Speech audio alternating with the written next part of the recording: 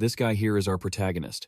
He lives in a 1,000 square meter apartment bought by his old man, who took out a massive loan before the apocalypse hit. While superhumans rush into the streets to slaughter monsters, wielding bizarre powers, our guy just stays inside, snacking on chips and drinking tea. He could casually toss a water bottle out the window and end up sending some unlucky monster straight to the afterlife. He can even just point his hand forward, and thousands of iron weights will rain down from the sky. And enough rambling from me, let's dive right in. The whole city is drowning in a sea of flames. The current situation is literally instant annihilation. The TV keeps flashing news about an infectious disease, the biggest viral threat to humanity. The number of 20 to 30-year-olds choosing to just give up on life has hit a record high of 740 people. Smog in the city is normal. War, breaking news, heavy casualties, economic recession, and famine. Even though these signs of doom appeared early on, the things actually claiming human lives aren't the humans themselves. The main culprits wiping out humanity are monsters that you'd normally only see in games. The story follows a very cliché path, just like those light novels. Awakened people with special powers have appeared all over the world. If there's one thing that makes this story different from those novels, it's that the power of these awakened ones isn't even enough to stop this massive catastrophe. 3 days later, the fires in the city have basically been put out, leaving nothing but ruins behind. That's right, the world hasn't completely ended yet. At least our guy still has a home to stay in, and chips left to snack on. Because I'm still alive and kicking. On average, I drink a sip of Coca-Cola for every 3 chips I eat. So satisfying. What a relief. It's just, I'm all alone. The place is comfortable enough, but it's a bit empty. In this 30-pyong apartment, it's just me, my parents, my grandparents, all my relatives are out there. This house was bought with $200 million that my dad decided to borrow from the bank, plus another $200 million, which was our family's entire life savings.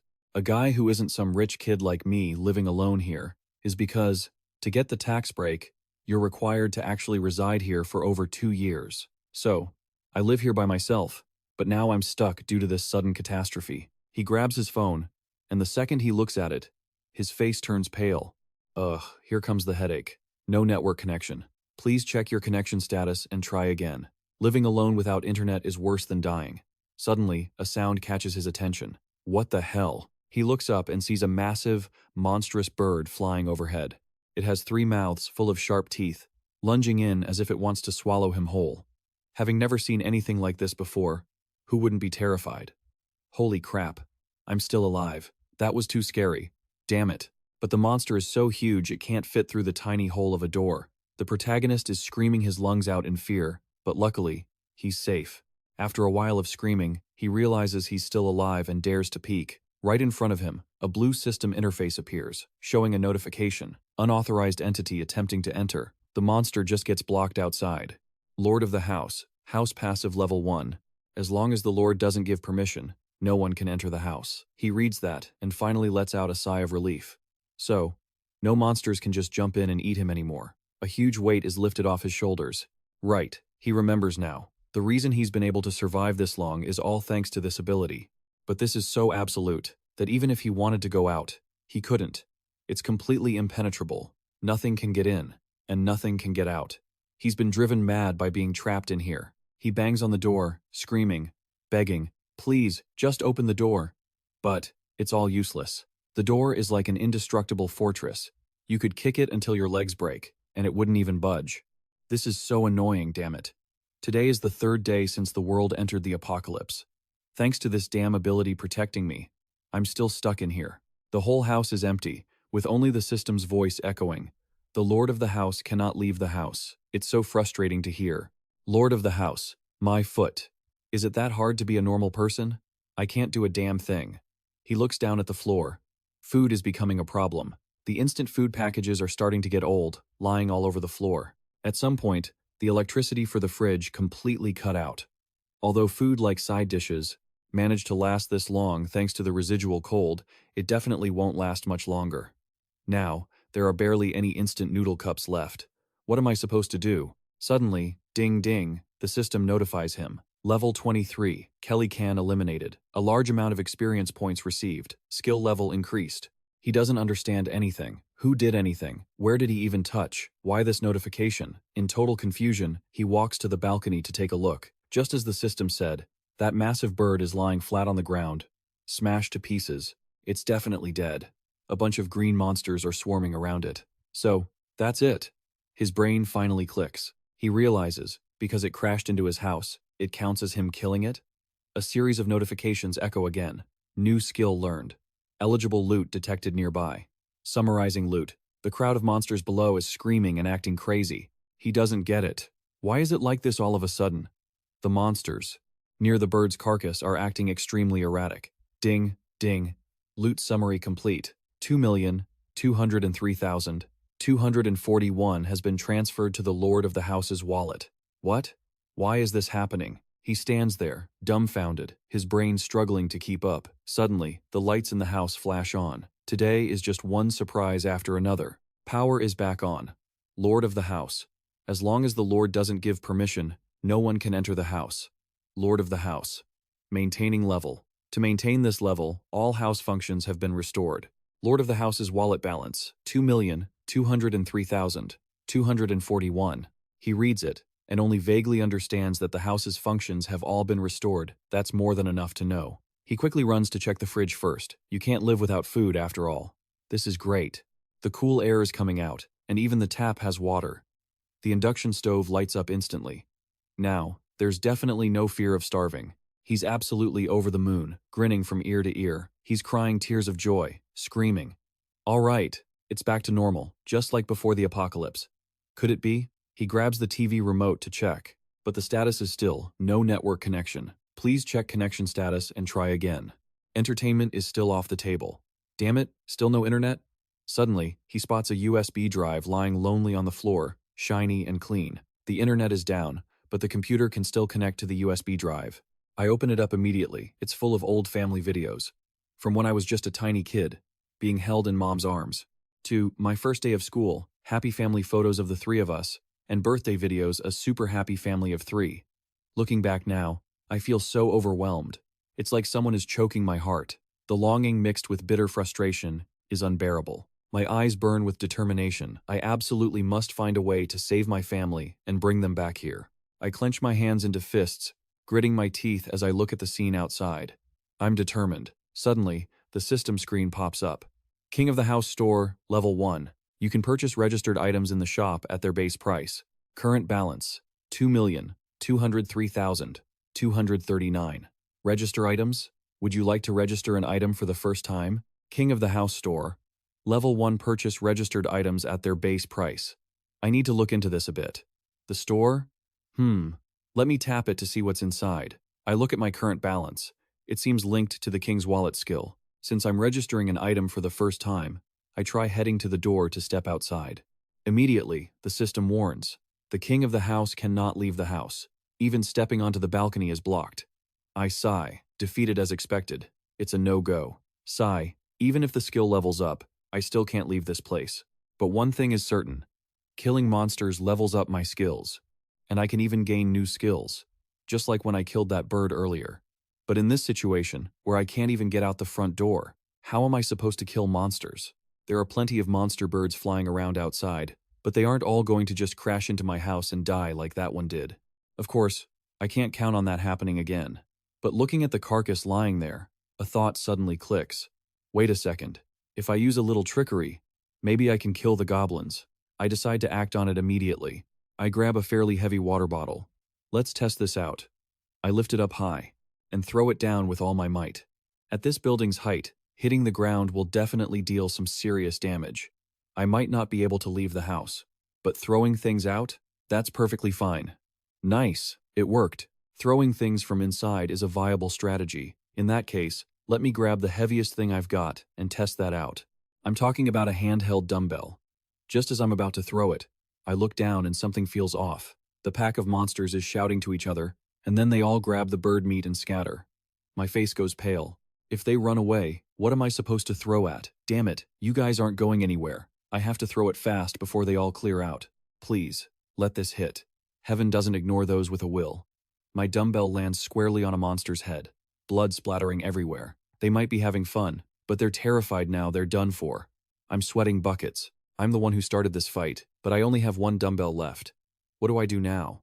There doesn't seem to be anything else heavy enough in the house to throw. With my strength, I can't throw big things like the TV or the computer very far. Suddenly, a roar shakes the air. I jump, startled. The monsters are heading toward my building, screaming their heads off.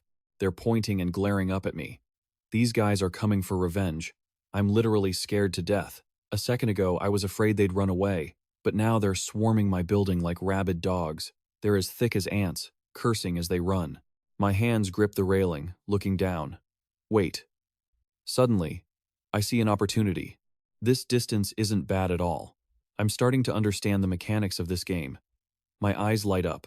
I have a store right here. Why worry about not having things to throw? Open the store, now. King of the House store. Please register an item. Balance, 2,203,239. I tap register immediately. Would you like to register an item? I hold up the dumbbell. That's right, I want to register this. The system scans the dumbbell. Registering. Successfully registered. Classic anti-slip dumbbell. 3 kilograms. I'm shocked the price is the same as the app from before the apocalypse. It seems like the market prices haven't changed. Basic anti-slip dumbbell. 3 kilograms, 2 units. Do you want to buy? Obviously. You can never have too many, and it's cheap. Now I can throw these at the monsters until they're all dead. Ding! The dumbbell appears right in front of me. I'm ecstatic. My eyes shining like stars. It worked. I grab it. It's got some decent weight to it. With a supply ready, I start throwing them down non-stop.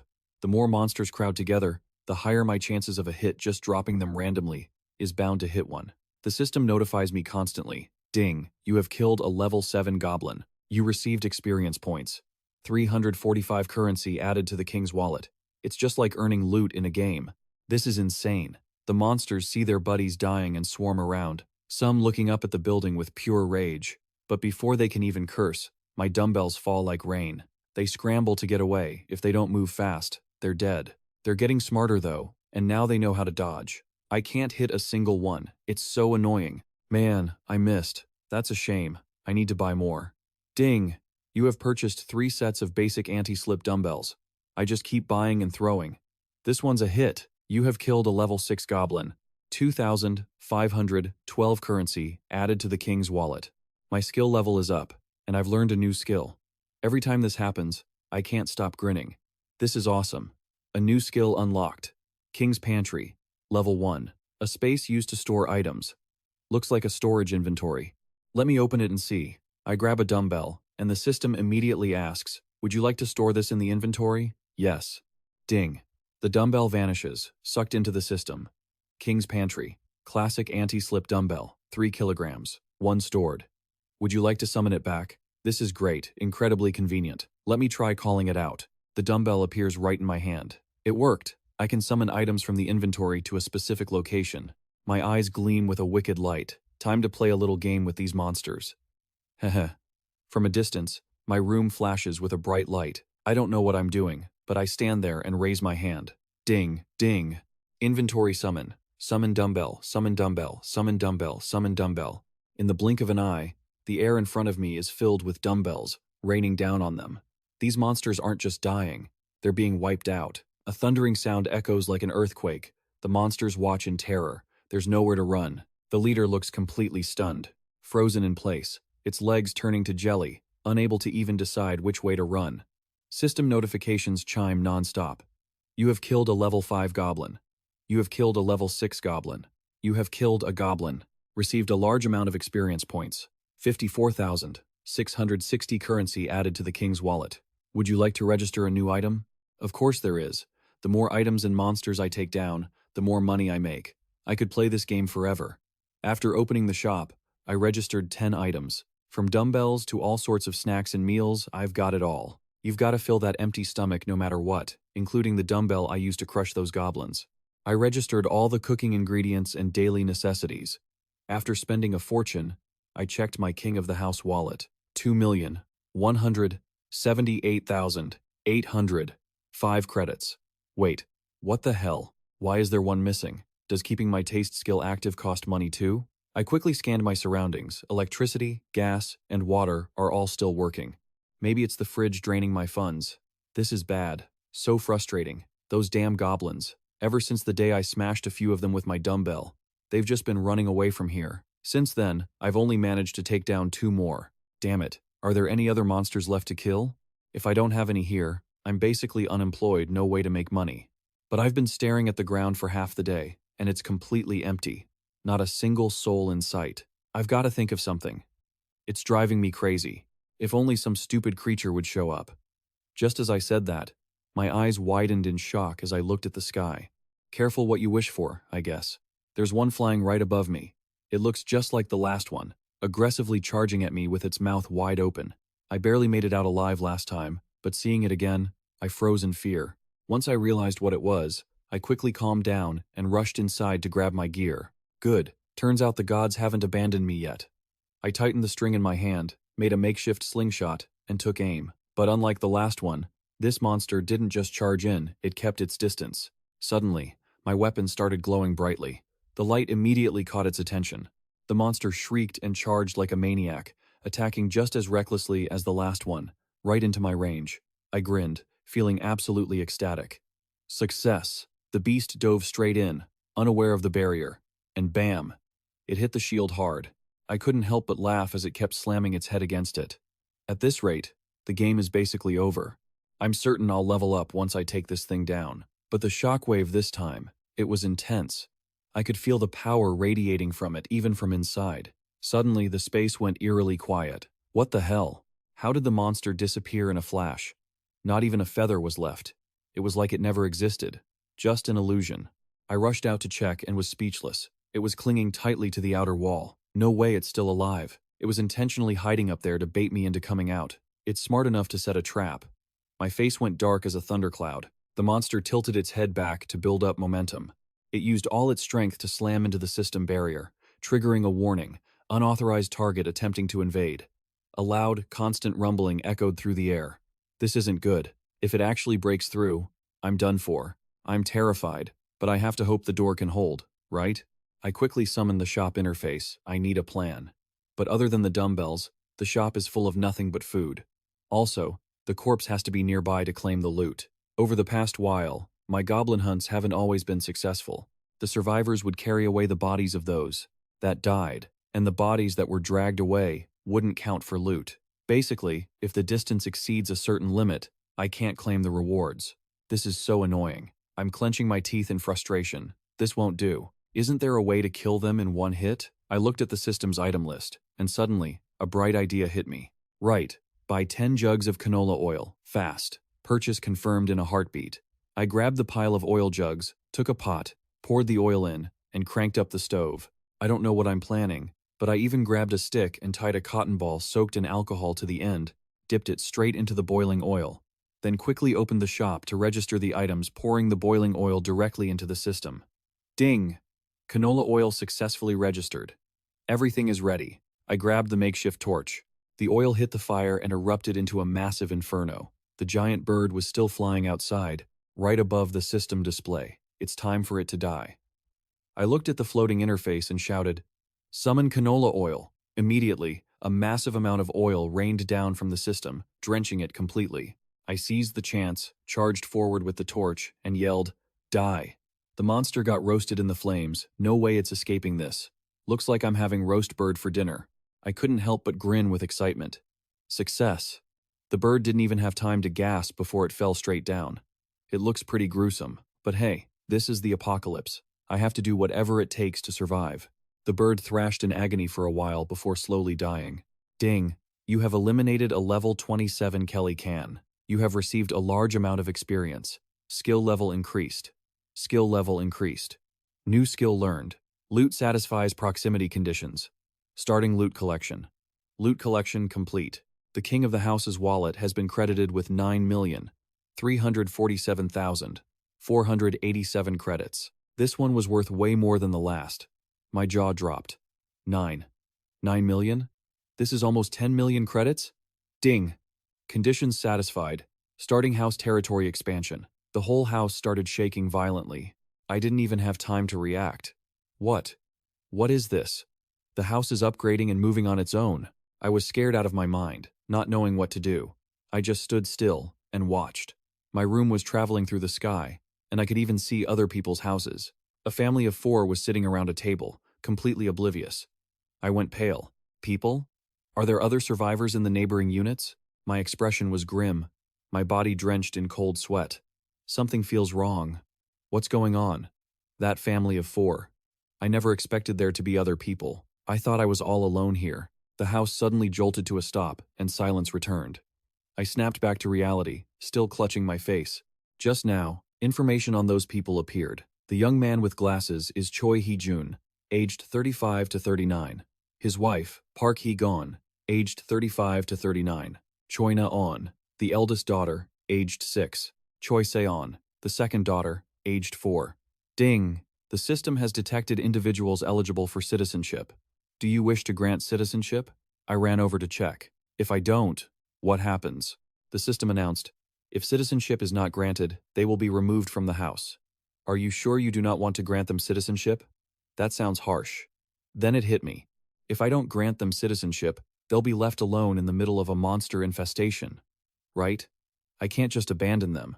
I'll grant citizenship to all 4 of them. Citizenship granted to Choi Hee-jun, Park Hee-gon, Choi Na-on, and Choi Se-on. Doing this should benefit me in the long run too. Great. It seems other skills related to citizenship have also been unlocked. Let's test them out.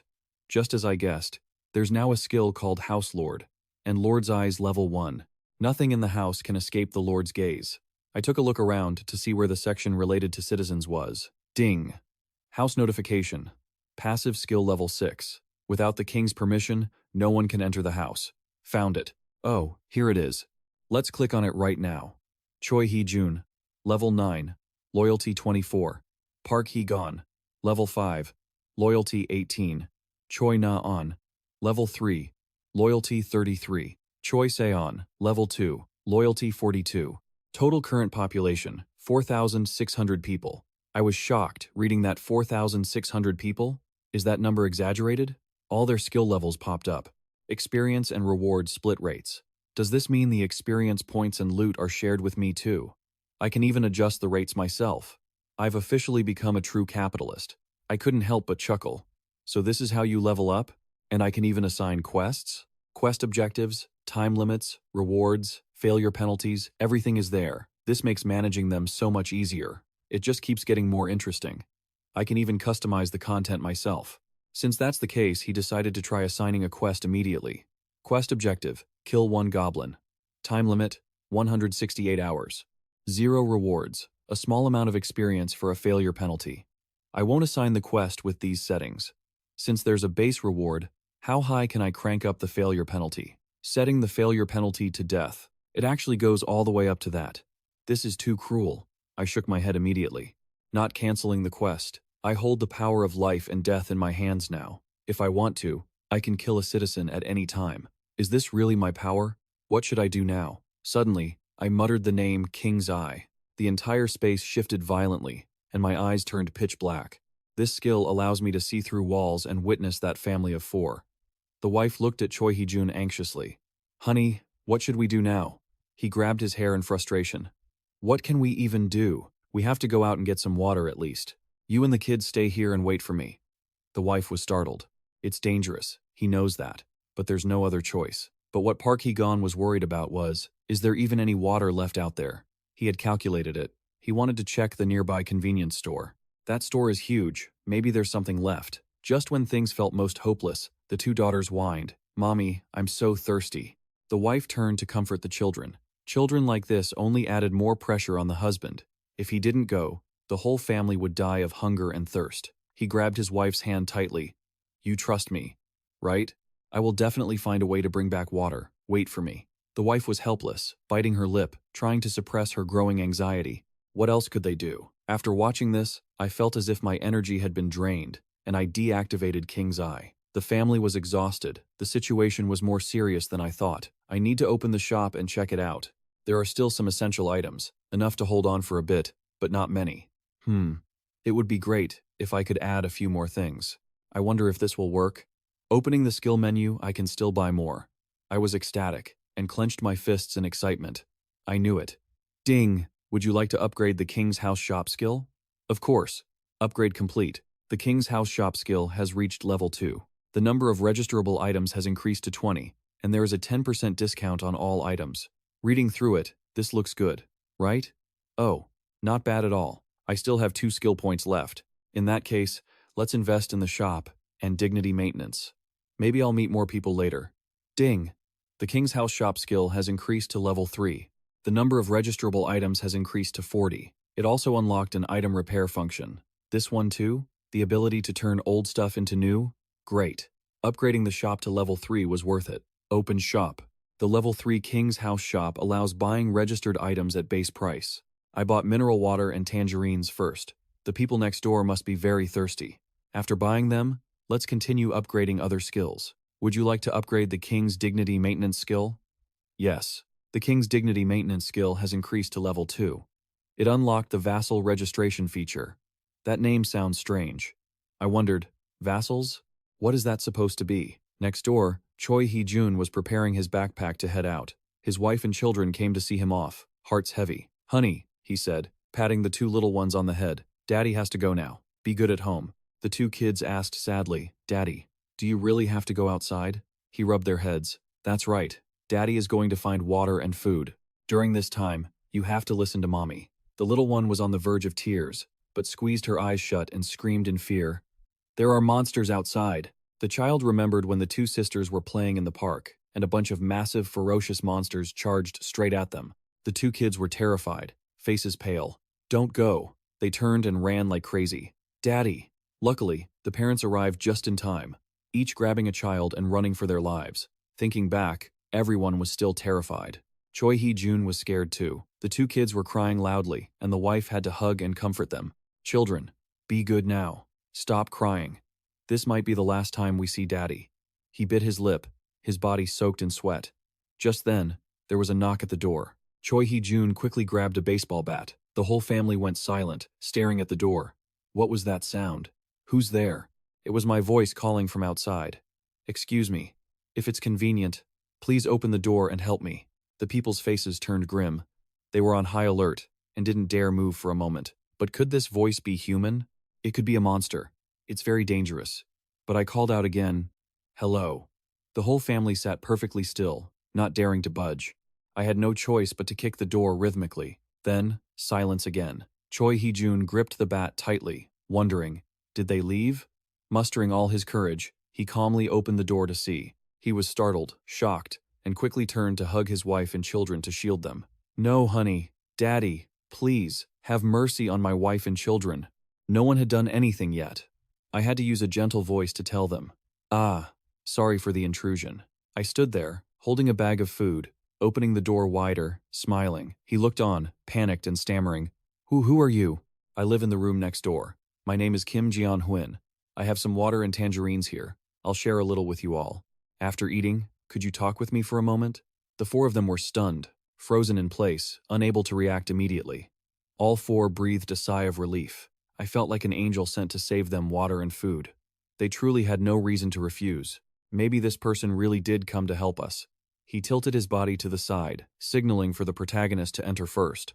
The 2 children stood there with pale, terrified faces in their parents' arms, not moving a muscle, mostly because the mother was hugging them so tightly they were about to choke. Kim Ji-hyun gave an awkward, forced smile. Have I really scared them that much? Continued from above, Kim Ji-hyun gave an awkward, forced smile. Have I really scared them that much? Come to think of it, they know how to use curtains to block the light. How smart. That way, the chances of being attacked by monsters will decrease. But he doesn't like this pitch-black room. First things first, turn the lights on. He tilted his head back toward the ceiling, his eyes glowing brightly. Instantly, the whole room lit up, and the people inside jumped. Why on earth did the lights come on? First, he took out a bottle of water and gave it to the father, telling them to let the children have some first. They accepted it politely. Okay, thank you. And the 2 children as well. Choi na-on, Choi say-on. The 2 kids grabbed it and tilted their heads back, gulping down the water to soothe their thirst, drinking so fast they almost choked. The mother worriedly asked right away, Are you okay, kids? The protagonist looked at them with pity and reached out, offering them a tangerine. Do you like tangerines? Here you go. The 2 children were still scared, but took it anyway. The mother quickly blocked them. Wait, Choi say-on. Let mom peel it for you. She peeled it into segments and fed them. Come on. Open up. The little one ate happily, their eyes shining bright. The little girl chewed with her cheeks, puffed out, looking delighted. The mother smiled brightly and asked, "Is it good?" "Yes." The older kid also liked it. "Mom, I want some too." "Me too." So every child got their share. Once they had food and water, their trust in him instantly skyrocketed. Ding! The conditions to register as a vassal have been met. The protagonist sat there, observing them. Little Choi Na-on had the most potential, but even though the conditions for being a vassal were met, she was still just a child. He couldn't possibly give tasks to a kid like that. Unlike commoners, one can only register a maximum of 10 vassals, and they need to be at least as capable as Choi Hee-jun to carry out his orders. But looking at this chubby guy, his loyalty is only at 31. Kim Jeon-hoon needs to think of a plan. He needs to make him trust him a little more. The guy suddenly looked at him, and seeing the protagonist plotting some scheme, he got startled. "What's wrong? I'm really grateful to you. I don't know how to repay this kindness. If so, come out to the hallway and talk to me for a moment." The guy's eyes widened in surprise. "Oh, okay." The two of them headed outside to talk. "Have you received the commoner status yet?" The guy didn't even understand what he meant. He fumbled with the screen in front of him and realized, "If you mean that notification, my whole family received it 30 minutes ago." He immediately seized the chance to ask, "After receiving it, was there anything special about that citizen status?" The guy answered honestly, Yes. A moment ago, there was a period where my body couldn't move. His whole family were the first citizens, so he understood. So, before receiving citizen status, people temporarily fall into a state of paralysis?" Kim Jeon-hoon decided to tell him, "Look, I can help your family return to the life you had before." The guy naturally couldn't believe it, his eyes wide with shock. What was that? He calmly offered enticing bait. At the very least, no monsters would be able to invade the house. The guy found it harder and harder to believe, his mind racing as he stammered, "Really?" The protagonist nodded to confirm. "Yes, really." He let out a sigh of relief. "That's amazing." But the guy also understood one principle. There's no such thing as a free lunch. "But surely you aren't helping me for free, right? What do you need me to do?" He asked first, "But doing this might cost you your life. Are you still ready?" The guy went pale, a bit scared, but the reward was his family's safety. He had made up his mind. "All right, I'm ready. Besides, without you, I would have had to go out and look for food and water a long time ago. I'd already accepted that I might have to risk my life back then." "That's more like it." He was very satisfied with that attitude. "Oh, right. Earlier, I saw you holding a golf club. How much does that kind of club cost?" The guy scratched his face, confused. "What?" "Oh, I remember it being around 500,000 won. It's a nice club, but not very effective. It was too expensive and didn't fit the store's inventory. He had to save costs for the future." The guy looked at him, puzzled. "Why are you asking about this all of a sudden?" Kim Jeon-hoon waved it off. "No, nothing. Ahem. The main point now is, do you remember the day the monsters appeared?" The guy shuddered, deep in thought. I think it was the weekend. That day was truly terrifying." The protagonist stood there, nodding along. "Exactly. Those who were at home at that time must still be alive. A lone goblin doesn't have much significant strength, because they have small bodies and their level is lower than an adult man's. The real weapon of the goblins is that they always act in packs. But in this regard, humans are the same." He had already calculated this. The top priority now is to strengthen their forces. Kim Jeon-hoon had just called him. He listened attentively and seriously. "Right." He gave him his first mission. "From now on, you just need to accompany me to find other survivors. Can you do that?" That night, Kim Jeon-hoon lay sprawled on the chair, opening the system to check. The loyalty of citizen Choi Hee-jun had increased again. After eating his food without anything bad happening, the loyalty of the whole family of 4 had increased significantly. Seeing them all together made him feel sad. By slowly taking in more people like this, surely there will come a day when he finds his own family again. Suddenly, there was a shrill scream from the monsters. The protagonist jumped up in surprise. The sound came from downstairs, so he had to run to the balcony to take a look. As he looked down, his face turned pale with shock. It was humans. A group of people were fighting the monsters, but it was very hard for him to help them. The group of people was down below, while he was way up on a high floor. And on top of that, he couldn't leave this building. The monsters below were extremely aggressive, and among the group, one person seemed the most fierce. He held a baseball, threw it with all his might, and it hit the monster straight in the face, quick, clean, and decisive. This performance was even more impressive than his own. What is that? It wasn't just one person.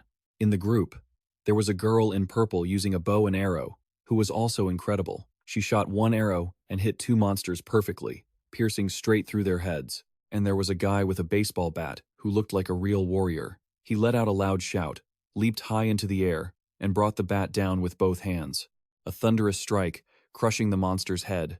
They were all one-hit wonder types. The monsters were scared and ran away with their tails between their legs. The group escaped, looking incredibly cool. Suddenly, the girl startled, turning around vigilantly, holding her bow and arrow ready, extremely alert. But the thing that caused the noise was just a package of food. She looked up and saw Kim Jong-un waving frantically. Of course, she wouldn't hear him calling, so he just had to wave desperately. But she looked up and only saw a tiny, moving dot, and couldn't see clearly. The protagonist stretched out both arms and legs, waving continuously to signal. This side was truly crazy. Just then, there was a knock at the door, so he had to stop and turn around. Oh, coming. Looking through the peephole, it was Choi Hee-jun standing there holding a cardboard box. I opened the door for him. Come on in. He gingerly carried the box inside. If you don't mind. But wait, the system barrier blocked him, and he couldn't actually step inside. I was pretty surprised too. Turns out, the reason he couldn't get in was that he didn't meet the requirements to enter the house. He was just as confused as I was, muttering about how he didn't meet the conditions. What on earth does this mean? Was I stumped? Well, I started thinking. Could it be that not just anyone can enter my house? Maybe only those registered as my retainers can get in? But the stuff he was handing over still made it through. Here, take this first. I brought everything I could find that might work as a weapon. I took it from him. Oh, thanks. I opened it up to check. Inside, there were even more toolboxes. System, I said. Open inventory. Take out 5 bottles of water and 5 packs of instant noodles. Those items materialized right in front of Choi Hee-jun. I handed them to him. Do you think you could help me take these noodles and water down to the first floor entrance? He looked a bit spooked. The first floor? Isn't that way too dangerous? I tried to reassure the chicken-hearted guy. It's fine. I've been watching. I'd realized the goblins mostly operated during the day. Besides, I was pretty impressed by those people outside. I need to turn the people out there into my own people. First off, if they knew I had food, they'd come crawling here on their own. But I couldn't just say that out loud. I just told him, I've got a plan, so I'm counting on you. He was terrified, stuttering. Are you sure? Just leave them at the first floor? I was getting annoyed, so I said coldly, that's right. He didn't dare ask anything else, and started off. I get it. That's not too hard. All right. I'm heading out. Before he left, he bowed deeply. At least he was actually going. I chuckled. Thanks. I felt like honest people like him deserved a little extra incentive. I acted on it right away, opening the quest board to set a task. Deliver 5 packs of ramen and 5 bottles of water to the first floor. Time limit, 24 hours. Reward, a small amount of experience. Failure, penalty? No. A screen popped up right in front of his face. Huh? What is this? I explained it to him. When you finish the quest, you'll earn experience points or something similar, like in a game. Right, I added. By the way, you're currently level 9. If your level goes up, you'll definitely get some great rewards. That seemed to give him a bit of motivation. He took a deep breath. Whew, okay, I understand. He went home to grab a baseball bat, stood in front of the door for a moment, and finally mustered up the courage to head down. He made it to the first floor of the building, hugging the box with one arm and wiping sweat with the other. Whew, he reached for the stuff, but suddenly he froze. His eyes widened, staring ahead. In the dim light, he saw a group of people gathered nearby.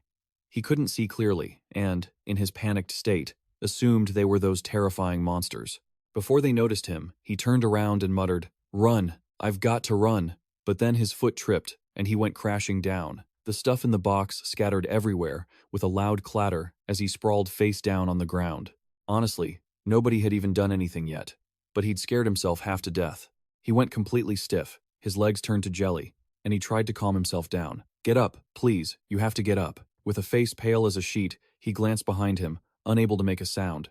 He'd actually wet himself, and with his eyes squeezed shut, tears started streaming down his face as he covered his head in terror. Suddenly, a voice called out, "Hey." That finally pulled him back to reality. He lowered his hands to see a group of young people standing around him. "Hey, are you okay?" Ding! An entity is attempting to enter without permission. Kim Ji-hun was standing inside the house when he got the notification. He stood there, stunned, and immediately guessed what was happening. He had to go check it out himself. I activated the King's Eye skill. Sure enough, it was the group I'd seen earlier, following that chubby guy Choi Hee-jun into the building. They were talking among themselves. The person who threw the ramen down earlier is in this apartment building. So, there's food here, right? Yeah. Thinking about it, our food supplies were running low. I looked closely at their faces and recognized them as the people from earlier. The fish has taken the bait. Ding. An entity meeting the criteria for citizenship is approaching. Do you want to propose citizenship? I paused for a moment. Proposing citizenship? A right? Even though I could force citizenship on people inside during my territory expansion, in this case, was I giving them a choice? This meant they could refuse. My head started hurting. If I just threw it out there now, I was 90% sure they'd say no. This was a tough one. What should I do? Just then, there was a sound outside the door. It looked like they'd made it all the way up. I decided to go check it out. Outside, Choi Hee-jun was ringing the doorbell. Hello? Kim Ji-yeon-hun? I spoke through the door. Yeah, hang on a second. Ding. The system popped up again. Choi Hee-jun has an ongoing quest. Do you want to reset the quest? That works. I decided to go for it. Yeah, reset the quest. Invite the 6 guests to a meal. I had a chance to get better acquainted with them now. The chubby guy outside got the quest immediately. Kim Ji-yeon-hun? I interrupted him. Right, that's a new quest. Tell those people first that I have a good idea. He nervously agreed. Okay, I get it. He had to act on the quest right away. Through the camera, I saw the group buzzing with conversation. Finally, the chubby guy reported back with a happy smile. They agreed. That was fast. I replied with satisfaction, good, thanks.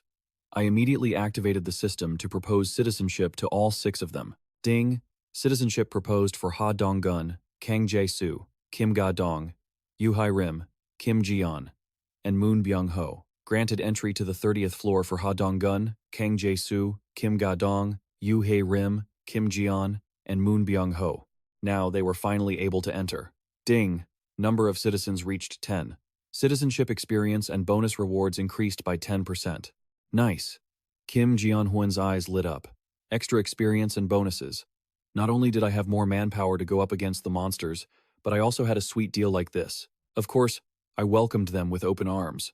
All their information was available on the system. Citizenship management. Ha Dong-gun. Level 23. Reliability rating 19. I knew level 23 was on par with that Kellyan monster I just wiped out. Ability. Awakened. Pitcher. Experience share rate 0%. Bonus share rate 0%. Pitcher level D. Consumes stamina to increase the power of a ball 3 times over. I read it and immediately understood he was indeed an awakened. In reality, depending on one's throwing strength, a baseball could become a weapon. Plus, if he used his skill to triple the power, it would be the perfect weapon to kill monsters. I just needed to slowly build up his reliability. I set the experience distribution for all 6 people to 70%. For now, let's just leave it at that. Things are much more stable. Now all I need to do is assign the monster hunting quests. I can just sit back and keep racking up XP and cash, just like an auto battle feature in a game. Of course, I still have to find ways to build rapport, because these people might just be the key to helping me find my family again. Ding! The trust level of Citizen Ha Dong-gun has increased. Our protagonist is a bit shocked he hasn't even done anything yet. A flood of notifications keeps popping up. Kim Ga-dong's trust level has increased. Yoo Hae-rim's trust level has increased. They haven't even met him yet. What's going on here? Over there, Choi Hee-jun is warmly inviting the group in. Please, come in. Excuse the intrusion. His wife, Park Hee-gun, rushes out, looking panicked. Min, what is this all about? He quickly reassures her. I'll explain everything to you later. I'm so sorry. Could you prepare some food? She hesitates and asks, what do we do now? We'll have to cook from scratch. He scratches his head, feeling awkward. I'm counting on you. Maybe Choi Hee-jun has some plan in mind for this visit. Hearing that, she heads straight to the kitchen. Okay, her eyes showing 100% trust. I got it. I'll go prepare it right away. Turning back to the group, she adds, please, wait a moment. They bow politely. Yes, thank you. The leader eyes the surroundings cautiously. Cutting straight to the chase, he asks, so, what kind of person is this, Brother Jia exactly? The chubby guy has only met him for a day, so he doesn't really know what to say. Honestly, I'm not too sure myself. The group looks even more confused. Even you don't really know? That's right. I only know he's the neighbor living next door. The leader looks curiously toward his room. A neighbor, huh? Choi Hee-jun can only summarize it briefly. Overall, he's a very miraculous person. All of these resources are thanks to Brother Gia. The leader guesses immediately. So you mean he's an awakened, right? It has to be. Inside his pocket, he's still hiding the pack of snacks our protagonist handed him earlier. At this level, that's considered an incredibly powerful ability. I absolutely have to get on his good side. Someone with the ability to provide electricity, and even create water and food in the current world. You could call this a miraculous ability. It's a completely different league compared to us. He's definitely calculating his next moves regarding our protagonist. Choi Hee-jun is really putting his heart into hosting them. Cooking still takes a bit of time. Would you guys like to freshen up and take a bath? The two girls in the group have their eyes light up like stars. A bath? Oh my god. We can actually take a bath? Now they finally realize. That's right. If there's electricity, it means almost all the appliances here should work perfectly. Does that mean? Choi Hee-jun beams. That's right. And there's hot water too. It's incredibly luxurious. Everything feels like stepping into a fairy tale. The two girls are absolutely stunned. Wait, hot water? He adds. That's also thanks to Brother Gia's ability. There are bathrooms in the living room and the bedroom. You two can bathe at the same time. I'll show you the way. With treatment like this, it's no wonder the group's trust level in our protagonist is skyrocketing. Choi Hee-jun is doing a great job with this mission. The guys whisper to each other, "Hey, is that guy an awakened too? Must be. If all this is true, he possesses an ability I could never hope to compare to." They tease each other. Haha, don't get discouraged. You just need to take your baseball bat and give him a real wallop. You maniac. We're lucky he's even letting us in. What are you babbling about? Oh, really? I'm begging you. Just don't do anything stupid. Just stay quiet and behave. Haha. Okay. He sighs, feeling helpless. Moving on, he leans against the table to discuss plans. Our goal is to get as much food as possible. Be careful. Don't make any mistakes. And play it by ear. Clear? The guys immediately catch on. Yes, everyone agrees. Okay. Only the most timid-looking one stays silent. The leader pats his shoulder. Moon Byung-ho. He finally snaps back to reality. Sorry man. I didn't hear what you just said. My bad. It's all on me. No. It's not your fault.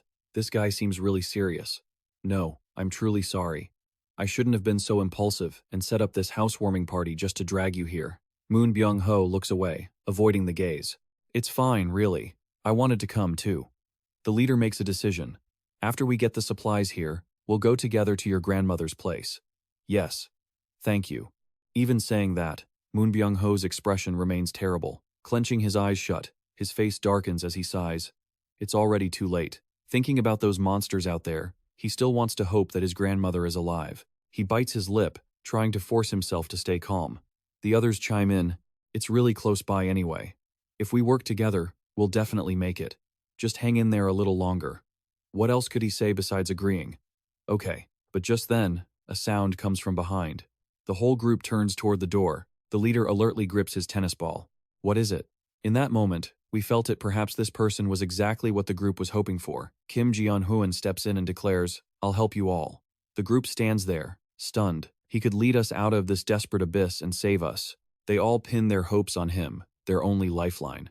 They all sit at the table together, the atmosphere a bit awkward. "Sorry about this," Park Hee-gon says, covering her mouth with a smile. "I'm so sorry. Our place isn't big enough. The others couldn't ask for more." "It's okay. It's our fault for suddenly showing up and bothering you." Choi Hee-jun brings the food out. "All right, here we go. Rice, soup, and veggies galore." It must have been a long time since they've had a proper meal like this. Park Hee-gon blushes, feeling shy. "I'm not sure if this is to your liking. The meal is simple, mostly egg-based dishes." They immediately start eating. Everyone is drooling already. Wow, this smells amazing. Eating simple fried eggs, and they're praising it to the high heavens.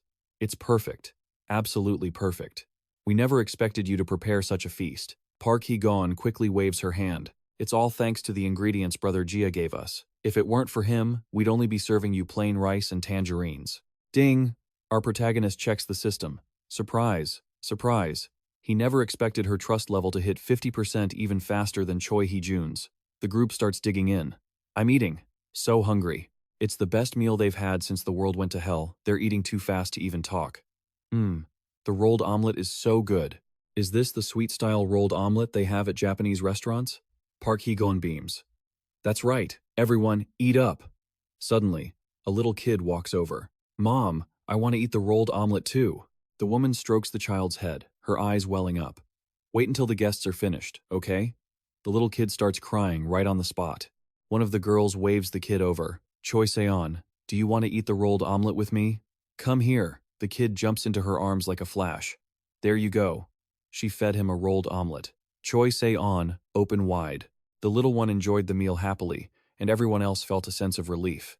Ha, the atmosphere is much more relaxed now, Kim Jeon-hoon called out to the couple. There's still plenty of food, come join us. The two looked at each other, surprised. Their eyes lit up, and they agreed instantly. Really? We won't stand on ceremony then. Just like that, they gathered around like one big family. While eating, he thought, with a heavy heart, it had been a long time since he felt this way, and he couldn't help but remember his mother's lunchbox, always packed with care for her son. He silently prayed for everyone to stay safe. Before long, the table was wiped clean. After eating, the little one rubbed her eyes. Mom, I'm sleepy. Park Hee-gun hugged the two kids. All right, let's go get some sleep with Mom. He watched them leave. It wasn't late yet, but it was time to get down to business. All right, let's pick up where we left off. You said your grandmother's house is nearby, so what's keeping you from going there? The group leader's face darkened. It's because of the goblins. Goblins? Yeah. The apartment's basement parking lot is a perfect hideout. It seems like the goblins have completely taken it over. He hadn't expected that. The basement parking lot? They added that there must be at least thousands of them. He understood now. The current master of the house ability only covered up to the 30th floor, so the goblins were using the basement as a shortcut to infiltrate the apartment. He added that all building exits were connected to the basement, so they shouldn't even think about leaving. Kim Jeon-hoon crossed his arms and calculated. But as far as I know, there's another path. The man agreed. Right. Our goal was to take that new path to get out of here. That sounded terrifying. He shuddered. Even more dangerous? What did it look like? The man turned pale just thinking about it. It looked a bit like a wolf, and a bit like a bear. But at that moment, the beast was fighting a pack of goblins, which was the only reason we managed to escape. Hearing that, he realized he hadn't encountered it yet. Wolf or bear, huh? The man tried to recall, but only remembered two glowing eyes, unsure of much else. It was too dark to see what it really was. He thought to himself, it seems they had no choice but to push through head-on. The man nodded. Exactly. But there's an even bigger concern, he admitted. We've reached our limit. Our weapons, the bows and baseball bats, they're all consumables. To him, this wasn't a huge deal. Reached his hand out. I can help everyone with that. Can you show me the bows and bats you have? They brought them over. He held up a baseball bat. Ding. Would you like to register this item? He proceeded to put the items into the system for appraisal. Recurve bow, good condition. Cost, 1,530 gold. Do you want to register it? Of course. He shook the bow and looked at them. Does everyone know how to use a bow? The group was speechless. Sweat dripped down their faces. They didn't know how to respond. Well, I'm sure you'll learn. He decided to buy 5 bow sets anyway, telling them to use this chance, to practice, because they would be using them constantly from now on. Just after the purchase, a notification dinged. The loyalty of citizens Ha Dong-gun, Kim Ga-dong, and Yoo Hae-rim had increased. These people were easy to win over. He was surprised. How could it be that easy? Especially Moon Byung-ho, who looked visibly overjoyed. If he could rely on this guy's power, maybe he could even save his grandmother. Ding. Citizen Moon Byung-ho's loyalty has increased significantly. They discussed things excitedly. The speed of taking down monsters will definitely multiply. I don't need bows. With these things, I won't have to risk going out to retrieve arrows anymore. But since he was the one planning, he held them back. Wait, everyone. Before that, we have to significantly reduce the number of goblins. They naturally looked to him to be the leader. Right, so when do we start the operation? Kim Jeon-hoon declared. Starting tomorrow. Tomorrow? That's right. The sooner, the better. The man didn't dare oppose him. It was true enough. He already had a plan. Tomorrow, they would definitely save Moon Byung-ho's grandmother. The boy couldn't stop grinning. Absolutely thrilled. But they were still nervous about the details. So, how exactly do you plan to do it? Of course, he had it all mapped out. Let's just say, I'm going to use a bait strategy. The group sat quietly listening to Kim Jeon-hoon. No one opposed him, though they were a bit skeptical. It might actually work. The guy with glasses was still worried, assuming the battle would go smoothly. Suddenly, the system dinged. Citizen Choi Hee-jun had completed his assigned task. A service fee of 30 gold has been consumed. He hadn't expected that. So that's how it works. Oh, so assigning tasks costs money? That meant if you had money, you could improve a person's social status. Unless it's absolutely necessary, don't spend money right now. Choi Hee-jun's loyalty level increased. Reached level 50, loyalty gate opened. Loyalty had exceeded 30. He decided to grant him the login keeper status. Choi Hee-jun felt something instantly and jumped in surprise. Did something just flash? The system announced the first appointment of an advisor. You have received the summon follower skill as a reward. You can summon a servant to your home. However, you must wait 2 hours before you can summon another. Choi Hee-jun. Level 20. First servant, Faith. 51. Loyalty, 62. Awakened ability. Gorilla's superhuman strength. Passive skill. Possesses superhuman strength. First servant bonus. Experience points in gold accumulated by the subordinate while killing monsters will be doubled. Within a 5-meter radius outside the house, the eye of the house will create a summoning zone. Suddenly, he noticed something. Wait, what is this plus button? Do you want to spend 1,000 gold to upgrade servant Choi Hee-jun's level? No, no, no. That's way too expensive. He felt like he'd been struck by lightning. Seeing his face change, they asked worriedly, "Are you all right?" "I'm fine." Kim Jeon-hoon looked at the big guy. "More importantly, how do you feel?" He clenched his calloused hand, feeling power surging through him. "I feel so full of energy right now. Is it thanks to you?" "Naturally. Who else?" The man looked down at his hands, amazed. "I feel 10 years younger." "Good. If he gets stronger, it benefits him too." He handed him a bow. "This time, we'll need you to join our campaign. Citizens will receive a 10% experience point bonus. A servant's effectiveness can be doubled, allowing for more experience points." He gave him his assignment immediately. "You must take down as many monsters as possible." He heard this and his face turned pale. He broke down crying but didn't dare refuse, clutching the bow and arrows tight. "Fine, I get it. Being this obedient makes me really happy. I'll trust you for now." Scene shift to the first floor. The group heads out, carrying their bows. "Hadong-gun, do we really need to check the first floor? I just took a look. All the windows are shattered. It's a total mess. But we better check it again just to be sure." The leader frowned. "You heard what Kim Jeon-hoon said, right? We're here as members of the rescue team. The primary mission is underway. The things we need to find are scattered all throughout this apartment building. Survivors are being taken to the 30th floor. The key to this operation is to take out a huge number of goblins by luring them into this building and wiping them out in one go. So, we'll find as many survivors as we can.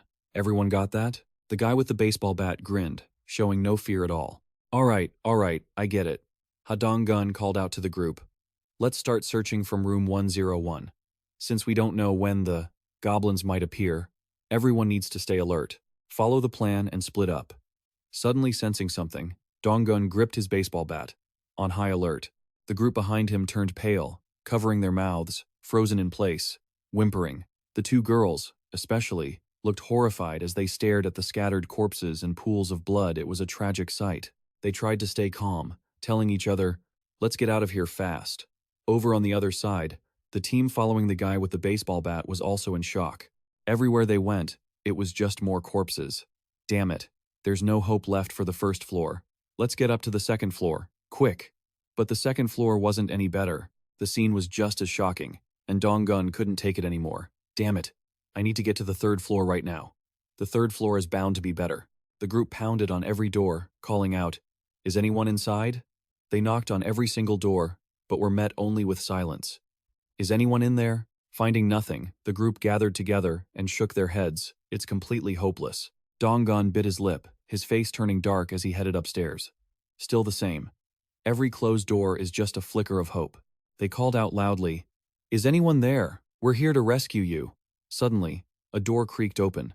The man inside was deathly pale, with dark circles under his eyes, looking extremely wary. Are you really the rescue team? It's been forever since I saw another living person." Dong-gun smiled warmly. "That's right." The man looked exhausted. Could you spare some water? I'm really thirsty." "Here, take it." They quickly handed over some water. The old man reached out just one arm, still hesitant, asking again to be sure, "Are you guys really giving this to me? Are you actually the rescue team?" Dong-gun, losing patience, tried to convince him. "We're actually residents of this apartment building, but we came here to save you. There's a place even safer than this. Come with us." The old man's eyes went wide with disbelief. His brain couldn't process it, and finally, without a word, he slammed the door shut. The group stood there, speechless, clutching their bags and waiting patiently. A moment later, he threw the door wide open. There were others inside, and now he was much more welcoming, reaching out to shake hands. I think I was just being overly cautious. My name is Hong Dong-soo. It's nice to meet you. He had turned around incredibly fast. His attitude was completely different. My name is Ha Dong-gun. Let's look out for each other. He turned and told the two girls, Jia Dong and Yu Hai Rim, take this guest to the 30th floor, then come back to meet us. The old man was startled. What? The 30th floor? Aren't we supposed to be going down from the first floor? But the young man in the room was much more relaxed and walked right out. Ah, I can finally breathe a sigh of relief. Dad, for real, I knew the helicopters would finally come to pick us up. The girl quickly waved her hand to explain. It's not quite what you think, but if you just head upstairs, you'll be able to have a hot meal and take a bath. The little girl's eyes lit up like stars as soon as she heard that, and she bolted out of the house. A bath? Really? Truly a girl. When it comes to baths, who isn't excited? That's right, and there's even hot water. That was all it took. She immediately agreed to follow them and shouted, Dad, what are you doing? Let's go upstairs. The residents received another 90% experience points, and their settlement funds increased as well.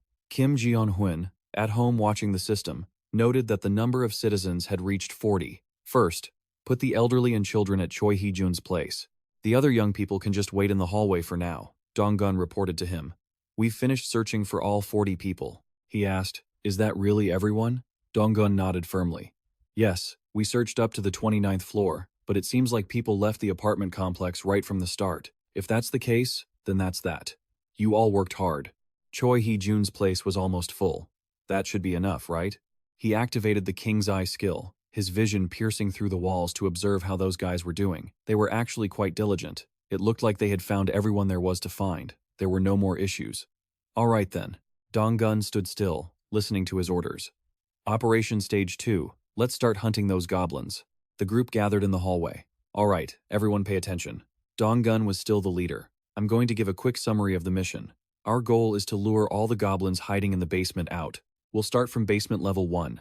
We'll split into 2 teams. First, we'll provoke the goblins on basement level 1 and take them out, then handle the ones on basement level 2.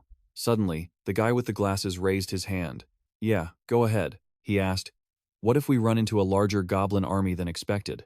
Won't we get stuck on the first floor? If the goblins' corpses make it hard to move. Everyone seemed confident. True, but this situation is different from before. We have enough arrows, so it shouldn't be a problem. Since that was the case, he didn't have any more objections. Good, that's fine then. Just then, they heard a savage roar. Speak of the devil, the monsters were here. Yu Hai Rim immediately fired her bow, killing 2 with 1 shot. The guy with the baseball bat joined the fray as well. Everyone used whatever weapons they had. They fought like crazy, performing as amazingly as ever. A few monsters had already been taken down, and they still had time to tease each other. Senior, if you were going to use a baseball bat, why bring a bow and arrows? You said we'd need them earlier. Oh, right, I did. Yu Hai Rim pointed, worried. Look over there. The corpses are disappearing. It's true, the goblin corpses don't know where to go, they're just vanishing. They wondered, could this also be Kim Gyeon-hoon's ability? Ha Dong-gun, take the lead. Good. Now let's move down to basement level 1. Moon Byung-ho followed along comfortably. I knew he'd have a way to handle it. He sat at home, leisurely observing the system screen. The trust levels of citizens Ha Dong-gun, Kim Ji, and Yu Hai Rim have increased. Talk about timing. I didn't mean to, but I ended up looking like I was constantly staring at them. Ding. Citizen Moon Byung-ho's trust has reached 50. Loyalty unlocked. Moon Byung-ho's loyalty has surpassed 30, meeting the requirements to register as a subordinate. That was fast. I didn't see that coming. It's only been a few hours, but I guess it's a good thing. The faster my subordinates grow, the faster I develop. But wait. Something feels off. Moon Byung-ho's loyalty is at 88? I'm genuinely confused, but hey, it's not a bad thing. Alright. Looks like I can decide when to officially register him as a subordinate. While the others were still fighting, Moon Byung-ho's whole body suddenly began to glow brilliantly. Bolts of lightning even started shooting out from him. The others turned around, completely stunned. What the hell is that? Even the monsters were blinded by the light. The monsters didn't dare advance any further. They were actually scared. Dong-gun immediately barked an order. I don't know what's happening, but just forget it, run. The whole group scrambled to get away as fast as they could. Donggun and Heijin ran while firing arrows backward to hold the monsters off. That girl, Yu Hai Rim, is no joke. Her shots are dead accurate, and she never misses. She fires 3 arrows in a single second. Countless monsters are falling, but there are still so many left. The others screamed in panic, Donggun! There are too many of them. Damn it, I never expected this many Ago to swarm us. It's like the monsters from the second basement floor all rushed up here. Get to the emergency exit. Everything's falling apart. Dreams of safety are gone. Now it's every man for himself. Faster. Move it. Donggun stood his ground to block the door, but the monsters were relentless. He couldn't hold them off alone. A monster reached out with a massive, elongated arm to attack. Luckily, 2 others stayed back, and the 3 of them combined their strength. But there were just too many enemies. They could only hold out for a little longer. It's not enough. Everyone, run to the first floor. Just then, a loud roar echoed from behind. Ding! Gorilla's superhuman strength passive skill acquired. Possession of raw power comparable to a gorilla. Choi Hee-jun had unleashed his massive strength. Thank God for him. The big guy was enough to block the door all on his own. Everyone, run! He decided to stay behind to hold the door so the others could escape. Sweat poured down his face. He was exhausted, his whole body trembling, but he kept telling himself, I have to do this. This is my job. Donggun ran a bit, then quickly turned around and shouted, Hey, we're safe now, get up here. He hurried to let go of the door and turned to bolt. But this guy, he always does this. He trips and falls at the worst possible moments. As soon as he fell, the monsters swarmed him. He yelled out in desperation, You guys just go, run. Donggun didn't know what to do, damn it. Just then, the guy with the baseball bat rushed over and smashed a monster right in the head. Hey, get over here. I can't just leave my teammate behind. But it was too late. A swarm of monsters grabbed hold of Choi Hee-jun. Just as they were reaching out to pull him back. Boom! The big guy vanished without a trace. The whole group froze in total shock. Huh? What the hell? He couldn't believe his eyes. Hey, he needed to worry about himself first. A monster was lunging right at him, and he frantically swung his bat to fight it off. Donggun and Yu Hei Rim kept firing arrows to cover him. Kang Jae-soo, move it. He scrambled to turn and run for his life. The other 2 saw the monsters flooding in and were paralyzed with fear, screaming at the top of their lungs. Run faster! But it looks like it's too late. They're only a few steps away from the monsters now. Can they even make it? That night, the apartment building fell back into silence. Outside, a black bear was tearing into the monsters, cursing with intense hatred. Die! It had already killed countless monsters today. Its eyes were glowing red, its teeth long and razor-sharp. It didn't let go of its prey. It was never enough, it needed more. Suddenly, a fierce roar sounded behind it. It spun around, eyes burning with bloodlust. It had to kill them all. Cutting to the scene with Choi Hee-jun's group, he had been swarmed by monsters like ants. Just when he was about to meet his end, his body suddenly shot into another dimension in a flash. He had no idea what was happening. Kim Jeon-hoon looked at his pale face and sighed. That was way too close. His brain hadn't even processed it yet. He was sweating buckets, trembling with absolute fear, unable to say a word. When he finally saw me, he managed to gasp. Kim Jeon-hoon, you saved my life. That feels incredible. I was just using King's Eye to monitor the situation, just in case. Thank goodness the summon subordinate skill actually worked. Suddenly, he winced, his legs shaking. Only now did he feel the pain. He looked down at his blood-soaked leg and gasped. When did I get hit? I quickly reached out to steady him. Wait, are you okay? His leg was trembling uncontrollably, but he acted tough. I'm fine. These little wounds will heal fast. I looked at his injury, it definitely wasn't little, and felt a pang of sympathy. Looks like it's time to register some medicine. I turned toward the house. Wait here for a second. Choi Hee-jun looked confused, his face blank. Wait, what? Kim Jeon-hoon walked straight in and opened the medicine drawer. In a situation like this, medical supplies are indispensable. It reminds me of when I was a kid. Mom used to apply ointment to my little scrapes. I gathered everything I had in the house, but there were only a few bottles of alcohol and some gauze. There were so many things I needed to register, but only 40 empty slots. Suddenly, my brain clicked. Ding! I got it. I quickly took the stuff from the drawer and threw it into the system, done in a heartbeat. Ding! Successfully repaired the low-quality medical first aid kit.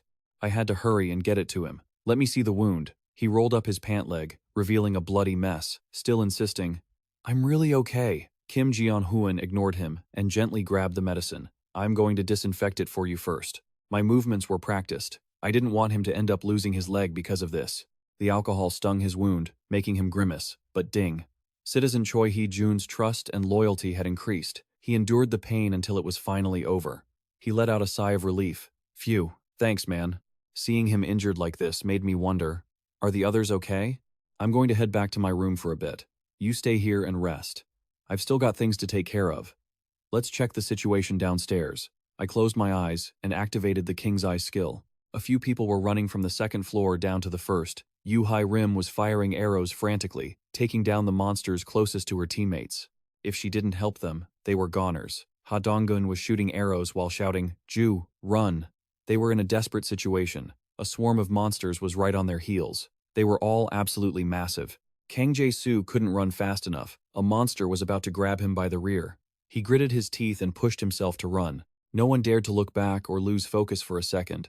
But no matter how fast they ran, they couldn't shake those things off. Just as the tension reached its breaking point, Moon Byung-ho came rushing out of nowhere like a moth to a flame, taking out two of those monsters in a single strike, saving the team's skins. Everyone was completely stunned. Moon Byung-ho had leveled up, and now he was definitely the strongest in the group, capable of handling the whole horde on his own. The tide had turned, and the others didn't even need to lift a finger. They just stood there, mouths agape, looking shell-shocked and unable to believe their eyes.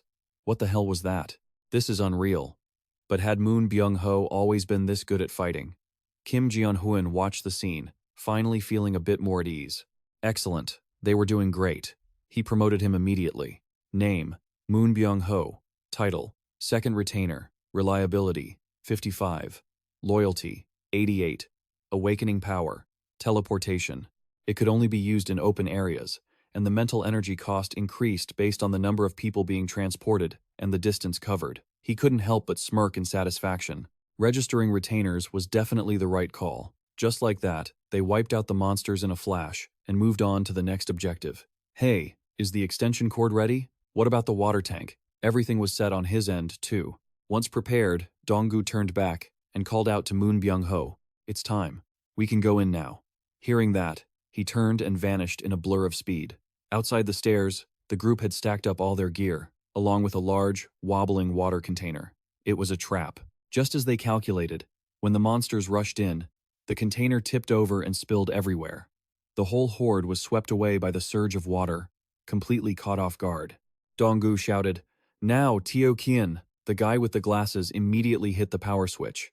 Electricity surged into the water instantly, shocking the hell out of those monsters and frying them all to a crisp.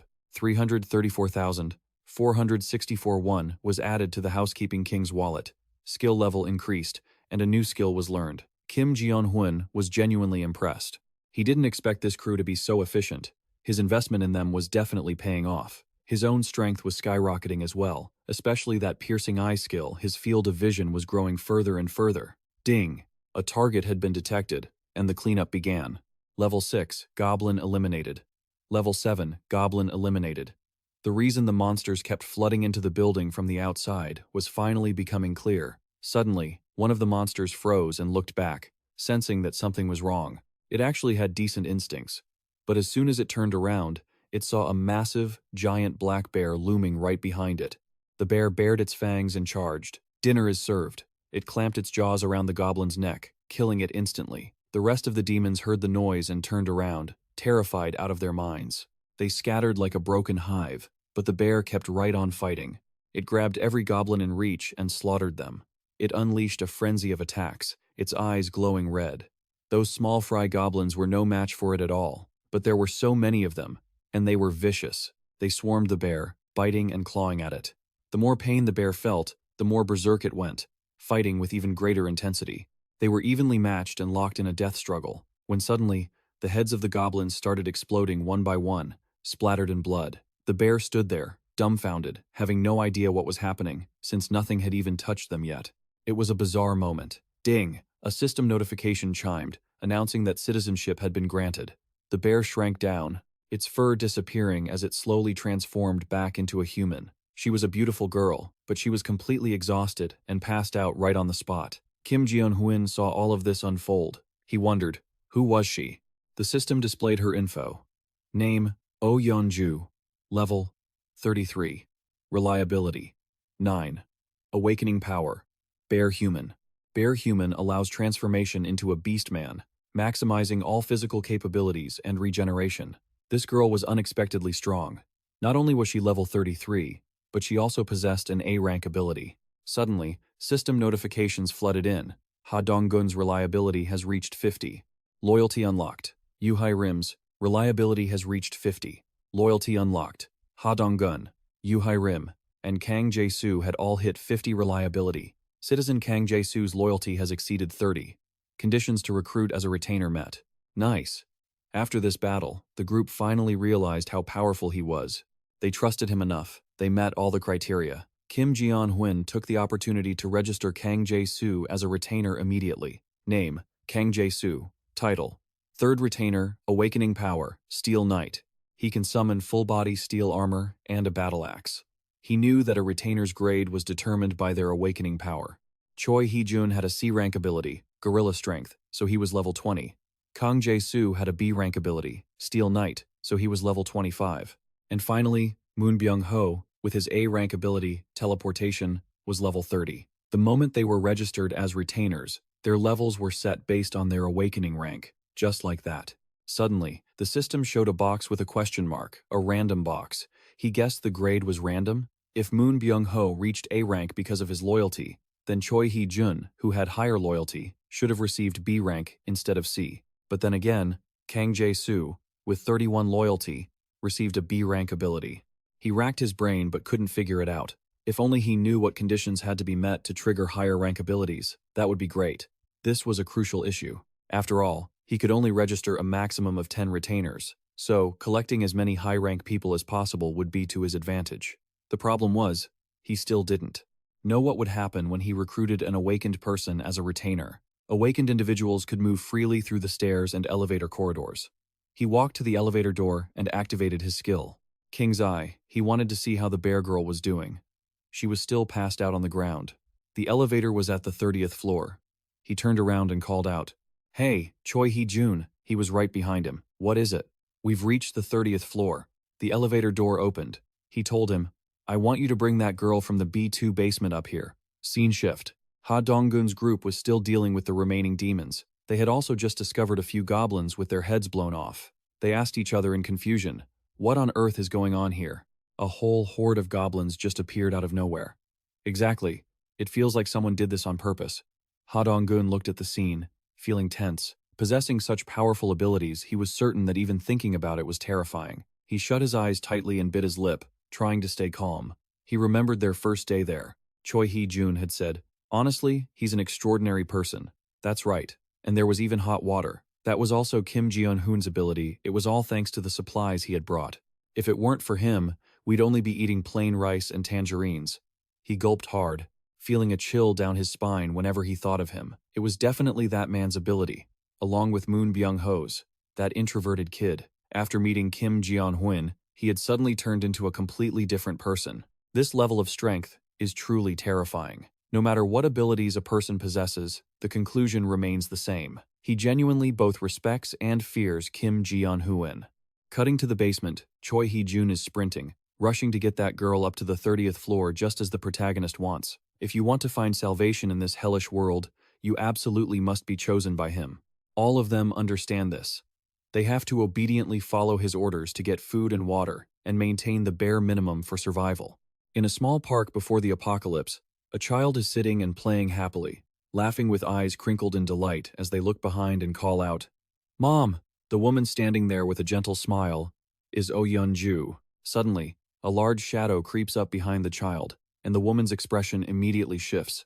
Her smile vanishes in a panic, and her face rapidly drains of color, turning pale and then ghostly. Her eyes are filled with utter terror, staring behind the child who is still standing there, laughing and waving. It's a group of horrific, giant goblins. She rushes forward to save her child, but it's all too late. She's only a few steps away, but there isn't enough time to reach the kid. The monsters attack in a flash, her tears falling uncontrollably as she lets out a crazed, terrified scream. It's no use. In the end, only a blood-stained toy car remains on the ground. The girl wakes up in a hospital bed, drenched in sweat. Kim Jeon-hoon stands there, seeing her wake up, and softly calls out, "Oh Yeon-ju." He knows she had a nightmare, just calling her to bring her back to her senses, not knowing what else to say. She bolts upright, covering her face and sobbing uncontrollably. The protagonist is confused and reaches out to introduce himself. "It's nice to meet you. I'm Kim Ji-hyun. She cries for a long time before finally calming down and looking over. "It was you?" He doesn't catch her meaning. "What do you mean?" Only then does she explain about wiping out those goblins. His hand freezes in midair, he slowly pulls it back, and finally admits, "That's right." She looks at him with utter disbelief, thinking, he looks so ordinary, but his ability is actually strong enough to wipe out a massive swarm of goblins in the blink of an eye? I can't believe it. Her face darkens. She bows her head slightly, secretly calculating, while her hands clench until she trembles. With his power, if it were him, there might actually be a chance. Tears stream down her face as she sobs, "My son, please, I beg you. Save my son. Even if it's just for one day. Please, I'm begging you." Ding! The system announces that the trust level of citizen Oh Yeonju has increased significantly. She wipes her eyes, crying desperately. "I miss my son so much." The protagonist understands now. It seems those goblins took her son, and she can't stop crying. Every time she thinks of her son, her heart feels like it's being ripped apart, and he doesn't know how to comfort her. Is there really no other way? He decides to check the mission list. Eliminate all goblins.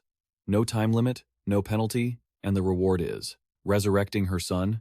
This is the easiest solution he can think of. He's nervous, wondering if the system will allow it, if this method is viable. But of course, it's not. The cold system notification pings. Cannot assign mission. Of course it didn't work. I thought as much. How could resurrection be that simple? I have to find another way. But to his surprise, the reason is mission reward insufficient. Cash balance too low to process. Please prepare enough cash and try again. Exceeding B rank? I thought it was something big, but it's just not enough money? The protagonist is stunned, frozen in place. Anything that can be paid for with money is cheap. His voice trembles with excitement. So this means he's going crazy with excitement. This is beyond my wildest dreams. Just having money can bring the dead back to life? He looks at the girl still drowning in grief. Although it's hard to estimate how much money is needed to resurrect her son right now, this is already much better. He grinds his teeth, thinking about how to phrase it. "Miss Oh Yeonju." She wipes her tears, turning to him, choking back a sob. "What is it?" He gets straight to the point. "I think I can help you. There might be a way to save your son. There's definitely hope." These words are like a beacon of light piercing straight into her heart. She goes blank, forgetting to cry, and stammers, "Really? You said you could save my son?" He confirms it firmly. "That's right, though I can't do it just yet." She immediately sighs in disappointment.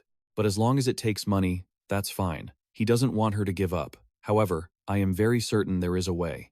As long as there's even a glimmer of hope, you have to grab onto it, right? Whatever it takes, what do I need to do? He does some quick math. Currently, in Ha Dong-gun's group, the ones who have awakened their abilities are Ha Dong-gun and Moon Byung-ho. If they add the level 33 Oh Yeonju, then essentially, dealing with regular monsters will become very easy. The best approach is for all 7 of them to become his subordinates. There really is hope, Kim Ji-hyun tells her. "You should stand up first. I want to introduce you to some people." Just like that, the group meets for the first time. "It's a pleasure to meet you. I'm Ha Dong-gun, and I'm Oh Yeonju." Suddenly, she recognizes him. The one who threw the baseball to wipe out the goblins earlier. "That was you, wasn't it?" She looks at Yoo-hee Rim. "And that girl uses a bow and arrow." The group is shocked, asking, "You know us?" She laughs and teases. "Looks like you all don't remember me? We've met before." She even intentionally mimics a bear's pounce. "Growl, growl." But the others just stare at her with question marks floating over their heads. What the hell? Is she crazy? Since they don't understand, Oh Yeonju decides to open their eyes and transforms into a black bear right then and there. Fur begins to cover her body. Now the group remembers immediately. "Ah, I remember now. It's that beast we saw on the path earlier." Oh, Yeonju laughs triumphantly, teasing them. "Exactly, it's a bear. Haha, I helped you all a few times before. Didn't you recognize me?" The group stares with their jaws dropped. "Wow, she's huge. I guess our meeting wasn't a coincidence, huh?" "Yeah, well, the enemy of a goblin is a friend of mine." Seeing them talking comfortably, the protagonist steps out. "Since you all know each other now, that's great. I have an announcement regarding our mission. I have something to say. Tomorrow morning, we will carry out the plan to rescue Moon Byung-ho's grandmother. First off, since the number of goblins has decreased significantly, we can take this opportunity to save her." The whole group listens tensely. "Oh, And one more thing, since Choi Hee-jun is injured, he won't be participating in this operation. Right now, he's lying in bed crying. So, Oh Yeonju will be joining the operation tomorrow. She agrees immediately. Heh. I look forward to working with everyone. Both sides confirm. Alright, see you all tomorrow morning. Suddenly, he calls out, Moon Byung-ho, Kang Jae-soo. He gestures behind him. You two, come to the hallway with me for a second. The group talks privately. Moon Byung-ho, Kang Jae-soo. Do you know why I called the two of you out here? Both of them look blankly at him. No, sir. They suddenly feel nervous, like students being called out by a teacher. We really have no idea. She gave a cheerful, sure, why not? Heh. I look forward to working with you all. So, it's a deal. Let's meet up tomorrow morning. Suddenly, he called out, Moon Byung-ho, Kang Jae-soo. She pointed behind her, signaling them. You two, come out to the hallway with me for a second. The group chatted, then Moon Byung-ho and Kang Jae-soo stepped aside. Do you two have any idea why I pulled you out here? Both of them just stared back with blank, clueless expressions. No. They suddenly felt super nervous. It was that exact feeling of being pulled aside by a teacher for a talk. Honestly, we're not really sure what this is about either. Could it be related to this power? That's right. You're not as dumb as you look. Kim Jeon-hoon chuckled. Exactly. This time, both of you have awakened. The ability Moon Byung-ho received was teleportation, while Kang Jae-soo's ability was Steel Knight. He had calculated everything carefully before heading out. Tomorrow, he needed them to fully grasp their powers. So first, he assigned a squad mission. For the mission details, check their awakened abilities. Time limit: 1 minute. No seconds. Reward: power enhancement. Penalty for failure: sleeping out in the hallway. Not bad, right? A squad mission, huh? Let's try it out and see what happens. Suddenly, someone called out, Hey, Kim Jeon-hoon, it's Kang Jae-soo. He was curious. You mean I awakened just like that too? He nodded. That's right. Kang Jae-soo was overjoyed, absolutely thrilled. Awesome. So that Steel Knight ability. He didn't even realize it was an ability that could summon armor and a halberd yet. He had a blank, stunned look on his face. Wait, what? A halberd? Just then, a blue system pillar of light appeared beside him. Startled, he let out a shout. Huh? The two stood facing each other in the hallway, locking eyes. Even Moon Byung-ho could feel something, that surge of power within him. Tried it out, and it actually worked. He clenched his fist, brimming with hope. As long as he had this power. Ding! Moon Byung-ho's reliability rating has increased. Even that alone made him feel grateful. He politely greeted him. Thank you, Moon Byung-ho. Wait, he asked in surprise. What is it? Do you know what he wants to do most now that he has powers? He offered a bit of advice. Going to see your grandmother right now. It's still a bit too much for you. He stammered, confused. Why would you say that? Because there's no guarantee you can control your ability proficiently yet. That last bit might have just been luck. Hearing that, he swallowed hard, feeling tense. He also took the chance to remind him, you'd better figure out your maximum teleportation distance and how much of a toll it takes on you each time you use it. He nodded slightly. Yes, I understand. Just then, something zipped past like lightning.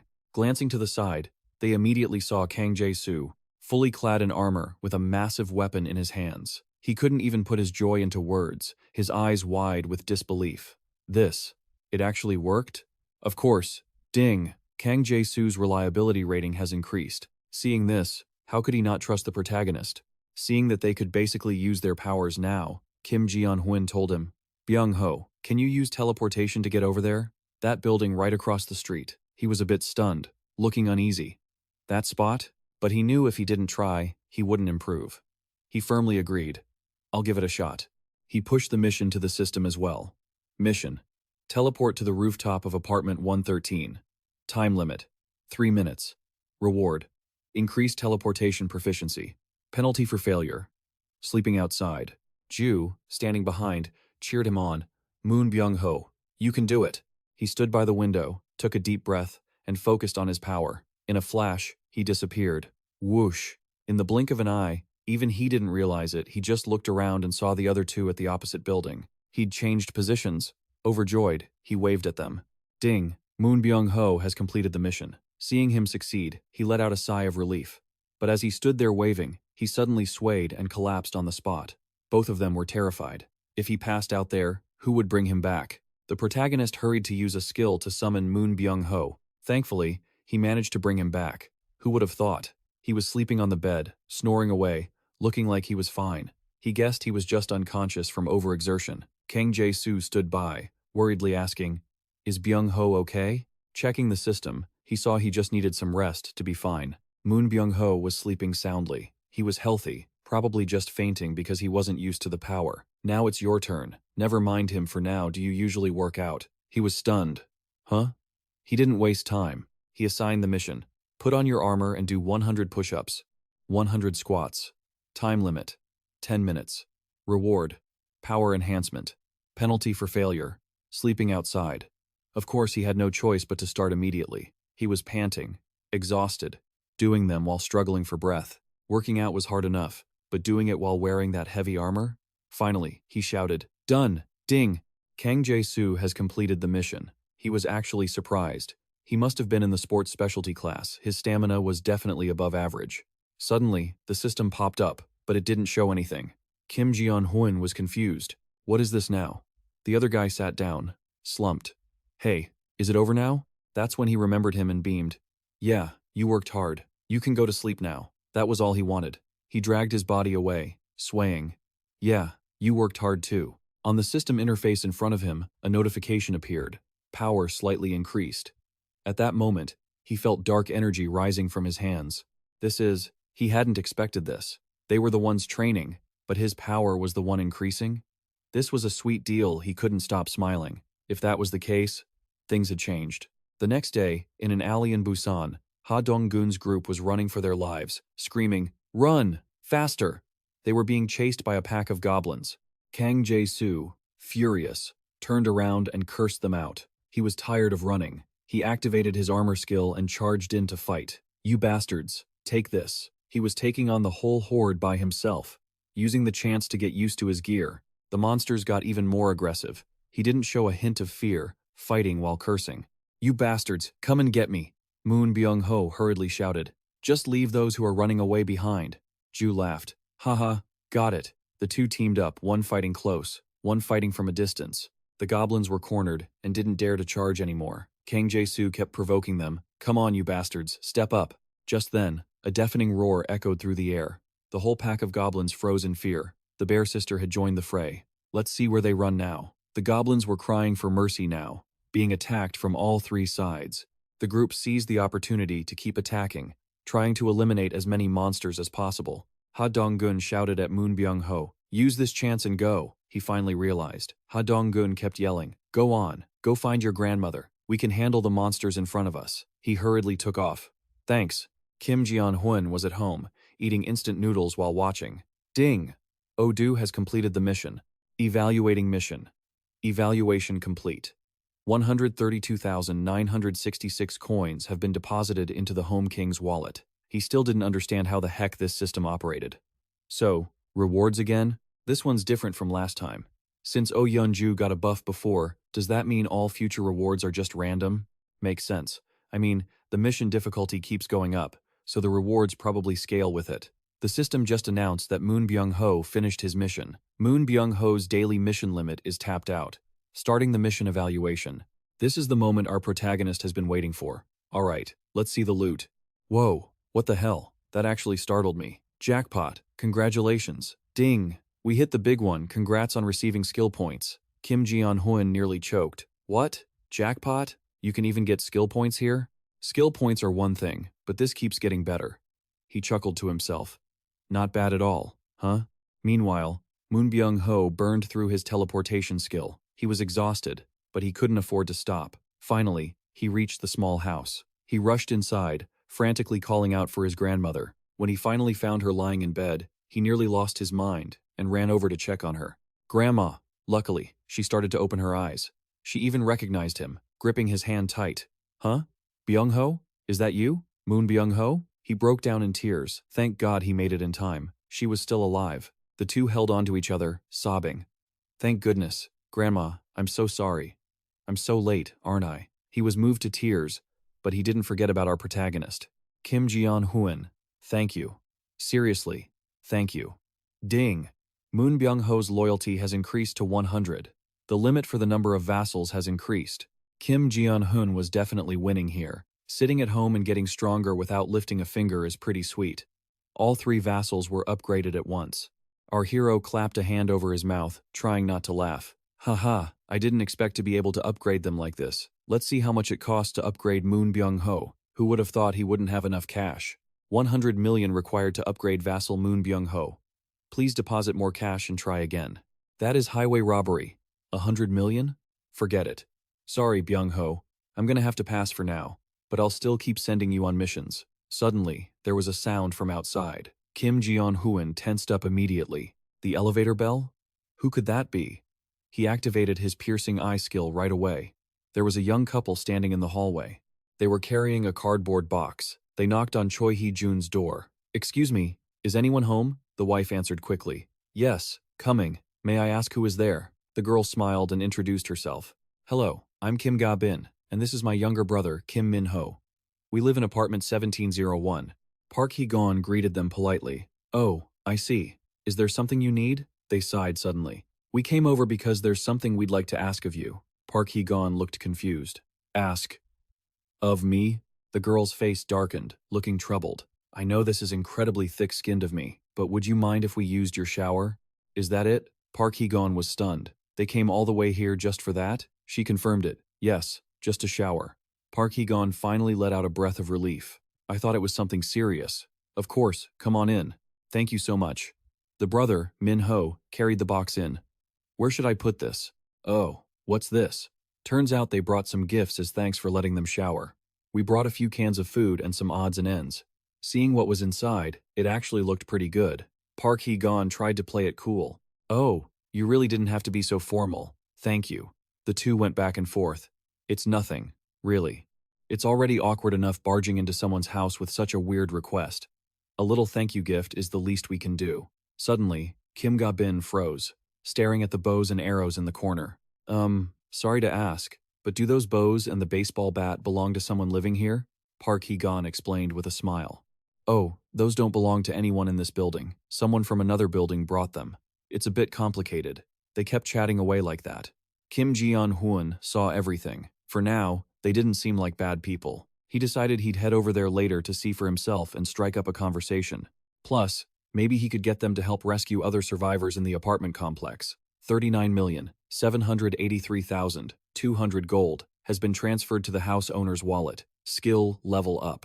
That amount of gold, equal to about 736 million Vietnamese dong, was enough to learn a new skill. Our hero was just standing there when a windfall hit him out of nowhere. What is going on all of a sudden? He quickly activated his piercing eye skill to check. Damn it. He saw Dong Gun and the others, bloodied but still alive. It looked like a hell of a fight. The bear girl was fighting a tiger. The tiger was dead, but she was badly wounded. He finally realized what was happening and panicked. What the hell is going on? His body screamed in pain as the system announced. Individual entities capable of becoming citizens have been detected. Would you like to grant citizenship? Citizen count has reached a certain threshold, unlocking the faith power skill for all citizens. He didn't know about this faith power? Come to think of it, who were the injured ones? He took a look and realized everyone was getting weaker. Moon Byung-ho was even carrying his grandmother. The group was dragging their blood-soaked bodies, trying to run back. This is bad. Really bad. Oh, Yeonju is the strongest in the group if she's wounded. What are we supposed to do? The monsters were relentlessly chasing them. Seeing them injured only made them more aggressive. The others tried to salvage the situation, but then they noticed something strange. Whoa, what was that? A direct hit on the first shot. I know. I'm shocked too. What's going on? My body suddenly feels so light. Me too. And I'm not even tired. It turned out to be the faith power, a passive skill. All their stats increased by a percentage based on their faith stat, effectively giving them a massive power boost. So that's how it works. The base faith levels of Ha Donggun's group had already exceeded 50. If stats like stamina, agility, vision, strength, and reflexes all increased by over 50%, it made sense that their combat power would skyrocket. Moon Byung-ho shouted excitedly. I'm sure of it, this has to be Kim Jeon-hoon's power. That one sentence made their loyalty skyrocket. Our hero immediately registered both of them as vassals. The two girls stared at the spiritual energy radiating from their bodies, stunned. What is happening? Kim Ga-ram. Title: Fourth Vassal. Skill Awakened. Piercing Arrow. Yu Hai Rim. Title: Fifth Vassal. Skill Awakened. Poison Bone. With this kind of buff, It looked like the two of them could finally stand their ground against the monsters. Yuhai Rim drew her bow and fired bullseye, every single time, with even more power. Any goblin hit by her arrow died instantly. The arrows were so powerful they even pierced through one monster to hit the next. She killed a whole crowd with just one shot. The younger sister was shocked. What in the world? Piercing, consuming mental energy to fire a piercing arrow. Kim Ji-hoon also assigned a mission to both of them. The mission: use Pierce to kill 10 goblins. Time limit: 10 minutes. The reward is increased mastery of Pierce, and the penalty for failure is exhaustion. But even he thinks this skill is a bit hard to use. Right? The other girl's power is bone poison, consuming mental energy to spread a deadly cloud of bone shards. Even though it's a B-rank skill and very powerful, if not used carefully, it could hurt our own team members. He decided to just leave it for now and figure it out later. Soon, the system notified him that Kim Ga-ram had completed her mission. Kim Ga-ram's daily mission limit has been reached. Now for the mission evaluation, the moment Kim Ji-hoon was waiting for. Huh? Nothing this time? Let's take this chance to check on the residents on the floor below. He turned on his vision and saw someone walking in the hallway. What are they doing? He saw him holding an empty bottle, gathering water. Oh, that's smart. Preparing water in advance? If that's the case, they might not need to join Ha-dong's team since they're already rationing their own water and food. Suddenly, he saw a girl collapse. He rushed over to check on her. Her name is Kim Ga-dong, level 26, reliability, 18. Awakening skill: heal consumes mental energy to mend wounds. Her skill is incredibly useful. He just had to recruit her immediately. A healer? That's perfect. Kim Ji-hoon headed down there. Lafong, 2902 opened the door slightly, but it was pitch black inside. On top of that, the safety latch was on, so he couldn't get in. Just as he was brainstorming, his eyes lit up. He had an idea. Right, his new skill. He activated it. Ding. Skill board. Lord of the House's invisible hand. Allows him to summon and control an invisible hand.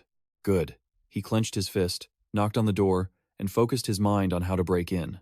With a quick shift, his hand turned into a giant pair of pliers, skillfully slipping inside to snip the latch. Success. One clean cut, and he was in. He quickly ran to the balcony to check on her before she kicked the bucket. Finally, he saw her lying motionless, eyes squeezed shut. Kim Ji-hoon sat down beside her, shaking her. Hey, wake up. But she just lay there like a corpse. His face turned pale.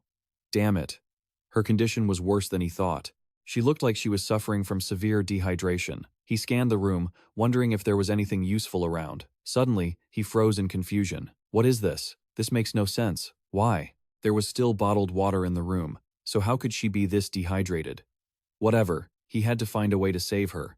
Would this work? He opened the system, created a mini-quest. Take one breath. Reward: slightly reduced dehydration symptoms. Kim Ji-hoon completed the mission, spending 10 quest points. It worked. She started recovering. As long as there's breath, there's hope. She opened her eyes and saw the shadow of the guy sitting there. Hey, you're awake? She was startled and asked, Who are you? I'm Kim Ji-hoon. I live on the floor above you. She was even more shocked. How did you get in here? He didn't hide anything. Honestly, you looked like you were in critical condition, so I broke the door down. For some reason, as soon as she heard that, her eyes widened in terror, and tears began to stream down her face, sobbing uncontrollably. He didn't know what she had been through to make her cry like this, or why she had been starving herself. He didn't know what to say, so he just sat there waiting for her to stop. But since she wouldn't stop, he had to call out to Kim Ga-dong. He didn't have time to wait, so he got straight to the point. I'm really sorry, but we need your help. My teammate is seriously injured. She finally stopped and stared at him in silence. She couldn't process his words. What is he talking about? He says he has the power to help others? How? And he's asking her for medical help. How does he even know she's a nurse? She trembled with fear, but seeing how desperate he was, he probably wasn't a bad guy. Still, to be safe, it was better to cooperate with him for now. After thinking it over, she replied, I understand. Where do you want me to go? Time limit: 1 hour. Reward: increase heal skill mastery. No penalty for failure. She saw the system board too. He didn't actually need her to go anywhere else to heal someone. Just eat something and rest first. We'll bring the person who needs healing here. Before she could react, he started pulling out a pile of tangerines, ignoring her panic. Wait, she finally shouted. Wait a second. He stopped. What? She pointed at the system that was constantly spitting out tangerines. What is that thing? He didn't want to waste time, so he brushed it off. "Oh, I'll explain it to you later." And with that, he left. "Your body is weak. Just rest here for now." She sat there like a ghost, her brain unable to catch up. Everything was happening so fast. She just sat there, dazed, eating an orange, and questioning herself. "Am I dreaming?" Kim Ji-hoon quickly returned to his room and got a notification. Ding! Kim Ga-dong's reliability increased by 1. Only 1 so far. He was speechless. Of course, she didn't trust him at first. Then again, she's a girl all by herself. It makes sense. Breaking in so suddenly, it's hard for anyone to trust him. He stood on the balcony and looked down. They should be arriving soon. Suddenly, he jumped in shock. What the hell? The group had made it back to the apartment building, but there was a massive tiger hot on their heels. His face turned pale. Just watching from up here was terrifying. The tiger was huge, its mouth filled with razor-sharp teeth. It was a chain tiger. One swipe from that thing and you're dead. And it was about to catch up to them. In a heartbeat, it would all be over. Kim Ji-hoon was absolutely stunned. There was another one? This one was especially aggressive. And he saw that Kim Ga-ram was already badly injured. No one could fight this thing. At this critical moment, Kim Ga-ram tripped and fell flat on the ground. The group stopped in a panic. Kim Ga-ram was in pain and trembling, unable to stand up. Ugh! She looked up in terror and screamed. No! The tiger was right behind her, opening its massive jaws to bite. Kim Ga-ram was done for. She felt completely helpless. She just had to accept her fate and wait to be swallowed whole. But just as the tiger snapped, its jaws shut, she vanished into thin air. It was like the meal slipped right out of its mouth. The tiger looked around, confused. Back on the other side, Kim Ga-ram had been saved, breathing heavily, her heart pounding, unable to believe what had just happened. It was a close call, but you managed to summon her just in time to save a life. You let out a tense breath that was way too dangerous. But thanks to that, you've bought yourself quite a bit of time. Ding! A potential citizen has been detected. Would you like to recruit them as a citizen? The next person summoned is Moon Byung-ho's grandmother. He immediately sets his grandmother down. I'm leaving her to you. You quickly hold him back. Wait a second. He's confused, but you give a subtle nod to signal that everything is under control. You'll handle the rest from here. He didn't expect that. He thought he'd have to dash back into the fray, understands what you mean and hugs his grandmother. I got it. Below, the tiger, having missed its chance at her, begins frantically chasing after the others. You can't just let it hurt anyone else. You immediately activate your skill, Invisible Hand. You need another way to take down that crimson tiger. The people below are helpless, desperately running for their lives, not knowing what else to do. Dong suddenly stops, takes aim at the ball, and throws it with all his might. Gotta buy as much time as possible. He channels his strength into the ball and swings with everything he's got. But somehow, he misses. The tiger dodges it. Not only did he fail to land any damage, but he just made it even angrier. Yu Hee-rim screams in panic. Dong-gun. This time, the tiger lunges right at him. He knows it's too late, so he decides to use himself as bait. He pivots sharply, runs in the other direction, and yells to the others, "Everyone, run!" Just as he calculated, the tiger stops chasing the others and focuses solely on him. He bolts straight toward the entrance, with the beast hot on his heels. Dong-gun is terrified, but what else can he do? Suddenly, the tiger freezes in its tracks. It can't move anymore. It's the power of your invisible hand. You've created a vice-like grip around its neck, allowing you to attack it safely from a distance. You hoist the tiger high into the air by its neck. It writhes and struggles in agony, with no strength left to attack anyone. The others, refusing to abandon their comrade, run over with weapons in hand, only to freeze in shock at the sight. What is this? A system screen appears before them. The girl furrows her brows in astonishment. They realize who's behind this. You've planned it all, no need to show yourself just yet. If you let Kim Ga-ram finish it off, the loot will be quadrupled. She draws her bow and takes aim straight at the tiger. It's pinned in place, unable to escape your grip. She steadies her breathing, determined to land the shot. Ding! Crimson Tiger eliminated. Large amount of EXP received. 63,211,776 world added to the Guildmaster's wallet, along with a massive boost in their loyalty. Especially Ha Dong-gun's loyalty, it surpassed 30, meeting the requirements to register as a subordinate. You smirk. Good. You finalize Ha Dong's registration as a subordinate. Everything is settled. The injured are being treated. The girl, Jean, takes the initiative to help. The wounds heal the moment she touches them. You watch, feeling relieved that you spotted them just in time, then turn to Dong-gun and ask, "What happened? What's the deal with that red tiger?" He lets out a heavy sigh. I suspect Moon Byung-ho's grandmother's house happened to be their territory. They thought they had successfully cleared one out, but they didn't expect there to be another. You understand now. No wonder I felt like something was off. Come to think of it, there wasn't a single trace of goblins around the house. If those goblins needed a nest, Moon Byung-ho's grandmother's house wouldn't have remained so peaceful. Good thing it was just the territory of 2 crimson tigers. I guess we got lucky. Ding. Kim Ga-dong has completed the mission. Mission cost of 73,312 world deducted. She wipes the sweat from her brow and breathes a sigh of relief. Finished with the healing. You walk over, genuinely grateful. Gone. Thank you for your hard work. She smiles. It's nothing. So, can I go home now? Suddenly, the chubby guy, Choi Hee-jun, runs over, dripping with sweat. Please, wait a moment. As it turns out, even though it wasn't the best time to bring this up, he finally decides to speak.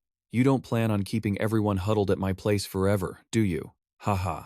Now that he mentions it, you realize. You look toward Dong. This is indeed a bit inconvenient. Haha, don't worry about it. I was just about to bring that up. You've already made your decision. The rooms are currently empty, including the power. I will provide all the necessary supplies. From now on, you all can live there. Miss Kim Ga-dong. She calls out. Yes? There are rooms 101 and 102 on the 21st floor that are currently vacant. I'll restore power to that side as well. Can you pass the word to the other survivors? Tell them to go there for daily needs like showering and using the restrooms? She agrees immediately. Oh, yes, I understand. You add, if necessary, 2 people can share a room, and the remaining room can be used as a common living area. That would be absolutely amazing. Oh, really? But there's no such thing as a free lunch. Before she can even finish smiling, you continue, but I have something I need you to do for me. What choice do they have but to agree? All right, go ahead. You speak up. I hope that in the future, you can become a bridge between me and the other survivors. The girl is a bit shocked. A bridge? You've already seen her knack for diplomacy and starting conversations. That's right. Tell the others. From now on, I will provide housing for the squad that clears 100 goblins the fastest. Power, water, gas, all included. I even guarantee an unlimited food supply. Additionally, if each apartment takes in 10 survivors, everyone in that unit will receive the same benefits. But you must make them help me. Depending on the floor, it might take some time. You've started managing this place, asserting your role as the absolute leader. In short, from now on, you only reward those who prove their worth. Time limit is 168 hours. Reward: a small amount of EXP. Failure penalty: public amenities are off limits. Everyone is forced to risk their lives to fight. Among them, there's a young man wondering how he can survive alone. He's sweating profusely, sprinting toward that door. But before he can even reach it, a monster grabs him, holds him back, and throws him aside. He crashes to the ground in pain. It turns out this guy was just bait. Now, he screams. Right now, now! The others, waiting with weapons, stand ready. Nice, we lured a whole swarm. The people behind the door thrust their weapons out to kill the goblins outside. This dirty trick actually works, huh? A huge number of monsters are stabbed to death before they can even react. The few that survive don't dare to charge anymore. They turn and flee. The group immediately rushes out. Hey, over there! They're about to get away. Attack! Suddenly, one of the guys in the group grins deviously. Hey, want to see something interesting? He steps forward, holding a makeshift weapon, and launches a strike straight ahead. This guy has some incredible strength. With just one throw, the weapon whistled through the air. The 2 teammates were lightning fast, stabbing the damn monster with pinpoint accuracy. Even from such a distance, he threw it as easily as tossing a rose, taking one down in a heartbeat. He boasted loudly, "How about that? See? Even my teammates have to be impressed." That was top tier. After the fight, they tallied the results. Hey, how many did we get in total? I killed 22. I win, okay? I got 24. They were grinning from ear to ear. So, the 3 of us together have cleared over 100? Are you serious? Already? Damn. At first, I thought it would take forever to hit the 1 to 100 mark. The baiter, who had been luring the monsters, ran over. Damn it, Baek Seung-ho. Didn't you say it would be 15 at most? That guy Sung-min looked annoyed and glared back at him. What's your problem now? Speak up. The other guy shouted back, feeling wronged. You really thought that was only about 15 monsters? The others tried to calm things down. Look, a good result is all that matters. We can move into our new place soon.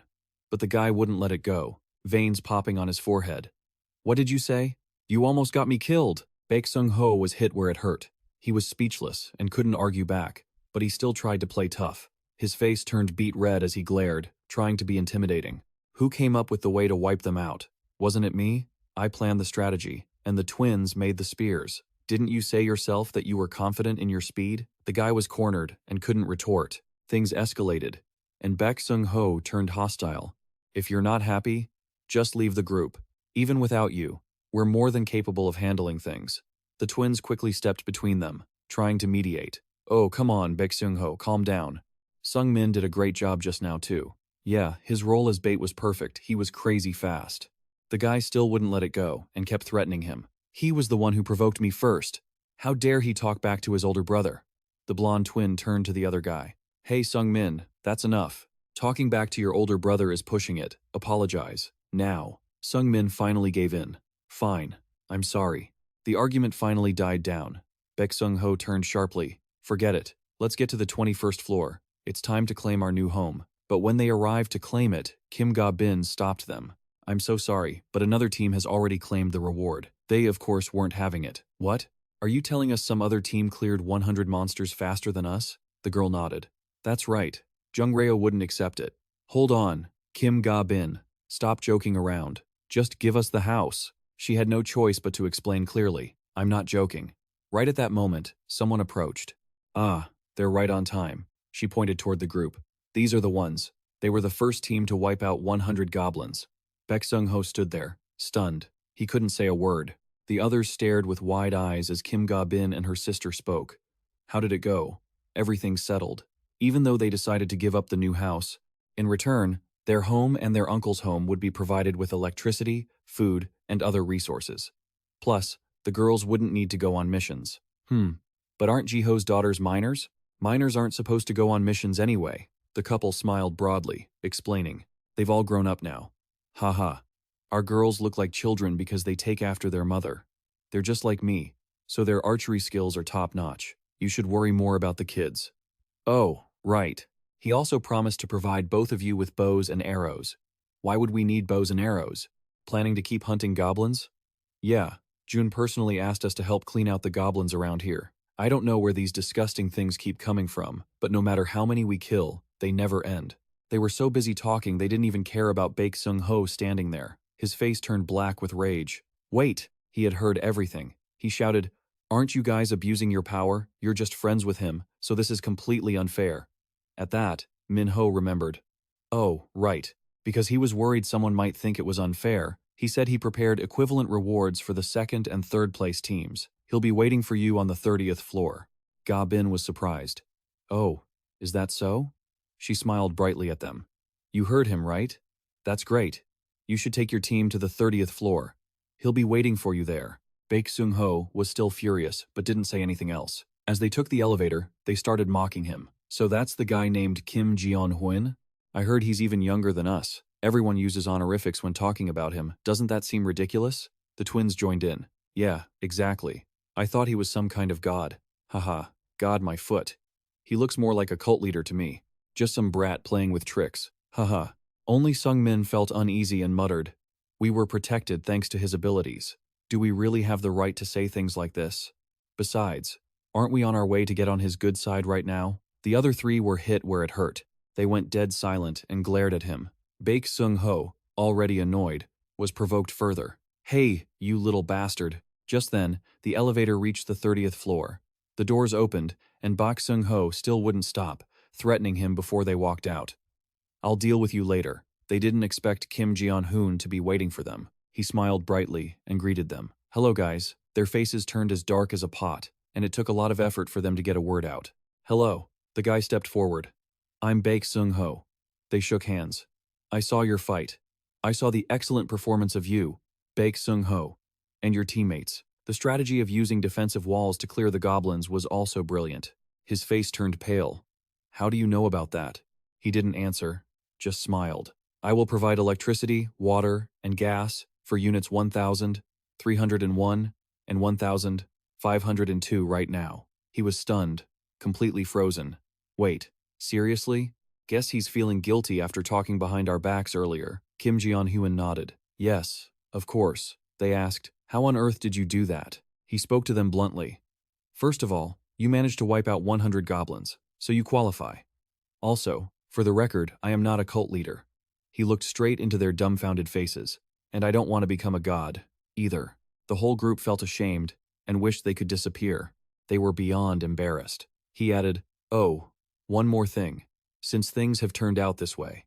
At this point, Kim Jeon-hoon covered his mouth, grinning deviously. "I want to ask you for one more favor." This time, he was going to make sure they learned their lesson about running their mouths. The mission he assigned them next was naturally to hit every single monster without missing a beat. The whole bunch ran around like crazy to pay for the crime of talking nonsense. Baek Seung-ho ran in front, shouting orders.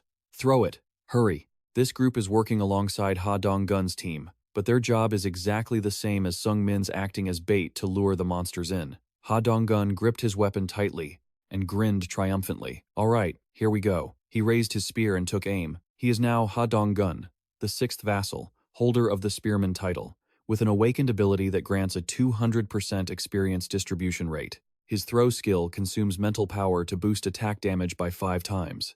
Pierce consumes stamina, and, the moment the spear strikes, it temporarily generates sword energy at the tip. As a knight, his physical abilities are enhanced based on his loyalty percentage. Vassals with the knight title earn triple the experience and bonus cash when they kill monsters. They can even allocate experience points to help the knight level up.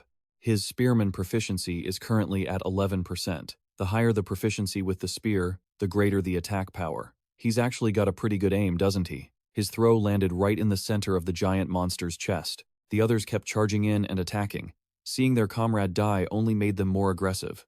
Just then, a streak of light shot up from behind Ha Dong-gun. It was another weapon. It embedded itself straight into the giant monster's head. It turned out to be an arrow from the female archer. They were training together. Ha Dong-gun didn't stop. He pulled out another arrow, drew back, and aimed straight at the monster before letting it fly. Only after killing it was he finally satisfied. Ting ting, he had defeated the half-beast man and received experience points. The House King's wallet had been credited. 211,098 world currency. The team mission to eliminate 100 half-beastmen was complete. The others stood by, watching in awe. This time, they had saved 3 more people. Ha Dong-gun laughed happily, reassuring them. "The requirements to be accepted as citizens are almost met. Would you like to propose citizenship rights?" Kim Jia-hoi looked it over. 3 people this time? Tax collection can take 10% of the cash a citizen currently possesses. However, when taxed, the amount of money the citizen has will not decrease. It has a 30-day cooldown. This seems pretty good. The tax skill allows me to reclaim a portion of the settlements distributed to the citizens. But I can't just indiscriminately reclaim these shares. I need to calculate this. If I want to recover the capital, it'll take 10 months. That's not enough time. If I want to save my parents, I need to quickly send Ha Dong-gun's team to Nambu-min-dong. For now, let's just distribute 30% of the settlement money. Whoosh, let's just consider it an investment. Ting ting, skill level increased. House Proclamation has reached level 10, received 3 skill points. Just then, he felt a sharp pain in his chest, to put it mildly. It was excruciating. A purple light spread out, covering the massive apartment complex. The system sent a notification. "Congratulations, House Proclamation has been cast on the entire apartment complex. Deposited 1 go of funding. Construction function has been reactivated." And there's this too? He was getting more and more shocked by the system's building skills. Let's see, what facilities can be built now? Solar power generator? Grocery store? Training room. Kim Jia-hoi couldn't help but yell out loud. 30 million won a year? Building one facility costs 130 million won? If I want to recoup the investment, it'll take at least 5 years. This felt completely wrong. No, this isn't right. There are too many things that need money right now. Instead of building these, it's better to let Ha Dong-gun level up. Suddenly, an idea clicked. He got smart all of a sudden. Wait a minute. He realized that the funding money, could it be that the funding can only be used for building facilities? Oh, that's much easier then. He couldn't stop grinning. That's a completely different story. This money and the money in his own wallet were completely separate. The first thing he built was the solar power generator, which took 23 hours to complete. But as soon as he asked, the system notified him. Each apartment building can only have 1 solar power generator. And what about the grocery store? He tapped the system to check. Oh, it looks fancier than I imagined. This facility can link with the House King store skill, allowing him to sell items he has personally registered. Ah, a grocery store. But the special thing is that this store doesn't need a cashier. This system only requires prepaying for the items sold, and it can generate the items instantly. That doesn't feel too bad. During this time, creating relief supplies and taking them downstairs was such a hassle. With the grocery store, they could buy things themselves. That would be much more convenient. He wouldn't need people to go around distributing supplies anymore, and he could set the prices himself. This way, he could adjust everyone's bonus distribution rate a bit higher. Install it now, Ting Ting. Please decide the location for the grocery store. Kim Jiahui decided to place it in room 101. The time remaining to finish building the grocery store facility was 47 hours, 59 minutes, and 59 seconds. Finally, the gym. A gym? A basic training facility built for residents to improve strength and stamina. When training here, exercise efficiency increases by 200%. Residents under level 15 will receive an additional 300% efficiency boost. If he wasn't going to build it, fine. But once he wanted to build it, he loved everything about it. Although he already knew that one could level up through exercise, a function this powerful, if combined with mission rewards, would definitely be awesome. Please decide the location for the gym. Let's make the entire second floor the gym. The time remaining to complete the gym facility was 71 hours. Okay, now I start calculating. He had 3 skill points. The House King's store skill had been upgraded. The number of items that could be registered increased to 500. Added a sorting function. Currently, he could buy goods in different quantities and buy items with similar uses. Oh, what's this? Goods that were originally sold in combos can now be bought individually. First, bottled water was a must, followed by carbonated drinks. He looked at the system displaying long lists of names and was shocked. Although they didn't have every single brand, there were many more options. What about other things? Even the noodles, all kinds, at all prices for people to choose from. That's really great.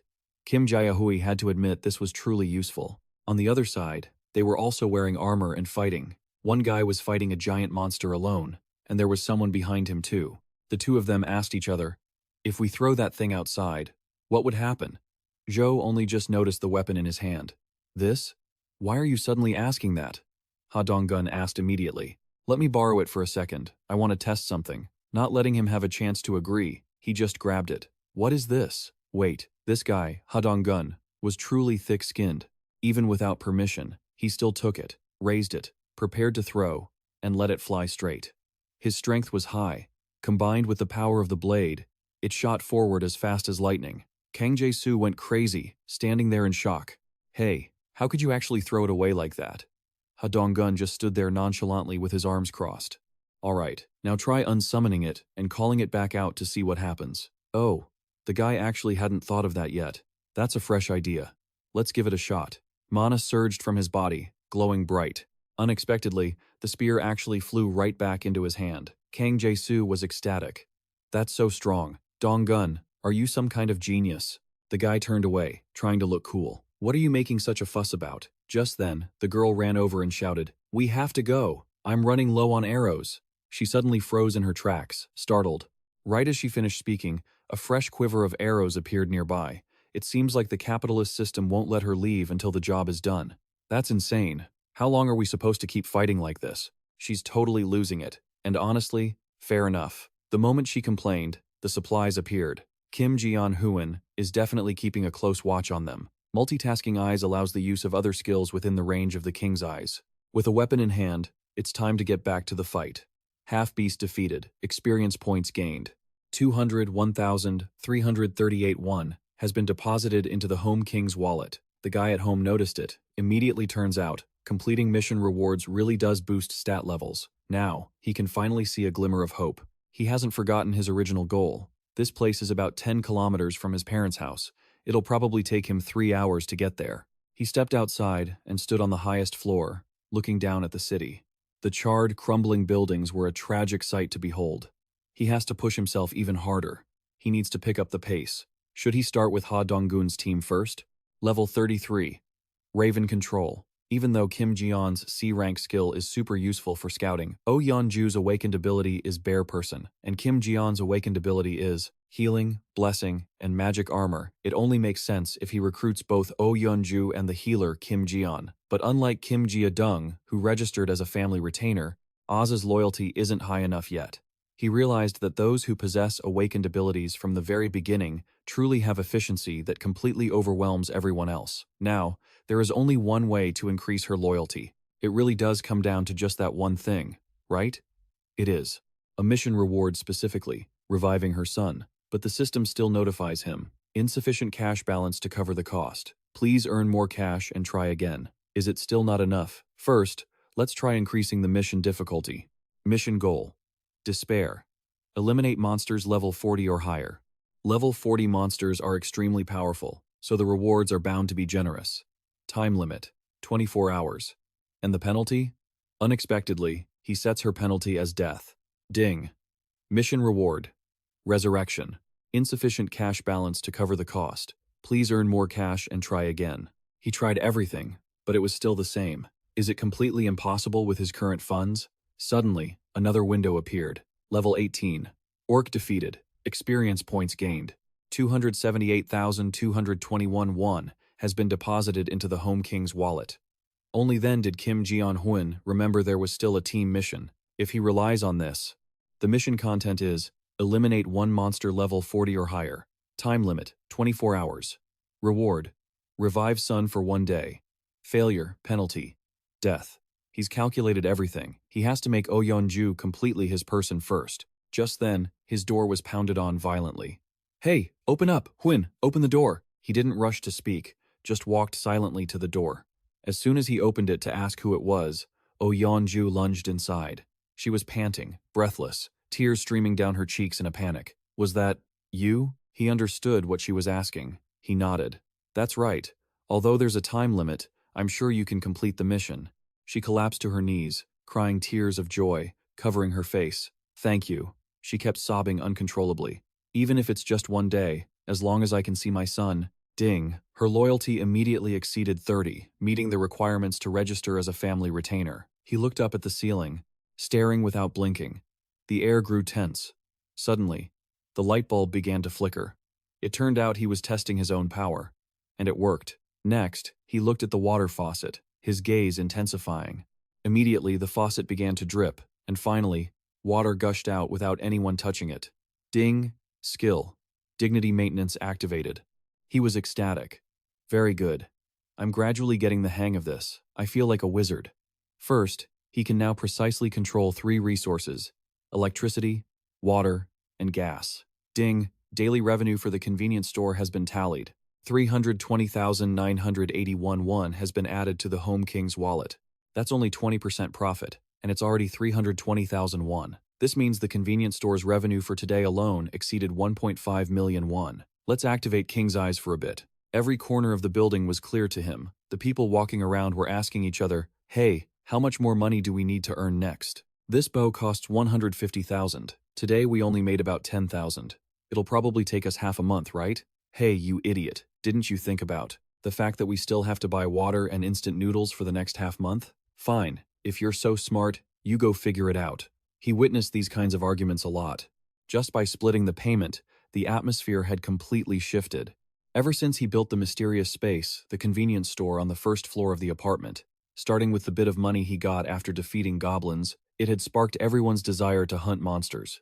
Now, these residents are stepping out of the building to hunt goblins. Not only is leveling up going smoothly, but more and more residents are joining in. Current population, 78,911. 243,817 won has been deposited into the Home King's wallet. It's starting again. Oh Yeon-ju, knowing her son could be revived, was fighting like a maniac. Any monster she encountered had to die. On top of that, her ability to shift from human to bear and back to human was super smooth. She finished the fight and let out a sigh of relief. A voice called out, Sister Yeon-ju, you're a healer. Are you okay? Are you hurt? I'm totally fine. Even if I'm hurt a little, it doesn't matter. Others were talking among themselves. Sister Yeon-ju? Don't push yourself too hard. We can't keep up yet. Oh Yeon-ju looked flustered. It feels like I'm hogging all the rewards. I'm sorry, you guys. What do you mean, sister? Yeon-ju, why are you apologizing? Thanks to you, we're safe and having an easy time. You're amazing. Watching them get along, Kim Jeon-hoon was satisfied. Letting Oh Yeon-ju and Kim Jia-jo join was definitely the right move. Well, it's only natural given their abilities.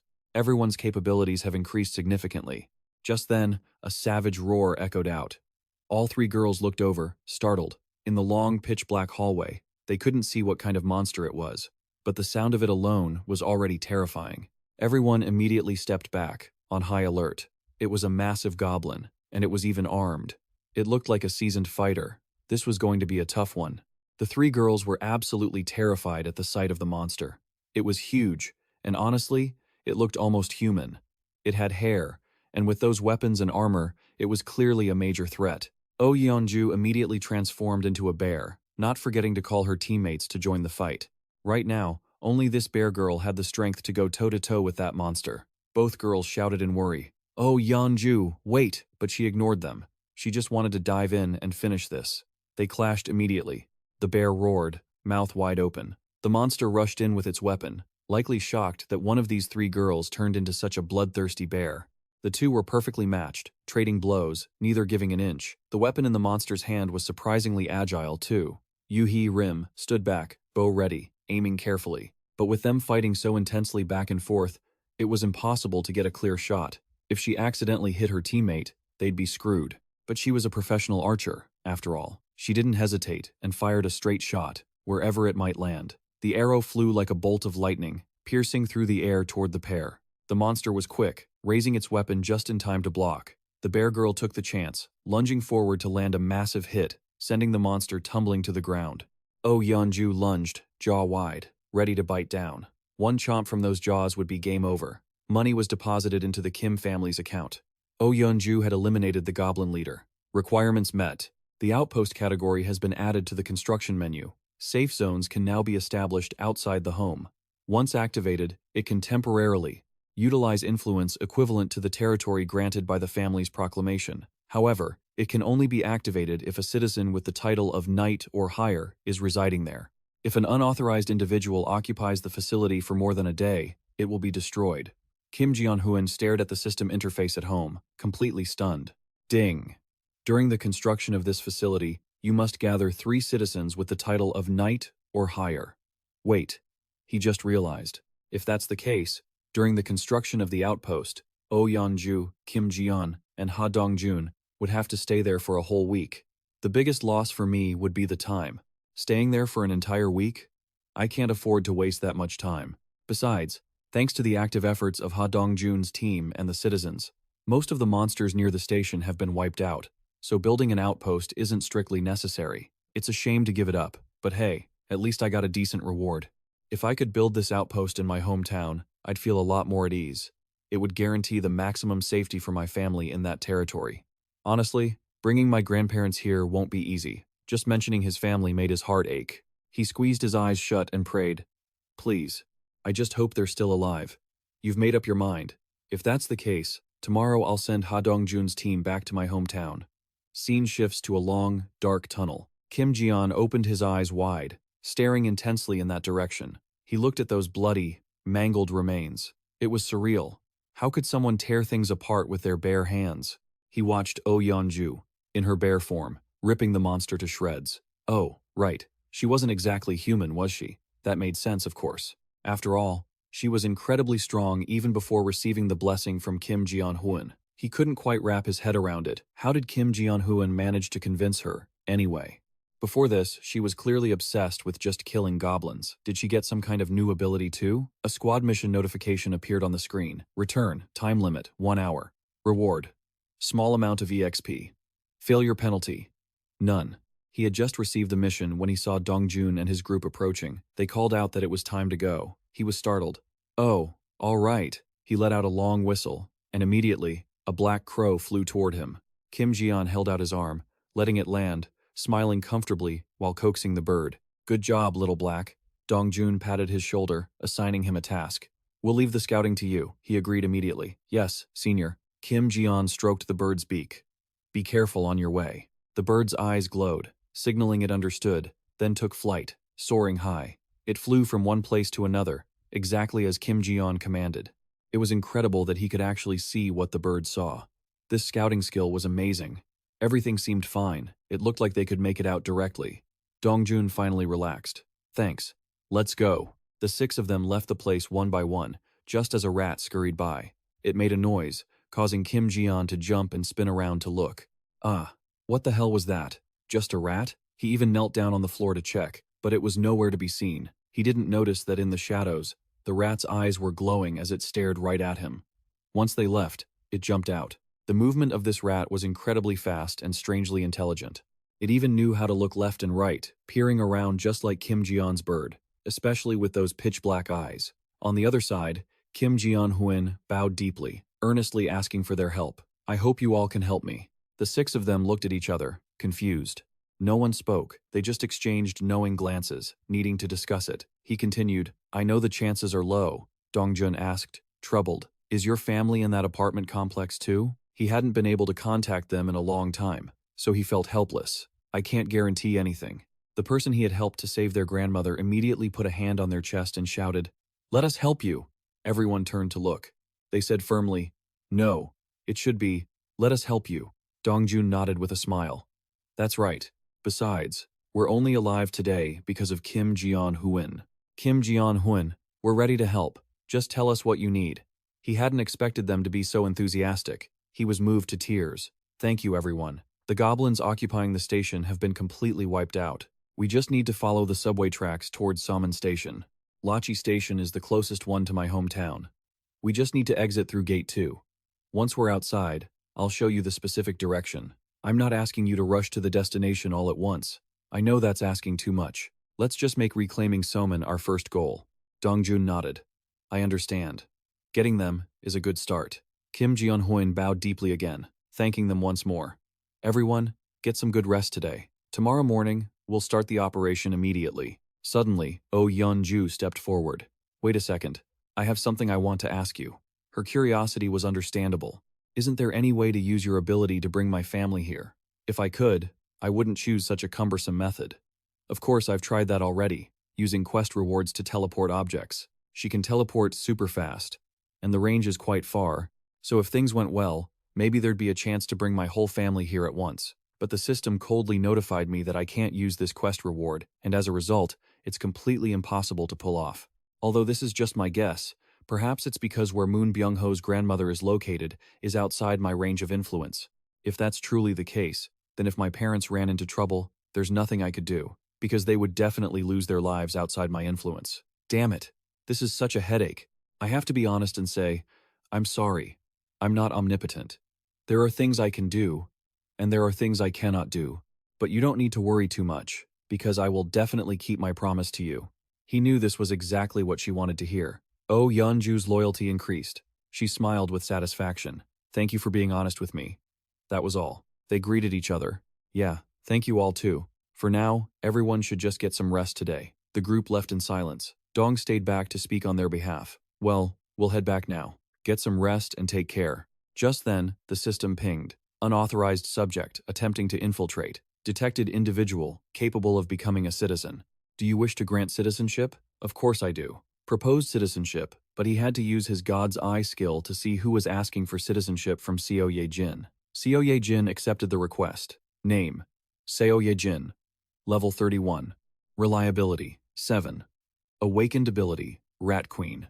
He read it and realized. Another awakened person? So the mouse from earlier was actually this girl. When he used his God's Eye to look, he only saw that mouse. Shocked on the spot. An hour ago, this mouse ran into those guys and was extremely confused. Who on earth were those people? They actually slaughtered the monsters. Maybe they're all awakened? But is that even possible? I'll follow them and see. These people are worth approaching. Besides, relying on myself alone is getting hard to deal with. With my abilities, there's definitely no problem. But for now, I'll just keep observing. So she decided to tail them as they ran out of the sewer. Following the main road, she finally entered through the main lobby of the apartment building. As soon as she entered, she heard happy chatter. Haha, let's go. Mom, look at this. The scene of children playing noisily. It was like she had stepped into a different world. She was stunned, frozen. Are the kids really playing in a park? Why is this apartment building the only place with so many people? What on earth is this place? I have to keep observing. It's completely isolated from the rest of the ruined world. The mouse ran as fast as it could. It wanted to know the truth as soon as possible. But when it tried to jump inside the apartment building, it was blocked by his world barrier. The mouse's head swelled up into a big bump. Ping. Beep. Access denied. It read it but didn't understand.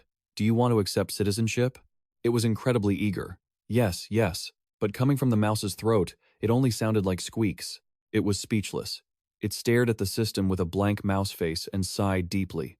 Looking like this, I guess it's not allowed. Huh, but just when it was desperate, it saw that citizenship had been granted. It was overjoyed. Oh, it worked? It quickly ran inside to see. Great, but it didn't expect the people to be startled and scream as soon as they saw it. Eek, a mouse. The whole group surrounded it, wanting to stomp it to death. It's running away, catch it. Poor girl, being chased and beaten, the sound echoing far away. Luckily, she didn't kick the bucket yet. Rolling around with difficulty, she barely managed to keep her life. That was exhausting. I should have just used my human form to enter. How on earth did I end up in a room full of handsome guys? Whose room is this? The guys had bulging muscles, and there were even girls working out here. Everyone was as comfortable as they were before the apocalypse. The mouse observed everything, completely baffled. Where is this place? Just then, a huge black shadow loomed right in front of it. Damn it. Then came a series of blows raining down. The girl herself, back at home, felt her head throbbing. Ah, my head hurts. She had to cut the connection with the mouse immediately, but the scene she just saw was truly heaven. She couldn't help but look up and laugh heartily. Ha ha, finally found a glimmer of hope for survival. But there was still a difficult task ahead. The problem is, how do I get there? First, I just need to find a way to get to Gasan Digital Complex. Is it really the only way toward the subway station? Although I could use the subway tracks. The problem is there's a monster at Gasan Digital Complex. But precisely because of that, there's a chance of success. Because there's nowhere I can't go. She had a whole army of rats in her hands. Ping! The system screen appeared before Kim Ji-hoon. You have destroyed a tamed rat, gained a small amount of experience points. 416 world coins have been deposited into the king of the house's wallet. All the rats that met her swore loyalty to the queen. Tamed rats can be used as minions and share senses. He read it and understood immediately. Ah, so she's controlling a swarm of rats. I thought she was a rat herself. He turned on the Emperor's eye skill. An A-rank awakened comes to me on her own? I must recruit her as a vassal. But after searching the whole apartment, the mouse was nowhere to be found. Where is she, anyway? She's not around here. Why don't I summon her here first by giving her a quest? Quest details. Come to the apartment. Time limit, 48 hours. Reward, cola and a chocolate bar. Penalty for failure. Wait. He paused. Oh Yeonju's question made him remember. I have a question I want to ask you. Isn't there any way to use your ability to bring my family here? He knew that even though he tried a few times, it all ended in failure. If the reason for that was because they were outside his range of influence, then I am very certain that the subjects granted citizenship are within my range of influence. Because no matter how far the distance is, all the monster bodies they eliminate are calculated normally. So he decided to modify the quest. Quest details. Come to the apartment. Time limit, 10 seconds. Reward, cola and a chocolate bar. Penalty for failure, summoning. Ping, setup successful. Now I just have to wait. I didn't expect to be able to use the penalty for failure like this. Let's give it a try. Even if it's just a one-time use, as long as I can use this method to summon a citizen who is outside. So, bringing the family here safely shouldn't be a problem at all. I remember that when the outpost is activated, it's possible to temporarily possess power similar to being within the residential zone. If that's the case, let's say Ha Dong-gun's team goes there, and after building the outpost, they can grant citizen status to all the family members and use the mission system to bring them here. That would be amazing. Sounds solid. The only issue is not knowing how much it's going to cost. Let's give it a try. He clicks on Assign Mission, silently praying, please, don't let it exceed 1 billion. Unexpectedly, the system notifies him that Seo Ye-jin's mission failed, having consumed a mission cost of 31,674,894. He sighs in frustration. Just then, the girl is summoned there, her face pale with fear as she screams, Wah! What the hell? Where am I? Kim Ji-hoon is just as startled it actually worked. They stare at each other, confused. She is trembling all over with fear, and that makes sense. Being snatched away out of nowhere, she hasn't had a moment to adjust. He steps forward to greet her. Hello. So Ye-jin. She is still in shock. Who are you? Do you know me? He simply replies, I am the one who granted you citizen status. She looks at him, both astonished and expectant. What? Wait, so, the place where I am standing right now? He nods slowly. That's right. It's the rooftop of the apartment building you saw through the mole. I'm very sorry for bringing you here so suddenly. You must be terrified, right? It's nice to meet you. I'm Kim Jian-hun. As he speaks, he pulls out a candy bar and a bottle of soda, just as he promised. He places them in the girl's hands. She takes them, then asks, "So, you were the one who summoned me to this place? And that strange mission from before?" He explains, "That's right. I was the one who assigned that mission." Suddenly, all the fear vanishes from her face. She smiles, her eyes shining brightly. Oh, if that's the case, and I know it's a bit thick-skinned of me to ask, but I'm looking after a group of people. Can you let them join as well? Is this a case of, give an inch and they'll take a mile? He feels a bit awkward. She continues excitedly. I was having a really hard time bringing everyone here, so I was already planning to take a gamble. This girl is truly naive and carefree. He has to ask, how many people are there in total? 3 people. That's quite a lot, isn't it? He can't answer right away. He needs to calculate this. He didn't expect her to have other teammates. Thinking about it briefly, it doesn't seem right. I'm truly sorry, but this might be a bit difficult. She looks clearly disappointed. What do you mean? What? What do you mean by that? He says it bluntly. With my current abilities, I can't bring all of them here. She helplessly grabs his pant leg, begging, "No, my mom and my younger brother are both there. I'll do anything. Please, I'm begging you." He's at a loss. He couldn't even help his own family. The only reason he could summon her was because she had sought him out first. Strangers were another story. He says, "Wait, let me think about this." He realizes that even though he hadn't directly touched Seo Ye-jin, he was still able to grant her citizen status. This proves that the family territory already considers the lab mice as part of her. If things go well, maybe this method will work. He also notices that her reliability score has increased. Well, it's hard not to trust him in a situation like this. He changes his tone, asking seriously, "Seo Ye-jin, are you really ready to do anything?" She jumps, instantly on high alert. Do anything? Like what, exactly? But she has no other choice. It's a high-stakes situation. She nods slowly. "Yes, I'm ready to do anything." Seeing this, he says, "All right, I have another way. The prerequisite is that you must completely trust me. Do you understand? If you say you'll definitely trust me, I guarantee I'll save you and your family. This is simple enough.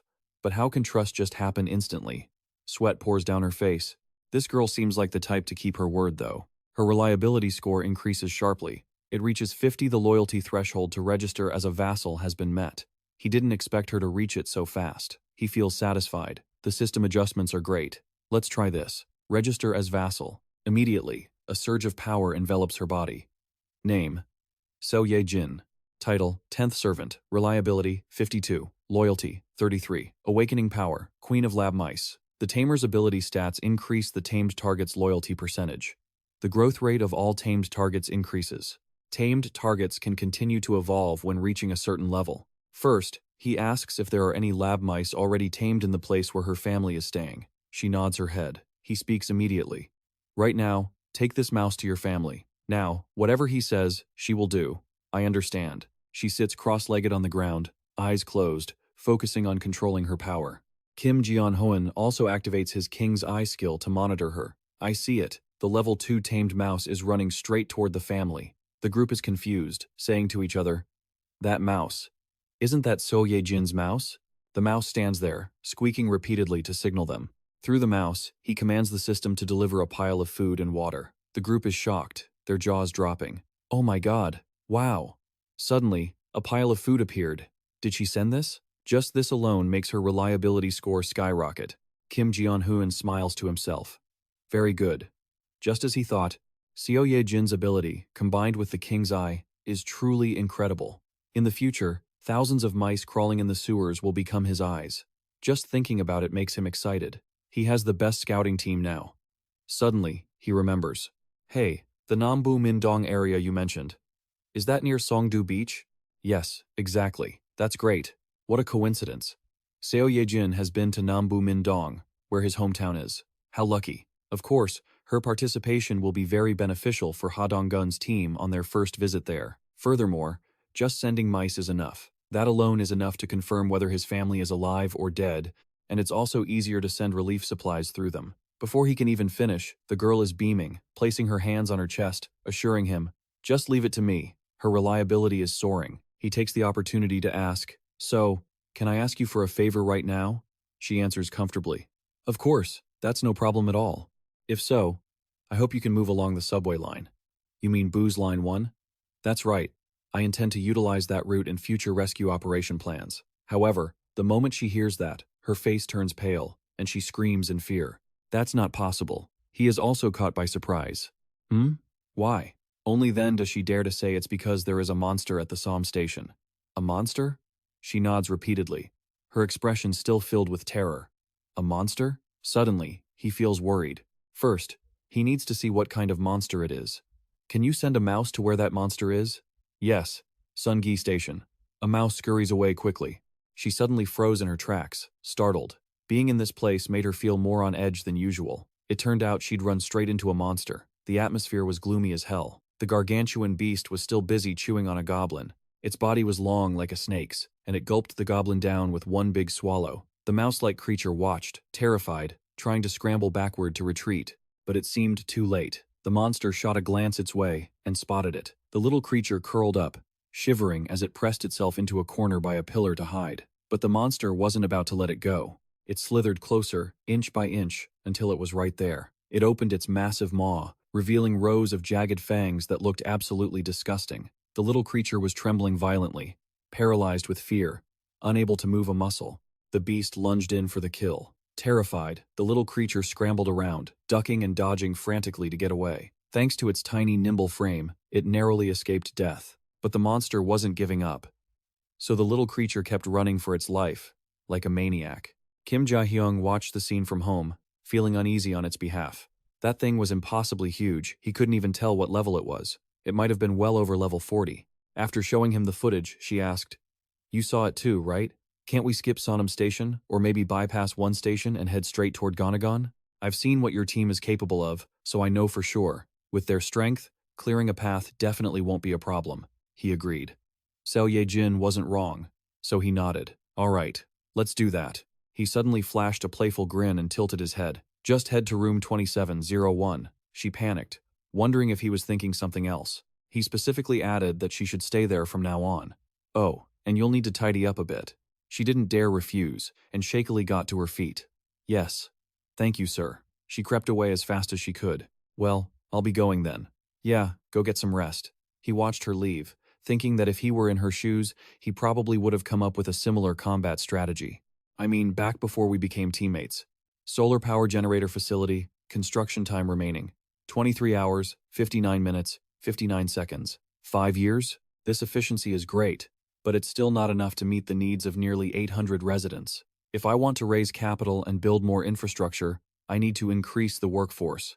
I need to set up a 3-shift rotation at the very least. That goes for the new public facilities too. All right, let's get started. It was time to hunt more monsters. The very next day, Ha Dong-gun's group was sprinting like lightning. The whole bunch ran and screamed. "Ah, it's charging this way.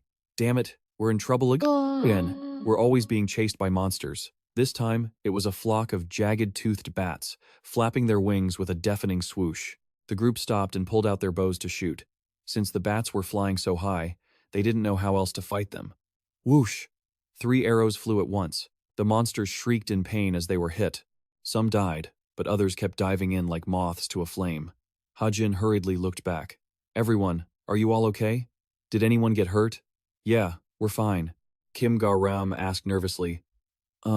That snake at Sonam Station that Jia-hyung mentioned? Can we really kill that thing?" They comforted each other, saying it would probably be fine. If things get really desperate, Jia-hyung will summon us back anyway. "Oh, that's right. I was worrying for nothing." Even Ha Dong-gun laughed and said so comfortably. "Exactly. No need to worry too much." They continued on their way. When they finally arrived at Sonam Station, the ground was shaking violently. The scene before them was absolutely horrifying. Blood and monster carcasses were splattered everywhere. Everyone felt nauseous and held their breath. They were gagging as they forced themselves to keep moving forward. Just hang in there a little longer. But they only made it a few steps before they were startled into a dead stop. The ground was clearly rumbling loudly. Ha Dong-gun immediately shouted, "Stop! Stop! Stay still. Be careful." He could smell real danger. It was that supermassive snake. Since when had it appeared right in front of them? The whole group was shivering so hard they almost wet themselves. Kang Jae-soo couldn't even stand steadily, his face deathly pale. "Are you telling us to fight that thing?" No one dared to fight. They turned around to run while they still could. Ha Dong-gun pulled Yuhei Rim into his arms tightly. Everyone, get down, get down. The whole group immediately dropped low.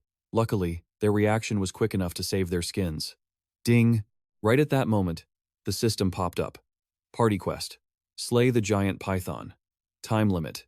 10 minutes. Reward. Massive amount of EXP. Failure penalty. None.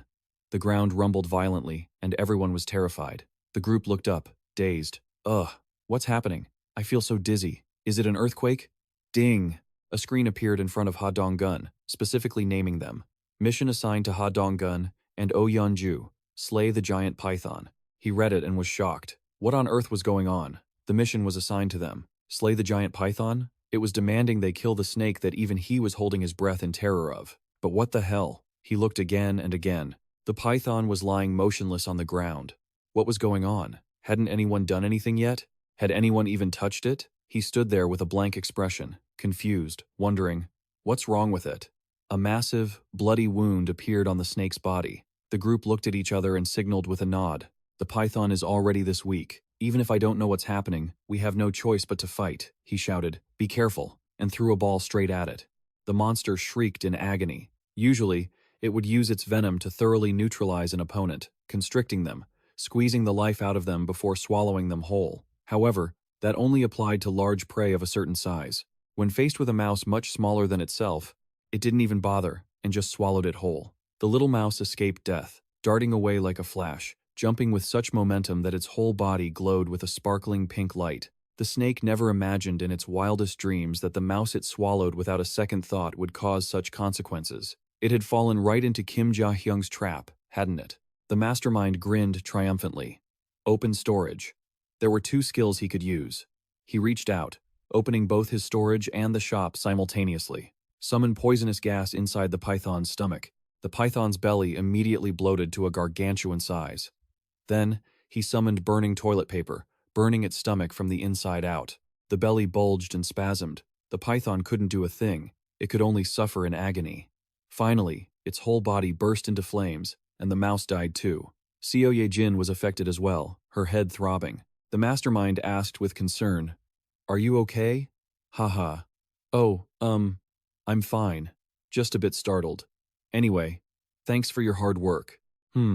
He didn't want the monster to die just yet. Watching Jung-gun's group rushing over, it absolutely cannot be killed by me. That thing had to die at the hands of vassals with the knight title, because that's the only way to get 6 times the experience and rewards. Jong-gun and Oh Yeon-ju exchanged knowing looks. Ding! The system screen appeared, assigning the mission to Ha Dong-gun and Oh Yeon-ju, slay the giant serpent. Both of them shouted, "Understood," and drew their weapons. Ha Dong-gun threw his with all his might. With a sharp strike, the snake was skewered. Seo Ye-jin shifted into her bear form and charged in, tearing the beast to shreds with a single swipe. The python was already on its last legs. Their combined attack was more than enough to finish it off. With a powerful blow from the bear, the python's skull was crushed, killing it instantly. They had taken down the Snake King and gained a massive amount of experience points. The family treasury was credited with funds. Ha Dong-gun and Oh Yeon-ju had successfully eliminated the Gomzon boss. They could now establish an outpost in Gomzon. As they gained power, Kim Jeon-hoon felt a sharp, stabbing pain in his chest, as if he were sharing in the buff. He clutched his chest and coughed, his own power surging and engulfing the entire building. Suddenly, ding! A notification appeared. Individuals meeting the requirements for citizenship have been detected. Grant citizenship? Kim winced, his face contorted in pain. Wait, 200 people already? Fine, grant it. Population has reached 100. Milestone reached. Skill unlocked. Basic salary for all citizens. Basic salary, a passive skill. Experience and gold rewards for all citizens increased by 100%. Kim wiped the sweat from his brow, his heart pounding. What did this mean? Nice, he thought. This is a game changer. Even if I set the distribution rate to 0%, they'll still get that 100% boost to their experience and gold. Well, that works out. Suddenly, So Ye-jin approached. Kim Jeon-hoon? He turned around. Yeah? What is it? I feel bad asking you for another favor, but could you help me bring my teammates here? Not this again. She had asked last time, and he'd been hesitant, but looking at her performance today, he decided to say yes. Of course, I'll help you out. Her face lit up immediately, eyes sparkling. Thank you so much. Kim took this opportunity to make a request. Can you control that mouse again? She beamed. Of course. That's no problem at all. I'll tell your teammates to follow the mouse. You just lead the way. She agreed without a second thought. Over on the other side, the python lay dead. Seo Ye-jin commanded another mouse to lead the way.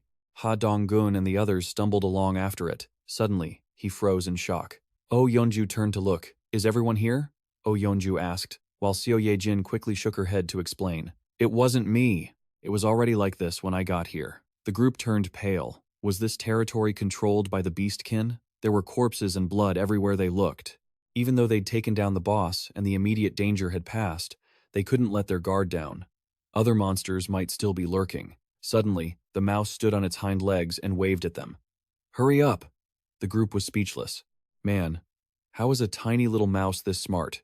Moon Byung-ho guessed immediately. Could this mouse be one of Kim Ji-yeon-huing's abilities too? Without another word, they followed it, their doubts fading. Kim watched them closely from afar. Good, no major threats for now. The system notified him of 3 new skill points. Kim began to weigh his options on where to invest them. My operational range has expanded too. It's definitely time to upgrade King's Eye. When paired with Seo Ye-jin's control, that skill is incredibly powerful. He decided to upgrade King's Eye. Ding! Upgrade successful. Every time his power spiked, he felt a splitting headache, but he gritted his teeth and pushed through. Elsewhere, the group had run into a pack of goblins. They were level 8 goblins, about 103 centimeters tall. They were pack hunters with enough intelligence to use tools. They had incredible vision, able to see great distances even in pitch-black caves without any issues. They possessed razor-sharp eyes. Kim read the description and smiled. Perfect. This is exactly the ability I need. First, I need to find monsters of the right level and assign tasks to everyone. That's the only way to save on revival costs. Next up, maintain dignity skill. I'm going to be meeting a lot of people from now on, so their loyalty and trust levels are critical. He leveled up maintain dignity, but something felt off. His entire body jolted as he spun around. What was that? Was that a gunshot? Kim was startled. Gunfire? Here? He knew for a fact it wasn't coming from his side. This is insane. How the hell does a goblin have a gun? Everything's gone haywire. He couldn't wrap his head around why goblins were carrying guns and not just one, but every single one of them had one. Ha-dong-gun and his group cowered, shouting, "Everyone, get down!" They scrambled for cover, diving behind bushes to peek out. Why do they have guns? A frontal assault is a suicide mission. Ha-dong-gun suddenly chuckled. Don't worry, we've got Moon Byung-ho. He has the flash skill. In a blink, Moon Byung-ho appeared behind the enemy, stabbed one, and snatched a gun. No matter how fast those goblins were, they couldn't keep up with him. Moon Byung-ho took out the entire pack by himself. One furious goblin tried to fire back, but before he could, the gun was knocked right out of his hands and flew into the air. Yu Hai-rim charged in with her bow. Where do you think you're going? Kang Jae-soo joined in with his armor, and Oh Yeonju shifted into her bear form, showing no mercy. The monsters had been disarmed. They stood no chance against this crew. The others watched, mouths agape in total shock. These guys. They don't know the meaning of fatigue.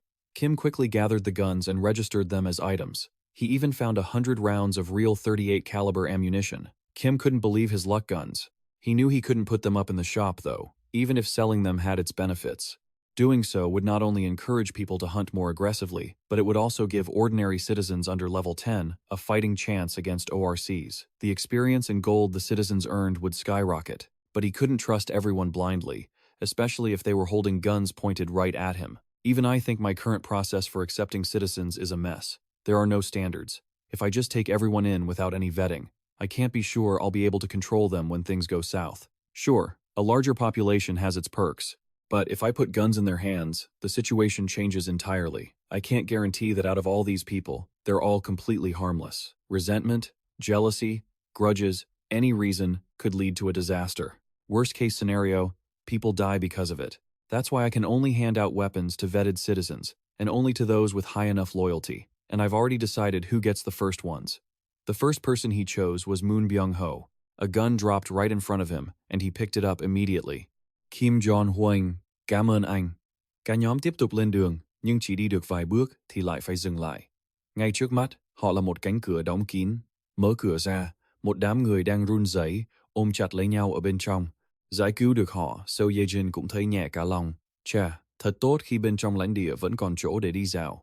Cảm ơn anh đã đi cùng tôi đến đón họ. Không có gì, lâu rồi tôi cũng muốn ra ngoài đi dạo một chút. Đột nhiên, màn hình hiện thông báo. Đối tượng chưa được cấp phép đang cố gắng xâm nhập. Nhận ra ngay. Ồ, có vẻ họ đến rồi.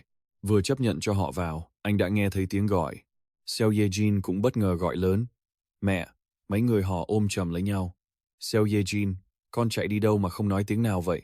Con có biết mẹ lo cho con lắm không? Con xin lỗi mẹ. Cô em gái mắt sáng rực lên. Wow, chị ơi, người chị thơm quá. Chị được tắm rồi sao? Cô nàng gật đầu lia lịa. Ở đây có nước nóng, lại còn được tắm nữa đấy. Thật hả chị? Tất nhiên là thật rồi. Ở đây còn có giường và cả những bữa cơm nóng hổi nữa. Đợi họ ôm ấp một lúc, Kim Jong-un mới tiến lại gần. So Ye-jin, tôi quyết định giao phòng 2701 cho cô có thể thoải mái sử dụng nó. Nhưng rồi anh khựng lại. Có điều hơn 30 người ở chung một phòng thì hơi chật đấy. Cơ mà vừa nói xong, cô nàng vội quay đầu nhìn lại mấy người kia, mặt ai nấy đều tái mét. Cô nàng buồn bã cúi đầu. Vậy phải làm sao đây ạ? Không ngờ Kim Jong-un lại nói, tôi sẽ cấp thêm cho cô 3 căn phòng trống nữa, vì cô hoàn toàn xứng đáng với giá trị đó. Quá là hào phóng. Cô nàng sốc ngang. Ồ, cảm ơn anh. Mọi người cứ dùng các phòng 2402, 2301 và 1902 trong cùng tòa nhà này nhé. Được phân cho nhiều phòng thế này, cô em hào hứng cam kết. Tôi sẽ cố gắng gấp bội. Ngay lập tức, tinh tinh, độ tin cậy và lòng trung thành của cả đám người tăng vọt. Bỗng anh có chút giật mình. Ồ, đợi đã, tự nhiên mình nhớ ra là mới nâng cấp mà chưa kiểm tra lại. Màn hình hiển thị quản lý áo thú. Cơ mà đắt cực kỳ. Triệu hồi áo thú lên tới 1 tỷ. Kim Jong-un xa sầm mặt mày. 1 tỷ sao? Chợt có người gọi. Kim Jong-un, tôi có thể xin anh một chút thời gian được không? Hai người về phòng nói chuyện. Cô tìm tôi có chuyện gì sao? Kim Garam có chút ấp úng. Tôi có chuyện muốn nói với anh. Cứ thoải mái, nói thẳng đi, được. Mặt cô nàng tối sầm lại, mồ hôi túa ra như tắm, cúi gằm mặt xuống, mãi mới thốt nên lời. Thật sự xin lỗi, tôi muốn rời nhóm. Kim Jong-un ngơ ngác, đột ngột thế này hả? Tại sao? Cô em chắc phải lấy hết can đảm mới dám nói. Thật sự xin lỗi, tôi muốn rời khỏi tổ đội vì năng lực của mình hoàn toàn mờ nhạt. Hơn nữa, tôi cảm thấy mình là người có cũng được, mà không có cũng chẳng sao. Kim Jong-un bối rối. Cô cứ nói thật với tôi đi, không sao đâu. Không ngờ cô em nói thẳng. Thật ra, tôi rất sợ. Kim Garam bị áp lực thần kinh bấy lâu nay, giờ bùng phát. Tôi sợ lắm. Sợ lũ Goblin, sợ lũ Orc, cả con mãng xa khổng lồ phải đối mặt hôm nay nữa. Thực sự quá đáng sợ. Cả lần bị xích hổ đuổi theo trước đó cũng vậy. Nước mắt cô ả lăn dài. Tinh thần hoang mang tột độ. Người run rẩy. Xin lỗi anh. Lần nào cậu cũng ra tay cứu chúng tôi, nhưng tôi thật sự quá vô dụng. Tôi luôn cảm thấy mình sẽ làm phụ lòng kỳ vọng của cậu. Cô em cứ thế khóc mãi không thôi.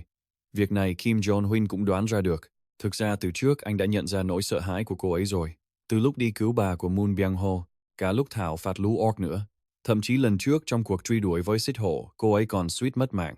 Thành thật mà nói, tầm ảnh hưởng của cô ấy đối với tổ đội quả thực không lớn, nhưng điều này cũng không thể trách cô ấy được. Chỉ cần một chút bất cẩn với năng lực xương độc này, vút một cái là sẽ làm tổn thương các thành viên khác trong đội. Vì vậy, đây là một năng lực rất khó để tận dụng. Kim Garam chắc hẳn đã liều mạng nỗ lực hết sức mình, nhưng kết quả không được như ý, nên cô ấy mới đau buồn đến vậy. Cô nàng khóc đến run cả người. Nếu đã sợ đến thế thì cho cô làm việc khác là được.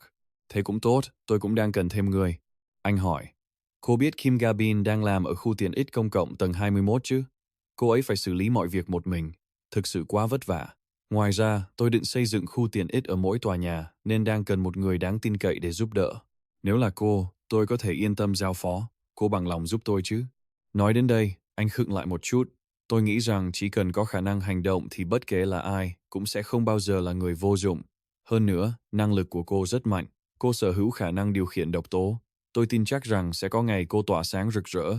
Nếu cô cảm thấy việc chiến, đấu ngoài tiền tuyến quá sức, thì có thể tạm thời lui về hỗ trợ nội bộ. Đợi đến khi cần dùng đến năng lực của cô, tôi sẽ lại nhờ đến cô. Nói xong, anh còn cúi gập người rất lịch sự. Cô em ngỡ ngàng, quên cả khóc, cuối cùng đồng ý ngay. Tôi hiểu rồi. Cô nàng mỉm cười hạnh phúc. Tin, độ trung thành của cô em tăng vọt lên 100 luôn rồi. Lau khô nước mắt, thật ngại quá, Kim Jong-un. Lại để cậu nhìn thấy khía cạnh yếu đuối của tôi rồi. Mặt cô em lại tươi như hoa. Tôi sẽ cố gắng hết sức. Thấy cô lấy lại được bình tĩnh, Kim Jong-un cũng hài lòng đáp. Tốt lắm, thời gian qua cô đã vất vả rồi, sau này mong được cô giúp đỡ nhiều hơn. Cô em đi rồi, Kim Jong-un tiếp tục mày mò kỹ năng mới, hay là cứ thử xem sao nhỉ? Nội dung là gì đây? Triệu hồi ảo thú. một phát bấm bay luôn 1 tỷ. Ánh sáng vàng từ hệ thống chiếu thẳng xuống. Trên mặt đất xuất hiện một vòng tròn triệu hồi rực rỡ. Một quả trứng vàng siêu to khổng lồ nứt toác ra, ánh sáng chói lòa chiếu thẳng vào mặt anh. Hóa ra triệu hồi thu là triệu hồi ra một quả trứng à? Đợi ánh sáng dịu đi, Kim Jong-huynh mới nhìn thấy một con chim đen xi, đôi mắt tròn xoe đang nhìn chằm chằm vào anh. Anh ngạc nhiên ghê, phải dùng đến vương giả chi nhãn mới thấy rõ được nó. Con thú này là thần thú quả 3 chân, vừa sinh ra đã sở hữu sức mạnh của mặt trời. Vì chưa trưởng thành, nên vẫn là một bé chim non cần được bảo vệ. Phải cung cấp ánh sáng mặt trời chất lượng cao thì nó mới có thể phát triển được. Kim Jong-huynh vẫy tay làm quen, chào nhóc. Con chim mở thu đôi mắt tròn xoe rồi kêu lên. Chip chip, anh nhìn nó suy nghĩ một chút. Đặt tên gì cho nhóc bây giờ nhỉ? À, vì là quả đen nên gọi nhóc là Tiểu Hắc nhé. Con chim thích thú vẫy cánh điên cuồng. Ồ, nhóc thích cái tên này sao? Ha ha, tốt quá rồi. Chợt nó nhảy tới nhảy lui. Anh không hiểu nó muốn gì, hỏi thử. Nhóc đói rồi à? Lập tức lấy bánh quy cho nó lót dạ. Có vẻ đói thật. Con chim ăn ngon lành cả đống. Ăn no xong, còn ợ một tiếng rõ to. Bụng căng tròn, mắt lờ đờ. Vừa ăn xong đã nhắm mắt ngủ cháy cả dãi. Nó chẳng thèm quan tâm đến anh nữa. Cứ thế ướng bụng lăn ra ngủ không biết trời trăng mây gió gì. Kim Jong-huynh nhìn mà ghen tị, thở dài cạn lời. Số nhóc sướng thật đấy. Cơ mà bỗng nhiên thấy cấp độ của tham túc điểu đã tăng lên, hiệu suất máy phát điện năng lượng mặt trời tăng thêm 100%. Hóa ra cho nó ăn no cũng có tác dụng đấy chứ. Wait a second. If that's the case, my brain is moving at light speed. Those 10 buildings I just acquired haven't even had solar generators installed because the budget is pretty much bone dry. Honestly, wasting 130 million on a facility that takes a whole year to generate 30 million is just throwing money away. But things are different now. The three-legged crow's level has gone up. Solar generator efficiency is up by 100%, hitting 90 million watts a year. The output just tripled. There's absolutely no reason to hesitate. Let's get those solar generators installed on all 10 buildings. Just thinking about it makes me grin like an idiot. I immediately head over to room 301 and knock. A voice calls out from inside, "Who is it?" "Oh, it's me." I find Choi Hee-jun, and he runs out to open the door. "Oh, Jia Huan, what's up? You said you had something you wanted to ask me for help with?" "Sure, what is it?" I'm surprised he's so straightforward. "I want to entrust my money to you." The two of us keep talking. This fat guy is completely shocked, his eyes wide with disbelief. What? Kim Gyeon-hoon had already thought this through back at the house. After mulling over the tax skill, I reached this conclusion. If I hand over money to someone trustworthy to look after, I can actually earn a profit. Even though there's a 10% processing fee when I first hand it over, I can generate a 10% return every month afterward. So, who should I trust with this? I just go for it. I handed 1 billion to my retainer, Choi Hee-jun. He's shaking like a leaf just looking at the cash. Ding! His reliability and loyalty just shot up to 100. I don't know why he even asks, but he's like, of course I'll guard it with my life. I shouldn't spend it, right? Even though that was my initial plan, I didn't expect his loyalty to go past 100. I laugh and reply, if it's just for pocket money, feel free to use some of this. He immediately bows deeply, thanking me profusely. Really? Thank you, thank you. Don't mention it. I'm counting on you. One thing down. Now, time to go find Oh Yeon-ju. She crosses her arms, looking puzzled. I can really choose whomever I want? I should personally bring Kim Ga-ram to her. That's right, don't worry about it. Including Kim Ga-ram, you can pick whoever you want for your squad. Since you're the captain, I'll pay you double. Her eyes light up, she's clearly seeing dollar signs. Her loyalty spikes instantly. She completely changes her tune, hugging Kim Ga-ram and giving me a fake, military-style salute. Thank you, sir. I'll do my best. She drags her new teammate off right away. Kim Ga-ram, let's go over the logistics first. Wait, Jin, slow down a bit. I stand there watching them bicker, and I can't help but sigh with relief. The immediate tasks are taken care of, but there's one super important thing left. All right, time to have that conversation I've been dreading. I find the others. You've all worked hard today. Is everyone still holding up all right? Ha Dong-gun and the others nod. Yeah, we're good. But what did you need us for? Thanks to you guys, the monsters in Gamzon have been wiped out. It's a safe zone now. Especially the subway line, it's much safer. Gab Bonagon and the station near Samsun are almost monster-free. This is our big chance. We have to strike now before the monsters take over other places. We have to move first. I'm starting to get the hang of this. Seeing Kim Ga-ram crying and begging me earlier really made me realize something. The people right in front of me, they are all risking their lives to fulfill my requests. It's a good thing So Ye-jin joined us. Otherwise, we never would have known about the monsters at G Salmon. Without her, it would have been way too dangerous. I also know that in a world where you can lose your life at any second, wanting to keep your family safe and wanting to save them, how greedy of a wish is that? But even so, I look them straight in the eye and say, I'm hoping we can head straight to Gajagagaji tomorrow. Deep down, I know I just can't give up. The next morning, I wake up before the little black bird even stretches and chirps. Solar generator efficiency is up another 100%, and the three-legged crow has leveled up. I didn't see that coming already. Level 5? So satisfying. Suddenly, ding, the three-legged crow releases a portion of the sun's power, inheriting a fragment of the mystical beast's strength. I've awakened primary fire attribute magic. Magic? Now this is interesting. I immediately hold up a finger to test it out. Like this? My fingertip bursts into flames. I basically turned into a human lighter. Nice. It worked. This feeling is so familiar. It feels just like when I used the maintain prestige skill. In that case, Jia Hoin, let's head outside to a secluded spot and check the coast. Great. No one around. Close my eyes, focus hard, and imagine it. Imagine a fire strong enough to swallow the whole building in front of me. I swing my hand forward and shout, "Explode!" The fire on my hand instantly flares up into a huge fireball. Though, honestly, I'm a little disappointed. That's the max I can conjure right now. It's so small. To be honest, this ability isn't all that special on its own, but if I try combining it, adding the toxic gas from my maintain prestige skill, that would be a serious threat. It might not be super strong yet, but the growth potential is endless. I clench my fist to pull the flames back, knowing Little Black will keep growing. Still, it's better than nothing, right? This is good enough for a test. Time to eat. The solar power facility is fully built. After breakfast, Little Black goes up another 3 levels. Because of that, the solar generator's efficiency has increased 8-fold. Now, even after powering everything, I have excess electricity, and that extra power can be converted into money for my wallet. Suddenly, the doorbell rings. Oh, she's here. It's Seo Ye Jin, and she's beaming. Thanks for giving me some time to rest. I'm fully recharged now. This girl is a huge help. Thanks to Seo Ye Jin, I've significantly boosted my ability's flexibility, so I really need to take good care of her. I called her over because I have another favor to ask. I'm counting on you today, too. She's sharp. She already knew what I wanted and started acting on it. I already sent my rats along the subway line. I think they can get straight to the station, but I'm a bit startled. Just to the station? Will we run into a problem after that? She finally speaks up. Exactly. Specifically, it's Gab 1. Let me show you. She sits cross-legged on the ground, radiating spiritual energy. I see the scene, a scorched wasteland, completely destroyed, and on top of that, it's flooded. There's not a trace of life left. I finally understand why we couldn't get through. As you can see, the tracks are totally ruined, so I sent my rats up to the surface to scout it out.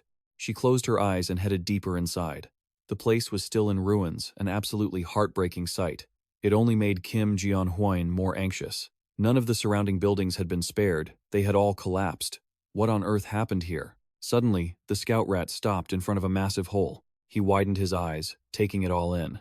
Wait, you can only see the footprints from this perspective? Kim Jeon-hwan was beyond worried. It's a giant. Damn it. Now I get why all the buildings are smashed, and why the streets are such a mess. Kim Jeon-hwan's face turned pale. Suddenly, they both jumped. The ground was shaking violently. Seo Ye-jin panicked, clutching her head and screaming. Kim Jeon-hwan couldn't handle it either. If this keeps up, the whole building will collapse. Something is making the ground shake like this. Kim Jeon-hwan hurried over to her.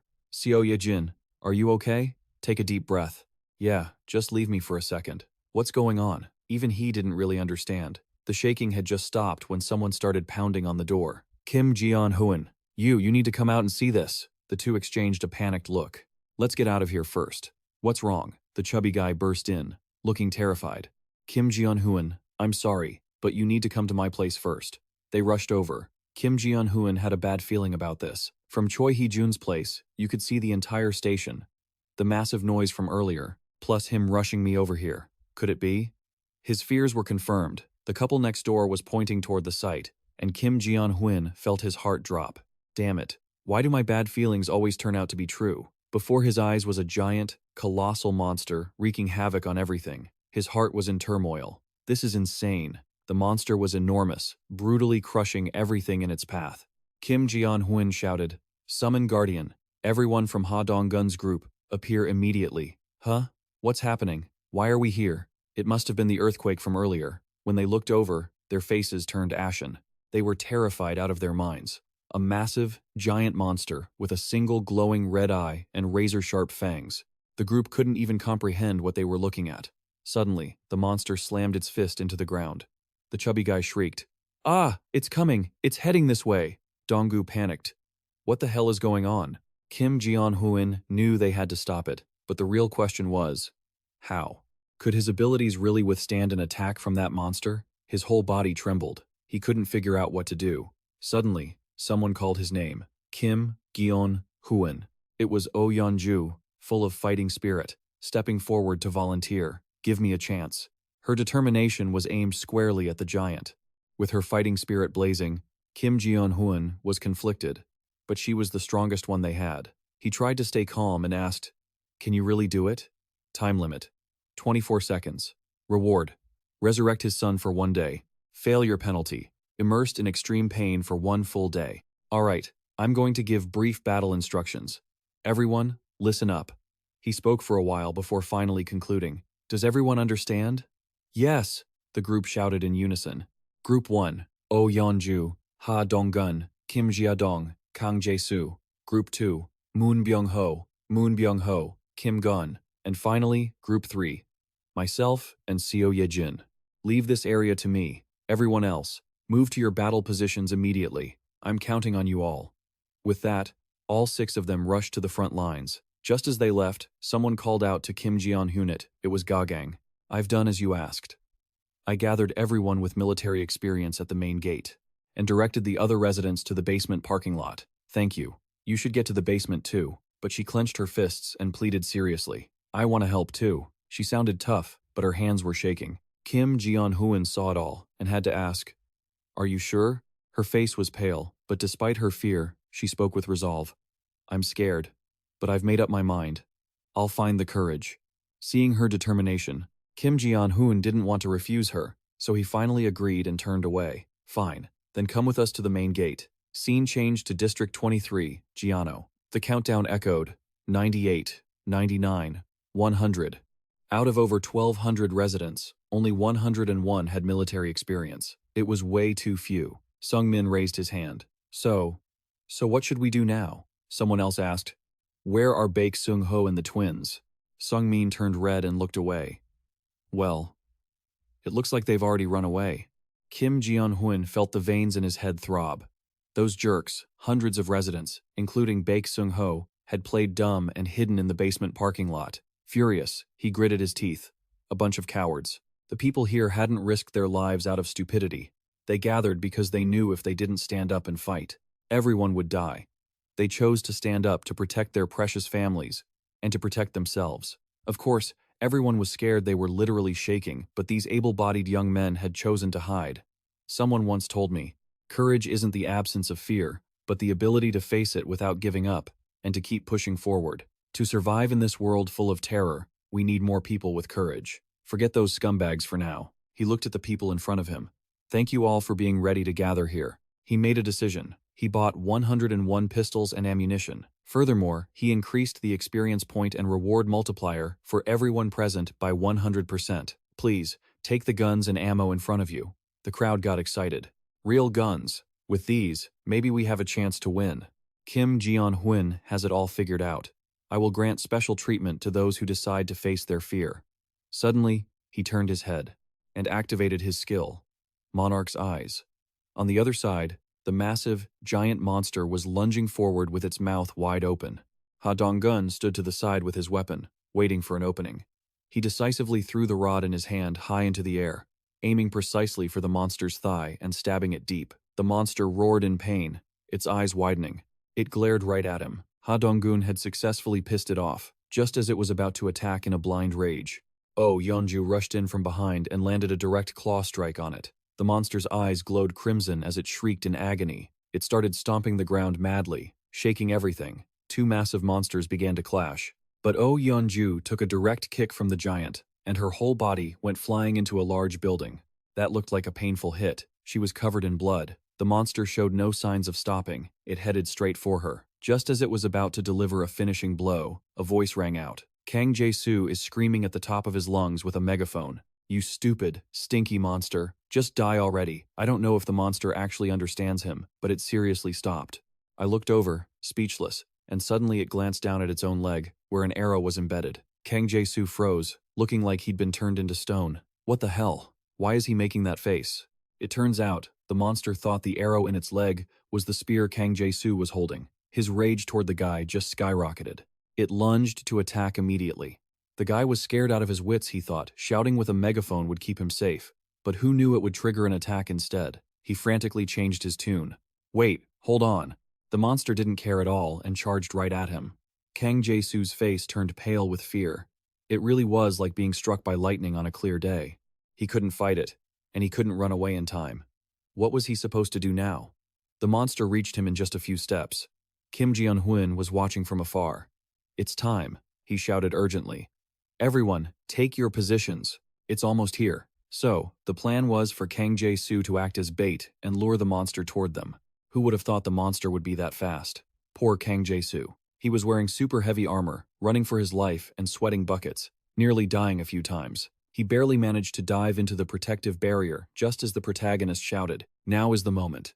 A black crow dove from the sky and plucked the monster's eye out in one go. Yoo-hee Rim stood right in front of it with her bow and fired another arrow straight into its eye. "It's definitely blind now." Then, Moon Byung-ho entered the fray, teleporting right next to it before it even realized he was there. He was carrying dozens of Seo Ye-jin's bomb rats, which he dropped straight into the monster's wide-open mouth. After that, he immediately yelled to signal Kim Jeon-hoon.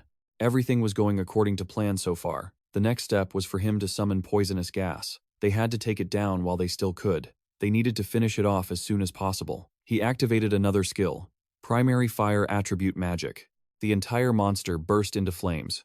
The fire roared high into the air. If they didn't kill it now, when would they?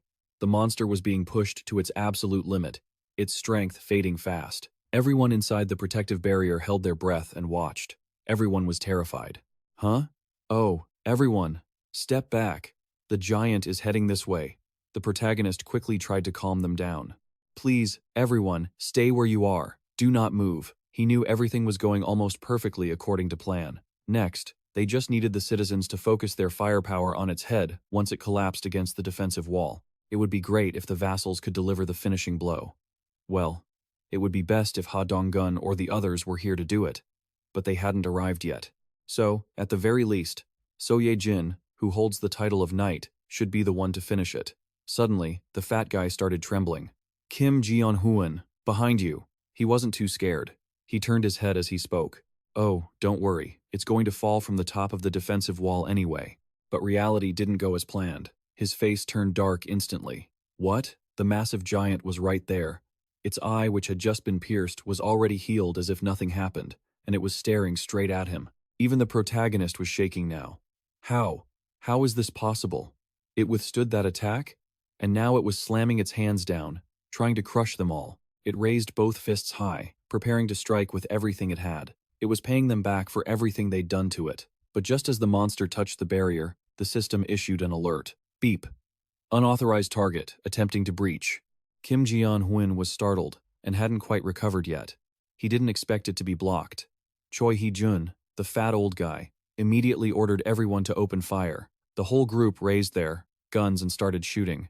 Seeing that the monster couldn't get through made them feel much more at ease. The monster was bombarded with a hail of bullets, causing it to scream in agony. The protagonist was still worried. It was blocked for now, but he wasn't sure if the barrier could hold up against a few more hits. Once the barrier shattered, the consequences would be fatal. If that's the case, he had to find a way to kill it quickly. He activated the skill, Giant Invisible Hands. This was a skill he'd obtained after spending skill points he had been saving and was reluctant to use, just in case of an emergency. Just as he predicted, bullets weren't enough.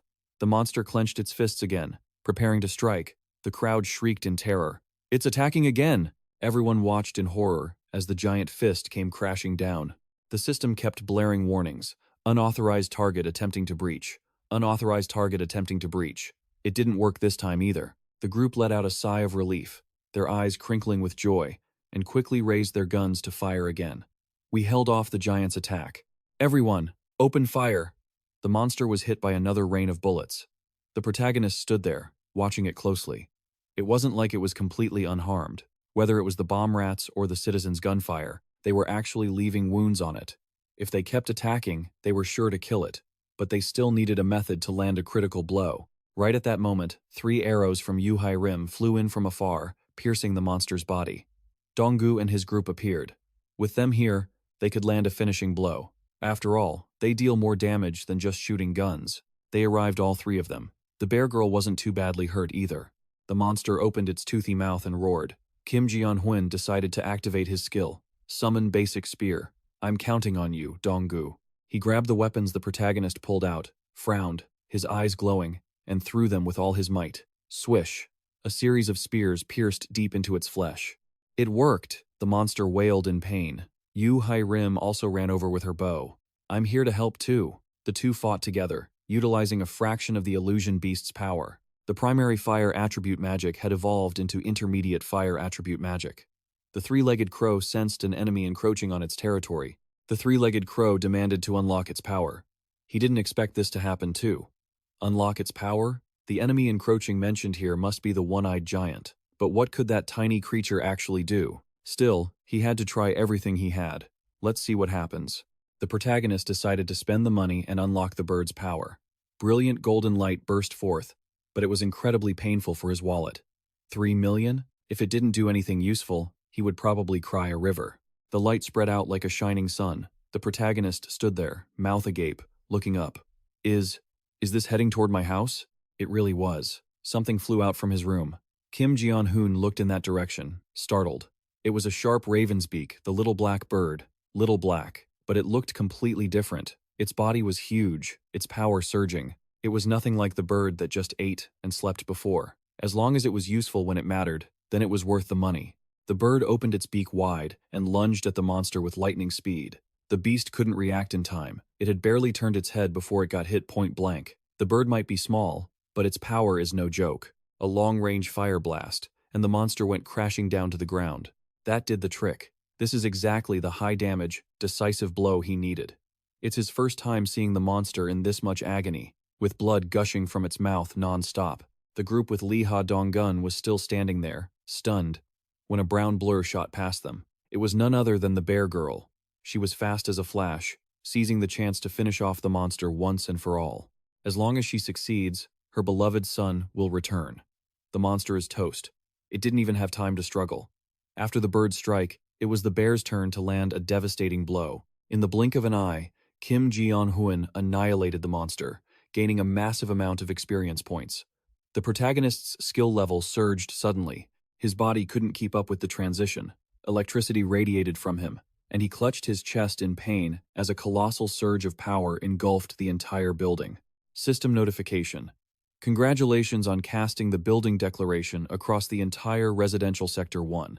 Having paid the sponsor fee, he collapsed to the ground, writhing in pain. The bird flew over, looking all smug and proud. Kim Ji-hyun was speechless. I'm already in agony, and now you're mocking me? Plus, you had the nerve to waste 300 million on your own. Only when he glared at the bird did it drop that cocky expression. He was just scolding it, though. He knew Little Black had dealt the killing blow to the monster, so he reached out and patted its head in praise. You did well. Even though the Summon Beast ability seems limited to the building's territory, it's still an absolute steal. Spending 300 million to gain 30 billion, that's insane. Should I max out all 10 summon slots? If the feature is this powerful, there's no need to hesitate. But when he checked the system, the next summon cost had skyrocketed. 10 billion? Why did the price jump up so much? Suddenly, a series of system screens flickered into view. At this very moment, just for a brief second, the status board notification chimed. Oh Yanju had completed her mission. She returned to her human form, standing there, waiting for a miracle. It became the sound that turned her wish into reality. Tears streamed down her cheeks, and she wept silently. She had finally waited for this moment. Cut to a sewer somewhere. Voices could be heard. Next in line was a guy who could manifest clean water from his hands into other people's bottles. The girl holding the water bottle tilted her head and smiled faintly, whispering, "Thank you." The man called out, "Next." He looked completely exhausted. Their supplies were running thin. Even though I can create water, The food we scavenged from fighting the monsters nearby is almost gone. We've really hit our limit. Even the water he created was becoming scarce because he had no energy left. It seemed like they eventually had to leave this place. Just then, with a loud rumble, their hideout shook violently, and the group looked at each other in panic.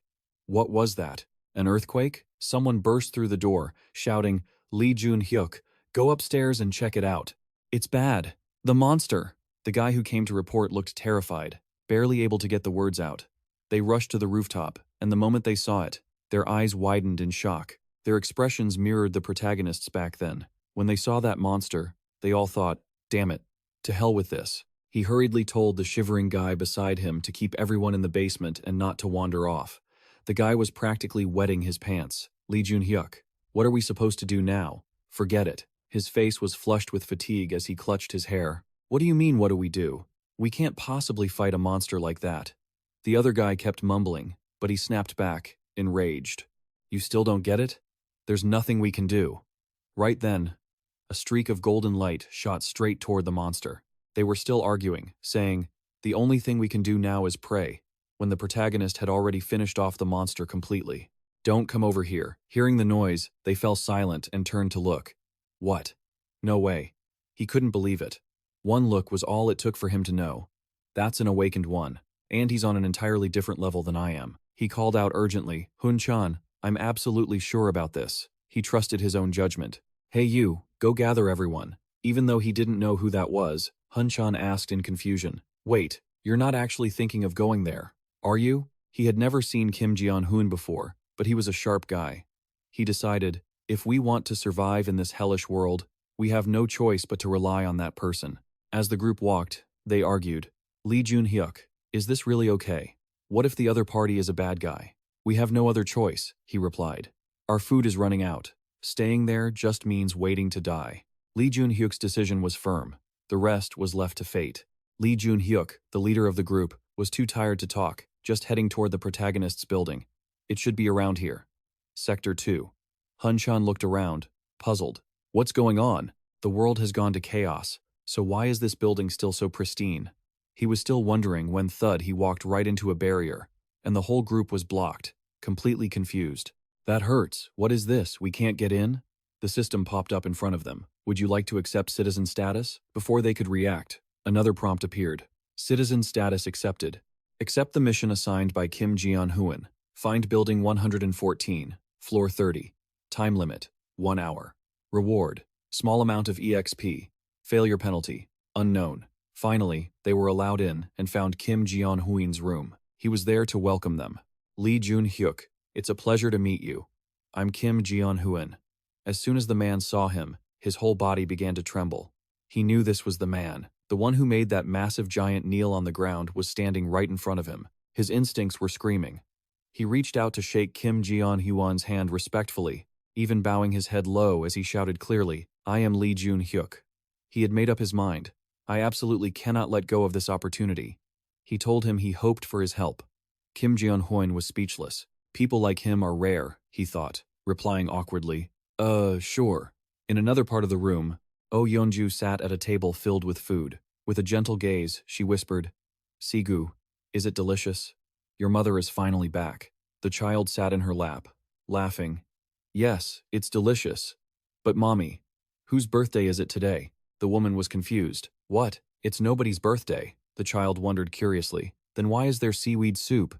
She hugged the child tightly. "Because our Sigu likes seaweed soup." The kid laughed happily. "Haha, wow, amazing." Just then, Kim Ji-hoon opened the door and walked in. The woman turned around. "Ji-hoon?" The child recognized him too. "Oh, it's the mage uncle." They asked each other if the arrangements for the newcomers were going smoothly. The young girl turned around. "Kim Ji-hoon, is that you?" The kid recognized him too. "Oh, it's the mage uncle." They started chatting, asking if everything was going smoothly with getting the newcomers settled. "Got it. I've already sorted out the living arrangements and food for them." He scratched his head, looking a bit flustered. "Also, I'm really sorry. I don't think you quite understand." What do you mean?" he continued. "I mean, the fact that you all can't leave my place. I never expected things to end up like this." Oh, Yeonju didn't ask for anything more. She gently stroked the child's head. "For my son and me to be able to stay here like this. That's more than enough for me." She couldn't help but plant a kiss on the little boy. I'm truly content right now. You really did bring him back to me. Her trust and loyalty reached 100%. Even without a system notification, he could tell from her expression and demeanor. He stood there, watching the mother and son play together. Do you want to watch the dinosaur movie? Sure, why not? He knew he could feel her sincerity too. The two of them watched the movie, never getting bored. But seeing them so happy made him feel a pang of sadness, his eyes sinking with desperation. He thought of his own mother, wondering if his family back home was living well. Are they eating properly? Are they sick anywhere? Could something terrible have happened to them? The raven seemed to understand his heart. It flew over and let out 2 chirps, wanting to join in on the fun. Seeing this, he encouraged himself. It's okay, don't worry too much. Only 1 day has passed, but I know Oh Yeonju put in so much effort for this day. Now, Seo Ye-jin's mouse was on its way to his parents' house. Once the mouse arrived, he could send the necessary supplies to his family. With that thought, his tired eyes filled with hope. I'll just keep watching quietly. This moment of radiance in a one-day dream was just for Oh Yeonju. Kim Jeon-hoon even gave up his own bed for the mother and her son. Yu and Sai-gu should go sleep on the bed inside. She didn't want to trouble him too much and declined. No need, we can sleep out here, but women and children should be the priority, he insisted, leaving no room for argument. You and Sigu need to get some good sleep, he teased the boy with a smile. That's an order. She felt it would be rude to refuse any further. If you say so. The mother and son bowed deeply. I understand. Thank you for your kindness. Thank you, mister. The 3 of them said their goodbyes, the little boy waving his hand. Good night, Mr. Mage. He looked at them with such gentleness. Back when he was little, he must have been tucked into bed by his mother just like that. Late at night, the sound of a lullaby drifted through the bedroom. Sleep tight, sleep fast. My little Sigu. Sleep well. Sleep so well. Have sweet dreams. Rooster, don't crow, or you'll wake mommy's little one. Puppy, don't bark, or you'll wake mommy's little one. That night, through the small gap in the door, Oh Yeonju's lullaby echoed through the quiet room. Though I've long outgrown the age for lullabies, for some reason, as I listened, my eyes slowly drifted shut on their own. The next day, nothing special happened, and another peaceful day went by. Sigu and I ate the meal Oh Yeonju prepared. Everyone watched the cartoon that Sigu liked together. Sigu kept chasing after Chuhak, who was trying to sunbathe, making him angry. Is everyone napping together? We even played with the toys I bought from the shop. During that time, life moved forward, waiting for no one, racing by in a blur. Ding! The system notified that only 1 day remained. He read the message with a face black as soot. Even the raven looked on with tearful sympathy. The time I could spend with them was merely 1 short day. Oh Yeonju hugged her son tightly. The child realized it. Mom, are you crying? Tears streamed down her face, yet she still said, Mom isn't crying. The boy held her face. Mom, you're clearly crying. Mommy, don't cry. Oh Yeonju choked back sobs. Sigu, Mommy is so scared. I'm so scared of a world without my little boy. Suddenly, the boy reached out and wrapped his arms around her neck. Mommy, hug me. I'm still right here. Sigu's voice was as warm as sunlight, comforting her until she couldn't hold back and collapsed in tears. But even so, the child gradually let go and stepped back. Mommy, I'll always be by your side. Did you know that? Oh Yeonju watched him drift further away, crying even more desperately. Sigu. No matter how much she clung to him, the boy had to go. Not yet. Mom still has so much left to do for you. I still wanted to cook more delicious food you like. The child cried too, turning around and trying to smile brightly, calling out, Mommy, again and again. But the dead cannot come back to life. He knew he had to leave. Mommy, I love you. As he said those words, his figure began to fade, leaving forever. Facing this separation once more, Oh Yeonju's body shook violently, her face drenched in tears, unable to utter another word. She bit her lip until it bled, whispering his name, Sigu. Finally, she managed to smile and said, Mommy loves you too, my little treasure. Even as she completely crumbled, she tried to force a smile. Goodbye, Mommy. The child turned into white petals and drifted away, never to return. The wind blew, erasing his presence from this world. Oh Yeonju fell to her knees right there. Even after the warmth Sigu left behind had completely vanished, she didn't lift her head. Hope. Hope is a flower that only blooms in desperation. And so, those who hold hope in their hands can only sink deeper into the abyss of despair. He witnessed it all, feeling utterly powerless to do anything. Thinking of his own family made his heart ache. Would they eventually leave like Sigu, too? It was just too cruel. Once it was over, he walked toward Oh Yeonju, reaching out to comfort her. Don't be too sad. After all, this isn't the end. He knew he was lighting a spark of hope for her once again. She looked up, startled.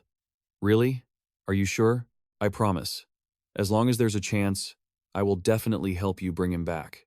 Kim Ji-hoon took his hand. He knew Oh Yeonju couldn't resist. Drawn by the temptation like a devil's lure, her trust hit 100%, and she would surely do everything in her power to complete the missions just to see Saigu again. Scene change, a guy named Baek Sung-ho was screaming his head off. Damn it! The twin brothers stood there, taking the heat of his rage. The long spear, the regular spear, and all the assets they'd saved up over the past while were all gone. This is so infuriating. Everything's been stolen. Where are your supplies? One guy adjusted his hat, looking away in confusion. We don't know. We woke up from a nap and found everything was gone. The other guy frowned, looking troubled. I asked around and found out a lot of people had the same thing happen. Do you know what we all have in common? It's that when the main gate called for everyone with military experience, none of us showed up. Damn it. Furthermore, it seems everyone who did go returned safely. Thinking about it now only made them angrier. One of the twins sighed. We should have gone back then. Baek Sung-ho turned black with rage, grabbing his collar and cursing. So you're blaming me, huh? Is that it? The two of them couldn't do a thing against him alone. Hurriedly explaining, No, that's not it. It's not like that. He just kept on berating them. Damn it, didn't you all agree too? You even said it yourself, that anyone who follows those orders is a fool. Am I right, or am I right? The guy whose collar was being grabbed replied in a panic. Yes. Are you shaking?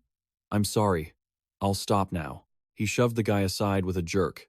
Now they were starting to get scared, thinking they might get kicked out because something like that had happened before. I heard someone got caught trying to pull a stunt on a minor and was kicked out on the spot.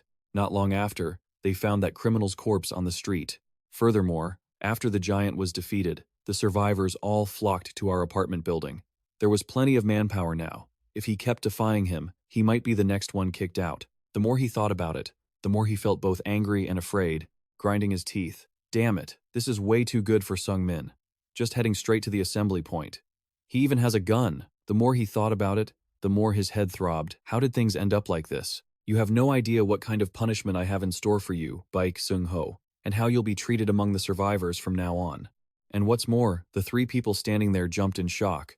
Ding! Quest. Eliminate 20 goblins. Time limit. 24 hours. Reward. A small amount of XP. Penalty for failure. Extreme pain for 1 minute. His face went pale as he spun around to look at the system. What is this? Extreme pain? This is the sweet revenge of the main character. If you guys want to survive in this safe zone from now on, how are you going to take responsibility? Seo Ye-jin's Primeval Might.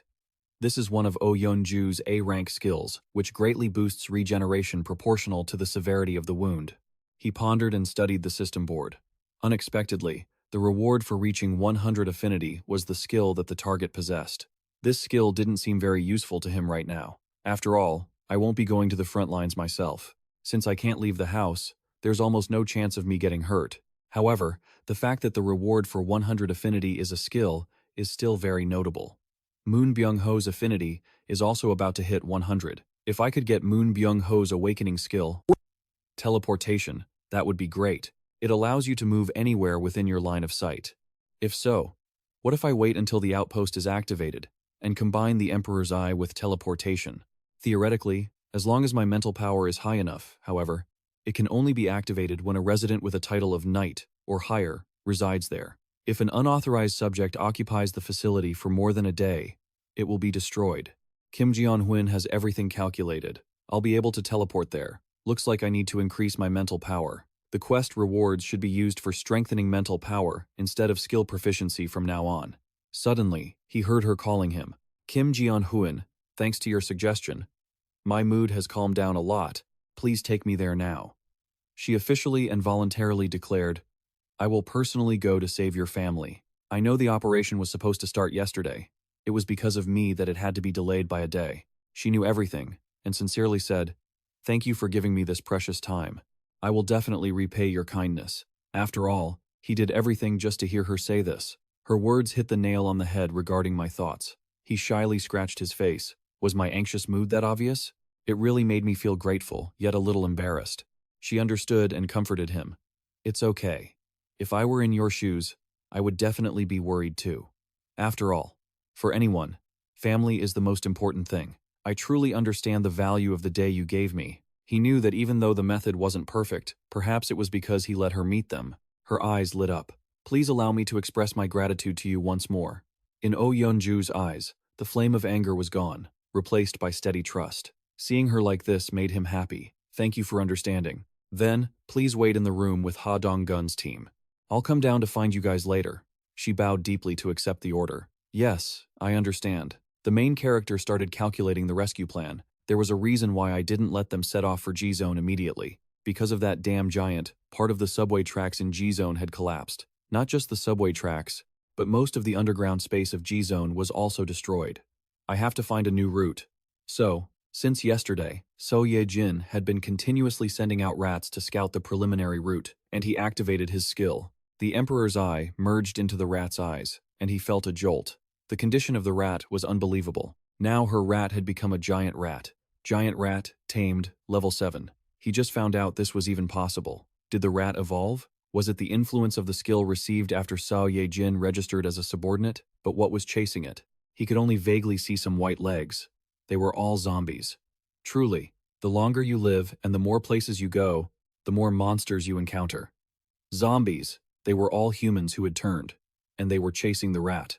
Suddenly, the rat stopped, spun around, and stood face to face with the zombies. The zombies surrounded the lone rat. It was going to be hard to escape. Even the main character thought it was a lost cause. But then he thought, instead of sacrificing the rat in vain like this, why not just use the poison gas explosion to wipe out the zombies? The rat's pitch-black eyes flashed with murderous intent, and it decisively lunged forward, moving quickly, dodging the zombies' pursuit, clawing and biting in the blink of an eye, refusing to die. Her rat even had intelligence now, knowing how to find a way to fight. You resilient little thing, I never expected that. Good. It was almost at the exit.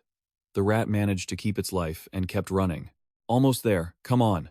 It succeeded. But before it could even celebrate, some kind of monster appeared right where it passed White, with razor-sharp teeth. The monster saw the rat and wanted to devour it alive immediately. Both the rat and Kim Ji-hoon were startled. This monster was a level 23 earth shark. It was already opening its mouth, waiting for the rat to run straight into it. This level was way beyond the rat's current capability. What? What on earth is this? That's the end of it. If it dies, the main character will be affected too. He clutched his head in pain, sweat pouring down like rain. What was that thing just now? An earth shark? No, that's not right. The point is, why does it feel so familiar? Turns out it was Gangnam. My parents' house is only a few kilometers from Gangnam, so it's very likely that monsters like that are everywhere around my parents' house. I have to hurry.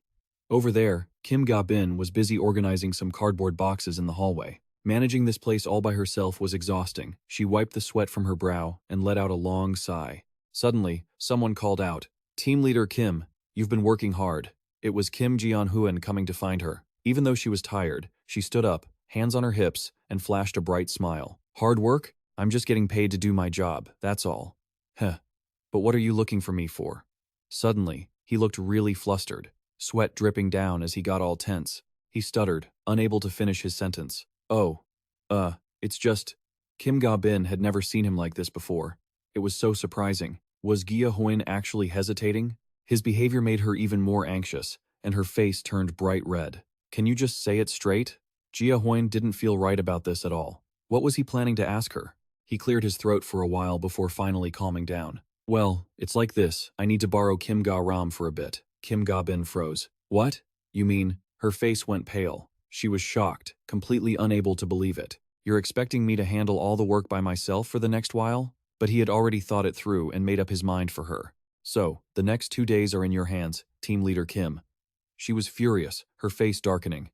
"Gia-hoon, I am definitely demanding compensation for this. You're going to pay me for overtime, right?" Anything that could be solved with money was something he would never refuse. "Deal. I'll pay you double." Now that is how you manage people. When she heard about the money, her eyes lit up, all her fatigue forgotten. She shouted, "Deal," and just like that, she went off to use her power. Her skill was creating dense toxic gas. Opening her eyes, she realized she had been summoned to the meeting area. Kim Ji-hoon looked at the group. "Is everyone here?" Then let's officially start the strategy meeting. As you all know, due to the appearance of the giants, the route through G. Samson is currently very difficult to navigate, but it would be a shame to just abandon the underground railway line. Jin, she jumped in surprise and pulled out a piece of paper. Ah, yes. After passing Samson Station, the section from Bonagon Station to Chogang Station is still intact.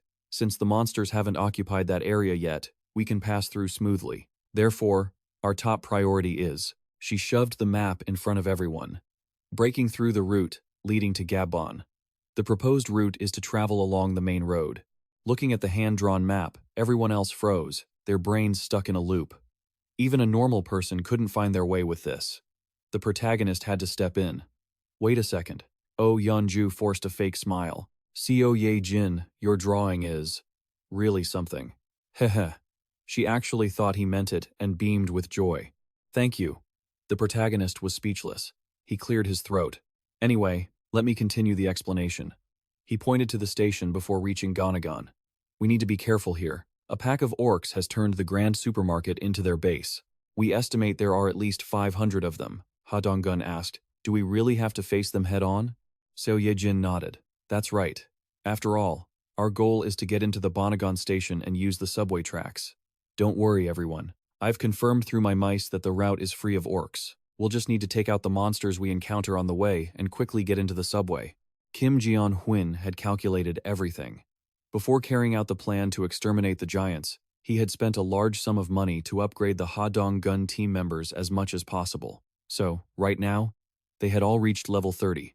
Among the retainers he had, the only ones below level 30 were Choi Hee-jun and Kim Ga-ram. Those goblins were no longer a match for Ha Dong-gun's team. The group continued to point at the map and discuss. Even though we can go straight to Chogang Station once we enter the subway tracks, the problem lies at the next station, Gabusan. The whole group panicked as soon as they heard it. You mean there are giants in Gabusan too? They let out a sigh of relief when they realized there weren't any giants there yet. Well, that's good then. But Seo Ye-jin's face looked even tenser. The problem isn't the giants, it's the tracks. The tracks connecting Chogang Station to Gabon are crawling with a massive, terrifying amount of zombies. If we don't have the ability to wipe out the monsters in that tight space, this route will actually be very disadvantageous for us. At this point, everyone immediately looked at Kim Ga-ram. In a confined space, using toxic gas would kill them all too. Plus, she was the shyest one in the group. Her face turned dark and she started trembling. She finally bit her lip and calmed down. Gritting her teeth, she clenched her trembling fists, trying to prove that her ability would definitely be useful. Returning from the meeting, she got to work immediately. Ding! Storage capacity exceeded. 100 kilograms of toxic gas reached the limit. She let out a breath. All done. Just then, the protagonist walked in. Kim Ga-ram, you've worked hard. Oh, thank you. Is your condition still okay? I'm perfectly fine. Even though I felt pretty drained halfway through, a burst of strength suddenly surged through me, so it's not a problem at all. That's good. The protagonist had also played a part in this. Because Kim Ga-ram looked so tired, he had urgently opened the retainer management board to level her up. Even though it cost quite a lot of money, he had already made tens of billions anyway. This little bit of money was nothing when it came to saving his family. Anyway, looking at the results, it must have been the right decision. She had a slight question. But, Jia-hoon, do I really not need to go there in person? He nodded. It's fine. You just stay here and keep creating toxic gas. That's enough. That's the best arrangement. It doesn't waste your talent, and it keeps you from getting so scared you have a heart attack. All right, the preparation is mostly done now. It's time to start the operation. As he finished, Kim Jeon-hoon activated his Divine Eye skill. Over on the other side, Seo Ye-jin summoned her mice again to continue. This time, the mice encountered a whole horde of zombies. They were level 3 tamed mice, so they were actually quite strong. Both sides clashed one mouse against a whole pile of zombies. The protagonist immediately waved his hand to open the inventory. Clouds of Kim Ga-ram's toxic gas flooded the air. The mouse dodged everything, and with the help of the toxic gas, the zombies fell wherever the mouse went. Kim Ga-ram's poison had a paralyzing effect. Once inhaled, movements would become sluggish, and the target couldn't control their body. Next, it would paralyze the diaphragm and rib muscles, leading to suffocation. But these were zombies. Since they were already dead, they couldn't breathe, so the poison didn't affect them. Therefore, to deal with this situation, He had prepared Plan B. He shouted, "Jin, I'm counting on you." She understood and shouted, "Got it." Right away, hundreds of red, glowing eyes appeared in the hallway. An army of mice as thick as ants rushed forward. There were plenty of mice in the apocalypse. This time, the zombies were done for. The mice gnawed on them until not a bone was left. The system notifications rang out continuously. Ping. You've wiped out the zombies, gained experience points, and deposited 120,085 into the Home Lord's wallet. Suddenly, So Ye Jin jumps, letting out a startled cry. Oh, the rats. They don't look so good. Only now does she realize the rats have fully turned into zombies. They must have gnawed on the zombie corpses. Things have taken a turn for the worse. We went from regular zombies to giant, level 9 tamed zombie rats. Talk about an unexpected situation, this was a close call. If they'd been scratched by zombie blood, they would have turned too. One moment of carelessness. And since those things fight by biting and clawing, the risk of infection is huge. He breathes a sigh of relief, glad they avoided the worst-case scenario. Do the mutant rats still listen to you? Oh, Yeonju isn't so sure. She's testing it out. They look pretty angry. But, yeah, they still seem to be listening to you. If they're still listening, that's not too bad. Good work. The plan is moving along smoothly. If things keep going this way, and they reach Gangnam Station safely, he might actually be able to save his family this time. Ping. A system notification pops up. Unauthorized subject attempting to infiltrate. His eyes widen in shock. Huh? 157 people? Where did so many people come from? Still, he hits the approve button. Citizen count reached. 300. Population threshold met. Economic activity subsidy skill unlocked. Economic activity subsidy, huh? More people isn't a bad thing at all. He's actually getting excited now. This skill looks pretty sweet. The system displays a bunch of new features. Economic activity subsidy allows you to assign roles to residents and provide a salary. The salary is calculated separately from the cash in the Home Lord's personal wallet. Plus, you can unlock new positions like secretary, director, and manager. He immediately thinks assigning Kim Ga-bin and the public facilities management team would be the smartest move. The salary he's paying them right now is 700 G a week, which breaks down perfectly to 100 G per day for a standard staff position. From now on, when he pays them, he won't get hit with transaction fees anymore. In that case, he's got to increase the number of public facilities management staff as much as possible. Since he's using the economic activity subsidy to pay their wages, it's basically free. This is a huge amount of money. Even the lowest level staffer gets 100 G a day. If he hires 300 staff members, that's 30 million W in daily income. If he fills all the positions from staff all the way up to director, the total daily payout adds up fast. Department head, 200. Deputy director, 250. Director, 300. That's a whopping 50 million world daily. As it accumulates, the tax revenue earned from using the skill will skyrocket. His eyes practically sparkle at the mention of money. Plus, they'll spend that cash at his shop, and a portion of it will end up right back in his pocket. Assigning more roles to the residents is a massive win for him. Aside from public facilities management, what other roles could he create? He could set up jobs for facility maintenance, cleaning staff, and security. Is that all he can think of for now? For security, he'll prioritize the people who were gathered at the main gate earlier. Also, before anything else, he needs to promote Kim Ga-bin to director. Let's see, the members of Kim Ga-bin's team. Besides Choi Hee-jun and Kim Ga-ram, who else is there? Registered as a vassal. He knew it. Giving her a raise fixed everything right up. Oh, so once loyalty hits 100, they automatically register as a vassal. Doesn't that mean, once loyalty hits 100, they also unlock their potential ability? Let's see what Kim Ga-bin's ability is. He's just about to tap the screen when he hears a snoring sound nearby. He turns to see Kim Ga-ram fast asleep on the sofa, dead to the world. Seo Ye-jin, at a loss for words, points at her. Should we wake her up? The Lord shakes his head. No need. I know Kim Ga-ram finished her mission. Even if she tries to act like she's fine, she's clearly exhausted. This proves she's burned through all her stamina, so she deserves a reward. Let her sleep. He even thoughtfully uses an invisible hand to tuck her in. Jin, Kim Ga-ram looks totally drained. Huh? Yeah. He just remembered to check on her too. Are you okay? We've entered the Nambu subway line. Everything is okay. Good job. Keep up the good work. She nods vigorously. Yes. Leave it to me. Suddenly, her face turns deathly pale, and she looks terrified. He notices something is wrong immediately. What is it? She's drenched in cold sweat. No, the connection. It's gone. She stares at her hands in a panic, her face ashen. He jumps, startled. What do you mean? How can it just cut off? Seo Ye Jin tries to stay calm. Wait, let me try again. But no matter how many times she tries, nothing happens. It seems the distance is too far now. But the rats are still there.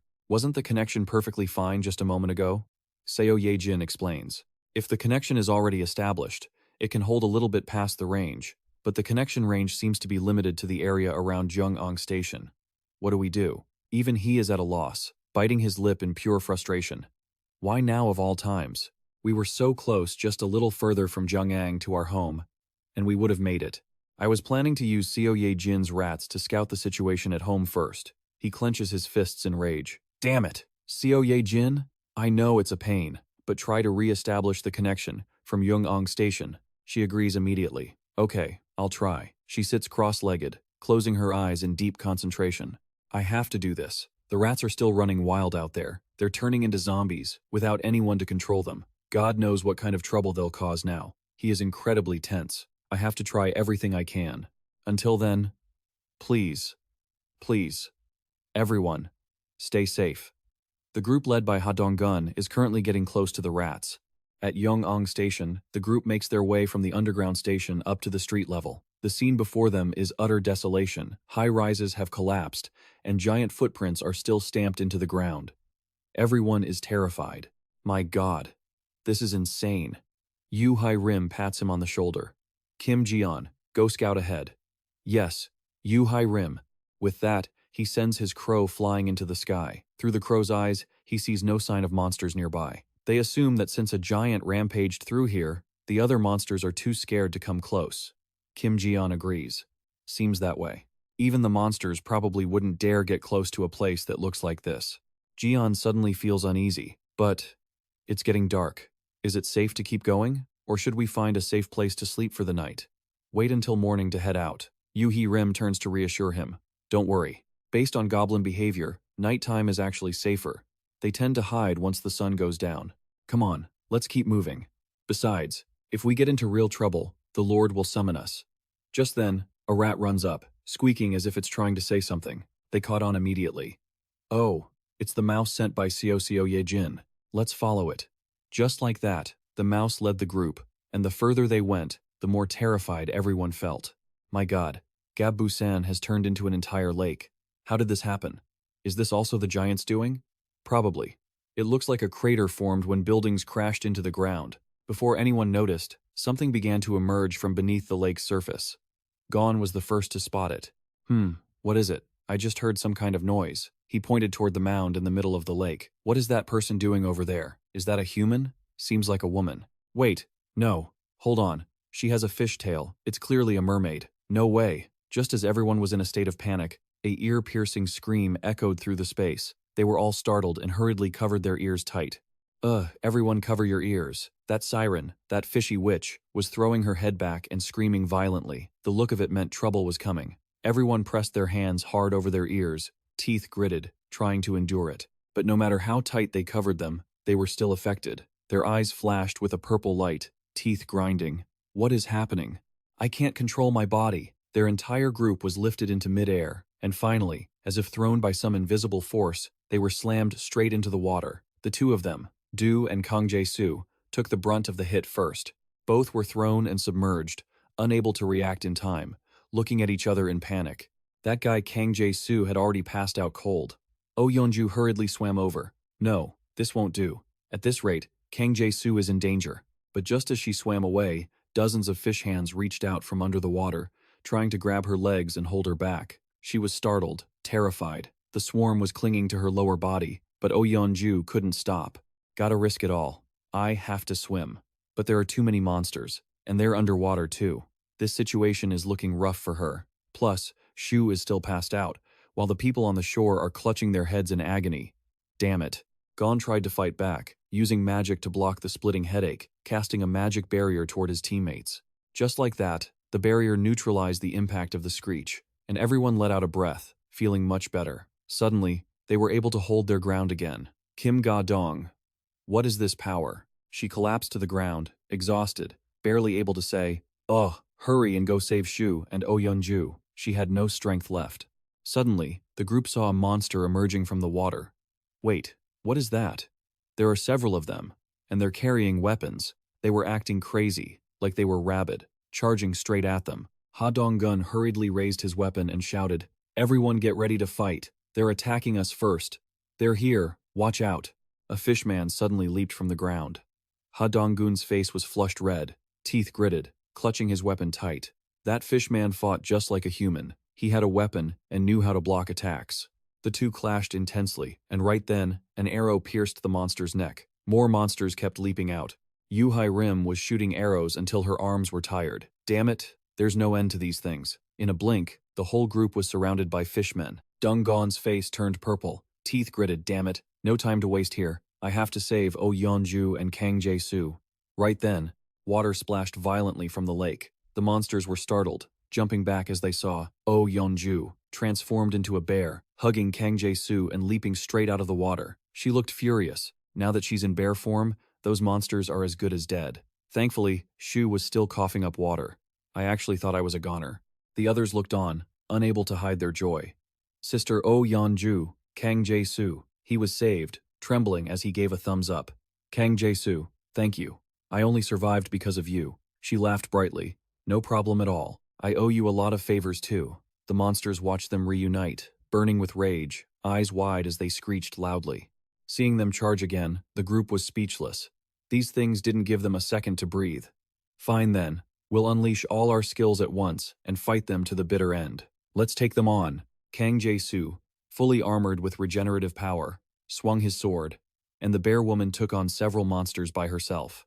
One hit from her was enough to send them flying into oblivion. A monster was sent crashing into a wooden pillar, and before anyone noticed, there was a monster trapped on that pillar. It got hit so hard it started to collapse. The group panicked, shouting, "Everyone move!" Luckily, they dodged in time because, with a massive thud, the entire pillar shattered into dust.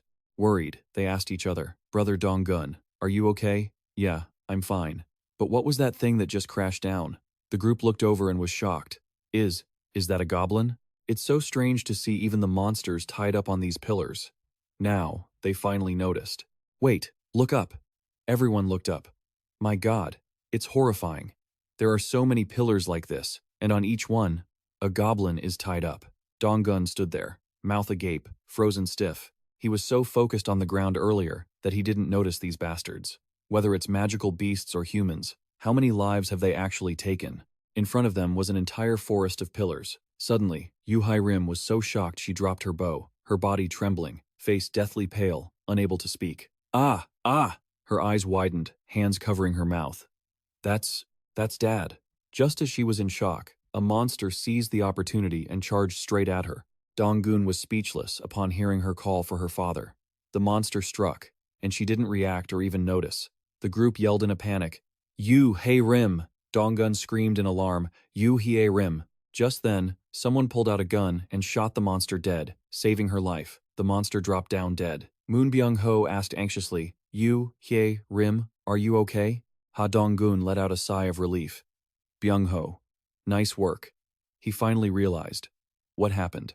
Ji Vin's condition wasn't looking good. She was still clutching her face, collapsed on the ground. Suddenly, she heard a voice. "Brother Ha Dong-gun," he suggested, seriously. "I think I've found a way to solve this situation. I've been observing through that little black siren all this time. It seems to be hiding in the back, ordering these monsters around." Ha Dong-gun finally had a light bulb moment. What? Even though he didn't understand what it was saying, as long as its mouth moved, those fish-head monsters would act accordingly. If they could take out that siren, those leaderless creatures might just retreat. That sounds doable. It's definitely worth a try. But that demon bitch is far out in the lake, and they don't seem like they'll give them any opening. Suddenly, Kang Jae-soo spoke up. "So, we just need to take out that siren, right?" He knew he'd sink if he went into the water, but he insisted, "It's not a problem. Leave that one to me. I've got a plan." The siren started moving her lips again. The fishmen immediately grabbed their weapons and charged. They were red with anger, teeth gritted. They changed formations. "It looks like they realized we're targeting the siren." Ha Dong-gun asked the guy anxiously, "Hey, Kang Jae-soo, are we actually supposed to trust you? I don't know what kind of scheme he's cooked up to be this confident. Don't worry, just leave everything to me. If I draw their attention, it'll be even more advantageous. You guys just need to clear a path for me." Gaon held the girl, who was shaking and crying, tight in his arms. I'll handle protecting Yu Hai Rim. You guys start the Dong Gun plan. Our top priority right now is to wipe out those fish people. Users with weapons, guns, and fists went crazy. Anything went. Bows, spears, swords, they used it all. Dong Gun suddenly spun around and yelled, "Sue? Are you okay?" He still looked incredibly confident, clad in iron armor, focusing only on his weapon as he aimed and threw it with all his might, piercing straight through the crowd toward that siren. She didn't expect to be taken out like this. She tilted her body to the side, barely dodging, narrowly avoiding a decapitation. Damn, it missed. Not enough to take her down. The whole group watched, shocked. They thought he had some grand technique, but it was just a straight piercing throw. They stood there, frozen. "Hey, Kang Jae-soo, didn't you say to leave everything to you?" But his face remained confident, and he didn't say a word. The siren, having escaped death, couldn't stop laughing, mocking them. Even the fish people joined in, laughing maniacally. Ju suddenly chuckled smugly. "Ha Dong Gun, have you forgotten? If even you fell for the trap, what are we supposed to do?" The guy still didn't get the intention, turning around angrily. "What the hell are you talking about?" As soon as he shouted, he suddenly remembered the miraculous property of the heavy spear he had discovered himself. Kang Jae-soo smiled confidently, waiting. Just as he calculated, the heavy spear was curving back, and this time, it pierced right through the siren. You've got to fish for them to get the job done right. That siren couldn't keep that smug look on her face anymore. She was sent straight to her fish ancestors. The system notification chimed. Siren eliminated. Experience points received. Funds deposited into the family wallet. They succeeded. The fish people were caught off guard. Their smiles hadn't even faded before they were scared out of their wits, diving straight into the water. They retreated, and the group finally breathed a sigh of relief. Whew, thank God, I can finally breathe. Ha ha ha, see? I'm a genius, aren't I? Kang Jae-soo's nose was practically pointing at the sky from all the praise. Ha Dong-gun rushed over to Yu Hai Rim. Are you okay? Gaon, who had been holding the crying girl, looked at him in confusion. Dong-gun, what should we do? He still didn't understand. Finally, Yu Hai Rim spoke to Dong-gun, her body trembling uncontrollably. My dad, he's hanging up there. His face instantly paled. What? No way. He quickly turned to look. Why is my father-in-law? He was just as panicked. No, no way. I must have seen it wrong. That's it. I definitely saw it wrong. Tears streamed down Yu Hai Rim's face. Dong-gun, what should I do? He looked again, and there was no mistake. It was him. Dong-gun. What about my dad? Everyone around them felt the weight of her grief. Poor guy. The cries of dad echoed through the deadly space. Kim Ji-on-hun, watching from the other side, knew what was happening and tried to use the system to update a larger mission for the target. Yu Hai Rim. Reward. Resurrect father. Warning. Cannot resurrect targets who died outside the king's territory. Seo Ye-jin quickly turned to look at him. Kim Ji-on-hun. But he didn't say a word, helplessly hanging his head. The system screen glowed a harsh red. The pain was too great. He was also afraid of what might happen to his own parents. If this happened to them, he had no way to resurrect them. I trust Ha Dong-gun's team a lot. If they were truly in a life-threatening situation, I wouldn't hesitate to summon them back. But if I summon them without a forward base, everything would have to be started from scratch. The risk is just too high. Is it really just a last resort? Is it really? Being dragged underwater, surrounded by fish people with weapons? If that doesn't count as a life-threatening situation, then what does? Where? Deep down, I know very well. The anxiety and the desire to see loved ones again isn't just my own feeling.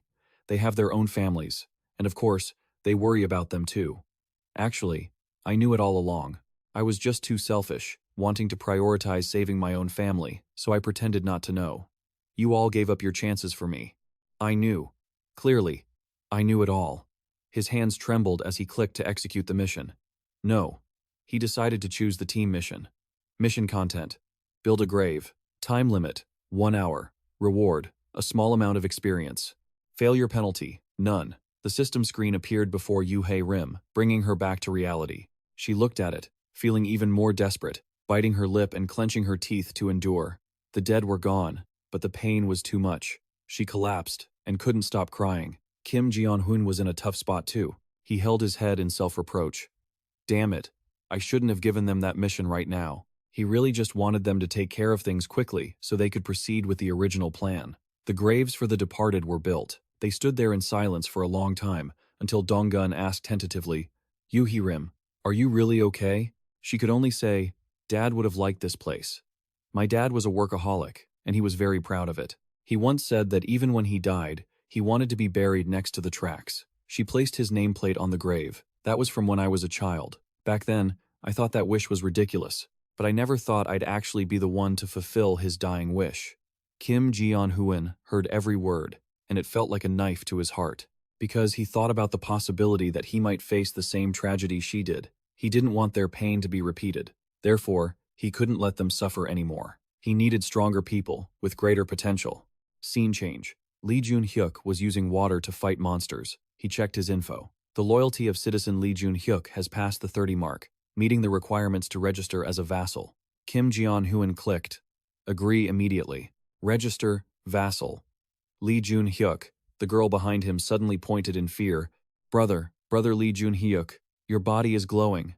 He finally noticed it. That's the spiritual power I gave you. He frowned, confused. This is. A flurry of system messages appeared. 12th servant, Night Mage. Reliability, 59. Loyalty, 31. Awakened power. Creation of holy water. Water manipulation. Summon heated and condensed water, then make it explode. Mission content. Try to cast holy water and water manipulation. Time limit, 10 minutes. Reward. Strengthened mental power. Failure penalty. Mental exhaustion. He realized it was him. The girl behind him was still worried. Lee Jun-hyuk, are you okay? What just happened?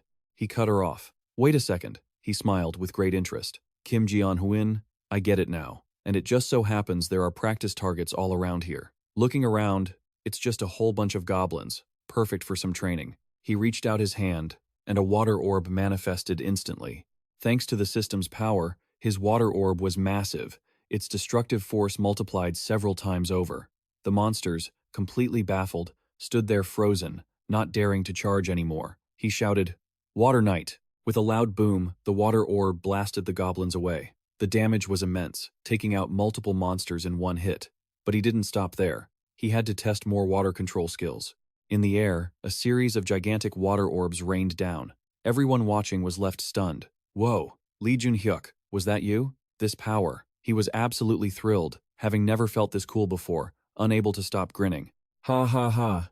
He knelt down, threw his head back, and laughed maniacally. Facing the direction of Kim Ji-hoon's building, he knelt coldly. Thank you. I will absolutely never forget this debt of gratitude.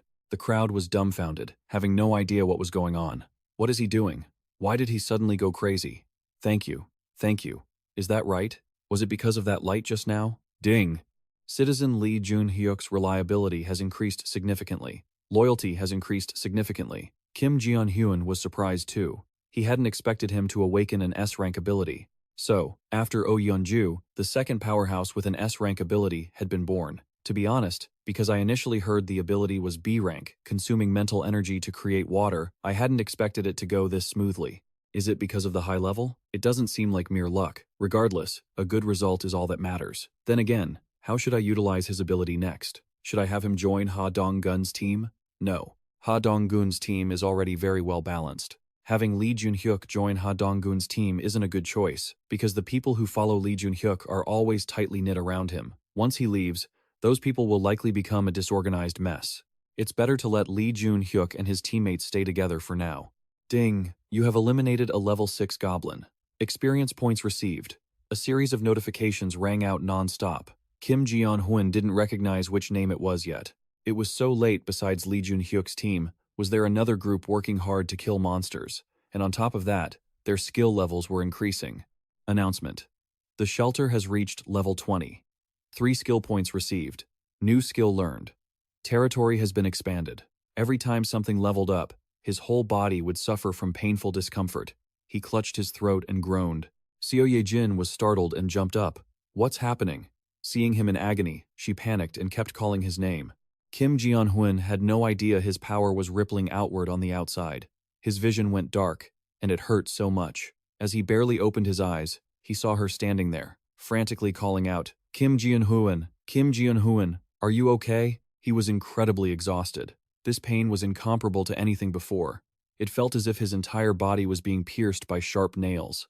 The girl looked deathly pale. Kim Ji-hoon, breathe, please, breathe. Kim Jeon-hoon, Kim Jeon-hoon, what should I do? He tried his hardest to open his eyes. What's going on? Did I faint? He suddenly saw a pair of large lips right in front of him, descending toward him. Kim Jeon-hoon opened his eyes wide. Seeing the girl was about to kiss him, she was likely trying to perform CPR. Kim Jeon-hoon panicked and, without any concern for being a gentleman, firmly pushed her away. So Ye-jin, what are you doing? The girl jumped, blushing beet red from embarrassment. I'm sorry. Wishing she could disappear, she stammered, well, I thought you stopped breathing, so I was going to give you CPR. Feeling less pain now, he sat up and replied, I'm fine. Turning back, he saw Little Black crying too, so he had to pat its head to comfort it. I'm okay. He quickly activated his skill. His Emperor's eyes allowed him to see his entire territory. The scale this time was truly astonishing. It was huge. It had expanded not just to the Bo Station, but even the Samsan Station and Buon Station were included. With the apartment complex as the center, all roads within a 1-kilometer radius now belonged to him. No wonder it hurt so much. After all, he had expanded his territory to the largest scale ever. I'm so tired. Even though he wanted to sleep for 5 more minutes, time was of the essence. First, the 3 skill points received after reaching level 20. I've already decided which skills to upgrade. This is the most important skill in my current operational plan. I have to upgrade the Emperor's Eyes. The Emperor's Eyes skill has leveled up to 4. It unlocked the multi-vision feature. Now his eyes were sharper than an owl's. He could feel his vision expanding, as if he were sitting in a security room filled with surveillance camera monitors. Maintaining such a sudden expansion of vision reduced his focus. It seems that maintaining 3 views at the same time is the limit for now. Next, with the 2 remaining skill points, the second skill I want to upgrade is the Dignity Maintenance skill. Upgrade successful. Unlocked the Magic Lucky Draw feature. Received 300 sponsorship crystals. Even he was surprised. Crystals? 300 of them? But he guessed it immediately. It must be to let me try out the Magic Lucky Draw. So they just gave me 300 crystals. Of course, he had no reason to refuse. He clicked agree right away. Immediately, a golden magic circle appeared on the ground. The light was so blinding that Seo Ye-jin and Little Black had to cover their eyes. Kim Jeon-hoon. This light.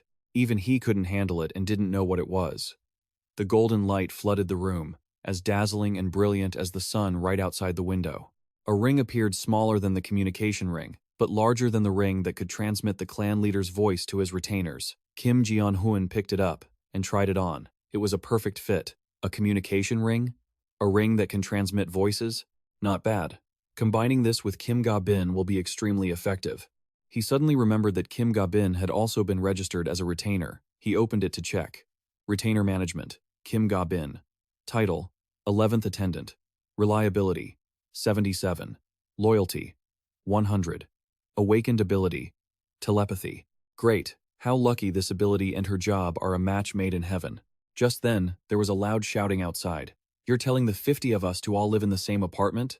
It was so loud that Kim Jeon-hoon could even hear it, and they refused to provide temporary space?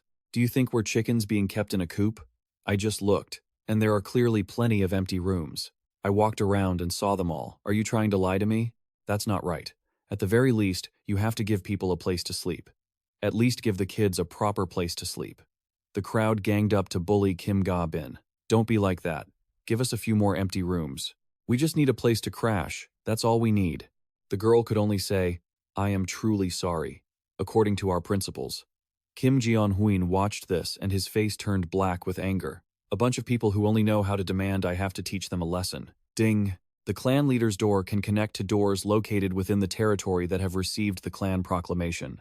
This is a skill I just unlocked after reaching level 20. I never thought the first time I'd test it out would be in a place like this. He pushed the door open, right behind Kim Ga-bin. That fat old guy was still pointing fingers and shouting. At the end of the day, you're all just squatting in someone else's place, aren't you? In an emergency like this, you should be helping each other out, not acting like you're so damn special. Kim Jeon-hoon replied, his voice cold. It's me. I'm the one who squatted here. Ga-bin turned around, startled. Kim Jeon-hoon, you. He walked out, locking eyes with the old man. If you've got an issue with how I run things, he said, his expression dark. He glared at the old man as a warning. Then why don't you just get the hell out of my place? Even now, the old man dared to act superior. What do you mean, you brat? Is this how you treat your elders? Kim Jeon-hoon didn't bother wasting words. He just pointed and commanded, "Expel Choi Se-ong Yoon-sik." The old man vanished instantly without a trace.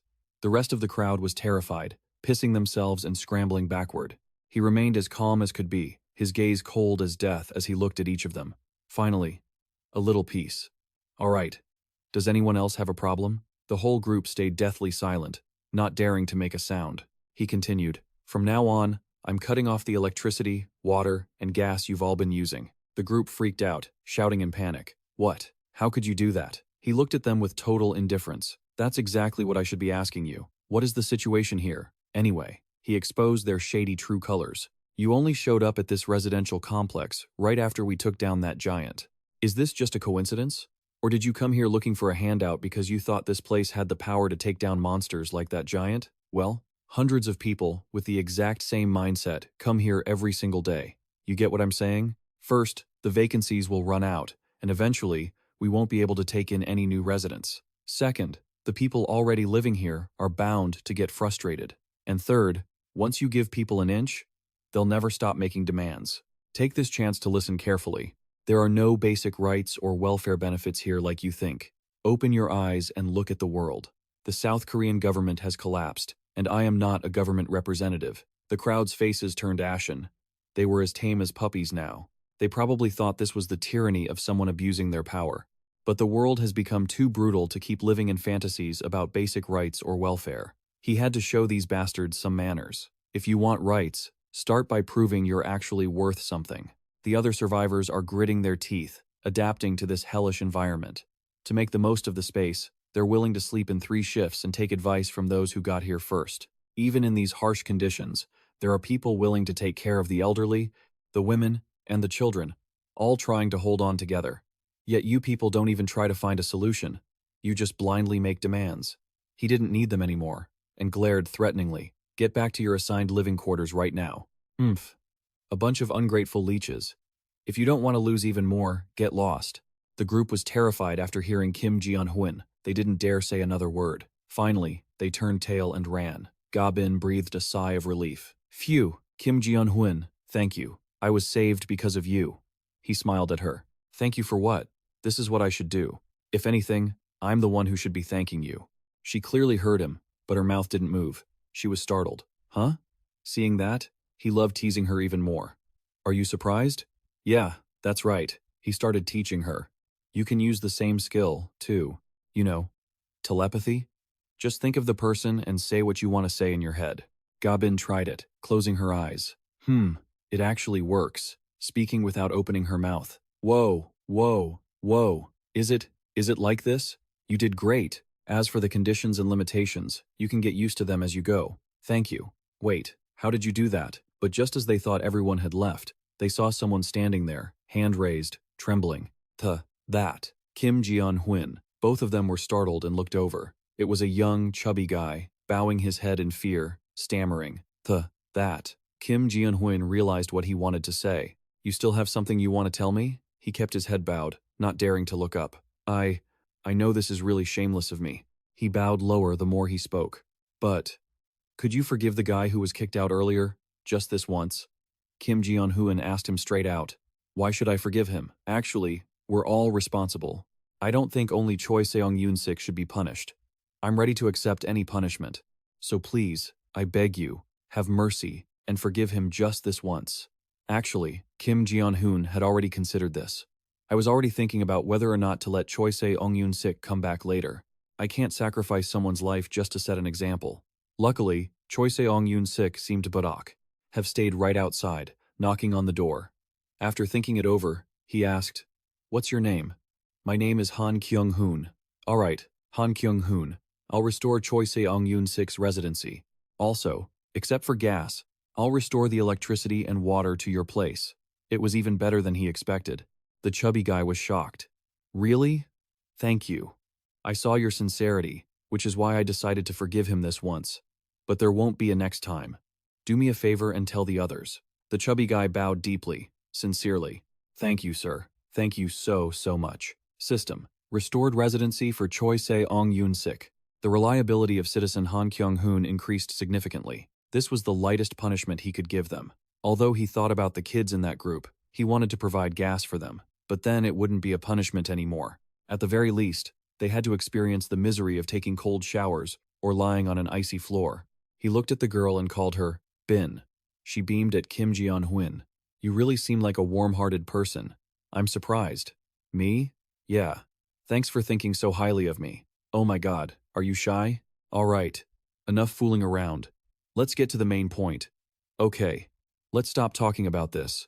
Kim Ga-bin. I want to discuss the public utilities currently installed in the 3 buildings. I'm considering whether to build one public utility for each of the 25 buildings. She turned pale with shock as soon as she heard that. What? Are you serious? He asked about the situation. How many members do you have in the group currently, including Yoo Rim and Mr. Hunchan? 15 people in total. If it increases to 100, do you have a way to manage it? 4 people managing one building should be plenty, right? The group includes Hugh Lam and Uncle Hunchan, right? That's 15 people in total. If it grows to 100, do you have a way to manage them? Surely 4 managers for one building is more than enough, right? This girl never shies away from work. She just worries about not having money. 100 people? Kim Ji-hyun nodded. Fine. I'll pay all the team members a daily wage of 100,000. When she heard about the money, she agreed right away. With a scale like that, we can definitely keep things running steadily. Ding. Floor 21. The elevator doors are about to open. While the two were still talking, he thought, plus, this way I'll have more say. Suddenly, someone stepped out of the elevator and greeted everyone. Are you the new recruits? What's going on? Yes, I wanted to ask the 3 who just appeared took the initiative. Do you need a medical team here? The elderly man with glasses introduced himself. I am Associate Professor of Nephrology at Baibuan Hospital, Lee Sung-min. You two can keep talking. I've brought them here. What should we do next? High-level personnel deserve proper treatment. Assign them a room and build a clinic there. What do you think? That's a great idea. If we look carefully among the citizens, we'll definitely find some nurses. Leave the medical team's operations and setup to me. As long as there's money, I can handle anything. All right, I'll leave it to you. Once the task was done, he headed back to his room. As soon as he saw him, Oh Yeon-ju asked, Oh, Kim Ji-hyun, did you get everything sorted out? He nodded. Yeah, there are no problems anymore. He turned his skill back on. The king's eyes needed to check on the others. Ha Donggun's team has already started, right? They were on their way, steadily approaching Gazganchi. All right, let's finish what I was doing earlier. Ding! Open the skill points board. The final skill he should invest points into was, as expected, the King's Treasury. The King's Treasury skill had been upgraded to level 2. The storage capacity increased by 200 kilograms. A new function, Status Persistence, was added. It's a passive skill. Can maintain the kinetic state of an item when placed into the treasury. Maintains the kinetic state of an item when placed into the treasury. The capacity has doubled. With this, I can use the treasury much more easily. What is this? Status Persistence? Wait a minute. If I can utilize this function, open the shop, buy an M60 with 100 rounds of .38 caliber ammo, and store the object while maintaining its kinetic state, that means when I summon it from the treasury, it keeps the momentum it had when I put it in. Thinking this, he immediately raised his gun to test it, not forgetting to warn the girl. Seo Ye-jin, cover your ears. It's going to be really loud in a second. She had no clue what was going on, but the moment she turned around, she panicked. Kim Ji-hyun, is that the gun you were planning to put in the treasury? He didn't hesitate. Pow! The bullet fired, sparking as it hit. Seo Ye-jin screamed and clutched her ears, crouching down, but he had fired right at the system screen. Ding! Bullet stored in treasury. It worked. It was perfect. If his guess was correct, Seo Ye-jin was still terrified, completely confused. Kim Ji-hyun, what are you doing? He walked out to the balcony, reached his hand forward, and shouted, Summon bullet. Instantly, the bullet he'd just fired flew right back out, just as he'd planned. He couldn't help but grin triumphantly. Unbelievable. This is exactly what I needed, a way to support Ha Dong-gun's squad. Changing scenes to Ganchi, the monsters that rushed in were struck down instantly, several beasts blasted apart in a spray of blood. The entire underground was filled with the sounds of their shrieks. Realizing they couldn't beat Ha Dong-gun's team, the monsters scrambled to escape. Looking at the scene before them, they had finally reached Gazganchi. Kim Ji-hyun continued to monitor them, using telepathy to speak with them. Can you hear me? The whole group was startled, stunned. Oh, Kim Ji-hyun, we hear you loud and clear. Oh, so you can hear me, huh? Yeah, we hear you perfectly. From now on, I'll use this method to communicate. For now, Just head out through exit number 2. Ha Dong-gun replied. Understood. Get used to it. Who knows what other unexpected skills Kim Jeon-hoon has. At the station's second exit, the group headed up. Every time they came up from the tunnels, they were surprised. The scenery in each place was different, but overall, it was always bleak, just ruined buildings everywhere. Kim Jeon-hoon knew that from this point on, it was uncharted territory. Even though So Ye-jin had been trying to reconnect with the scouts since they were at the central station, it had failed every time. In other words, unlike the routes they had opened through scouting before, they had absolutely no preparation for this area. Haha, Dong-gun had to ask Kim Jeon-hoon, which way do we go next? Through telepathy, he guided them. Follow the main road to the left for about a kilometer. The destination is nearby. Just then, a massive rumbling sound echoed from ahead, and the whole group jumped in alarm. Wait, is that a giant monster? They froze in confusion. It was the land-swimming shark that had appeared back when the rat monster did. Ha Dong-gun hurriedly shouted, "Everyone, fall back!" Thinking about it, they had just barely managed to repel the fish people and escape. Now, it was the shark's turn. This one was even more ferocious than the others, and it was absolutely massive. Ha Dong-gun gritted his teeth, gripping his weapon, trying to hold his ground. The shark's eyes glowed red, its mouth gaping as it charged. Kim Jeon-hoon quickly pulled out his gun. Senior. So, some fired guns, others fired arrows, all charging at the monster. Ha Dong-gun seized the opportunity to unleash a thunderous punch. The bear girl also made her move, leaping high into the air and crashing down. If that massive weight landed on it, the shark would be a goner. A classic case of crushing the enemy with sheer weight ended the match. Ding. Land shark defeated. Experience points gained. The king's family wallet received 13,813,758 units. Ha Dong-gun hurriedly shouted, "Go, scouts!" "Oh, okay." He squeezed his eyes shut, focusing with everything he had. Observing the city through the bird flying in the sky, he opened his eyes wide, panicked, and hurriedly reported, "Senior, it looks like these things are everywhere. It's all giant seafood. This time, it's not just a shark, it's a giant crab." Kim Jeon-hoon pallid. Monsters? The whole group panicked, warning each other, "There are monsters up there too." They hadn't even finished off the one on the ground, and now more appeared in the sky. What are these things? The sharp-beaked birds dove down like kamikazes. Ha Dong-gun roared, "Kang Jae-soo, block them." He immediately activated his skill, armor covering his body. "Leave it to me." He landed a heavy blow. "Take this." Ding. Sky blue sailfish defeated. Experience points gained. 785,230 units were sent to the king's family wallet. The others opened fire with their guns. Yu Hai-rim also drew her bow. Her skills were as impressive as ever, hitting the mark every time, but she still felt uneasy. At this rate, if we keep killing them one by one, it'll never end. Suddenly, she heard gunfire behind her. Looking back, she saw Da-ong holding a gun, firing while cursing. Don't come over here!" But her skills were limited. No matter how she fired, a sharp-beaked monster dove straight at her, about to pierce her through. Ding!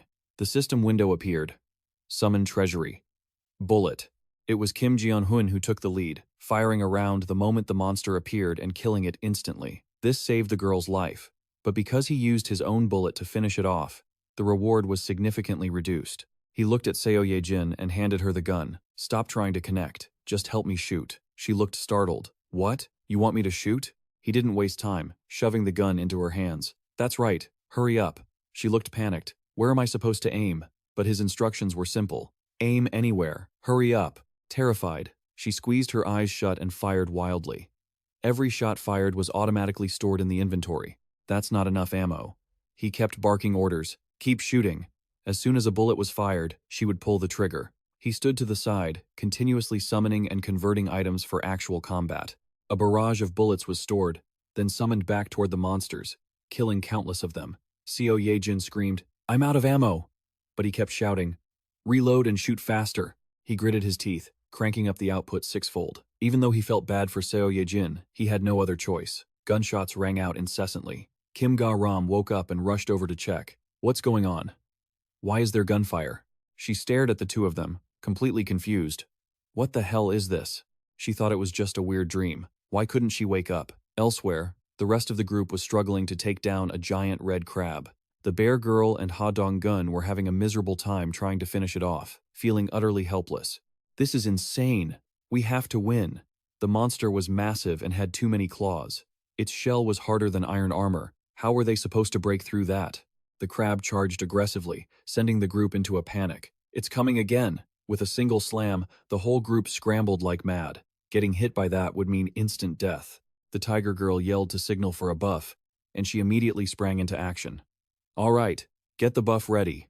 The tiger girl's strength surged, and she seized the opportunity to charge in. She grabbed the crab's claw with both hands, her eyes burning red, as she let out a roar, putting her all into it, until she finally snapped a crab leg off. Ha Dong-gun ran over with his weapon to help. The two joined forces. He stood back and hurled his sword, landing a direct hit right in the monster's face. The tiger girl leaped from behind. If not now, when? She threw a massive punch, landing a devastating blow on the crab. But it didn't even flinch. There wasn't a single scratch on the shell. Everyone froze in place. What? Still nothing? Moon Byung-ho hurriedly shouted. Everyone, get out of the way. He blinked into the air and started firing his gun relentlessly. But no matter how much he shot, he couldn't pierce the crab's armor. Forget it. There's no point in fighting like this. Its defense was terrifying. Ha Dong-gun gritted his teeth, the tension rising. What do we do now? Is there really no other way? Even the main character was stuck, thinking fast. That's no ordinary shell. It looks like it'll take a massive blow to actually injure it, like hitting it with a giant hammer. A brilliant idea suddenly sparked in his brain. Since that was the case, he was going all in. He looked around but couldn't find it. Where did it go? I know I saw that thing. He finally found it, stored it in the inventory, and called out, Oh Yeonju, wait for my signal. Then jump onto the back of that giant crab. She got into position. Understood. I'm ready. Jia Huin reached out. I've seen something that can crush its shell. He shouted, summon, heavy barbell. It was the very one Kim Min-ho used to use. Sorry, after I register this item, I'll buy you a new one. First, he increased the kinetic energy of the falling barbell to the absolute limit, using gravity, then maintained that state and stored it in his inventory, dropping it into the system. All he needed was to summon it directly onto the crab's back. Oh Yeonju, now, jump. The crab was crushed by the weight, spewing blood everywhere. Crash. Then the bear girl jumped in for another attack. Boom! Boom! Dust and debris filled the air. The bear girl was determined to take it down. Success. Ting. Ting. You have defeated a level 35 giant crab. You have received experience points. The master's wallet was credited with 931,732,266 won. He started doing the math. After dealing with the giant crab, the path toward his old home felt like a seafood market.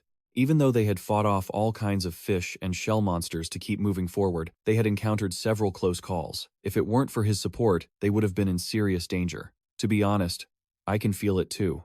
With the current strength of Ha Dong's team, this place is difficult to handle. Every member of this team was an awakened one, and they even had guns, but they had only made it 1 kilometer before everyone was exhausted. I have to admit, the survival rate for my family is practically 0. As he got closer to his old house, he felt more afraid. Jia Huin was shaking, but even if there was only a 1% chance, he couldn't give up hope. It was a ruin now, but it was still his familiar street, just past that alley, and he'd be home. Suddenly, something felt wrong. Wait a minute. That tree? That massive tree? He quickly warned the group. Wait, stop. This is where I was born and raised. I remember everything clearly. There was never a tree on the side of the road before. How could a tree this big even exist in the city? He immediately understood. So, that tree appeared after the world was destroyed. He was right. The more he looked at it, the more suspicious it seemed. He shouted, Everyone, do you see that big tree in front of us? The whole group stood right in front of it. Yeah, we see it. Are you saying that thing is a monster? Attack! The group immediately formed a battle formation, readying their stances. Just as he predicted, a blood-red eye wide opened on the tree's trunk. It even had a mouth that let out a screech. It looked incredibly grotesque. Yu He Rim was the first to strike. Swinging with such force, she nearly cut the tree in half. Its roots immediately shot out and anchored into the ground. The tree monster even had arms and started uprooting itself, crawling toward them. Ha Dong-gun attacked like a madman. The tree monster hadn't even landed a single hit before they beat it to a pulp. After a series of blows, both sides stood staring at each other. They were worried because they couldn't seem to finish it off. Moon Byung-ho blinked behind the monster and aimed his gun, firing repeatedly into its body. The tiger girl rushed in too.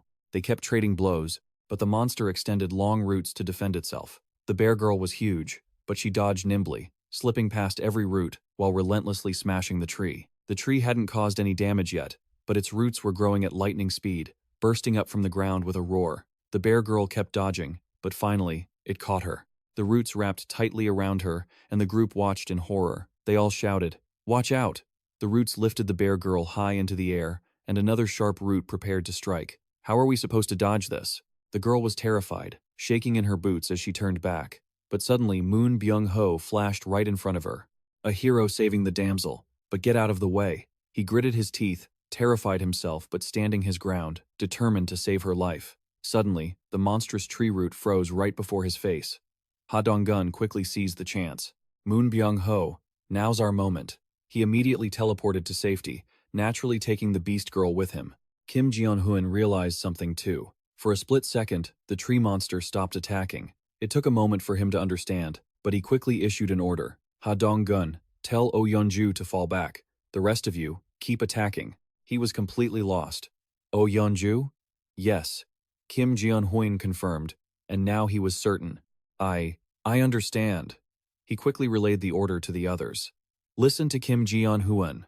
Oh Yeonju, fall back and protect Yuhai Rim and Kim Ga-dong. Ju, move up. He agreed immediately.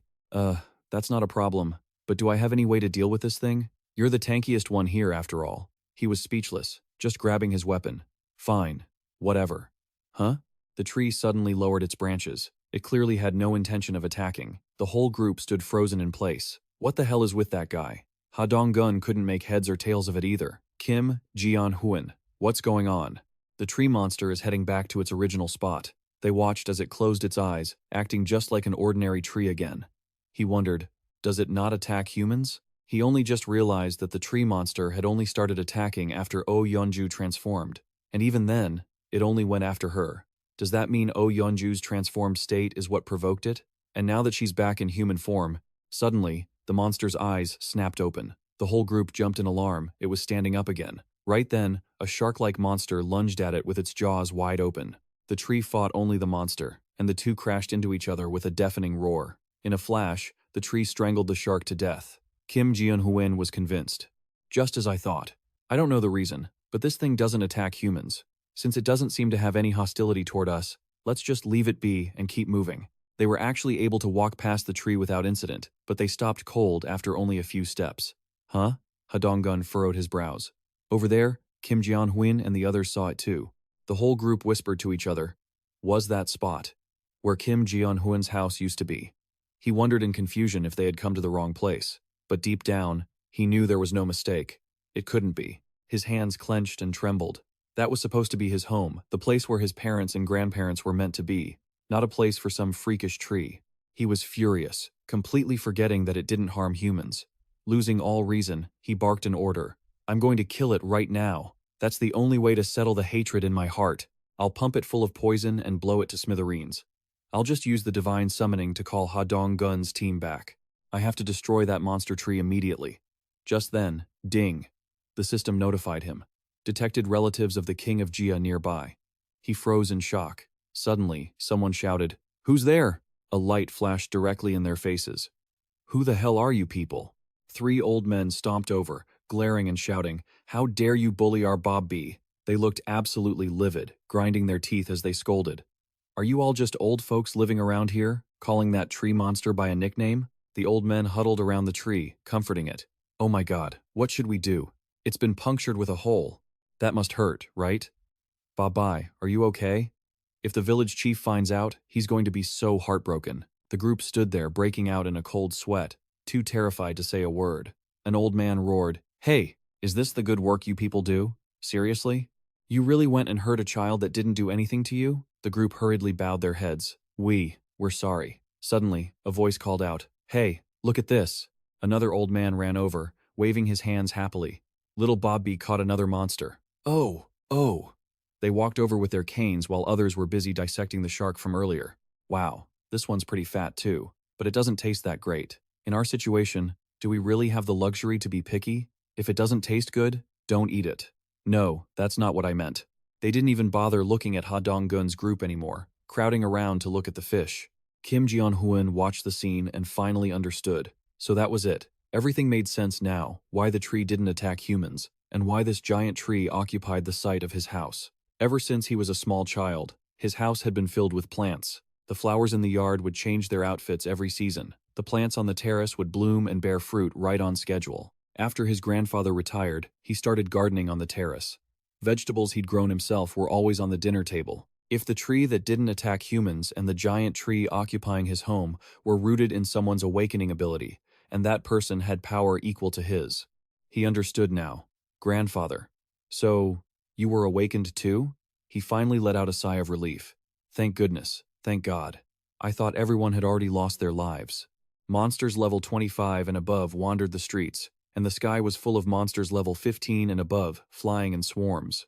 He had been wondering how humans could possibly survive in a place like this. His mood swung from absolute anxiety to an uncontrollable smile. So Ye Jin stood there, confused. Kim Ji-hoon, what's wrong? He smiled happily and boasted. It's nothing. Everyone is safe and sound. But they weren't done yet. Now, I need to confirm one thing. Over there, Ha Dong-gun's group was helping the locals dissect the shark monster. The old men were finally cooling down. Wow, as expected of young people. Is this enough? Yeah, that's fine. Thanks, young men. Kim Ji-hoon called out to Hyo Ha Dong-gun.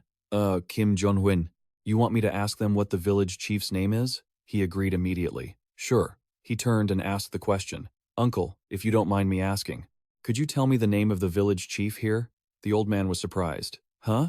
What? Do you know our chief? Our chief's surname is Lee, and his name is Lee Peng Ryul. As soon as he heard that name, he knew. It was exactly as he thought it was, his grandfather. The old man led them for a while, then suddenly stopped.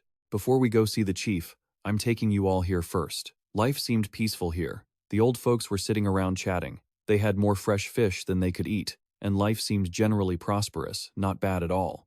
The group looked on in awe. Kim Ji-hoon estimated there were over 100 people. It was like they'd brought an entire market here. An old man with a butcher's knife was hacking away at a fish when someone called out to him.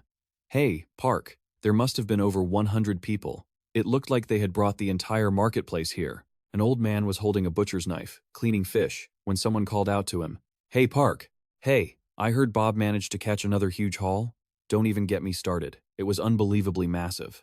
Luckily, these young guys helped out. That's why I want to treat them to some sashimi, so chop it up for me, quickly. Got it. He quickly brought a plate of fresh fish in front of them. Here's your sashimi, eat up. Everyone stared at it, drooling. Even in peaceful times, this fish would be top tier, let alone now. The whole group was salivating. Yu Hai-rim asked sheepishly, Excuse me, do you have any chopsticks? The old man shook his head while leaning on his hands. None here. You'll have to use your hands. As soon as he said that, pairs of chopsticks materialized out of thin air. She was startled. It's Kim Ji-hoon. Kim Ji-hoon. Thanks. The old man looked at the chopsticks appearing from the void, stunned. Huh? What was that? The group started digging in. Take a bite. It's so good. They scrambled to grab more. It's been so long since we've had something this tasty. Compliments rang out non-stop. So delicious. Amazing. It's been forever since I last had sashimi. Men looked at the scene, smiling, and decided to send over a few more things, bottles of water. The old men were gaping, acting like they were watching a magic show. Wait, how did that Coke can appear out of nowhere? Startled? Sodas too? Ha Dong-gun shyly offered. Would you all like to drink some? The old men were baffled. We can?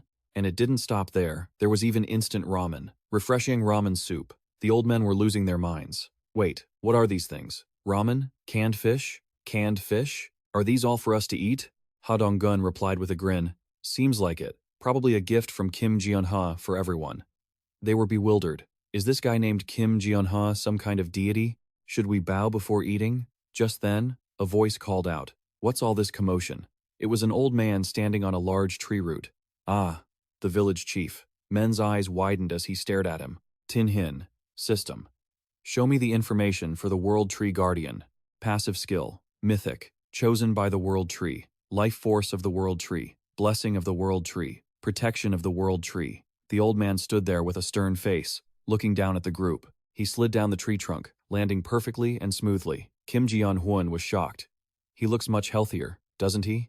I'm sure I'm not seeing things. You can tell just by his gait. Before, he was quite old, and with his health issues, his legs were weak. This is most likely due to his awakening. Men hurriedly said to the group, This is my grandfather. Could you all greet him for me? Everyone? Okay, right away. Ha Dong-gun stepped forward. Village chief, nice to meet you. The old man bowed and returned to report. They are the new arrivals. Each has extraordinary strength and can even create supplies from thin air. He pointed to the supplies. Everything here is what they brought for us. The old man just glanced over. Is that so? We happen to be having water supply issues. Thank you for coming here. The two shook hands. Thank you, sir, but those things weren't actually from us. The old man asked in surprise. What do you mean? Where did these things come from? He looked a bit confused. That was when he told him. All of it was Kim Jeon-hoon's power. The moment the old man heard his grandson's name, he jumped in shock. What? Ha Dong-gun added. Kim Jeon-hoon asked us to come here. Grandfather couldn't believe it, his eyes shining as he asked again to be sure. The Kim Jeon-hoon you mentioned. Is it the Kim Jeon-hoon I know? My grandson? Ha Dong-gun nodded with a smile. That's right, the Kim Jeon-hoon who lived at the Som apartment complex. The old man was still in shock, asking repeatedly. Wait, you mean our Kim Jeon-hoon is still alive, right? Then you guys. The old man turned around, placing his hands on the tree roots. Follow me. The massive tree root lifted everyone up high. Men nervously wondered. Is everyone up there? I'll be seeing my parents and grandmother soon. He couldn't help but smile in relief, even though he couldn't go find them right now. Once the outpost was built, he could use his King's Gate skill to go find them himself. He suddenly remembered when he met his grandfather earlier. The building function added a new category. Tintin said the conditions were met. The building function added the annex category, which could be set in a safe zone outside the house. The annex's territory would expand proportionally to the house's territory. When activated, for a certain period, it can exert an influence similar to the declared territory of the house. He read it over and over. However, it can only be activated if the king's relatives are living inside. The cost is 8 times that of an outpost, but the explanation didn't mention it being destroyed. Plus, when he captured apartment building number 1, he received 10 billion in construction subsidies. Even with solar generators installed in every building, he still had over 7 billion left. He only needed to invest 3 billion more to build the annex. Moreover, for him right now, a 3 billion credit annex wasn't a burden he couldn't handle. He decided to build it immediately. As soon as he clicked, a brilliant light radiated from under his feet. Is this a preview of the annex's scale? The shape and size are almost identical to where I'm standing. In other words, the annex's range would grow in proportion to his own growth. No need to hesitate at all. But during construction, for 7 days, a relative of the house owner must be present. Time remaining to complete the annex. 167 hours, 59 minutes, 59 seconds. He'd calculated everything. Great. I'll ask grandfather not to leave the perimeter during the annex construction. Suddenly, the system notified him again. The family retainers have met the owner's relatives. Relatives power activated. Name, Kim In-sim. Level, 21. Title, Displaced Relative. Reliability, 99. Awakening power, none. That's my grandmother? But she was lying on the bed, eyes shut tight. Everyone was gathered around her bed. Grandfather held her hand tightly, refusing to let go. He whispered, Dear, please listen to them. They said Kim Jeon-hoon sent them to find us. As he spoke, he channeled his energy into her. Kim Jeon-hoon, our grandson, is still alive. But she had no reaction, just a faint, lingering breath.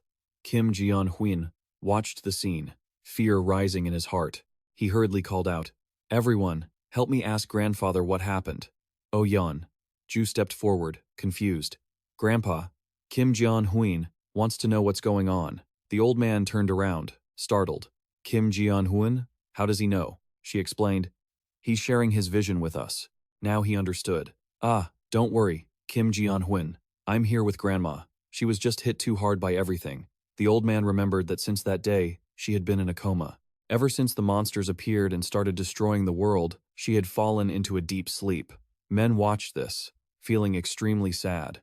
Ever since monsters appeared and started destroying the world, she had fallen into a deep slumber. Looking at this scene, he felt incredibly heartbroken. This is the first time I've seen grandfather show such an expression. Seeing his face makes my heart ache even more. Kim Jeon-hoon quickly wiped away his tears. But at least grandma is still alive. Even though she's been in a coma for nearly a month, she looks like she's just sleeping. Her body is still very strong. It must be because grandfather has been using his awakened abilities to look after her during her coma, which is how she's held on. I've already thought it through. If I could assign a quest, I'd pay any amount to help her recover, but unfortunately, I can't assign quests to family members. Just as I was thinking about it, that girl, Raon, stepped forward and offered to heal her, but even she was helpless. Grandfather, I'm sorry, but with my abilities, I truly can't do anything. The old man sighed, but he understood. It's all right. It can't be helped. Kim Jeon-hoon was extremely anxious on the side. Why is it so quiet? There are 7 people here, and no one came out to check. He hurriedly asked, "Oh, Yeonju, please, help me. Where are my parents?" The girl asked immediately, "Grandfather, do you know where Kim Jeon-hoon's parents are?" The old man understood. Kim Jeon-hoon must be watching right now. So, he decided to speak as if he were talking directly to Kim Jeon-hoon. The old man began, "Kim Jeon-hoon, that day was a work day for your mother, and your father had gone out to earn money. They must be hiding in some safe place. Your father would never leave your mother behind." Listening to this, I understood. What he meant was, he didn't think my parents were still alive, and I knew it too. Hearing this, I buried my face in my hands, feeling helpless. Unless one of them had extraordinary abilities like grandfather, the chances of them surviving were almost zero. But I couldn't give up. Even grandfather had awakened. What if my parents were the same? I quickly assigned tasks to everyone. The next destination is the Royal Nursing Home. Even if there's only a faint glimmer of hope, I've decided. Everyone worked hard today. It's late now. Go home and rest first. Tomorrow, no matter how small the chance of survival is, I suddenly felt a ping, a sensation of the existence of a family member of the family head nearby. What is this? I was just about to set off. Have they appeared? Which relative is this now? Kim Jeon-hoon hurriedly gave an order. "Jin, could you please help me command the rats?" The girl was startled. What do you want me to command them to do?" "It's them. They're close. I can't miss this. Help me find all the survivors nearby. Right now." The location the system announced isn't where Ha-dong-gun and the others are. My relative is heading this way.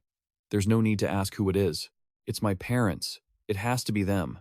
Sure enough, a group of people was approaching outside the building. Some people were still working on the street. An old man wiped his sweat and asked, "Whew, is the work not done yet this late? Haha, but this means our food supply is plentiful. We should be happy, right?" "True." They suddenly froze. What's that?" The whole group looked up at the sky and went dead silent. "What is that?" A bunch of giant monsters flying down from the sky. The gatekeeper quickly rang the alarm.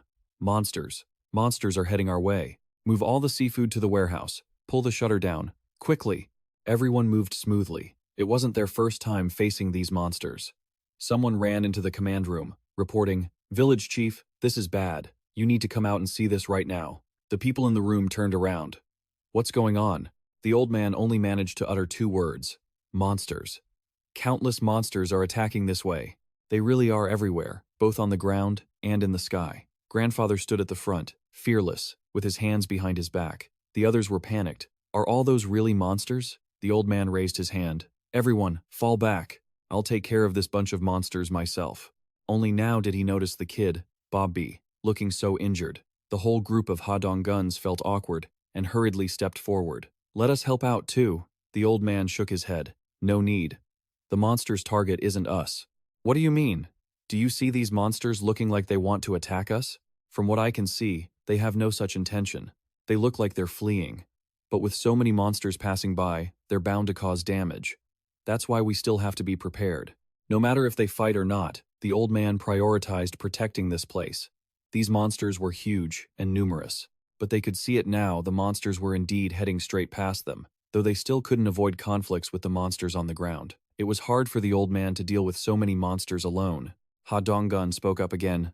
"Let us help, please." But the old man refused. "No need. Get inside the building, quick." They were extremely worried.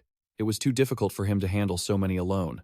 He sighed helplessly. Honestly, these plants of his were quite impressive. Not a single monster could get close. The old man even got annoyed and shouted, "Get inside. I told you all to go inside already." The group of young people, outdone by an old man, looked at this scene like they'd been struck by lightning, stuttering in shock. In the blink of an eye, the plant monsters dealt with the beasts. Not a single one escaped.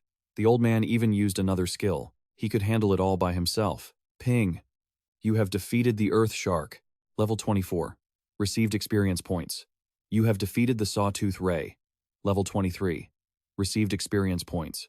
Relative. All ability stats increased by 10% for reliability. The owner of the relative title gains 10 times the experience points when defeating monsters, and it is divided equally. However, the bonus money will be taken exclusively by that person. I watched grandfather's power in shock. Is this the power of level 55? He even saw the system interface.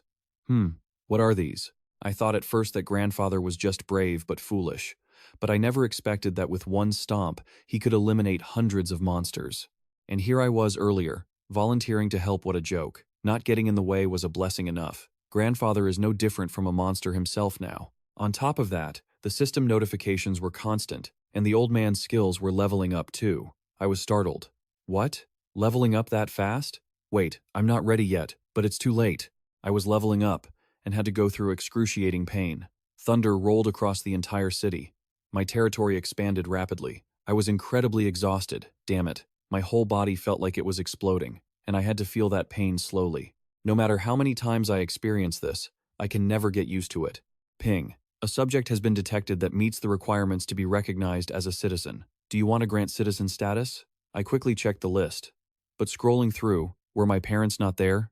There were too many new citizens registering, so I couldn't confirm each one individually. But based on the case of the grandparents, if there were any relatives among the citizens, a notification for citizen authorization shouldn't have appeared. Instead, a notification related to relatives should have shown up. If that's true, it means my parents were currently outside the range. Seo Ye-jin is working hard to pinpoint their location. As soon as she finds them, she'll let me know. Even though my head is spinning, I don't have time to rest. How are things on your end? The old man is still puzzled by the system. That's strange. You guys, why do you all look so pale? Sir, the old man asked sharply. Yeah, has your attitude toward me changed? Not to look too far ahead, but even though the flesh on the monsters I killed used to disappear, now even the bones are gone, leaving no trace. This point really makes me feel strange. That's true. It's like nothing ever happened. Kim Ji-hoon replied, that must be due to Kim Ji-hoon's ability. We're the same. After being influenced by Kim Ji-hoon, the monsters we killed didn't leave any corpses. I only just realized it now. Is that so? Then, are those strange characters floating in the air also Kim Ji-hoon's ability? That's right. It's a truly rare ability. Since the cleanup is almost done, go and bring the people from the warehouse here. You all were confused for a moment. People in the warehouse? If you want to eat sashimi from those monsters, don't we have to let them kill the monsters so the meat remains? Oh, all right. I'll go call everyone over here. Kim Ji-hoon didn't know about this. I didn't expect to cause such trouble. Regardless, I never intended to eat monster meat. But if everyone else can eat it, is there any reason you can't? Maybe I should just give it a try? Registering the item now. Ding. Item registration successful. Added item. Seafood. That's a surprise. It worked, although it's a bit expensive. With this, I can make meals for 100 people. Right at this moment, Seo Ye-jin opened her eyes wide and called out, Kim Ji-hoon. I found them. The survivors were found, and the system announced it at the same time. Seo Ye-jin has met the relatives of the king of the family, unlocking the relative power. The people outside pointed towards his building. Honey, look, our apartment building is actually still perfectly intact. Their names appeared, Lee Di-soo, level 50. Title, First Degree Relative. Trust level, 97%. Awakened ability, Sovereign, named Kim Dong-wook, level 42. Title, First Degree Relative, Guardian Warrior. Trust level, 93%. Awakened ability, Body Protecting Aura. Kim Ji-hoon recognized his parents immediately. It really was them. Tears of joy streamed down his face. Oh my god, it's really mom and dad. Kim Ji-hoon saw it. The place where his parents were was at the edge of the domain after it expanded. By the time I saw the path, they had already entered the domain. Luckily, the power of family has now been unlocked, so they won't be blocked by the transparent wall anymore. He quickly rushed down to find them, standing there stunned, not daring to blink. He finally saw them. His parents were in front, followed by a group of people. He finally met them. He frantically shouted for his parents. The two of them were startled, recognizing their son's voice. Honey, is that really him? I'm not dreaming, am I? He's still alive, and he's standing there waving at us. Our son is still alive. Everyone was overjoyed. He waved frantically, shouting, Mom, Dad, it's me. They ran towards each other, reuniting in a tight embrace. Kim Ji-hoon was crying tears of joy, hugging them tightly, not wanting to let go. Mom was crying, face wet with tears, thanking the heavens in disbelief. What is happening? Is this really our Kim Jeon-hoon? Kim Jeon-hoon also shed tears. Yes, Mom, it's me. The family reunited happily, asking each other questions. Mom, are you hurt? I'm fine. I'm doing well. Dad kept saying, good. It's so good. It's really so good. Kim Jeon-hoon looked over the group. Most of them were nurses who worked at the same hospital as his mother. All 23 of them were awakened. To say they were awakened isn't quite right. It should be said that Mom had granted them the ability. Suddenly, there was the sound of barking dogs outside the barrier. A girl held tightly onto 2 dogs, confused. Why are they barking so loudly? Kim Jeon-hoon guessed immediately that the 2 dogs were a command skill, just like Kim Jeon's. It seems that since citizen rights couldn't be granted to dogs and cats, they couldn't enter. Similar to the family god system. Ding! One can sign a master-servant contract with 100 subordinates and awaken their abilities. Just signing that contract is enough to awaken the power. Whether or not one awakens in the early stages has a huge impact on survival. Through this, it can be seen that Mom's ability is stronger than one could imagine. Mom was still joyfully clasping her hands. So good. So good. Thank you, heavens. Thank you, Buddha. Thank you. Thank you. So, the ability Dad has was also unlocked after signing a master-servant contract with Mom. S-rank body protecting aura. Consumes mental energy and creates an aura protecting the entire body. During the time the aura protects you, physical abilities increase threefold. And the skill Dad has, body protecting aura. This ability is absurdly strong because the skill description clearly states it triples stats. If it were just a 300% increase, I wouldn't have found it so impressive. For example, if it were an ability that increases physical capacity by 200 to 300%, the 2 skills combined would be 500%. But if you increase it by 200% and then add a skill that triples it, that's 3 times 300%, totaling an equivalent effect of a 900% increase. So now, my old man is looking really cool. First, the buff that citizens possess. The power of trust helps increase ability stats by 93%. The kinship effect helps increase ability by another 930%. Adding these 2 together, you already have an efficiency of 1123%. If you add the body protecting aura, you finally possess physical ability enhanced with an efficiency of 3369%. Kim Jeon-hoon couldn't believe it. That's insane. That's a buff effect that can easily surpass several ranks. The 23 awakened people that his parents brought along were mostly B or C rank, but they were still on a completely different level compared to non-awakened people. That's also why they were able to get here safely. Let's not think about this anymore. In short, they must be very tired from the long journey. I have to get them inside quickly. He decided. I will assign everyone 5 houses. If you need supplies like white rice or instant noodles, just tell me at any time. Whatever you want, I can provide. I hope everyone can take a refreshing hot shower and rest well in a room with a heater. Our son, although he appears fine on the outside, his brain seems to have some issues. Dad also had a headache. Oh no. Could it be that because he suffered such a huge trauma, he can't distinguish between the world before and after the collapse? Kim Jeon-hoon was speechless, not knowing how to explain it. It's not like that, he thought, having to prove it to them with their own eyes. Mom, do you see how our building is lit up? His mother looked up. Oh, my. I'm quite surprised myself. The lights over there are actually all on. He raises his hand first. Think about it. Everyone in this world, where water and power are gone, how could there possibly be bright lights everywhere? Watch this closely. With a loud snap of his fingers, he demonstrates. Instantly, all the surrounding buildings light up. The crowd is stunned and confused. What is happening? Without giving them time to think, he pulls out a bottle of Coca-Cola. Is anyone thirsty? Help yourselves to some Coke. Now, the crowd has no choice but to believe it. Huh? Is that real Coke? He hands one to someone at random. She gapes in astonishment. Something this valuable? Really? Is it actually drinkable? He nods. Of course it is. All skepticism vanishes. They shout in unison, "Thank you for your generosity." Everyone grabs a bottle. Once you're finished, follow me. I'll take you all home. After using the king's portal to teleport to the apartment, I lead my mother's subordinates to their quarters, providing instant noodles, rice, eggs, milk, and every supply they requested. My parents follow behind, looking puzzled, but Kim Jeon-hoon, that lady seems a bit worried. These are other people's homes. Is it really okay for us to just use them like this? He laughs comfortably. It's fine. We'll just return them once they come back. But no one has returned yet. Regardless. Mom, Don't worry about these things. Just go on in. He opens the room door to find two girls standing there waiting, specifically Kim Ga-ram and Seo Ye-jin, who bow in unison and call out, "Hello, uncle. Hello, aunt." My parents are clearly delighted, but they freeze up, feeling like something is slightly off. "Son, don't tell me. Are these your girlfriends?" The two girls quickly wave their hands to explain, "It's not what you think, sir.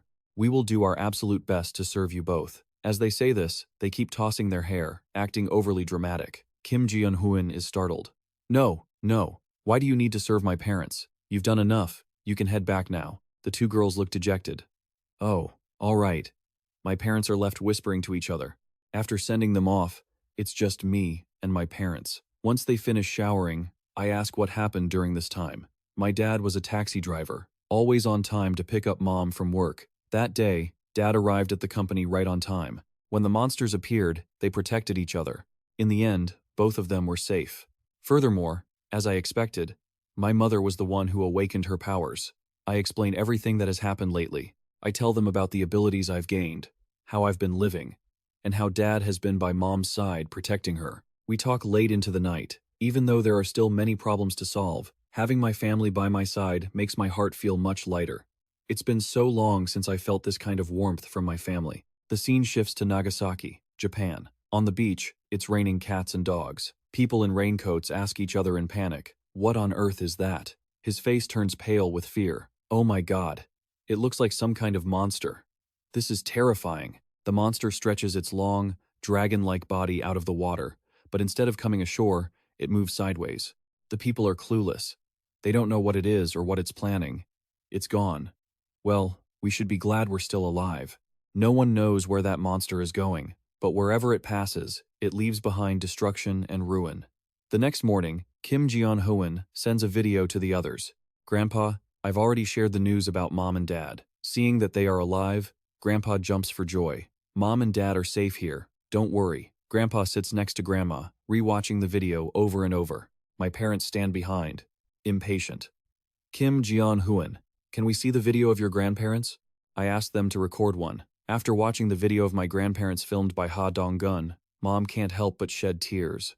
I pat her shoulder to comfort her. "We will see each other again soon. Once the villa is finished, I can use the King's portal to go straight to the old base." I asked Ha Dong's team to use my old base as a foothold and keep eliminating monsters while the villa is being built. The reason is that at the construction site, there are 3 vassals who hold the Knight title, which increases construction efficiency by 50%. As long as Ha Dong-gun, Oz, and Kim Ga-ram stay there, construction will speed up. This means that what would have taken a week will now only take 5 days. Moreover, a large number of monsters swarmed in yesterday, causing the monster count near the old base to skyrocket, and those monsters are higher level. It's much more efficient than coming back here.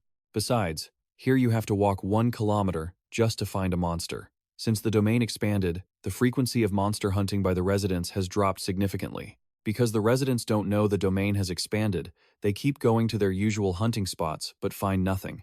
That area has now become our territory. The remaining goblins were also wiped out during yesterday's upgrade. I contact Bin via the telepathy ring. She answers immediately. "Yes, Kim Ji-hoon. Go ahead. I have something to announce to the residents." "All right, go ahead." "First, explain to them that the domain has been expanded. Now you have to go past the X station to find monsters." "I understand." "Also, set up a rescue team. I need people to save the survivors within the domain. Ask the people who requested a medical team yesterday to join the rescue squad. It will surely be a huge help." "Understood." With that task assigned, I continue calculating. In the newly expanded area, there are thousands of survivors. Most of them are in critical condition. In the designated safe zone, more than 10 people have already passed away. The main cause is a lack of drinking water. It's likely that because of the monsters, they can't go out to find water. Even though whenever I find survivors in critical condition, I distribute relief supplies. I can't take care of everyone like this. I want to save as many people who still have hope as possible. I must try to save many more people. When necessary, I will use the King's portal to personally search for those in need or use other methods to heal them. While deep in thought, I hear someone call, "Kim Ji-hoon." My parents look at me. "What's wrong? You look so serious." I feel confused. I guess I should just tell you everything." My parents seem to know what to do. Is that so? Then maybe Mom can help. I hadn't even thought to ask them, and I'm stunned. "Really? Among the people my mother brought, there are quite a few who possess healing and nursing abilities. Nursing abilities are especially effective for treating abnormal states like dehydration, coma, and poisoning. Mom figured that by simply signing a master-servant contract with the rescue team, they would all gain similar awakened abilities. The results were exactly as she thought. Over 80% of them gained healing-related powers. Though most were rank D and rank C, the overall levels weren't high. But once the rescue team took action, the situation stabilized quickly. Just like that, after 3 days of tireless work day and night, the rescue team went to every house in the area and saved so many people. With Mom and Dad helping, Kim Jeon-hoon felt much less exhausted and collapsed onto his bed to rest. Phew, it's finally over. I've been run off my feet every single day. Ding. The requirements to accept citizens are being met. Do you want to grant citizenship? Approve. After expanding the territory, I've continuously accepted many new citizens, and thanks to that, the population has reached nearly 10,000 people. Suddenly, seeing it pouring rain outside, Kim Jeon-hoon stood by the window, wondering, why is it raining so hard? Then he heard a call. Kim Jeon-hoon. Kim Ga-bin. What's going on? The rescue team suggested going outside the territory to save other survivors, but it didn't seem right. It's too dangerous out there beyond the barrier. I told them that already, but they said it's the golden window for rescue, and they must go save people. That's true. It is the golden window, but the goblins outside the territory are different now, because the sea monsters that should have stayed in the ocean have flooded in here. With conditions out there, even ordinary people can barely step out of their homes. They really are great people. Is it because many of them used to be firefighters? Truly admirable. If that's the case, then I've decided. Kim Ga-bin. I will send the hunting team to accompany and protect them. Tell the rescue team to wait a moment. Suddenly, ding, the system popped up. Slayed giant crab. Gained experience points. Since there's no reward notification, it means this monster was killed by Dad. Kim Jeon-hoon was speechless. It's raining this hard, and Dad is still running out to hunt monsters? Ever since he realized his physical abilities were significantly enhanced, he's been so eager to go monster hunting. Well, Dad was already strong to begin with, so I don't need to worry. But this seems a bit excessive. Ding! Slayed hammerhead shark. Gained experience points. Slayed, sawfish level 22. Gained experience points. The notifications kept ringing non-stop. Kim Jeon-hoon immediately sensed something was wrong. At this speed, could it be? He quickly activated his King's Eye skill. There are so many of them. It's impossible for Grandfather to handle this entire swarm of monsters alone. He asked urgently, Ha Dong-gun. What's happening? He reported, Kim Jeon-hoon. This place has been swarmed by a huge number of monsters. This is really intense. If a massive wave keeps flooding in like this, the number of sea monsters on land will keep increasing. This time, the numbers are even higher than usual. Why does this keep happening? The old man has been fighting and feels something is off, too. This time, no matter how you look at it, it's not right. Why them? Since last time, they already seemed terrified and were rushing to flee.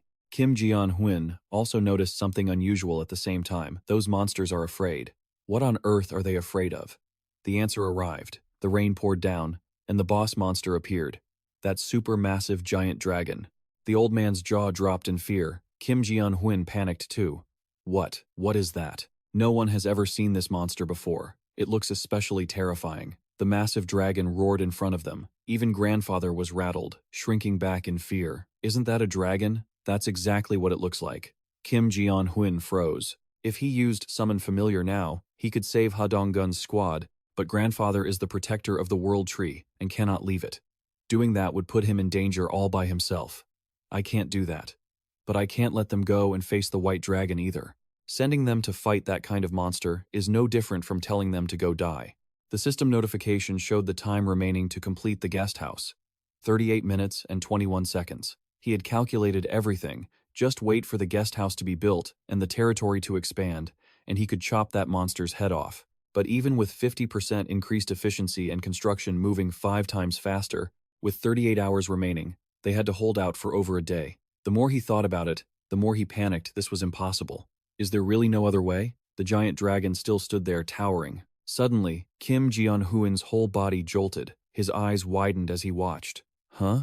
The giant dragon's legs stomped straight onto the ground.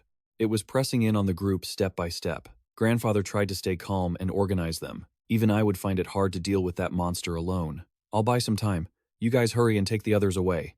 But they couldn't leave him behind. They gripped their weapons, activated their skills, and shouted, "We will fight too." The old man had no choice, sighing, "Good grief. If that's how it is, then let's do it together." "All right then." Grandfather lowered his body, getting into a ready stance. "We'll strike first to seize the advantage." The whole group unleashed their attacks simultaneously, those with bows fired, those with guns shot, those with spears through them. Just as the tension reached its peak, Kim Jeon-hoon suddenly shouted, "Everyone, stop!" The whole group was startled. Kim Jeon-hoon, everyone might be confused, but please believe me and wait for a moment. Ha Dong-gun, please pass this message to grandfather. Tell him not to do anything. He quickly teleported in front of the old man, blocking him. The old man didn't understand and snapped at him. "What are you doing? Don't you know how important it is to seize the initiative in a battle?" The boy hurriedly explained. "Grandfather, I'm sorry. Kim Jeon-hoon asked me to relay a message. He wants you not to do anything at all." The old man was even more astonished. What? At least for now, the monster hadn't attacked yet, so there was still time to think. While I was observing that monster, trying to find its weakness, a status window appeared. Thanks to the system, I knew its information. Deep sea monster, living in the depths of the ocean, currently in a state of extreme weakness after laying eggs. Only the roots of the world tree can hatch the white dragon's eggs. The moment I saw that window, I guessed that perhaps its goal wasn't to fight. Perhaps its purpose was simply to hatch the dragon egg, which is why it needed the roots of the world tree. Exactly as Kim Jeon-hoon guessed, the dragon finally spoke. "Protector of the world tree, you don't need to be afraid." The old man heard it, a voice echoing in his head, as the dragon lowered its neck to stare down at him. "I didn't expect this world tree to be so small. It looks like I have to be a little careful." The old man was bewildered. "You. What are you planning to do?" The dragon called out again. "You. Protector of the world tree. Form a contract with me." "That's right. Just by forming a contract with me, before the world tree regains its strength, I will protect you." Without waiting to see if the old man agreed, it carved a mark onto the back of his hand. "Before the world tree regains its power, I will protect you." Without waiting for the old man's approval, he carved a mark directly onto the back of the old man's hand. At first, it hurt like hell, and the old man's face was all twisted up. It explained, "Whenever you're in danger, use that to call me. I'll come to protect you whenever you need." What's more, this dragon really understood humans. It just held out a massive, giant diamond to make things quick. Turns out, it was a dragon egg. I thought it was trying to trade money, but it was like, "I'm counting on you to take care of my child." It handed the egg over to the old man without a second thought, turned around, and left immediately, without looking back, basically dumping its kid and running. The whole group turned pale and started trembling, lucky to have escaped a disaster. Ju went pale and shouted, thankful that they hadn't attacked it earlier, or they would have been dead for sure. The group let out a sigh of relief. Lucky they listened to Jia Hun's order to stand down, which saved their lives. The old man stared at the egg in his hands, his brain still trying to process it, muttering, "Did it just mention a contract? This is clearly a forced sale, like it or not." After this, the loyalty and trust of the group skyrocketed. Men rubbed his chin and thought, everyone's loyalty had hit 100, and the limit on the number of retainers he could have increased by 3. That brought his total to 18 retainers. If things keep growing at this rate, he might pass 100 people someday. It would be great if he could recruit the people. Mom awakened herself as retainers, but he tried it before and found out it wasn't possible. Because once a master-servant contract is signed, after that person becomes a subordinate of Mom, they can't be registered as his own retainer anymore. It's such a headache. If only there were a way to create awakened people. After all, the natural awakening rate is just too low. Suddenly, the system notified him that the trust level of citizen Moon Byung-ho had increased. Teleportation skill acquired. Congratulations on your reward. Awakening pill acquired. Teleportation is beyond anything he could imagine. He didn't even dare to hope for it. Wow, why is he always so lucky? Even he finds it surreal. He didn't even need to look to know the effect of the awakening pill. This is a pill that can grant someone else Moon Byung-ho's teleportation ability. Nice. So, where should he use this pill? It has to be that way, right? The best option? Call for Sister Oh Yeonju immediately. Could you please bring my dad over here for a moment? When his dad arrived, he just stared blankly at his son. What is it, son? What is this? Men held the pill out in front of the old man. This is a gift for you, Dad. A gift? Yes, just swallow it directly. The old man tilted his head back and drank it down. Our precious son is so thoughtful. He was afraid Dad was tired, so he even prepared some health supplements for him. But as soon as he swallowed it, He felt something strange. Spiritual energy was surging out of his body. What? What is this? What's going on? Son, you didn't give me something weird, did you? Men chuckled and explained. Dad, just imagine yourself teleporting, and then move to this spot. Teleportation? Yes. The old man, half doubting, closed his eyes and followed instructions. Teleportation, huh? In a flash, he disappeared completely. It actually worked. He teleported from in front of men to right behind him in a blink. The old man was shocked and had his jaw on the floor. Oh, men had it all planned out. His dad is family, and will be out there fighting on the front lines. If he grants him the ability to teleport, it's like giving a tiger wings. The old man was overjoyed. Whoa, son, is this ability from that pill earlier? Ding! The trust level of family member Kim Dong-wook has increased, reaching 100. Reward: Protective Chi acquired. Whoa, another one. He looked at it, stunned. So reaching 100 trust with family can also grant specialized abilities? Wait, if that's the case, he immediately thought of his mom. If he gets his mom's trust to 100, he could get her ability too, right? He checked immediately. Family member, Lee Di-soo, trust level 97. Mom's current trust level is 97. He only needs 3 more to get her ability. He couldn't help but smile with excitement. It's okay, no need to rush, because he now has a secret weapon to increase trust. That massive, giant tower being built over there. The next morning, a huge, brilliant light struck down. Ding! The private villa has been completed. Men's project of the century was finally finished. This place is right near the building where Men lives, and it's so advanced that it even sent a ding. Hostile entities to the king of the house detected, commencing extermination. It killed so many beasts that it wiped out the land sharks and the sky-striped marlins. Level 17, sky-striped marlin defeated. Level 18, skill level increased, commencing territory expansion. Every time this happens, the whole Kim family, brothers go through excruciating, heart-wrenching pain. Men was exhausted, his head slumped as he gasped for air. He didn't expect to level up so early in the morning. Along with the completion of the villa, all monsters in the expanded area had been wiped out. I'm okay. Don't worry. Since the system counts it as him defeating them, the experience points per monster aren't much, but the quantity is enormous. Ding. Entities meeting the criteria for citizenship have been detected. Citizenship granted. The number of citizens has reached 10. When the number of citizens reaches a certain level, you can use experience points to help citizens obtain occupations. Criteria met. New construction category added. Vocational Research Institute. Nice. Things are developing better and better. Although this notification is very important, there's something even more important right now. He had to go find Mom and finish the plan from yesterday. Mom, what's wrong? Is there something you want to tell me, son? Men smiled smugly. He had made her wait long enough. He took the initiative and reached out his hand toward her. Let's go meet Grandpa and Grandma. He already had a way to see them. They needed to get ready and leave. Mom was incredibly shocked, her eyes glistening with tears. Are you serious, son? Men has the door of time, so he can reach them in a minute. With just one door opened, he saw his grandparents right in front of him. Seeing the old man, he called out loudly, Grandpa, I'm here. He was startled and looked over. Who's that? Seeing the two of them, he was so shocked his jaw dropped. Is that you, Ja-hun? How did you crawl out from there? The mother and son laughed happily. Yes, Grandpa. I'm sorry for startling you. His mother also shouted, Dad! The old man was even more stunned, couldn't believe his eyes, and immediately stood up. Oh my God! They hugged each other tightly. Lee Di-soo, the mother, burst into tears. Dad, I'm sorry. I've come to find you. I'm sorry it took me so long to find you. I'm truly sorry. I should have come sooner. The old man was also moved to tears. Don't say that. You and your husband have both been through so much. Thank you for still being alive. Thanks to this, ding, the trust level of family member Lee Di-soo has increased, reaching 100. Master servant contract acquired. Men had it all calculated, feeling deeply satisfied. Because Dad was out with the rescue team saving other people, he couldn't come along this time. In the urgent situation, he had to take Mom over first. It's okay. Now that our family is reunited like this, that's more than enough.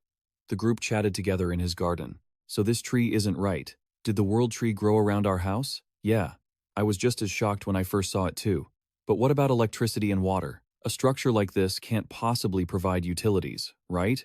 Well, electricity comes from a pre-stored generator, and we're just scraping by on the remaining water in the tank. We're pretty much out of resources now, and the gas ran out a long time ago. Hearing him say that, Kim Ji-hoon naturally couldn't just ignore it.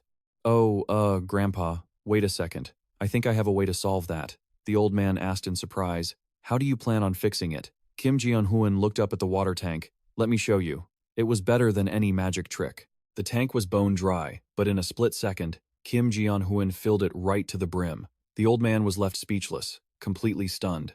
What? What is this? I clearly remember the tank being empty. Kim Ji-hoon showed off a bit.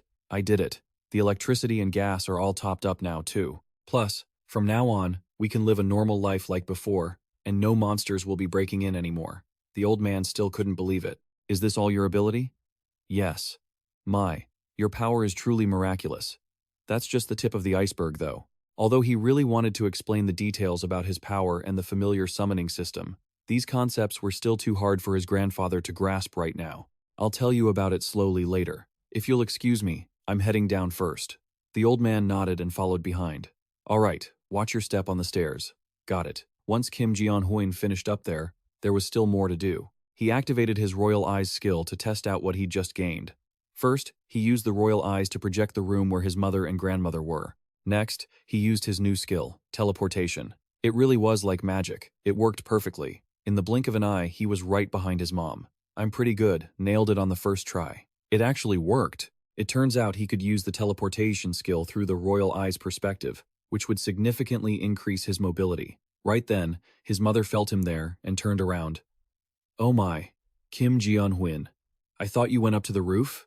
Where's Grandpa? He replied. Grandpa is still busy up there. How's Grandma doing? His mother had been taking care of her. She looked like she was just sleeping, and luckily, her complexion seemed pretty good. That's great. Suddenly, the system popped up. Summoning Phantom Beast. Kim Ji-hoon jumped. This is the notification for the 10 billion currency unit Phantom Beast summoning. This time, he didn't have to think twice. Once he'd seen the power of the three-legged crow with his own eyes, there was no reason to hesitate. He tapped it immediately. 10 billion consumed for Phantom Beast summoning. A blue magic circle appeared on the floor, power radiating throughout the room. His mother shrieked in shock. Oh my god! What is that? Kim Ji-hoon quickly turned away to cover her eyes and calm her down. It's my ability. Don't panic. Just close your eyes for a second. Lady Su quickly followed suit, squeezing her eyes shut and shouting. A blindingly bright green egg appeared. It hovered in the air, looking more like a giant flower bud. Very quickly, it bloomed, and inside was a tiny little girl. As the flower opened, the little one opened her eyes. She was a little fairy. She flapped her wings and flew right in front of Kim Ji-hoon, arms wide open affectionately. His mother was confused. Who is this? Kim Ji-hoon caught the little girl and explained to his mom, just like my crow, this is a kid I summoned. Oh, I see. Just then, his grandfather walked in, saw the little one, and praised her with delight. Oh my. His mother turned around. Dad, you're here? The old man nodded. Yeah. Kim Ji-hoon has helped us solve a lot of problems. Kim Ji-hoon? It's truly miraculous. As he spoke, he channeled blue light toward the old woman on the bed. It was unbelievable. The old man did this every day, but she usually lay still, with her eyes shut tight. The little creature Kim Ji-hoon had just summoned stared intently at her with big, round eyes. Suddenly, she flapped her wings and flew at the old woman like a moth to a flame. Kim Ji-hoon called out, Hey, wait! The old man was startled. What? What is that? What's that light? The little one squeezed her eyes shut, radiating spirit energy. Spirit leveled up. Natural recovery rate in the area increased by 100%. Turns out, she wanted to help wake the old woman up. The old man was frozen, stiff, unable to react, stuttering. What? What is this? He couldn't stop her, so he roared in frustration, even though he didn't know what was happening. Kid, get away from her. She can't handle that kind of power. But the old woman actually woke up, cutting him off. You old man. I told you already. I'm awake. I've told you so many times, you have to wash your hands after coming down from the roof. The old man's face went blank. Why are you looking at me like you've seen a ghost? She sat there as coolly as if she hadn't been in a coma at all. Everyone was stunned. Grandma. Only the little creature was beaming. It was definitely thanks to her. After speaking, she let out a huge yawn, as if she were exhausted, her eyes drooping, unable to stay open. Why am I so sleepy? She immediately flopped over and started snoring. The old man was terrified, his mouth hanging open, speechless. Oh, he immediately shook her. Honey, wake up! But she was fast asleep, no matter how much he tried to wake her. The old man immediately glared at the little one. Was it you? You're the one who woke her up, right? Try it again. Do it again. The little girl was scared by the old man and squeezed her eyes shut. The old man was sweating bullets, losing his cool, and roared, I said do it again. Kim Ji-hoon had to step in to stop his grandfather. The old man looked at Kim Ji-hoon anxiously. Grandma, just. Kim Ji-hoon tried to calm him down. Grandpa, please calm down. His face darkened, and he went quiet, forcing himself not to get too excited. Only then did he let the little one go. I'm sorry. I just got carried away. I'm sorry. As he said that, tears streamed down his face. He had carried everything on his own for so long. He wanted nothing more than for his wife to wake up. What just happened felt like a fleeting dream, and he couldn't accept it. Kim Ji-hoon understood that, but the problem was the spirit's level was still too low. However, there was still a way. Kim Ji-hoon told him, Grandpa, from now on, frequently channel your life force to this little one. That way, as her level increases, the time Grandma stays awake will get longer and longer. I've found a way to help her wake up. Just that bit of hope made the old man excited again. Are you serious? Yes, of course. The old man finally breathed a sigh of relief. Oh, that's great. That's truly great. The little one was so tired she fell fast asleep, and Kim Ga-eun looked at her. But summoning phantom beasts didn't seem to be purely random. This little one seemed to have a connection to the world tree. If that was really the case, did summoning other phantom beasts also have its own specific conditions? Although he couldn't determine what those conditions were yet, it didn't matter. For now, knowing there was a way to wake Grandma up was enough. Ping! Kim Ji-hoon's brain suddenly sparked with an idea. He turned to leave. Mom, Grandpa, I'm a bit tired. I'm going back to my room to rest now. Yes, of course. Only then did the old man breathe a sigh of relief. Oh, thank goodness. This is truly wonderful. The kid was exhausted and drifted off to sleep. He watched over the child, but it seemed that summoning mythical beasts wasn't just a random occurrence. This time, the kid seemed to have a connection to the world tree. If that was really the case, then did summoning other mythical beasts also have specific conditions? Even though he hadn't figured out what those conditions were yet, it didn't matter. For now, just knowing there was a way to wake his grandmother up was enough.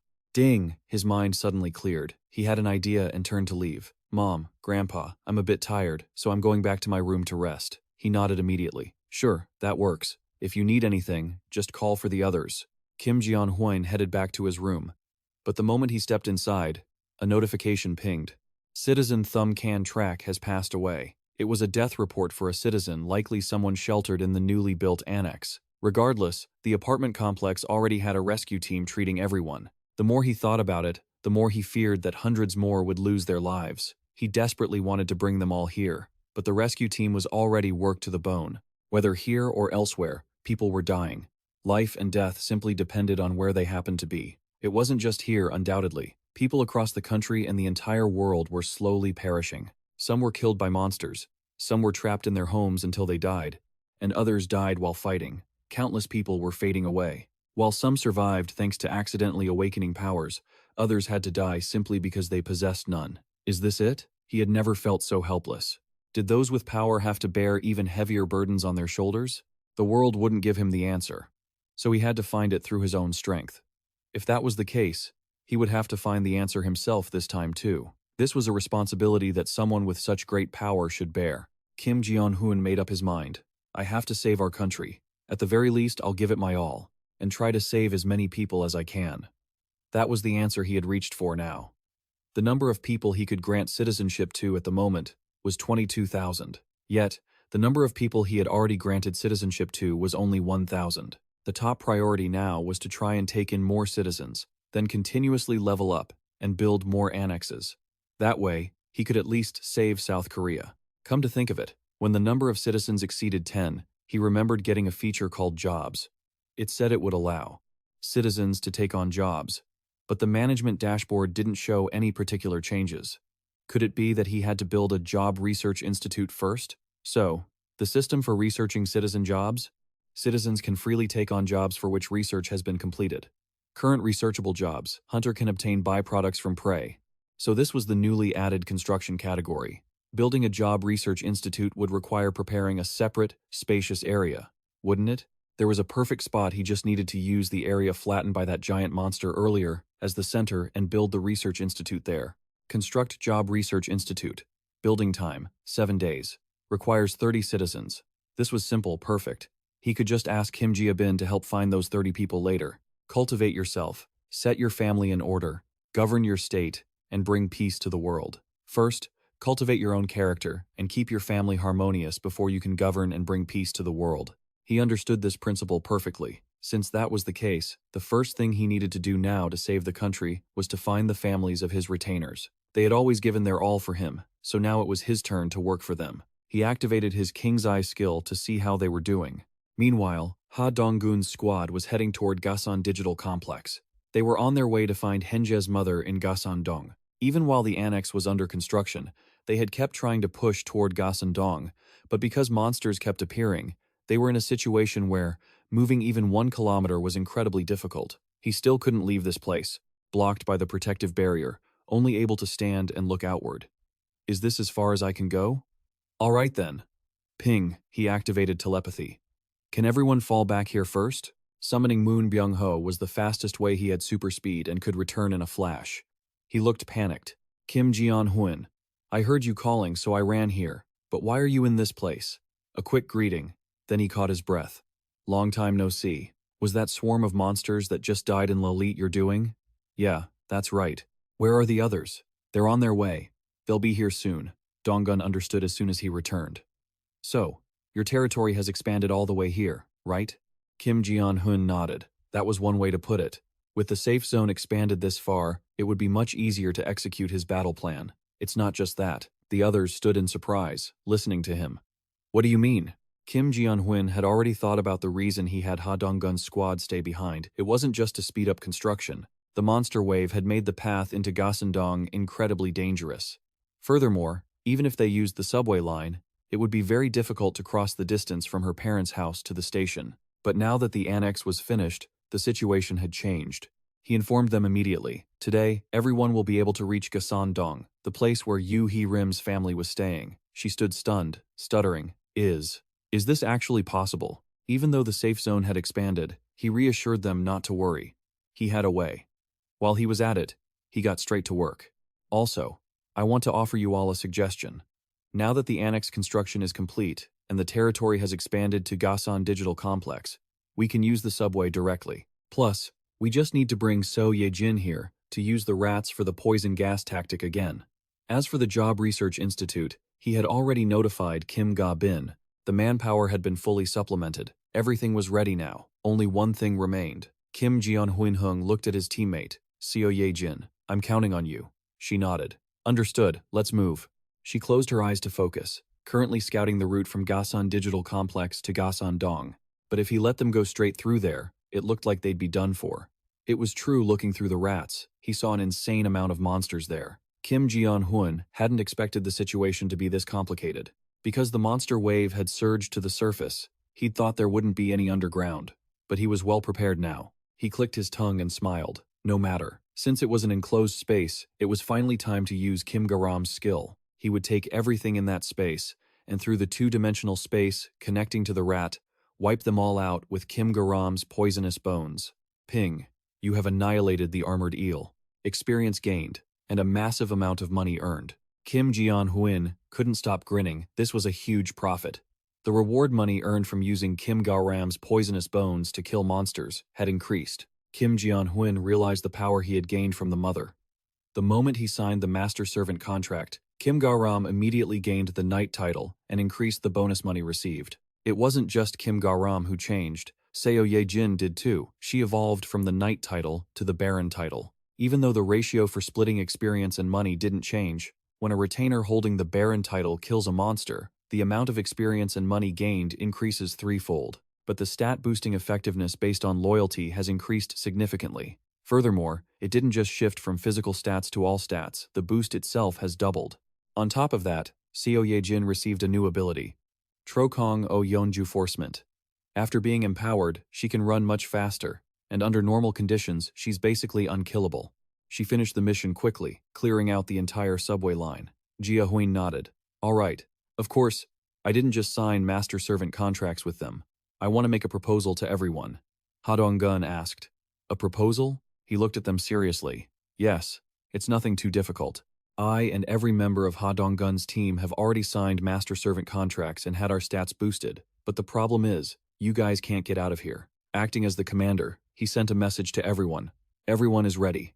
Let's move out. Ha Donggun and Kim Jian, just like So Ye-jin, were awarded the title of Baron. As for Oz, she received an even higher title, Viscount. A Viscount title isn't fundamentally that different from a Baron. When a retainer with the Viscount title kills a monster, the gold reward is tripled. A Baron can split and develop. In short, there is only one key difference. A retainer with the Viscount title can add 3 more slots to the retainer registration limit, meaning the total number of retainers can be increased. Thanks to that, the maximum number of retainers I can register has increased to 21. Go XU put on his armor excitedly. Alright, let's head out. His stats had also increased significantly. Reliability 93, loyalty 100. He gripped his sword, laughing with excitement as he stood up. Awakened ability, Steel Knight Core. That was the new reinforcement skill that Kang Jae-soo received after gaining the title of Knight. Now, besides his armor, he can even summon armored golems. He doesn't even need to fight on the front lines himself anymore. Summoning a whole bunch of troops and letting them fight for him is the way to go. The monsters were both numerous and gigantic. The tension on both sides was incredibly high. His summoned knights were just as strong. Neither side was giving an inch. Ju stood in the back, grinning from ear to ear. Let's take this chance to finish this quickly. The others charged in immediately. Okay, Su's troops, stay here and deal with the monsters. You guys, head to the subway station.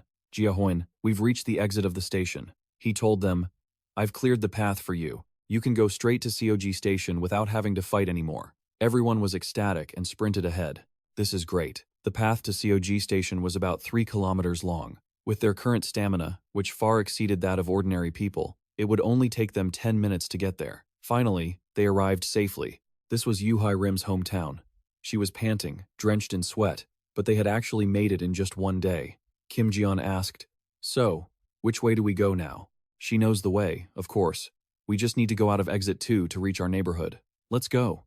But they hadn't noticed that a crowd of goblins was surrounding the entrance. As soon as they saw people, they started shrieking like stuck pigs. Ha Donggun jumped, shouting a warning, There's a pack of goblins up ahead. Yuhai Rim was already impatient and pulled out her bow. We're really busy right now, so get out of our way. She'd never been this angry before, screaming at them to get lost. A lightning arrow pierced straight through one of them. The goblins seemed shocked. Talk about an overreaction. The monsters never saw it coming. The whole group was wiped out by that single shot. Not a single one survived. Ding, you have eliminated the goblins. Yuhai Rim's new skill, Light Arrow. Before hitting the goblin, the light explodes and scatters into dozens of rays. Each ray can pierce through a body. It's a high-damage weapon with incredible power. He was impressed watching her, but while tracking the group, he suddenly froze. What's that? A pile of wooden planks was completely blocking the apartment entrance. This shocked Jia Hoin. It was barricaded from the inside, which meant there were still survivors. He instructed the group, Yuhei, Rim, and I will go up there. You guys stay here and keep watch, okay? Ju summoned his soldiers again. Rise! Keeping watch here is the right call. The two of them sprinted up the stairs. They were about to meet their families. Would it be a happy ending or a nightmare? They reached the right room. Yuhai Rim ran so fast she almost couldn't stop, pounding on the door and calling for her mom. Mom! Mom! But no one answered. Wait! She froze in disappointment. What was going on? Why wasn't anyone opening the door? Her face went pale. No, this can't be. Dad is already gone. Now it's just Mom. She collapsed in despair. Please, don't leave me. Don't take anyone else away. Tears streamed down her face, and she gritted her teeth in helplessness. Had Yuhai Rim's desperate longing to see her family move the heavens. The door actually opened. There was someone inside. From behind that tightly shut door, a young man appeared. Sister? Sister. Yuhai Rim looked up, her eyes shimmering with tears. Myong, ha! It had finally opened up for her. They looked at each other, stunned, unable to find the words. She hurriedly asked, Myong, where is Mom? The kid was shocked to see her crying so hard and quickly replied, Mom is inside. Oh, brother-in-law is here too. As soon as he said that, a woman's voice called out from within. Yuhai Rim. They hugged each other tightly. Oh, my precious daughter. It's so good. It's really so good. The group was overjoyed at the reunion, asking questions one after another. Mom, are you okay? Are you hurt anywhere? Have you eaten anything? Mom! Her mother tilted her head, doting on her. Oh, You good girl. Why are you crying on such a happy day? Stop crying now. But Yu Rim couldn't stop, sobbing uncontrollably. Dad, where is Dad? Her mother's expression changed as if she understood, instantly turning pale, her hands trembling as she held her daughter's shoulders. No, it can't be.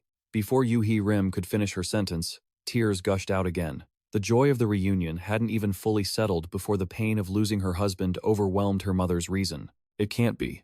Sob, sob. Just like that, the family understood what had happened. The whole house was filled with the sound of crying. Honey. Sob.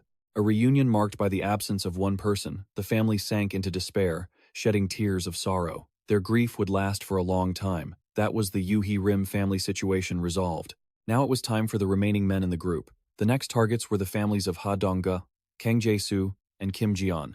The location was in Jiandong. All three of their families were there. He gripped his hands tightly. I have to speed up. I have to try my best so no one else has to suffer the same pain they did. After everyone brought Yu Rim's family to the safe zone, I used the retainer summoning skill to gather them and had them advance from the west toward Jiandong. That's the situation. However, I suddenly received a report from Kim Ga-bin. So, in summary, the capacity of the public facilities has reached its limit, right? She nodded. That's right. One thing after another, problems kept piling up. He pondered for a moment. Is there any way to expand the public facilities? Proposals have been made to have people with homes nearby return to them. Is that okay? Kim Ji-hoon had already considered this scenario. I plan to build public facilities outside the apartment complex, like community centers or ward offices. Besides that, I'm also planning to set up grocery stores everywhere. That way, everyone will soon be able to live outside the complex. I had predicted long ago that we would hit our limit someday. But fortunately, the newcomers recently all have homes nearby. Furthermore, as our territory expands by another kilometer, many residential areas are now within the safe zone. There are plenty of vacant houses lately. Letting everyone who has a home nearby leave will definitely free up a lot of space. While we're on the subject, I'll also set up a few outposts for the hunting team on the outskirts, and use this place as a hub to build a few more grocery stores. When you think of it, just do it.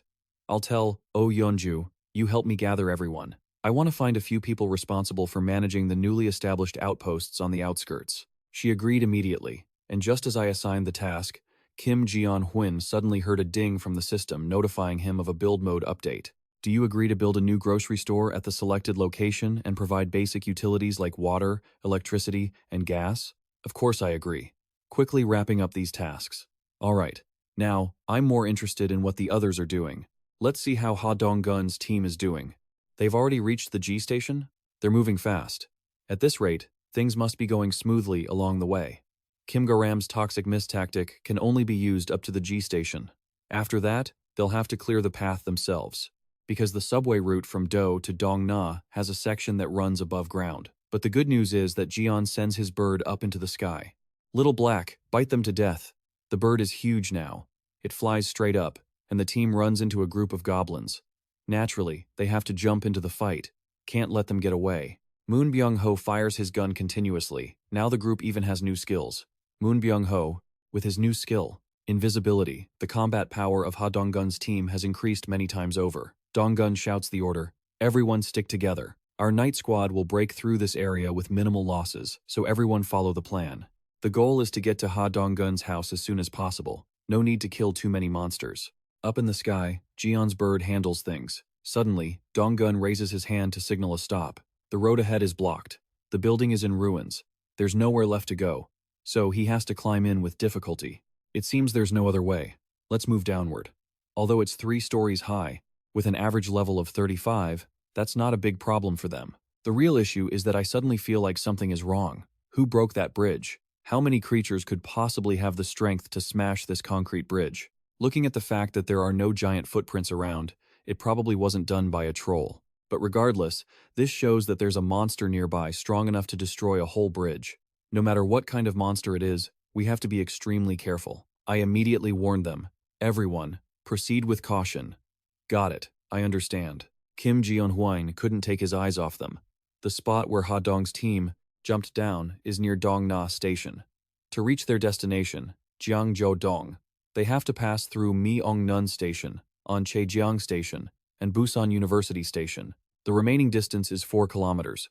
Their families all live in the same neighborhood. At this pace, they'll arrive safely. Hope everything goes smoothly. Suddenly, music starts playing, and my face turns pale with confusion. Huh? A doorbell? There clearly shouldn't be a doorbell here. I quickly activate my skill, and my multi-vision scans the whole building. There's a group of people standing there. Was it really coming from the apartment? What happened since I gave Kim Ga-bin the responsibility? It's very rare to encounter a situation like this. I told the girl. So Ye-jin, I have to go back to the apartment for a moment. She nodded immediately. All right, travel safely. Instant teleportation. In the blink of an eye, I'm back at the apartment. Just when things were going well, something had to happen. Let me see what's going on. The people outside pressed the doorbell, saw no one, and started banging on the door. Is anyone home? They asked each other impatiently. It's definitely this room. That's weird.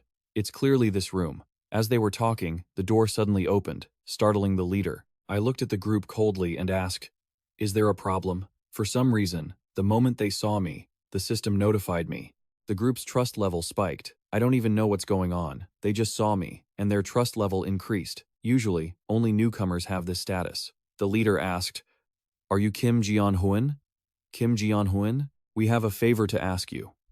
He placed his hand on his chest, looking very sincere. Please, let us borrow some guns. What did these guys eat to be so bold? Guns? Yes, that's right.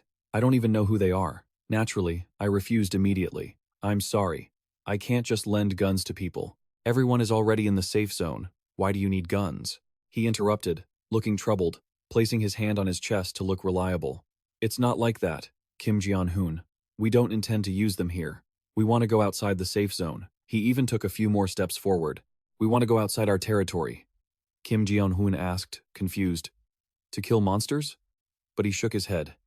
No, that's not it. Stuttering, he finally said, we want to go out and save our families. Is there really no other way? We're begging you. So that was it. I understood. Are they the same as me? Worried sick about their families, staying up all night, constantly thinking about what they could do, and finally deciding to take action themselves, then running here with that desperate heart to find me. Kim Ji-hoon said bluntly, I can't help with everything. The look of disappointment on his face was clear as he bowed his head and stuttered. Is that so? But I only said I couldn't help, not that I wouldn't lend them the guns. Very quickly, a few guns dropped in front of the group. They were stunned. This is, I said, I can provide weapons so you can go save your families. The whole group immediately bowed deeply. Thank you. I don't know how to repay this kindness, but there's no free lunch, I continued. Besides, I have a proposal. He startled, jerking his head up. What? A proposal? Kim Ji-hoon got straight to the point. Yeah. Would you like to enter into a contract with me? Contract of the Master, the strongest cheat skill in history, allowing for the recruitment of 100 awakened individuals at will. Actually, this Contract of the Master has a rather troublesome condition. But before I could say anything else, he agreed immediately. All right. What do we have to do? The reason why, even with such a rare ability, I still haven't signed up 100 people, is that I get embarrassed just thinking about it. My face flushed bright red. Please kneel before me. Since it was so rare, but he still couldn't get 100 signatures, he felt stuck and gritted his teeth. First of all, just mentioning it made him feel incredibly embarrassed, his face bright red. Please, kneel before me. What the heck is this group doing? We aren't even that close yet, and they're already joking around? Everyone just stood there with their mouths hanging open, staring at me, completely frozen. The whole crowd was just blankly standing there. Is he kidding? Or is he for real? Does this guy actually care more about power than I thought? The old man leading them actually dropped to one knee, like he was proposing. He looked confused. Is that really it? You can just say, thank you. And if you'll excuse me. After saying that, he even placed his hand on the old man's head like he was bestowing a divine blessing. Now I finally understand how Mom feels. This is so embarrassing. I am never doing something like this again. It took a lot of effort, but I finally managed to blurt out, from now on, you will obey me. The old man was speechless. Kim Ji-hoon, you jumped the gun on that one. You just needed to say you were ready to serve me, that's all. Oh well, just do it to make me happy. Acting like a psycho over a gun is fine, I guess. Yes, sir.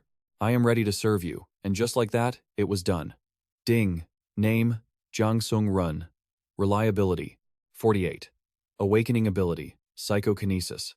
The old man was suddenly glowing with spiritual energy. He couldn't believe his own eyes. What's happening? My body is glowing. And this feels amazing. Is this an A-rank skill? As for me, it was an unexpected harvest. A super strong, awakened individual appeared, which was totally outside my predictions. I opened the shop to buy an orange and had him test his ability immediately. Mission objective: use psychokinesis to make the orange hover. Time limit: 10 minutes. Reward: mental strength enhancement. Failure penalty: redacted. No way, the old man said, looking a bit startled. Oh, psychokinesis? I held the orange out in front of him. Jiang Sung Run. Can you try to make this orange hover in the air without touching it? The old man was intrigued and tried right away. He gritted his teeth, sweat pouring down like a waterfall. Watch me, I'm trying. At first, he struggled and nothing happened, but a moment later, the orange slowly lifted into the air. The crowd gathered around started murmuring in awe. Oh, oh, even the old man was surprised. It worked. It's actually hovering, he shouted in joy. All right, Kim Jian-hoon, I did it. The orange flew up high, but the old man was so excited he accidentally crushed it. Orange juice splattered all over my face. He looked terrified and started babbling apologies. I'm so sorry. I couldn't control my power well. I didn't hold it against him and just chuckled. It's okay. That power you just felt is the ability you received after making the contract with me. All right, then ding. The reliability of citizen Jiang Sung Run has reached 50. Loyalty unlocked. Requirements met to register as a retainer. I glanced over at the rest of the group. Are the others going to make a contract with me too? Naturally. The whole bunch agreed. After that, I registered Jiang Sung Run as a retainer and completed the contracts with the others as well. Even though the other 5 only awakened D rank to C rank abilities, it didn't matter. They were able to borrow gear and gained extra strength, so they excitedly packed their bags and headed out. All right, we're heading out. I looked at the old man, feeling very satisfied just by having Jiang Sung Run alone. I've registered him as a retainer, so I can provide him with some support. I asked him, you said the OO apartment complex is in Jodidong, right? That's right. I even saw them off. Good luck, everyone. That task was handled pretty smoothly. All right, time for me to head back too. I activated my teleportation skill. In the blink of an eye, I appeared right in the room, scaring the heck out of Kim Ga-ram. Kim Jong-hoon. I just grinned and teased her. I'm back. Nothing happened while I was gone, right? She reported back, looking worried. Kim Jeon-hoon, we're in big trouble. Right now, a giant monster has appeared near Ha Dong-gun's team.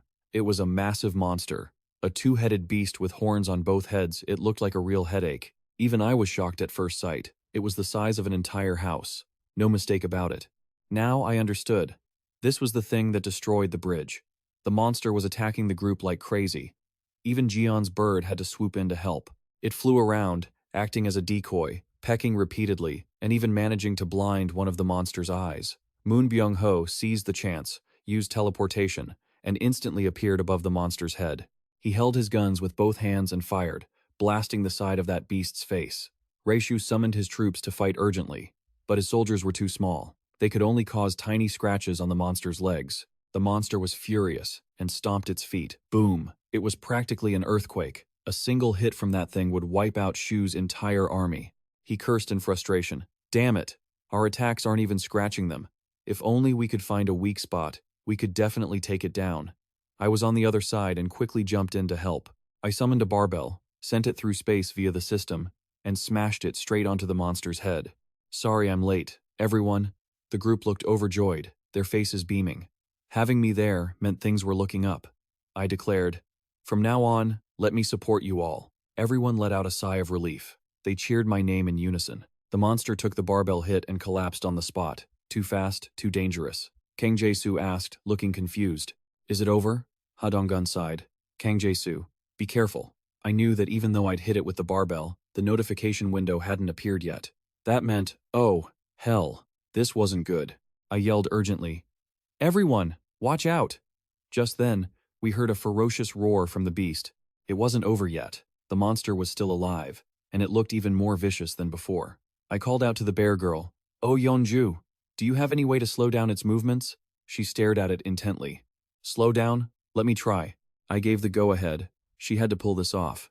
I'm counting on you. The tiger girl charged forward, calling her teammates to channel some extra power. She understood the signal and did it immediately. The two of them teamed up. The bear girl's strength increased significantly, and she lunged straight at the monster's stomach like a bullet. Taking advantage of the moment, I summoned an item and opened a system window right in front of the monster.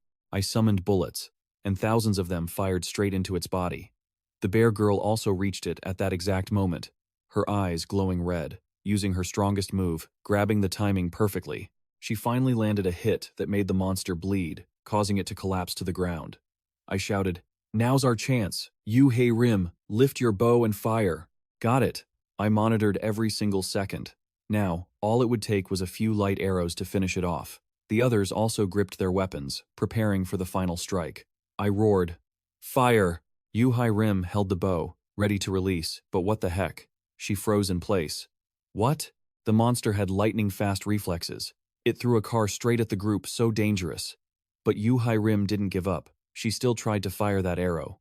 Look out! The arrow flew, hit the car, and it exploded into pieces. The tiny group stood in the middle of a rain of cars.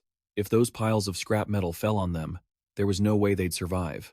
I was worried and scanned the area for the bear girl, Oh Yeonju.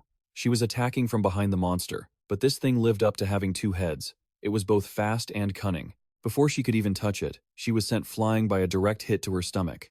As she recoiled in pain, the monster hurled a car right at her. Yu Hai Rim screamed in a panic, "Oh Yeonju, snap out of it!" But before she could even worry about her teammate, the monster threw another car directly at her. There was no way out. Jia Hai stood there, watching in sheer horror, his eyes wide. No, this can't be happening. No, no, no. Am I really about to lose another important person? I have to think of something. Anything. Anything at all. I have to find a way. I just need to find a way to save Yu Hai Rim. As he frantically racked his brain for a solution, a brilliant flash of purple light streaked in from out of nowhere. Please. It seemed his prayers had been answered. That purple light shattered the car into pieces.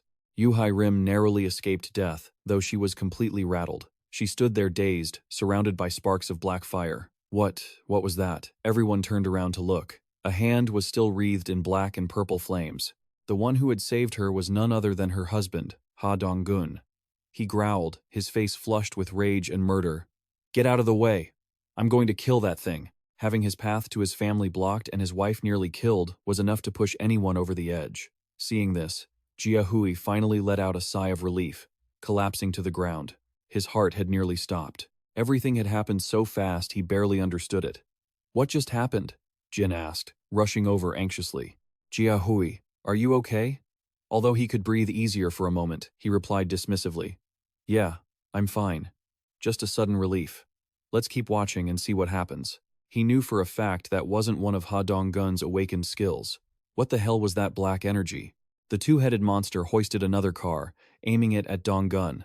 He was absolutely furious now, his face dark as thunder. Gripping his weapon tightly, he muttered, "I won't let you get away with that a second time." With a deafening roar, he threw his spear with more force than ever before. It tore through the air, hitting its mark with a single, brutal strike that pierced right through both heads of the monster. Finally, the creature's body was riddled with a massive hole, crumbling into pieces. Having annihilated the two-headed beast, they received a huge amount of experience points. Now it was truly defeated. Dong-gun had handled it all by himself.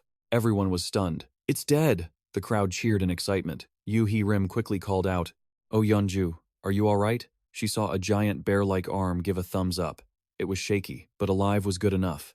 Moon Byung-ho immediately asked, "Ha Dong-gun, what was that just now?" Dong-gun didn't understand the skill either. Looking down at his own hands in confusion, it hadn't been his own doing. He guessed that Jia Hui must have helped them, but he hadn't done anything.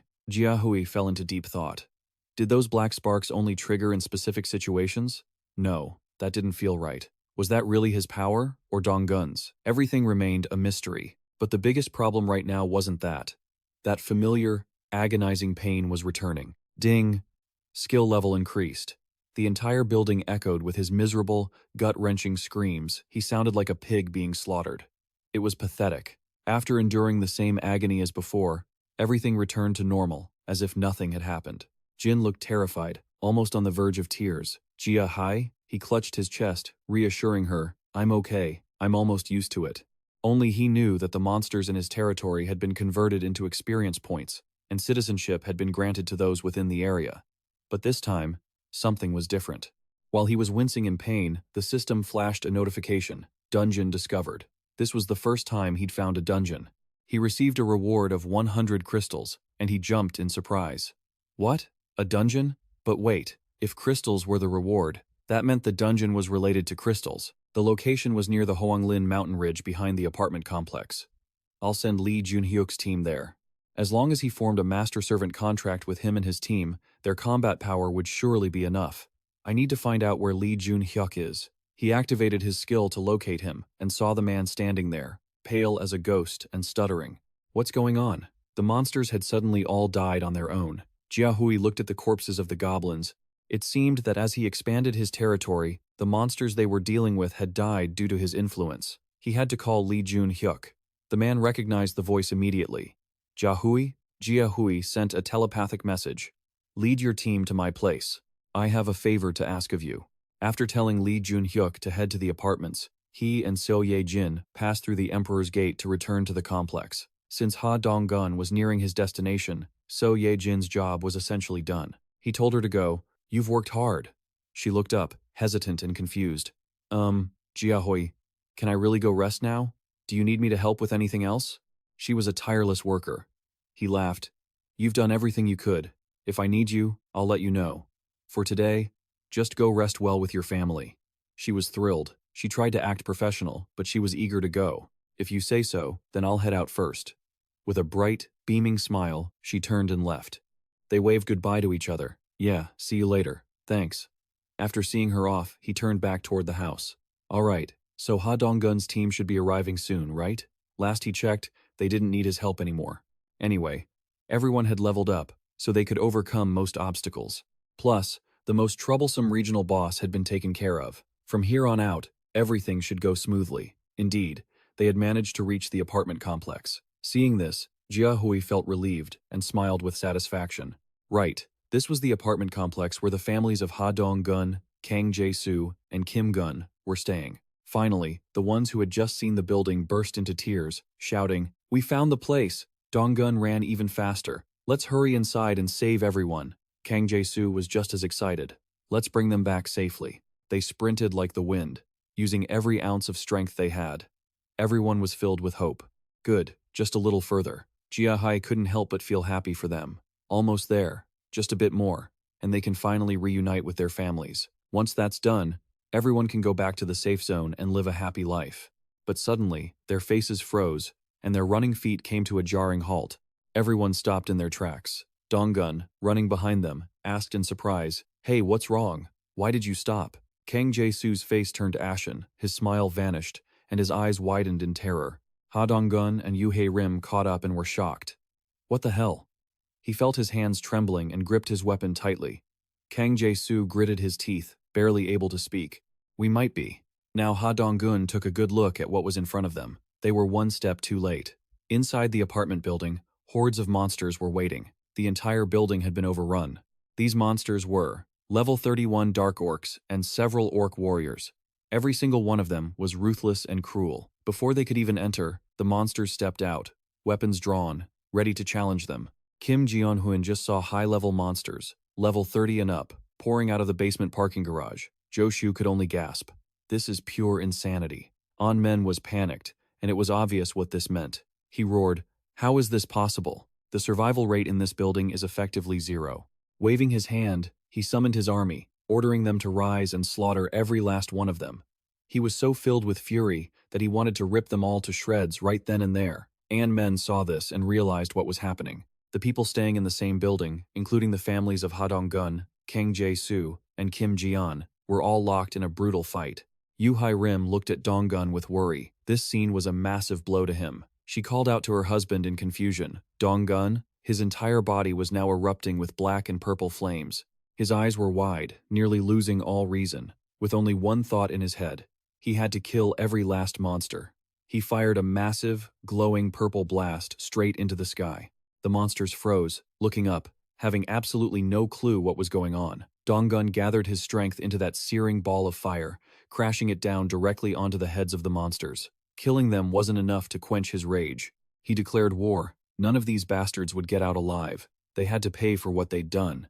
With that, he and the others charged forward, diving into the fray like arrows shot from a bow, pouring out all their anger, exhaustion, and frustration. The The monsters didn't have a clue what the hell was happening, just standing there with their eyes wide open. But it didn't matter if they understood or not. They were soon taking arrows straight to the head from Jian and Shu, while others were hit by thrown spears.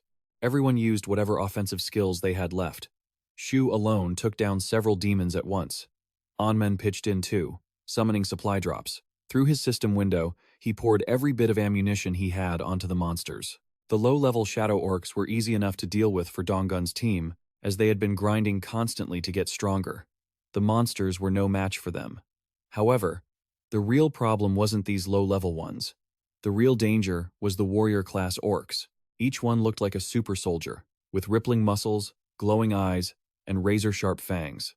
They were completely different, not even comparable to the cannon fodder. They were ridiculously strong. Kim Jian-huin couldn't just sit by. He sent a telepathic message. "Everyone, I'll support you. Hey, watch out for the armored ones. They're heading for your formation." No sooner had he finished speaking than an orc fired an arrow straight at them. It was completely beyond reason. This was way past their league. It was even aiming for Raon, the weakest combatant on the team. She was holding her gun, but couldn't react in time. Onmen had no idea where the arrow came from, only having enough time to scream, "Dodge!" But it was too late. She took the arrow right in the gut, blood spraying everywhere. Her eyes went wide in shock. The pain was agonizing. She looked at everyone, dazed. Had she really just been hit? Blood was splattering, and everyone looked on in terror. Rayon's trembling hand reached toward the wound. The arrow was still lodged there. She collapsed to the ground, gritting her teeth, trying to endure the pain. Donggun whipped around, saw his teammate down, and went absolutely wild. He couldn't believe his eyes. Raon didn't have much internal energy, and taking a critical hit like that, the worst part was that there was no medic to save her. Kim Jian-huin watched him. In Ha Donggun's team, he was always the one who stayed calm, analyzed the situation, and took action. But now, he couldn't even give orders. The enemy had targeted the weakest point of Ha Donggun's team. Once hit by that arrow, healing skills were useless. He started shaking with anxiety. What now? From here on out, they couldn't rely on Kim Jian's support. Oh Yeonju might manage to hang on with her high recovery ability. But if this drags on, the battle will be decided soon. The outcome was set the moment it began. If they wanted to run, this was the last chance. He thought about summoning his guardian to help them escape. I should have done that from the start. Just as Donggun was distracted, a massive monster appeared right behind him. It raised its weapon high, ready to bring it down. It was about to end them. Onmen panicked and shrieked, "Ha Donggun!" At that exact moment, Raon decisively ripped the arrow out of her stomach and shouted to reassure everyone, "Don't worry about me." It was an incredibly badass move. Kim Jian-huin hadn't expected her to pull the arrow out with her bare hands, and she even started healing herself. "Everyone, get it together. Go save the people in the building. We don't know who's alive or dead yet. Go find your families." Thanks to those words, the others snapped out of it. Donggun also managed to turn around just in time to deflect the monster's axe. The situation looked a bit better, but even though Raon had pulled the arrow out, she couldn't rejoin the fight for a while because of the intense pain. Honestly, seeing them fight so desperately, Onmen felt a wave of regret. I should have ordered them to run. But seeing them fighting with everything they had, he knew he couldn't give up either. They were almost at their families. He clenched his fists and shouted, his status window reflecting his own burning rage. Because of that, he chose not to run. Ha Donggun, Kang Jae-soo, and Kim Ji-yeon, he made up his mind to level them all up to 40 and grant them power. Ding. Warning. Upon reaching level 40, each stage up costs 1 billion. Do you wish to continue? He had already decided. No problem.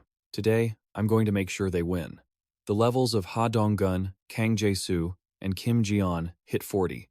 They looked at their bodies in confusion. Kim Jian-huin explained, "Everyone's levels have increased. Go wipe those bastards out." The team regained their spirit and fought with amplified strength. Stand up. Even though leveling them up cost over 10 billion, it didn't matter, as long as they could beat these demons. Actually, the money they had earned until now was all being used to expand their territory. Donggun summoned a massive swarm, waving his hand. "Let's go." There was also electricity, water, and gas for the residents, plus building new infrastructure. With that in mind, he leveled Ha Donggun, Raon, and others up to 45. He was going all in today. Why not invest the money they earned into Ha Donggun's team? They deserved it. The battle dragged on for a long time. Everyone was exhausted. Kim Jian-huin kept close. "My guardians and I fought on the front lines, joining forces to help Yu Hae Rim, Moon Byung-ho, and Kim Jia-dong level up. The levels of Yu Hai Rim, Moon Byung-ho, and Kim Jia-dung rose to 40, and he boosted all the remaining members to level 40 as well. Just like that, everyone surpassed level 40, along with the three who performed the best in the battle, Ha Dong-gun, Kang Jae-soo, and Raun. They were boosted to level 45. Level 45, on par with the two-headed monster from before. That means we now have 3 monsters of that caliber. Soon after their massacre, the monsters fell one by one. In the end, the only ones left on the battlefield were Ha Dong-gun's squad. Everyone was gasping for air, their bodies full of hope as they entered the building. The deeper they went, the darker and paler their faces became. The interior was utterly devastated. Dead bodies were strewn about. There wasn't a single sign of life left. The further they climbed, the heavier the atmosphere grew. A suffocating silence took over, and no one dared to speak. They had reached Ha Dong-gun's home. He reached out his hand to the doorknob. Yu Hai Rim grabbed his arm, whispering, "Ha Dong-gun?"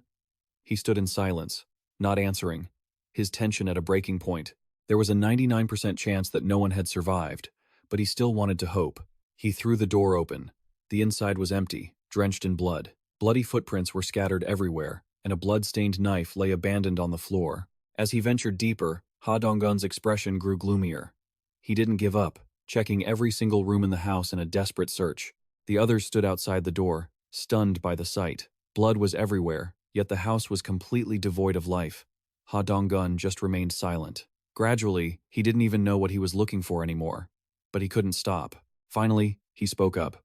"Let's go." Yu Hai Rim looked at him with compassion. Ha Dong-gun, his face was unnervingly calm. He was in too much pain to even cry. "I'm okay." Yu Hai Rim couldn't hold back. She rushed to hug him, sobbing as she spoke. "You fool. If you want to cry, just let it out." Ha Dong-gun patted her back comfortingly. "I already guessed this would happen. I'm fine. It would be okay." The other rooms in the building were the same, silent, empty, nothing but blood. Jia Huan sank to the ground, breathless. "Is it confirmed?" "Yeah, it is. Is this what they call reality?" They had all lost their families. Jia Huan didn't know what to say. His whole body felt stiff. "I failed." Even though they looked devastated, they weren't like Kim Yu Hai Rim, who still had family by her side to share the grief. Even after putting in so much effort, in the end, he was completely abandoned by the world, left all alone. He broke down, burying his face in his hands and weeping. "I actually wanted to use my powers to save the country. I couldn't even save the people right next to me." Suddenly, Ha Dong-gun spoke up. "I didn't find any footprints in your house either." He still held on to hope, wondering if they might be alive somewhere else. "Even if that's not the case, we have to try to keep living." Because the one saying this was none other than Ha Dong-gun, no one knew how to respond. There was still no need to give up hope yet, because they still held on to a glimmer of hope. Their situation was much more optimistic than Ha Dong-gun's. He looked up and called out, "Jia Huan, are you there?" He immediately replied, "Yeah, I'm here." Outside, it was pouring rain. Their bodies felt like all their strength had been drained. They couldn't even take a step. "Sorry, can you summon us back? I want to rest for a bit." Jia Huan naturally did it right away. Summoning his familiars, he tormented himself. This thought kept looping in his mind. Was it because I was too greedy that I was a step too late? If only I could have come to save their families sooner. Ha Dong-gun turned away. "I'm going to rest first." Jia Huan bit his lip, unable to hold back the tears rolling down his cheeks, wondering, if I had, could I have saved them? To be precise, I had been struggling in vain. My parents relied on their own strength to survive and find me. Grandfather also used his immense power to hold on. Even if I hadn't gone looking, they would have been safe.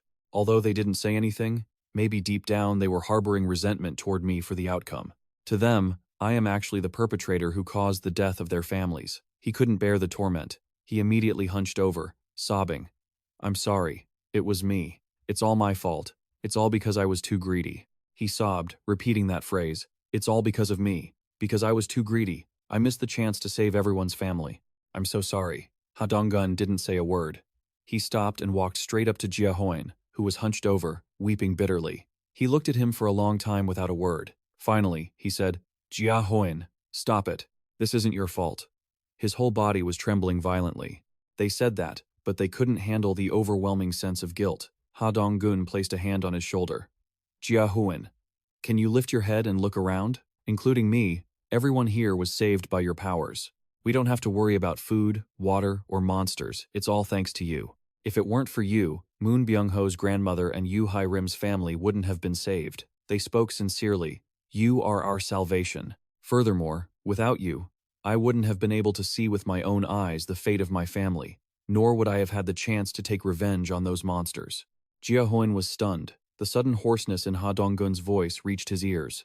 Through that, he could feel how hard Ha Donggun had to bite his teeth to pretend to be strong. Today, he was in so much pain, yet he still stood there comforting Jia Hoin instead. In the end, relying only on our meager strength, we fundamentally couldn't have defeated those monsters back then. There are too many painful things in this world. But those pains weren't specifically targeting any one individual. It just naturally happened to each person. You don't have to carry all the responsibility, because this is the world's fault, not yours. Don't put too much pressure on yourself. You just need to be like a great tree, standing there for us to lean on, that's enough. Just by creating shade for us to rest peacefully, we are already incredibly grateful. His words were so sincere that Jia Hoin was left dumbfounded. It turns out Ha Donggun was a much stronger and more mature person than he had thought. Saying that, he turned to leave. I'm heading back first. Jia Hoin couldn't believe it. He was supposed to be the one comforting them, but in the end, he was the one being comforted. Confused, he replied, "Thank you." And it wasn't just him. Even Jian looked at him with a smile, encouraging him. "Jia Hoin, stay strong. We are always very grateful to you." Yoo Hee, Rim, and Moon Byung-ho did the same. "Stay strong. If not for you, I would never have been able to save my grandmother." Janan and Seo Ye-jin also smiled at him. "Me too. If you hadn't saved me, I would have died in that house long ago." "Me too, if not for you. I might have gone insane a long time ago." Everyone sincerely appreciated him. "Truly, thank you." Jia Hoin stood there, speechless. It was strange. Ever since the beginning, he had always acted only for himself. Even when he helped them, it was just a give-and-take situation. Because they helped him, he helped them back. Yet, they called him their salvation. Suddenly, he felt like he was a terrible person. Do someone like me really deserve to be called a savior? You just need to be like a big tree. Simply standing there and letting us lean on you is enough. A big tree, huh? How can I live up to their expectations? A big tree that provides shade so everyone can rest in peace. Thanks everyone. My mind is clear now. That's right. I'll try to become the big tree that Ha Donggun wants. The goal of saving the country that I set at the beginning was just me feeling pressured by the immense power I possess, making me think I should do it. But that's not a goal I truly crave, and I'm not sure I can give it my all. I've always felt that just killing monsters, leveling up, setting up outposts, and expanding territory like I am now is enough. I'll drop the lofty goal of saving everyone in South Korea. My new goal is to become a giant tree and create shade so that anyone who enters can have a more comfortable place to rest. I'm certain this is exactly what I should be doing right now. Ding! The reliability and loyalty of everyone have increased to 100%. Not long after Ha Dong's team left, Lee Jun-hyuk led a group of people to my place. He stood outside the door and called out, "Boss Kim, I've brought the people as you asked. This guy's team is huge, making so much noise in the hallway. I had to go out to greet them." "Thanks for the hard work, everyone," he asked in surprise. "It's nothing. But you said you had something to ask of me?" "What is it?" I slammed the door shut. "Let's move somewhere else first. People who aren't my retainers can't enter my house. Regular citizens can only come up to the gate." But the reason I still called them to my house was after changing the door, I opened it wide and invited them in. They were all stunned, not understanding a thing, looking at the scene before them, in shock. "Isn't this my house?" the red-haired girl said, bewildered. What? What is this? What on earth is going on here?" Ding! The group's loyalty spiked. Exactly what Kim Ji-hoon wanted. I chuckled to myself. That's right. To increase loyalty, showing off one's capabilities is always the most direct and clear way. Once they were all inside, I said, "Everyone, from now on, I'll explain a bit about my proposal." Lee Jun-hyuk turned back. "Yes, please go ahead, sir." I reached out my hand. "First, I'd like everyone here to sign a contract with me." Everyone knelt down, waiting. After a while, a few people asked in confusion, We were the last group. Does this mean the contracts are all finished now?" "You've worked hard." I was so tired I was dripping with sweat, but no matter how tired, I held on just as I thought. Signing contracts with so many people at once is truly exhausting. But thanks to that, everything is prepared. I looked back at the leader, Lee Jun-hyuk. Now, I'll get to the main point. With the territory expanding, the entire Hoanglin Mountain has become our domain. Hoanglin Mountain is the mountain behind us? That's right. Plus, it seems a dungeon has appeared there. I looked very serious. Lee Jun-hyuk and everyone else were too. I want to ask you all to explore that dungeon. Can you do it? He didn't dare promise immediately. It was intense. But this was a great opportunity. Of course. That's no problem. Thank you for trusting us with this mission. Good. Just as I was speaking, I suddenly heard a voice calling me. I was startled, and my eyes widened in surprise. Telepathy? It was Kim Ga-bin calling. The things you asked me to prepare are ready. Can you come over now? I can't ignore her. All right, I'll be there right away. Kim Jeon-hwin looked at the elevator floor indicator. The elevator door was about to close. Only now did I dare to let out a sigh of relief. It's a good thing Lee Jun-hyuk happily accepted the dungeon conquest request. Finally, I can breathe easy regarding dungeon-related matters. Notably, after Lee Jun-hyuk became my subordinate, even though his skills didn't change, his title changed from Knight to Viscount, the 12th retainer title, Viscount Mage, but just like others, his title had shifted.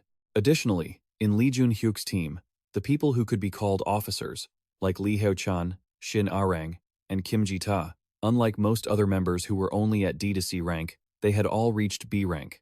I get the feeling that as the number of people signing contracts increases, the accumulated data also grows. Being able to achieve high-level abilities might be related to some innate condition potential or talent. Watching the elevator, I guessed I could only sign master-servant contracts with 100 people, so from now on, I should try to sign with those who have talent.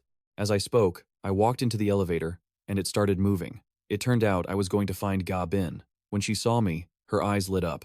Kim Jeon-hwin, you're here? I smiled and greeted her back. Kim Ga-bin, you've worked hard. Ha ha ha, it's nothing. It wasn't even difficult. As long as you pay enough, it's no problem. Mentioning money made her energetic again. I sighed, accepting it. I'll pay you an extra bonus. Then, my gaze suddenly shifted, scanning the area. Are these the people you found? Ga-bin pointed at them and nodded. That's right. As you asked, I found the 10 best people for the job. I stepped forward to introduce myself. Very happy to meet you all. My name is Kim Jeon-hwin. The others bowed in unison. Nice to meet you, the blonde guy asked. Kim Jeon-hwin, why did you call us here? I got straight to the point. Of course, let me explain to everyone. I want to assign you all to department head positions, just like Ga-bin. Everyone gasped in shock. Really? I had already calculated everything. Currently, the population has increased a lot, but only a few people hold department head positions. There was only medical team leader Lee Sung-min and rescue team leader Baek Sung-min. This blonde guy seemed very enthusiastic. As long as you entrust it to us, we will definitely give it our all. There are currently 12 department head positions left. Giving them to these people should be fine. But, of course, I couldn't just hand it to them. No freebies.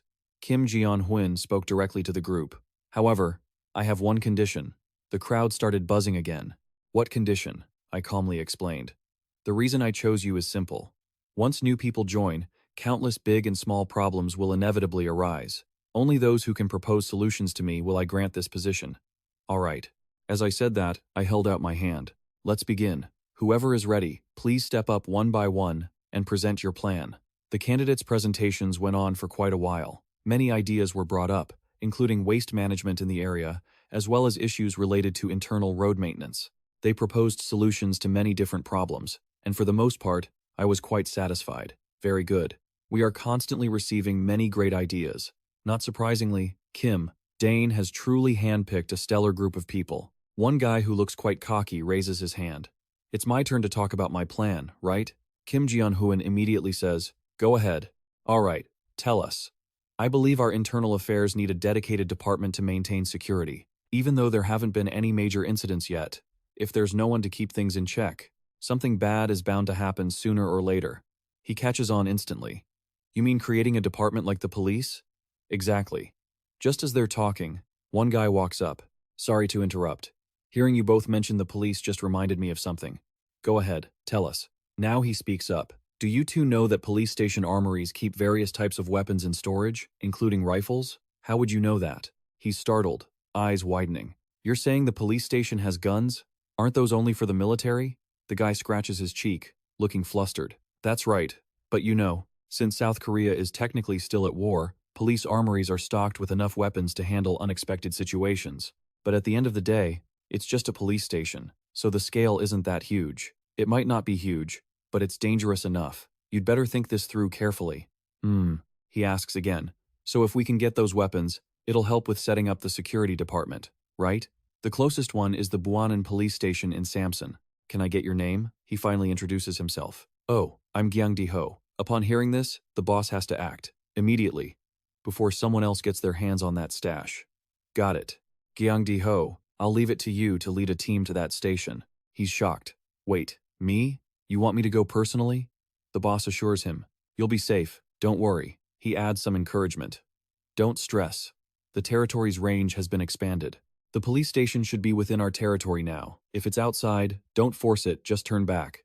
Now he's relieved and accepts the mission. Right, I understand. Leave it to me. Today's haul is proving to be better than expected. All right, get ready and head out immediately. The boss smirks to himself. Rifles, huh? That sounds tempting. Let's keep going. More and more things are coming to light. The rest of you, continue with the previous topic.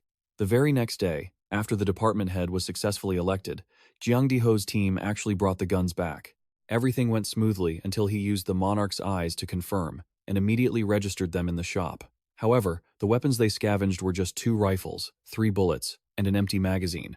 The quantity wasn't the issue after all. Once registered, they could just buy more from the shop. The real problem was that someone had already raided most of the guns in the station. By the time Jiang Diho's group arrived, there was barely anything left.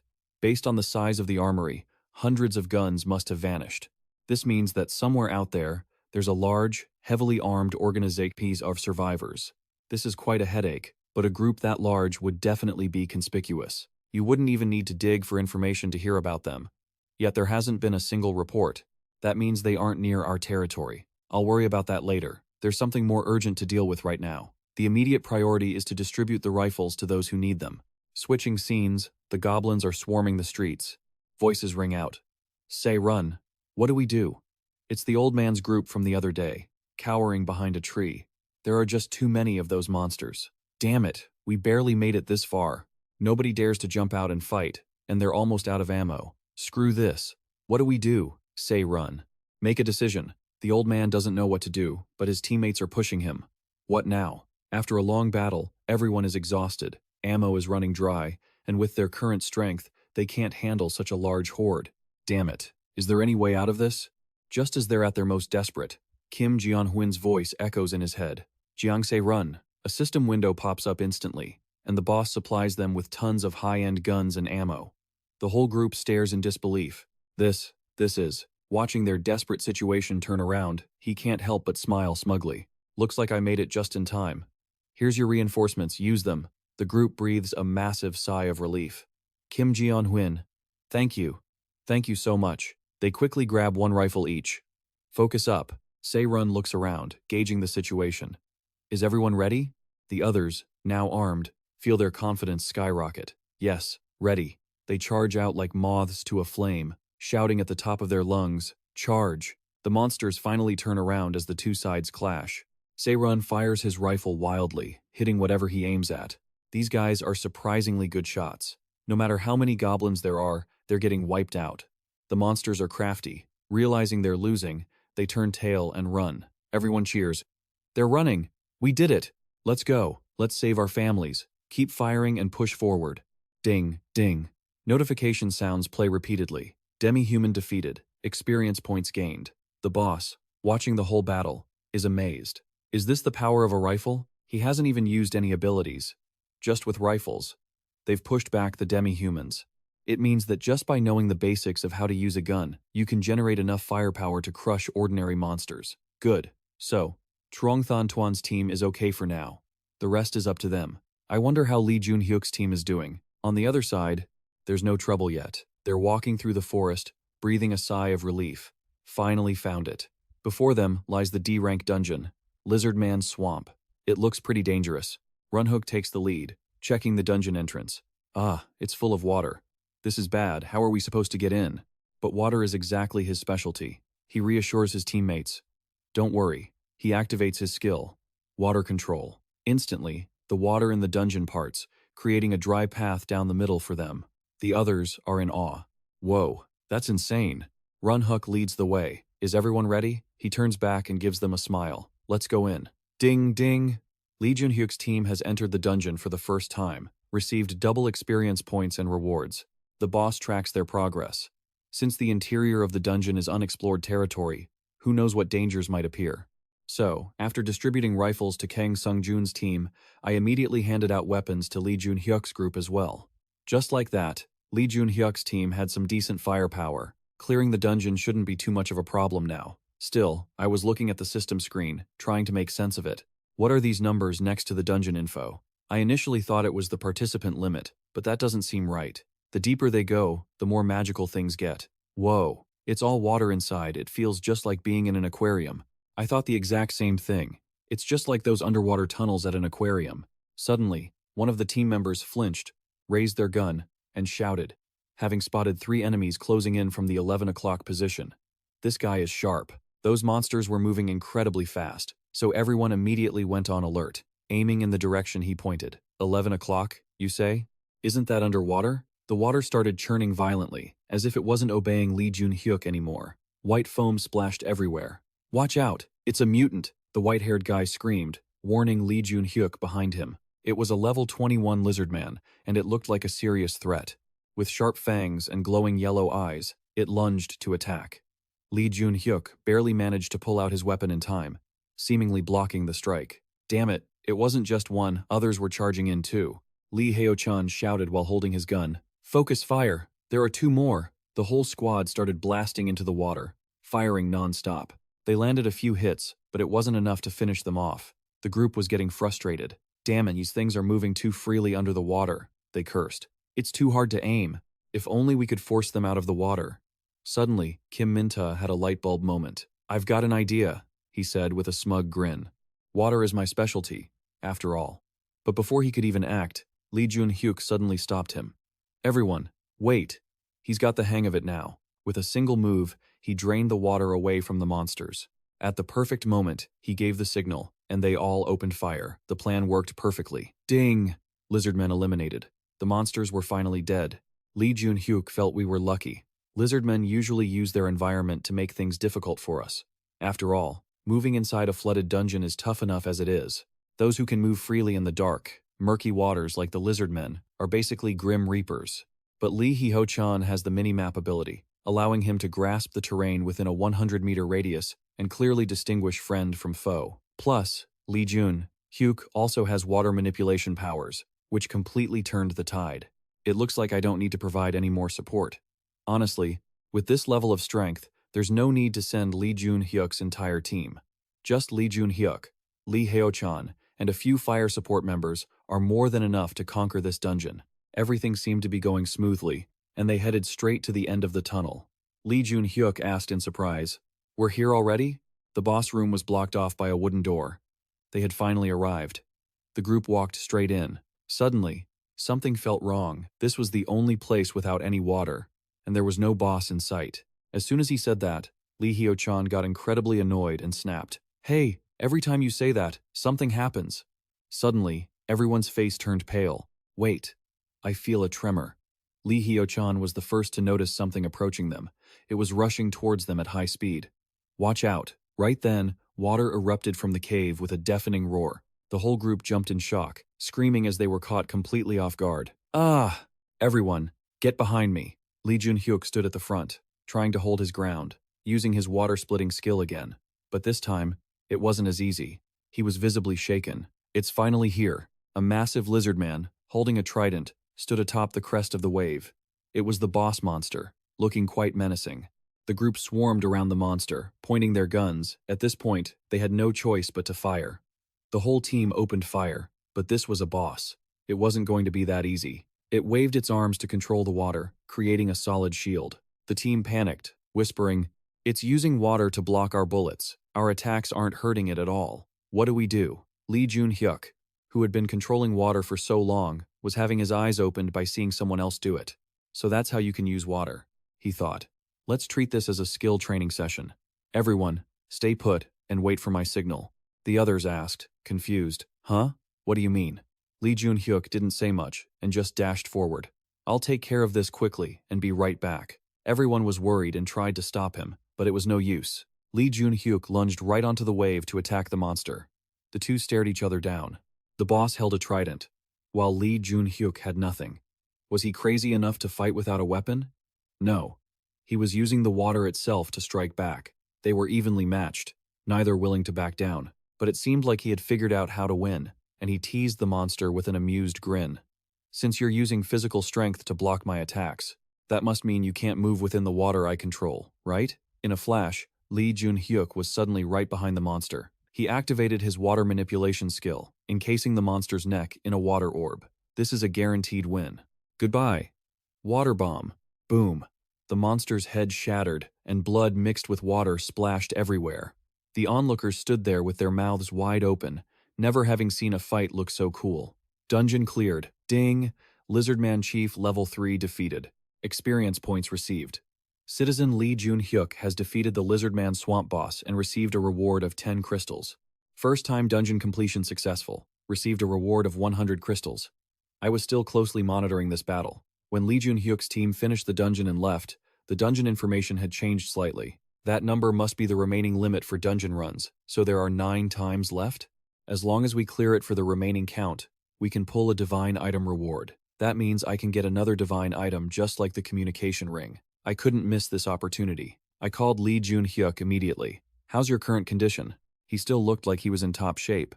Other than being a little tired, everything was fine. We talked back and forth. That's great. I have a favor to ask you. Sure, tell me what it is. I'll do my best. I got straight to the point. Can you clear this dungeon once every day? He froze. Are you kidding? That? But this is actually a good chance to train. He readily agreed, saying it was just a small thing, and he really did it. Over the next 10 days, Lee Jun-hyuk defeated the Lizardman Swamp Boss and received a reward of 10 crystals each time. After clearing the dungeon for the first time, I got a reward of 100 crystals and a divine artifact gacha draw.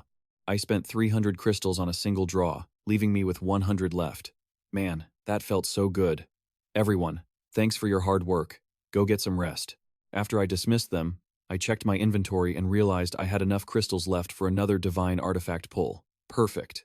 Now, let's see what I get. Divine artifact, draw. Getting new gear is great, but the blinding light and the sheer pain from the magic formation hitting me directly is absolutely unbearable. It's so bright that even a blind person could see it. Can't you turn this thing off? It's usually bright, but this time it was exceptionally blinding. I lifted the item up with both hands. Ding. System notification. You have obtained the Crown of the Hearth King. When equipped, the benefits provided to citizens are doubled. I honestly didn't expect that. Right now, there are 6 types of citizen buffs. A 100% boost to experience, and gold, faith power, base tax revenue, population subsidies, economic activity, and job-specific effects. Just by wearing this, all those effects double? But do I really have to wear this thing all the time? It's a bit cumbersome, but the boost is way too good to ignore. It looks a bit ridiculous, but I tried to talk myself into it. I mean, I never really leave the house anyway, so I'll just keep it on for now. Oh, I can feel a refreshing sensation washing over my mind. Come to think of it, the cooldown for the tax collection is almost up. I might as well test the crown's ability now. If the crown's doubling effect applies, the 10% tax revenue should jump to 20%. A 20% tax cut means I could be looking at several billion. I was stunned when I saw the final figure over 15 billion. That means the total assets of the citizens are around 75 billion. Everyone's wealthier than I thought. No wonder the general store's sales have been so high lately. It shows the citizens' purchasing power has really increased. Anyway, more wealth for the citizens is always a good thing. Now that I have the crown, I need to level up as quickly as possible to add more items to the shop. I was lost in thought when the doorbell rang. Kim Jeon-huin, we're back. It was Jiang Sung and his group. They all looked incredibly happy. Hey, Kim Jeon-huin. We're here to return the equipment we borrowed. I looked at them and replied politely. You all must be exhausted from the trip. Thank you for taking the trouble to bring it back to me. They were still buzzing from their victory. Don't say that. It was the least we could do. Suddenly, they all froze, staring at the crown on my head in shock. What is that on your head? I finally remembered I was wearing it, quickly ripped it off, and stammered, Oh, this? It's nothing, really. Just some random thing.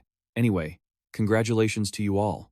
I was so embarrassed I wanted the ground to swallow me up, so I quickly changed the subject. I'm just glad you're all safely reunited with your families. Oh, yes, it's all thanks to you, they sighed. If we had been even a second later, we might never have seen our families again. But thanks to your generosity in letting us borrow the guns, we were able to save them against all odds. I waved it off politely. I just did what I could to support you. You all saved your families through your own strength, but they still bowed deeply. For us, the chance to save our families was everything. Please, let us thank you one more time. Thank you so much. I couldn't help but smile, feeling happy for them. I'm just glad I could help. Ding! The loyalty of everyone around me just spiked. After chatting for a bit, Jiang Sung and his group headed downstairs with their families, and I got busy organizing the weapons they had returned. I shoved all the guns back into storage and wondered, so, that's everything accounted for? Suddenly, a series of lines flashed across my screen. Wait, a notification? I had no idea at the time. I didn't think there was anything that needed notification. But this was serious. The system was reporting that a bunch of citizens had died. I stood there, frozen, completely confused. What on earth is happening? In the blink of an eye, about 15 citizens had died. Something like this had never happened before. Right then, another alert popped up. Lowest level blood demon eliminated. Experience points earned. I thought it was good news, but this notification was actually just the beginning of a major nightmare. Scene change. Bodies were strewn everywhere, and a girl was sobbing, hanging on by a thread. Help! Please, help me! She was being held tightly from behind by a guy with red hair. Surrounded by zombies, he didn't say a word, just took a massive bite out of the girl's neck. Her body transformed instantly. Her skin went deathly pale, shriveled up as she turned into a zombie. After that bite, he tossed her aside for the other zombies to swarm. He just stood there, wiping his mouth with a smirk. Heh. Eat up, boys. The prey here is truly endless. He had such a wicked look on his face. Before he arrived here, he'd stumbled upon this safe zone completely by accident. He had been so confused, wondering why there was a transparent wall blocking his path. Then, when he received a prompt to request citizenship, he just tapped accept without giving it a second thought. After getting inside, he was stunned, his jaw hitting the floor. My God! He couldn't help but be amazed. This is unbelievable. There are so many people here, families laughing and living happily. It's like paradise in the middle of hell. And look at that over there, food everywhere. Not only is there a ton of it, but the quality looks incredible compared to the ones I've been eating outside. It actually tastes way better, too. His mind started racing. If I just stay here, I can eat all these people and evolve. I could become like that guy who called me useless and threw me away, a powerful vampire just like him. He'd eaten countless people by now. He flexed his long, sharp claws, daydreaming about reaching the middle tier soon. It wouldn't be long before he had power equal to that guy. But being equal wouldn't be enough. He had to drink more blood to surpass him. Therefore, not just him, but his subordinates had to get stronger too. Currently, he was low tier and could only command 5 lowest tier vampires. One had died on this hunt. But that was fine. After all, there were countless humans here. Creating a new lowest tier vampire wouldn't be hard at all. He grinned even more wickedly, his eyes glowing red, waiting for the moment he'd become a middle tier vampire. Aha! My minions will evolve into low tier vampires, and then they'll multiply, creating even more lowest tier vampires. Like this, my vampire army will grow rapidly. I'll devour every human here and then go settle the score with that bastard. By then, my power will definitely have surpassed his. And then, I'll finally have my bloody revenge. He glanced behind him, noticed someone coming, and couldn't help but laugh. Well, another piece of prey just delivered itself to my doorstep, huh? His vampire underlings were already stirring, their eyes glowing blood red as they snarled, baring their razor-sharp fangs. He was laughing like a maniac, relishing the thought of controlling them, and here this guy comes, practically begging to be killed. But then, his grin vanished in a flash, and he froze right where he stood. He couldn't believe his eyes. The moment his lackeys lunged forward, they were blown to bits in an instant. What is going on here? Not only are his subordinates gone, but they were wiped out like nothing. He's got to be pretty skilled to pull that off. Still, he really messed up by pissing off Kim Jeon-huin enough to make him show up personally. He stared in terror as the man approached, radiating pure, unadulterated killing intent. What just happened? There was no warning, not even a single blow exchanged. In just one split second, my entire army wiped out? Am I seeing things? I can't wrap my head around any of this. He looked into the man's glowing eyes and started trembling not from the cold, but because his mind couldn't handle the reality in front of him. But one thing was crystal clear. This guy is a monster. The kind I can't even begin to fathom. The only thought racing through his head now was, I need to run. I have to get out of here. An invisible hand, the man's skill, clamped down on him. The man grabbed him by the throat and hoisted him into the air. He couldn't fight back at all. His whole body went rigid as he screamed in agony, begging for his life. Please, just let me go. Kim Ji-hoon was absolutely livid. This pathetic vampire had slaughtered so many people on his territory who wouldn't be furious. How dare you? Kim Ji-hoon was choking the life out of him. The vampire's eyes were bulging, sweat pouring down his face like a waterfall. I'm a dead man. He knew that expecting mercy from this man was nothing short of a miracle. Damn it. So, I really can't get my revenge? Am I just going to die for nothing? But just as he felt like he was staring into the abyss, the man dropped him to the ground. He wasn't going to let him die just yet. He had to stay alive. Ignoring the vampire hacking and wheezing for air, Kim Ji-hoon delivered his final ultimatum. From now on, you will answer every single one of my questions honestly. The vampire lay crumpled on the ground, shaking like a leaf, staring up at him, unable to even form a word. When the man finally demanded an answer, he managed to choke one out. Yes, sir. Kim Ji-hoon's face remained as grim as the Grim Reaper himself. First, tell me, how did you get in here? This guy was just a low-level vampire named Juge Shenkui. Hearing how easily he'd infiltrated the territory made my head ache. The system notification for granting citizenship didn't specify humans, it just said, can meet the requirements for citizenship. I never imagined that meant I could grant citizenship to non-human monsters. And to make it worse, a man-eating one at that. Kim Ji-hoon was totally fed up.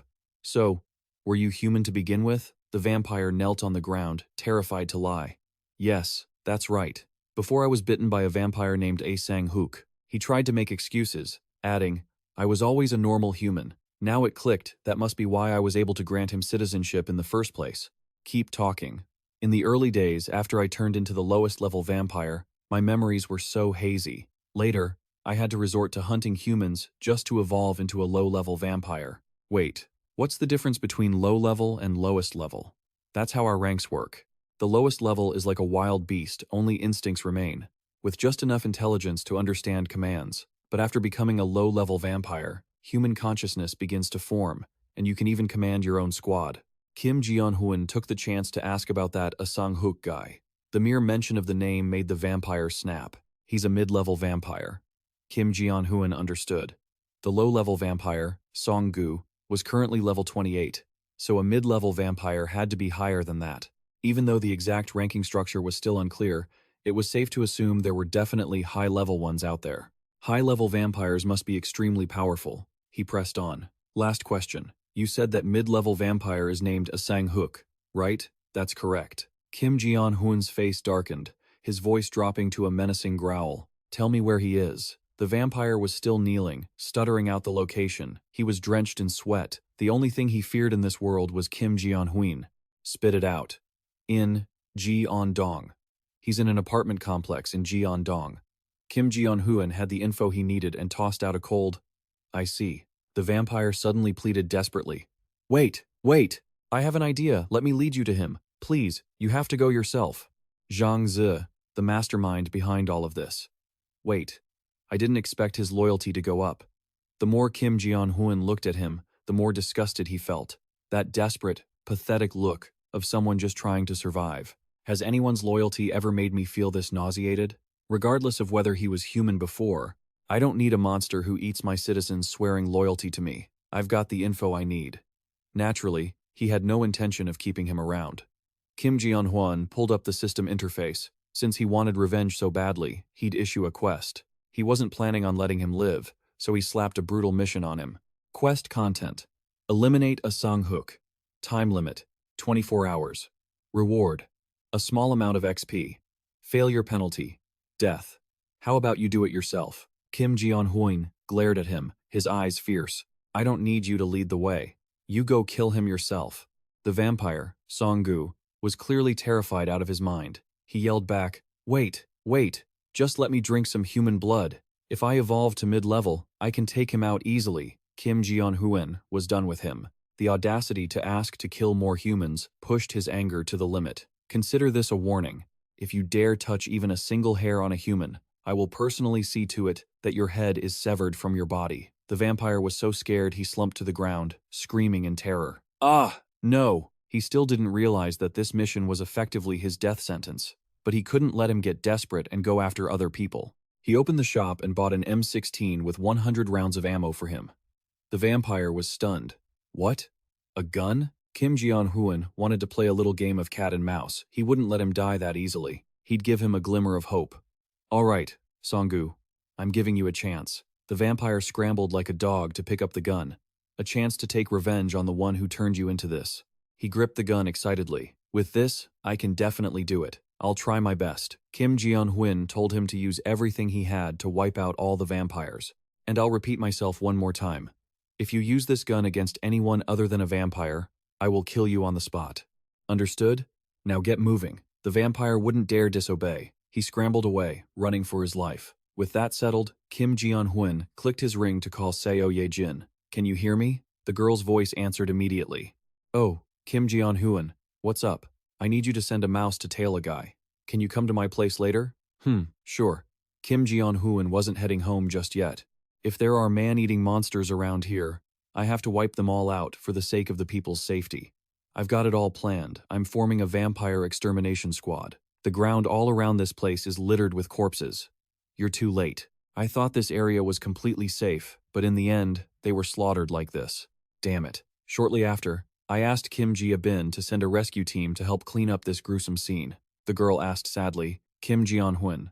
Everything is ready, but we couldn't find any clues to identify the two victims' relatives. There's nothing more we can do. Yeah, the network and signals are dead, so there's really no way to verify their identities. If only we'd discovered those vampires sooner, this tragedy wouldn't have happened. I really wanted to help them find their families. I'm sorry I couldn't protect everyone. He activated an intermediate-level fire magic skill, burning the bodies himself while making a vow. I will definitely get revenge for all of you. Rest in peace. As for that guy Seo-gu, he actually took a gun to hunt down that vampire for revenge. He was firing crazily at the minions while cursing, "Die!" He was screaming like a madman. A Sangwook, you bastard, I'm back to kill you. Seo Ye-jin's mouse was hiding nearby, watching the whole thing. Seeing the situation, she reported back, Kim Ji-hoon, you saw that guy, right? Yeah, that's the vampire I told you about. I don't get what that idiot is trying to pull. Has he lost his mind? I clearly only gave him 100 rounds. Yet as soon as he saw the vampire, he started spraying bullets like a maniac. Even though I heard low-level ones start to develop human intelligence, his might be even lower than that. Forget it. I couldn't care less if he lives or dies. If he can't kill that guy, I'll deal with it myself eventually. Anyway, I never expected him to be able to kill a Sang-wook from the start. So, not wanting him to waste any more ammo, I just recalled the gun back into storage. The guy looked shocked as the gun vanished. No, wait, don't. He was still trying to plead. 100 rounds. No, wait, just give me 50 more bullets. I let out a sigh. Man, he's so loud. I cleared my throat. Hearing that voice, Seong-gu turned pale and looked up in terror to see the girl had appeared. Hearing such a racket, I wondered who it was. She laughed menacingly, provoking him. Look who it is. Seong-gu, you actually dared to come back after being kicked out? And you're stupid enough to come back alone? He was so furious at the sarcasm that his blood boiled. That's right, it's me, he shouted, rushing to attack that vile woman. She didn't look scared at all, just sneered. Such foul language. She waved her hand, her eyes glowing red, and commanded, You guys, grab him. Her minions swarmed him immediately. It only took 2 vampires to pin him to the ground. He looked pathetic and miserable, screaming, Let me go, you bastards. She looked at him with contempt. How boring. She walked toward him step by step. Seong-gu, don't you know why you were thrown away? It's because you're too stupid. The guy just stood there looking blank. What? Take a look at yourself. You can't even beat a bunch of low-level vampires. She was right, and he couldn't even argue. He stammered. She brushed off her hands. You can't even take care of yourself. You're just a waste of my food supplies. Even though he couldn't do anything, he still kept shouting, You bitch! She leaned in close to threaten him. I suggest you start talking honestly now, not just the traces you left all over the walls, but that noise from earlier too. I was wondering why you were bold enough to come here alone. So you were carrying a gun, huh? Where did you hide that gun you brought? Right after asking that, the bastard Seong-gu actually spat right in her face. He had guts, I'll give him that. She was absolutely livid. Eat sht, you witch. He was still talking tough in this situation. She wiped the spit off her face. That's exactly why stupid people die young. She flared with rage and ordered, Kill him. Immediately, the other vampires lunged like crazed animals. Seong-gu finally felt real fear. He screamed for his life, "Help me." But of course, no one was going to save him. Blood sprayed everywhere. He was done for. Ding. Citizen Seong-gu has died. It only took 2 vampires to finish him off. Suddenly, the vampires' heads started smoking, and they roared in agonizing madness. The woman stood by, watching with interest. "Looks like you absorbed more nutrients than I thought. I didn't expect my vampires to evolve." Then, she waved her hand again, ordering them to search for the gun. The whole pack ran off. Wait, something clicked. This smell. Kim Jae-hyun is interfering. I knew from the feed on Seong-gu's side that those things would die if they got hit. So Ye-jin, get ready. I had a plan to wipe these things out at the root. While their attention was focused on those lethal guns, I had bought enough time to pump in the toxic gas. By the time they filled this whole floor and that woman realized it, it was too late. She screamed, "Wait, wait! Don't tell me Kim Jae-hyun, now!" I yelled at So Ye-jin. At that moment, she closed her eyes tight, gritting her teeth as she cut the connection. I summoned the burning paper, and the entire dilapidated apartment complex lit up in a blinding flash. Boom! It exploded into smoke and flames. Ding! The system notifications kept chiming, low-level vampires eliminated. Switching back to Kim Jae-hyun, he let out a sigh of relief. Those vampires were closer than I thought. Even though I'll be able to expand my territory after leveling up soon, the expanded territory might very well include where they were. Luckily, I discovered their existence now. Before they merge into my territory, I have to wipe them out completely. Jin only just heard about this and asked immediately, "Hey Kim Jae-hyun, is it possible for that kind of monster to appear in our territory too?" She suggested, "If so, we should assign tasks to everyone and implement punishments." I rejected that idea as soon as I heard it. No, that's too extreme. If people who aren't vampires are also labeled for punishment, what do you think they'll feel? She realized I was right, and nodded sadly. Yeah, doing that would definitely destroy everyone's trust. In the end, everyone would just be resentful of the labels placed on them. I don't want to cause conflict because of this. Yeah, and even if I actually intervened, what I could do is very limited. Is there a good way to identify the citizens? Right at that moment, the system announced that the citizen count had reached 30,000. What? The achievement system? She saw my face change and asked immediately, "Is something wrong?" He paused, a bit stunned. "Wait, give me a second. This achievement system allows me to grant titles with custom effects once specific goals are reached."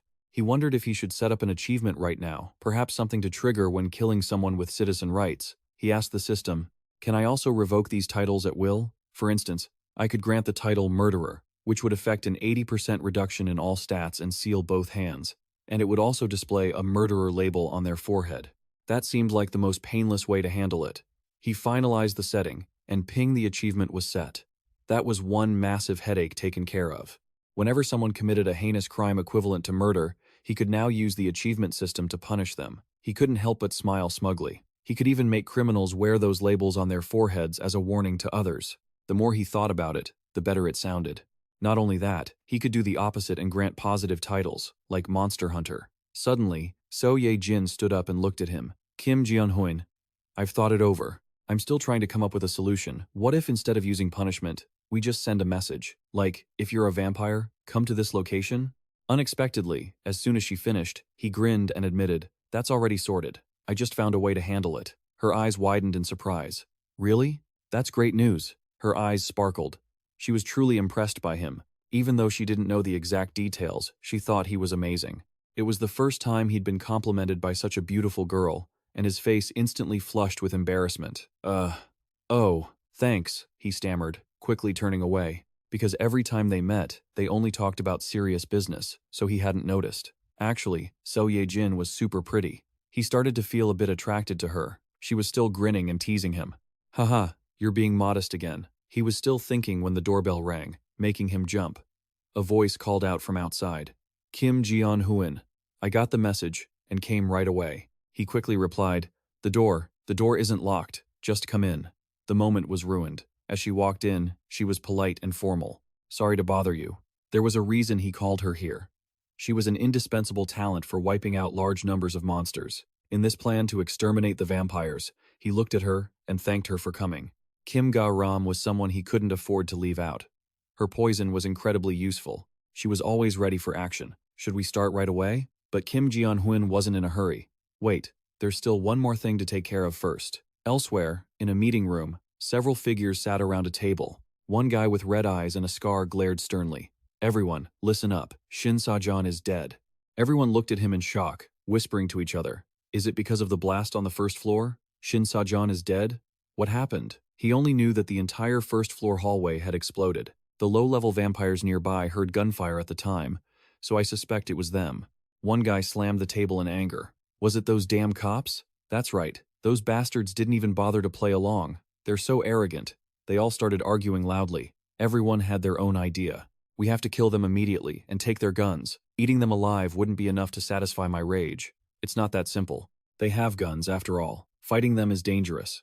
Even though our existence has been exposed, I didn't think the police would dare to attack us directly. Plus, how do they know where our base is? Why would they suddenly storm in? There are too many things that don't make sense. But then one of them called out to him. Sang-wook, please give us the order to act. We're ready. Our mission won't change because of this. He understood and began to speak. Our goal is to eliminate those people. The whole group agreed instantly. Good, let's take this chance to wipe them out. Sang-wook added. But to minimize casualties, we can't face them head-on. We must exploit the fact that they are also low on supplies, infiltrate their ranks, and then take them down from within. The guys, who had been fired up, suddenly froze. As for this battle plan, you will execute this mission. As he was speaking, a loud noise erupted outside, and the doorknob shook violently. Everyone looked toward it. What the hell is that? The loud noise outside didn't stop, and someone was banging straight against the locked wooden door. A voice called out from outside. Sang-wook looked on with suspicion. What's going on? A vampire's hand pushed the door open, barely managing to speak. Dan, danger, we have to leave immediately. This was the vampire who had come to report. The guys in the room didn't understand. What are you talking about? What do you mean? Cough, cough. No time to explain. There are rats outside. No sooner had he finished speaking than a rat squeezed through him and lunged into the room. He screamed in terror. It was Seo Ye-jin's rat. That guy got a taste of it and immediately shrieked, "Run! Run! Hurry up and run!" But the others in the room were clueless, frozen in place, wondering why the hell they needed to run. Behind the rat, a system screen appeared. Sang-wook immediately smelled something strange. He roared a command, "Everyone, hold your breath! Get out the window, quick!" But it was too late. Those who inhaled it turned blue in the face, on the verge of death. A few still managed to jump out. The system chimed loudly. Low-level vampire eliminated, but those high-level ones had managed to escape. However, how could they possibly escape the eagle eyes of that protagonist? Found you. It turned out to be Sang-wook. He tracked him down. The girl understood and acted immediately as he instructed. Although they managed to kill quite a few vampires thanks to Kim Ga-ram's poison gas tactic, most of them were just low-level small fry with weak strength. The group in the meeting room was different from the vampires killed earlier. They were at least low-level vampires, or higher, with levels around 25 to 30. They must have been Sang-wook's elite vampire squad. If he didn't deal with them, they would just spawn more vampires. He had to give it his all to wipe them out completely, right here. He had the rat chase them relentlessly, but suddenly, it was lifted straight into the air. He refocused and saw the glowing red eyes of Sang-wook. With one hand, he crushed the rat and asked who the hell it was. Of course, the rat couldn't say anything but squeak, and it was finally crushed to death. Seo Ye-jin felt the pain and got a pounding headache. Kim Ji-hyun anxiously asked, "So Ye-jin, are you okay?" "Yeah." The protagonist gritted his teeth. He had ambushed them like that. Yet he couldn't kill a single high-level vampire. Damn it, I wanted to take them all out before they learned our intelligence, but now that they know how dangerous the poison is, since they already know we've been using rats to spread poison bones, I wonder if there's any chance we can trap them in an enclosed space again? Furthermore, they'll likely abandon the base and move elsewhere. Look, I know you're frustrated, but could you help me check if they've already moved out? I understand. I'll get right on it. I've got it. The MC is a bit worried. Every time one of the rats dies, Seo Ye-jin's mental state takes a hit, making it difficult to continue using the rat poison bone tactic. I need their help. In the current situation, they're the only team capable of dealing with them, but I need to see how Ha Dong's team is holding up. Activate skill. Emperor's eyes. They're all in the gym training whenever they aren't on missions. He looks so different now, with muscles bulging everywhere. Yuhai Rim stands nearby and asks Han, "How's the weight?" He replies, "It's actually much lighter than I thought." "You say it's light? That's 350 kilograms total. Have you been training extra hard lately?" Do you want to try a bit? She quickly waves her hand. No, I couldn't. Dong smiles to reassure her. Don't worry, I'll help you. Her face goes pale. She's terrified but can't refuse, so she finally lies down for him to guide her. Seriously, if it feels wrong, you have to catch it immediately. Okay? He carefully supports the weight. Don't worry, trust me. She squeezes her eyes shut. All right, let's give it a try. She didn't realize it until she tried. It feels so light, though. Even she doesn't understand how she managed to lift it. She immediately questions Dong. Did you secretly use your strength? Didn't you? He just beams at her. I really didn't. Kim Jeon-hoon watches this. Even though Hadong always acts emotionless after returning from the battlefield, his eyes are still filled with deep sorrow. Yu Hai-rim is always there to keep him company. She herself feels, we really have become stronger than before, haven't we? The MC watches him, but now it seems he's gradually overcoming that grief. Dong nods in response. Of course, seeing them like this, the MC feels at ease. That's good. His condition has improved a lot.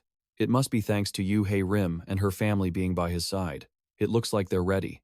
Now, I need to check on the others. He has also been training by hunting monsters all day, and he personally feels his soldiers are moving much more flexibly than before. Jian is here too, senior. Yeah, I've been training really hard lately. After those dark, drunken days, I suddenly woke up and realized I couldn't keep being this weak. Kim Jian immediately shows off. I think so too. I've even mastered this. Kang Jae-soo looks on, completely shocked. What the heck is that? Look at your appearance. Gon is literally about to turn into a bird and fly away. He's covered in feathers and excitedly shows off. What do you think? They tease each other. Today, we're going to hunt a bit further away. The small-scale command larger crows skill of the summoner Kim Jian has evolved into greater connection with crows. Even the MC didn't expect this. Connection with crows? Who knew he could evolve his skills through his own strength? Does this mean he can merge with the crows that follow him? With this skill, scouting will be much easier from now on. If Kim Jian can fly into the sky in that form, the scouting range will expand significantly. It seems Kang Jae-soo and Kim Jian are ready. Now only Moon Byung-ho is left, right? Lately, he's had a car and has been driving out to hunt in very remote areas. Riding along in the car are the two older sisters, Oh Yeon-ju and Gon. He sighs sadly. Are Ah-gu and Jian just going to worry about drinking again today? Oh Yeon-ju replies. Just leave them be. After a while, they'll pick themselves up. I guess so. Yeah, they're strong. Just give them some time. After all, when it comes to these things, time is the best medicine. The MC hears this and feels a pang of guilt. Even though I want to follow Oh Yeon-ju's advice and give them more time to settle their emotions, they are the elite team that received the most investment in this territory, and they possess power far beyond everyone else. Ha Dong-gun, Hyun-ji, Kim Ji-yeon, Kang Jae-soo, Oh Yeon-ju, Kim Ji-yeon-ong, and Moon Byung-ho. He sends a mental message to all of them at once. Long time no see. How has everyone been resting? Never mind. I've thought about it over and over. You're the only ones who can solve the vampire problem. He gets straight to the point to save time. I have something I need to tell everyone. Scene shifts to another apartment building. Voices ring out. We have to strike first and wipe them out immediately. They are declaring war on us. Our comrades have lost their lives because of that filthy rat. We can't just stand by and let them slaughter us, a Sang-wook. So, it turns out the vampires moved to another place to deliberate. Please give the order, and we will go at once to destroy them. Sang-wook, the most urgent thing right now is to move the base. If the enemy continues to attack like this, we'll all die here. That guy is furious. What? These guys went from discussing to arguing right away. Hey, haven't you heard that running away doesn't solve the problem? You fool. The enemy used just one measly rat and managed to attack us. Staying in this exposed position has no benefit for us, which is why I said we have to strike first. Do you even know who the opponent is? Damn it, who else could it be? You know clearly, so why keep asking? Apart from those idiots with guns, who else could it be? Suddenly, a Sang-wook steps in and cuts them all off. It's wrong. It's not them. The others are stunned and bewildered. A Sang-wook. Do you know their identity? His eyes glow bright red. I don't know who they are, but I know there's no one in that organization with such abilities. Furthermore, the corpses have disappeared. He remembers the scene. Before we were attacked by the poison bones and escaped through the window, I saw several low-level vampires die from the poison bones. Very quickly, their bodies turned into purple-black smoke and vanished. As soon as they stopped breathing, the corpses gradually disappeared. When Shin Shazon died, we couldn't find her body either.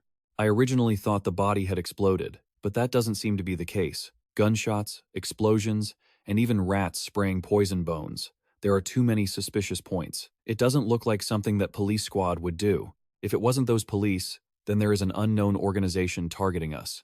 This guy is quite sharp. He always wondered, why exactly?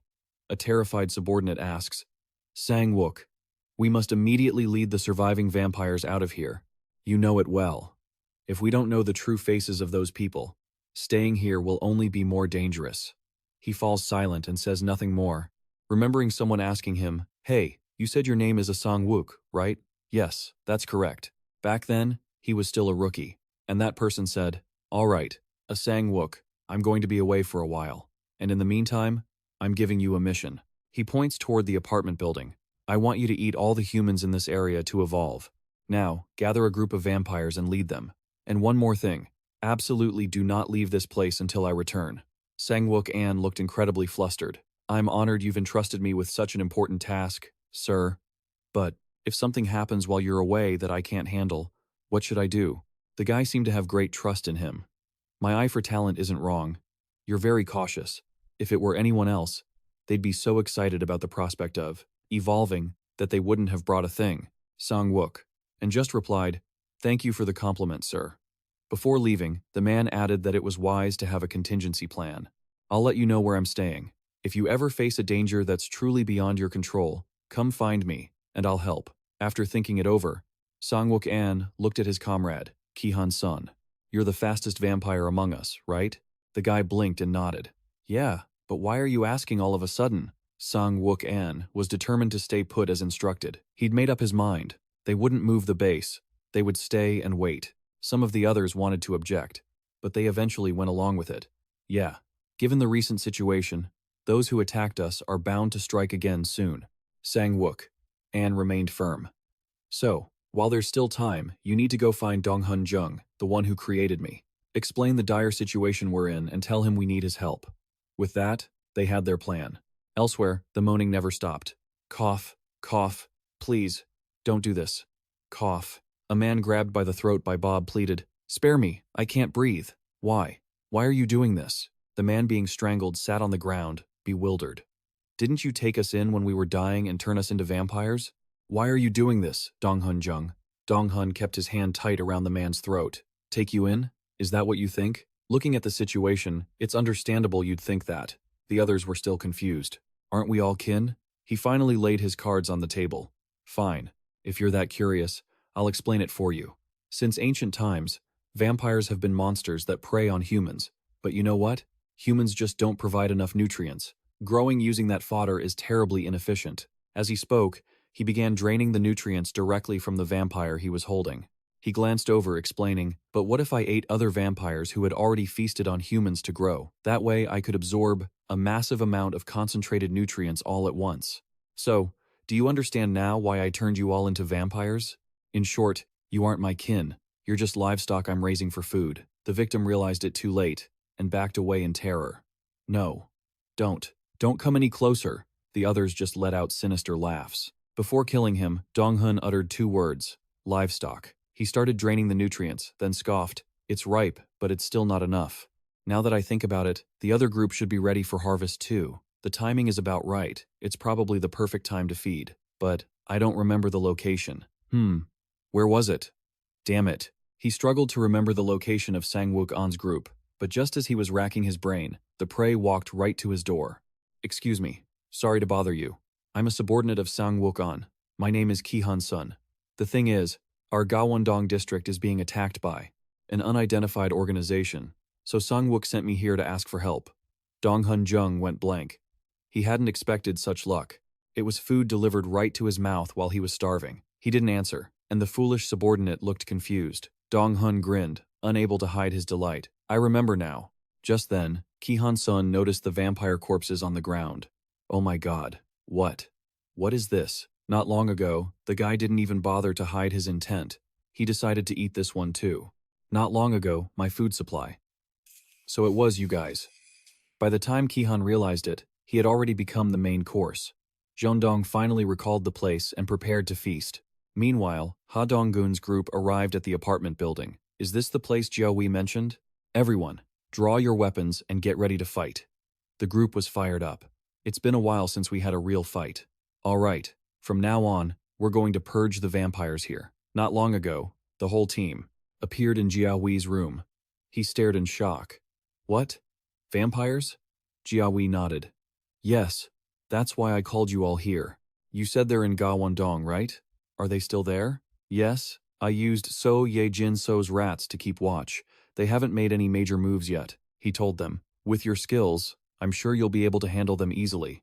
After all, your current strength is more than enough to crush the enemy's strongest forces. But what worries me is that they used to be human. Right now, though, they're no different from monsters. They might talk, or even scream and beg for their lives before they die. I'm worried that such a gruesome scene might shatter your spirits. Even so, are you all okay with this? Ha Donggun nodded. I understand what you're worried about. You've matured a lot, taking the initiative to adapt on your own. To survive in this changed world, I think this is a necessary process. Who knows how many more situations like this we'll encounter in the future. There might be times when we have to face not just monsters with human appearances, but situations where we have to kill real humans. But suddenly, his expression darkened, and he placed a hand over his heart, declaring solemnly, "We will never waver, so you don't need to worry too much." Their attitude exceeded all his expectations. He pointed back with a smug smile. My team members and I aren't that weak. They even laughed brightly. Even if our spirits are shaken, we will definitely stand strong. Just like this time. Jia Hui stared at them, not knowing how to look cool in response. Ha Donggun continued to tease the other two. Well, if it really becomes too much to bear, you can just follow Gedu or Gon and drown your sorrows in alcohol. Seeing them like this, Jia Hui let out a relieved laugh. It seems I was worried for nothing. Having you all here is truly reliable. If you're ready, let's fight. Then, I'm counting on you all this time. All right, let's move out. On the other side, Sangwook An was growing impatient. Too slow. Ki Han's son has been gone for so long. He should have been back by now. Could something have happened on Donghun's end? Another man standing behind him clicked his tongue. That Ki Han's son. He even speculated if he had turned into a coward and run away to save his own skin. Sangwook An looked annoyed. Watch your tongue, Huisik. That kid isn't that kind of person. That guy kept yapping, but it's been so long and there's still no sign of him. Maybe he ran into some massive monster on the way and got himself killed. He hadn't even finished his sentence when a massive arrow whistled past his back, burning hot. Something like that? He managed to choke out those two words before his whole body stiffened in terror. Another millimeter, and he would have been toast. Sang-wook was also stunned, jaw dropped. What? What just happened? Everyone in the room was bewildered. Spear team, move. Ha Donggun's squad tore through the room and gave the order the moment they appeared. Ha Donggun's team started the fight, weapons ready in hand. Sang-wook reacted in a flash, screaming for all the vampires to assemble and charge. Both sides clashed instantly. You think you can just, like we're scared of you? Shim Hyung-sik ran straight into Oh Yeonju, and one swing from her was enough to slice him in two. Too fast, too dangerous. The other vampires stood frozen, terrified out of their minds. None of them dared to charge forward anymore. Sang-wook stood there in shock, his face darkening. What? He couldn't believe his eyes. Shim Hyung-sik, one of their top-tier low-level vampires, taken down in just one hit? And it was just one strike. 2. Tintin had wiped out the low-level vampire. He saw the body vanish with his own eyes, no mistake about it. These guys. He stood on high, pointing down, ordering all the vampires to push them back at any cost. Hold the line. This is what Young Dong-hoon entrusted us with. They're the ones who've been terrorizing us lately. Wipe them all out. Ha Dong-gun's group wasn't scared at all. They raised their weapons without flinching, battle ready. Both sides dove into a life-or-death struggle. Sang-wook watched it all from above, completely unable to comprehend what was happening. How could this be? They clearly had the superior numbers. Why? Why are they fighting so well? He realized it now. They were completely outmatched. This is bad. I need to think of something else, fast. Damn it. But before he could even think, a spear pierced straight through his chest. Courtesy of Ha Dong-gun, he told him, "You can never beat us, because we're different from scavengers like you. We know the pain of having everything precious taken away." The idiot was still calling for Jung-hoon even as he died. A promise. Just then, something blocked the path between them, knocking Ha Dong-gun far back and saving his life. Ha Dong-gun didn't understand a thing, frozen stiff and unable to even see what that was. but he retreated just to be safe. It was Young Dong-hoon who had finally appeared. Damn it, I just stopped for a snack and I'm already a step behind. Song-wook, having been saved, stuttered. You're here. Save us. He dropped dead right after.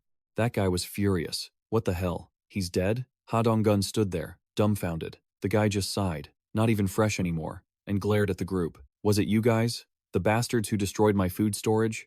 Over on the other side, Kang Jae-soo's group was still fighting, killing every single one of them. Hey, looks like everything outside is handled, they said to each other. Looking over at Ha Dong-gun, Kang Jae-soo was terrified on the spot.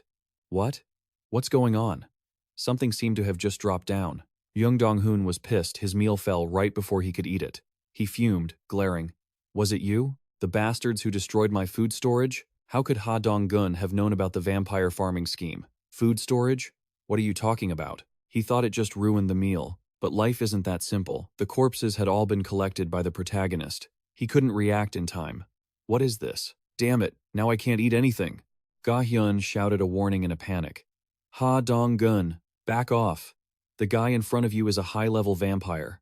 But before Ha Dong-gun could even move, he took a punch to the gut that hurt like hell. He rolled several times away, and the others rushed to him. I'm fine, Ha Dong-gun replied. Recovering, he warned everyone. Be careful. That guy is a high-level vampire. The vampire kept advancing, questioning them, making the bodies disappear without a trace. Is that your ability? Suddenly, something felt off. Wait a second. What's this? This is strange. Humans were clearly trash and lacked any nutritional value. But why do you guys have such an alluring scent? His face was disgustingly greedy, dying to tear them apart and devour them on the spot. Fine, I've decided. Kang Jae-soo gripped his weapon, glaring. What kind of nonsense are you spouting? The vampire roared. Since you ruined my food, you'll pay with your lives. You'll be the food instead. They clashed. Ju was worried he was no match for him. It was true. He couldn't land a single hit and was sent flying. His armor shattered completely. He was shocked, unable to react. The vampire moved like lightning, attacking relentlessly. Just as he thought he was done for, he vanished. It turned out Moon Byung-ho had used blink in time to pull him away. That was close. The guy couldn't believe his food had been snatched away. He stared them down. You can even use teleportation? Ju was livid. He ordered the troops to get back up. Jung Dong-hoon smirked. It was the first time he'd had a fight this good. It was honestly exciting. Ju kept ordering the troops to attack, but even he was getting beaten to a pulp, let alone the soldiers. The vampire insulted them while he fought. These pathetic toys. Don't think you can. He suddenly froze mid-swing. Huh? It was Yu Hai-rim. She seized the opportunity, drew her bow, and fired. Skill activated. An arrow of light shot straight at him, but who knew if he could dodge it? He couldn't. Several arrows pierced him at once, and he let out a roar of pain that shook the sky. The reinforced bear girl also took the chance to charge, opening her mouth full of fangs to finish him off. But the bastard still had the strength to fight back. He spewed threads of blood to bind her, then tossed her aside. Yu Hai-rim drew her bow again, not letting him escape.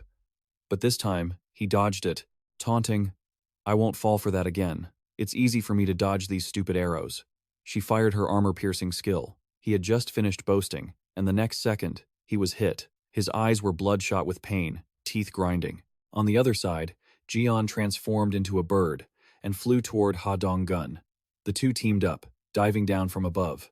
Ha Dong-gun aimed his strike straight at him. Die. It was a super powerful blow that shattered everything beneath them, leaving a cloud of dust, but nobody knew if it was enough to kill him. They all stood in silent anticipation, but he still wasn't dead. He continued to provoke them. Answer me. Are you really human? Who on earth are you people? This is the first time I've had to face a battle this tough. Looks like I'll have to give it my all. Starting with that archer, I'm taking you out first. He was so pissed off, he just wanted to tear her apart right then and there. If you'd just behaved a little earlier, you might have lived a bit longer. As he spoke, his body began to transform. His muscles bulged, and in a flash, he charged straight at Yu Hai-rim to strike. His eyes were wide with pure malice, but Yu Hai-rim wasn't afraid at all. She even stared back at him with a smirk. Kim Jian-hoon was just waiting for this moment. He activated the system immediately. Checkmate. Game over. The guy froze in shock. What the? Ding! A 20-kilogram weight was summoned. Yu Hai-rim smiled smugly as she watched the weight slam straight down on him. What an idiot. But wait, there was no ding sound, he was still alive. Damn it, His head was crushed to a pulp, and he still managed to recover? What are these monsters eating to grow like this? Is this the kind of power you get from becoming a high-level vampire? Hey, settle down, everyone. He's waking up. As soon as he opened his eyes, Dong-gun asked, "You're back with us?" This damn monster was actually alive. The only problem was that one side of his face was shattered and looked absolutely grotesque. As soon as he came to, he clawed at the ground, cursing. "You bastards, how dare you?" Dong-gun said with a sneer. "Your body won't be moving anymore. We gave you a neurotoxin while you were out." The guy only just realized it and started screaming. "What?" Kim Ji-hoon pointed his spear straight at him and warned, "If you want to keep your life, you better start answering my questions properly. Who are you people? Who's the leader of the vampires? Where is he? Talk." But the guy refused to say a word, writhing and laughing in defiance. After laughing his fill, he mocked himself. "I'm so pathetic. I never thought I'd be threatened by mere food." He chuckled. "Oh? You want to know where we came from? We are the new humanity, gifted with power by him." "Him? Who the hell is that?" Dong-gun frowned, waiting for him to continue. The guy grinned, exposing his teeth. "That's right. I don't know his true identity, but I know where he is." Dong-gun, waiting for just that, pressed the spear even harder against him. "Speak." But the guy wasn't scared. He actually tried to reach out. "You think you can win just by finding him? You food really need to stop dreaming." With that, he impaled his own chest. Dong-gun shouted in shock. "What are you doing, you maniac?" Even with his chest destroyed, he still wouldn't die. Wiping out all the vampires isn't going to be that simple. Even if the other high-level vampires aren't exactly reliable, they definitely won't go down so easily at the hands of people like you. Just wait and see. All your efforts will be in vain. As soon as he said that, he dropped dead on the spot. Ding! Ding! Mid-level vampire eliminated. He was finally dead for real. Having killed him, Kim Ji-hoon naturally qualified for an upgrade. His territory expanded, and once again, his body collapsed in excruciating pain. Seo Ye-jin walked over, concerned, and whispered, "Kim Ji-hoon, we've been together a while, so I've started to figure things out. Did your territory expand again?" He spun around, startled. "How did you know?" Looking at her, she was visibly worried because every time the territory expanded, he went through this. "Are you really okay?" Only now did he notice. Thinking back, every time the territory expanded, Seo Ye-jin just happened to be right there. He tried to act fine to reassure her. Don't worry too much. It's just a temporary reaction. Never mind me for now. How's the situation around the Great Abyss area?" "It's all been cleared. All the vampires have likely been wiped out." Right then, a voice called out, "Kim Ji-hoon, are you there?" "Yeah." Dong-gun cleared his throat. "Go ahead," Kim Ji-hoon said. Dong-gun reported, "We did as you said and searched the apartment complex thoroughly, but it seems there aren't any survivors left." Hearing the news, he felt a bit disappointed. "So it was, just as I thought, huh?" With the enemy killed, there was nothing left to do. He just said, "I got it. Everyone, go back and get some rest." "All right, understood." "Seo Ye-jin, you've worked hard too. Go get some rest." She nodded. "Okay." She walked to the door, then paused. Actually, Kim Ji-hoon, she had been caring for him more lately. "I think proper rest is very important, so please don't overwork yourself." He sighed and asked himself, "Do I look that tired?" The others could rest, but he couldn't. Even though he was grateful for her concern, he couldn't afford to stop now. He had to keep working. He opened the achievement system. Along with the territory expansion, all the people in that area had moved inside. Even though he wanted to accept them all as citizens, there might be vampires hiding among them. So, it was best to set up an achievement specifically for vampires. That way, even if he made a mistake and let one in, it wouldn't matter. Setting the achievement. The content. When a vampire is granted citizenship, their ability effects are significantly restricted, and a mark appears on their face, just like a killer. The achievement settings were complete. He handled one thing after another. Next, I just got 3 skill points, right? I already decided where to put one of them. Upgrading the shop skill. Taking a look, the feature was just as he thought. Every time the shop leveled up twice, he'd get a 10% discount effect. Suddenly, his eyes widened with interest. "Oh? Ding! Enchanting feature unlocked. Conditions met." The construction menu now included an enchantment workshop. That sounds mysterious, doesn't it? Enchanting. This new feature was totally unexpected. It even had a construction mode. The enchantment workshop could strengthen equipment or grant magical effects. He looked at the cost and weighed his options. Even though it was quite expensive, luckily, it didn't need much space. He could build it right next to the grocery store. In the end, he decided to build the enchantment workshop in room 2011. Wait, surprise, how the hell is it finished already? This was, but of course, there's no such thing as a free lunch. If he didn't want to waste time building it, he had to cough up 8 crystals. He had to calculate the pros and cons carefully. It looked like 1 crystal could reduce the construction time by about 10 hours. He currently had 100 crystals, but if he saved up 300, he could do a legendary gacha draw. He couldn't waste them like this. The effects of the communication ring and the crown were both very strong, so after thinking it over, he canceled the construction. Alright, so I still have 2 skill points left. I have to be careful and save them for the future. Kim Jeon-hoon stood by the window looking down.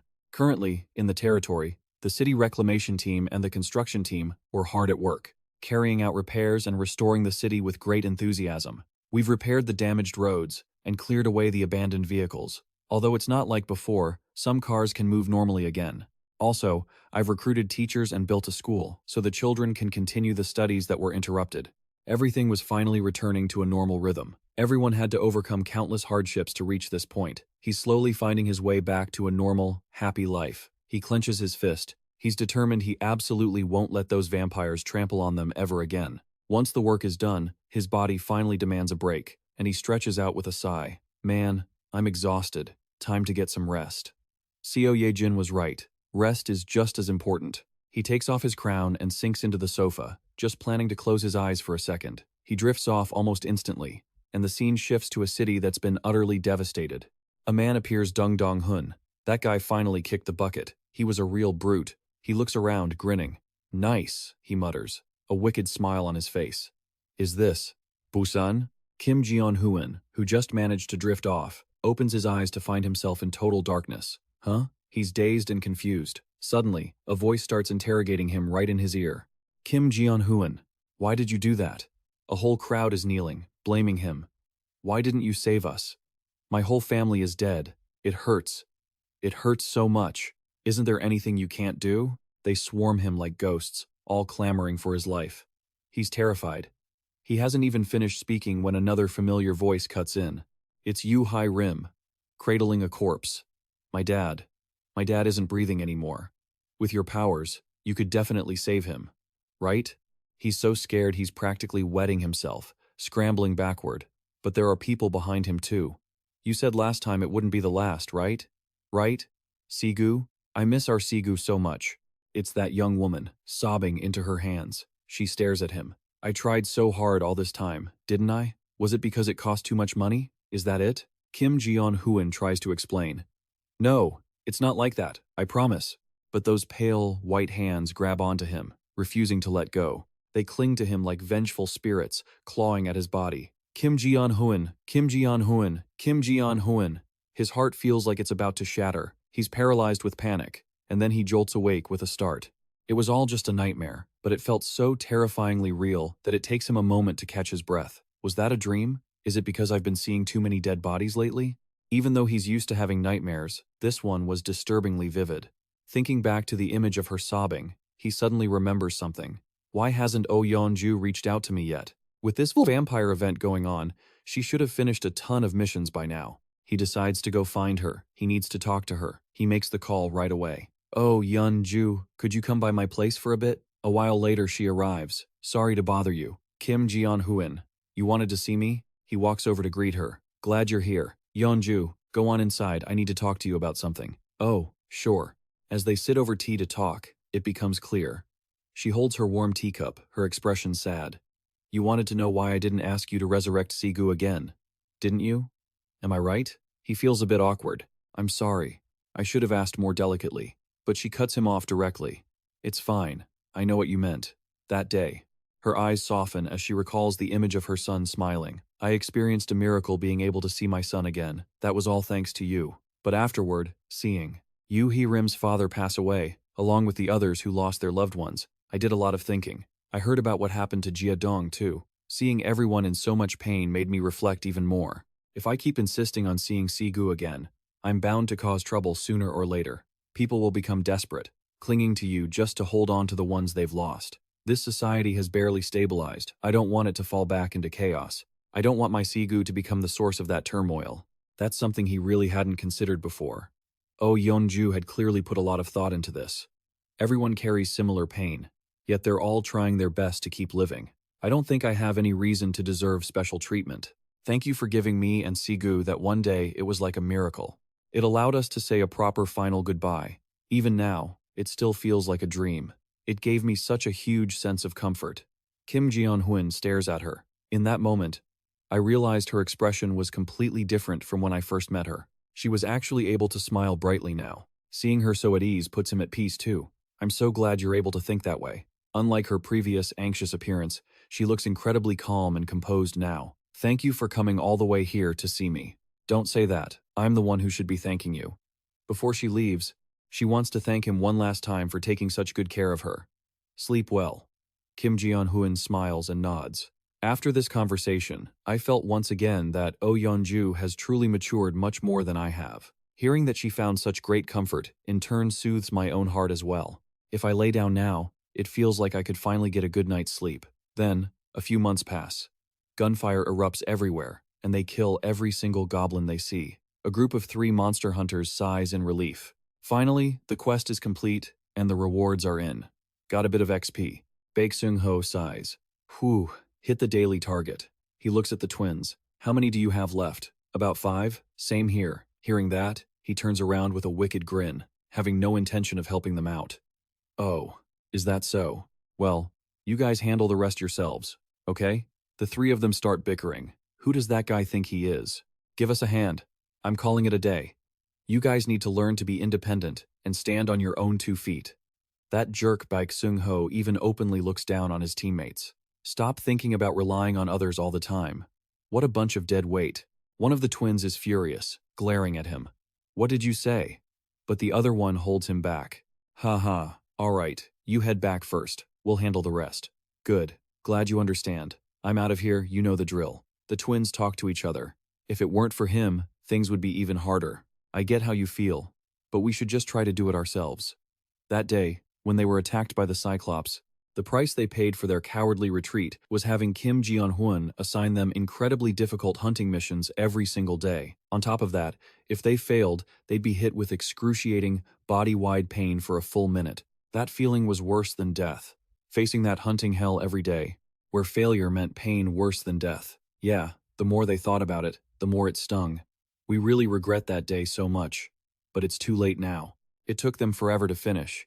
And even though this hunting hell was both exhausting and miserable, great, we tried our best and hit the goal. Let's go buy some meat before heading home. Sure, let's have a BBQ tonight. But one of them is still dwelling on it. Life is funny that way. This hell isn't entirely bad. Even though we're forced to hunt every day, at least Mom is still there when we get home. We're home. Our financial situation has become much better than others. His mother rushed over to welcome him. My precious sons are finally home. So, what did you pick up today? We bought some meat to grill for dinner.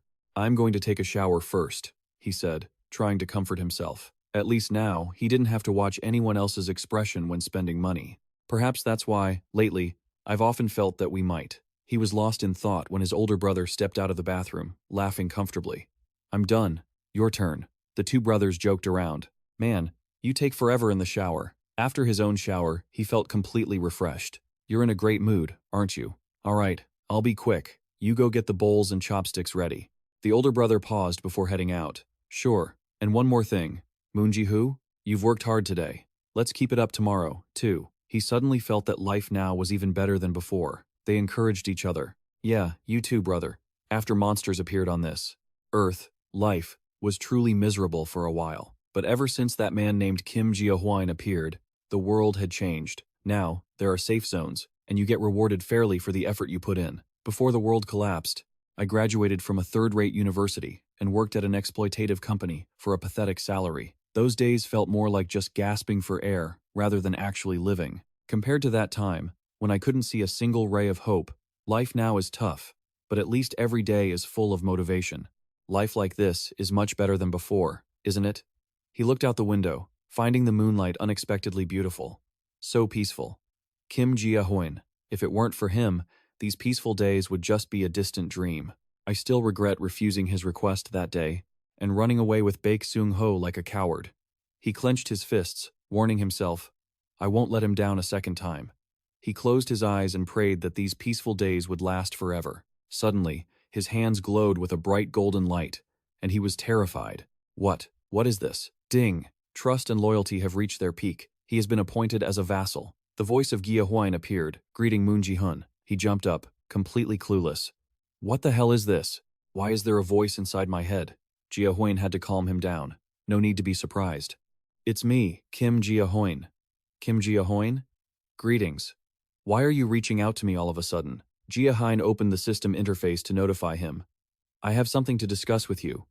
Are you free tomorrow morning? He felt incredibly restless. I'm not too busy. He sat before him, breaking into a cold sweat, unable to believe the rumors were actually true. Gia Huan reminded him. Moon Ji-hun? He asked gently. I have coffee and tea in the house. What would you like? Even that made him jump. Coffee, please. Thank you. Gia Huan turned to make it. He watched Gia Huan's back, still thinking about the rumors among citizens, that those chosen by Gia Huan would receive superpowers. The more he thought, the more nervous he got. Suddenly, his hand radiated a cold chill. He was shocked to see a thin layer of ice forming. He wondered, is this the power Gia Huan bestowed upon me? With this, hunting difficulty will drop significantly. Gia Huan set the coffee in front of him. Here you go. Again, he startled, waving his hands frantically. Thank you. Gia Huan got straight to business. First of all, congratulations. Sit down. You have been released from the team mission requirements. From now on, you won't be forced to take on missions anymore. Gia Huan warned him again, but if something similar happens again, the punishment won't be as light as this. Do you understand? He bowed his head hurriedly. Yes, I am sorry. Now, I will officially explain why I called you here. Do you plan to continue teaming up with your old members? The reason I called you today is because I feel that using your ability just to kill low-level monsters is a complete waste. I want to hear your honest thoughts. He clenched his hands into fists. If possible, I want to continue with my younger brother.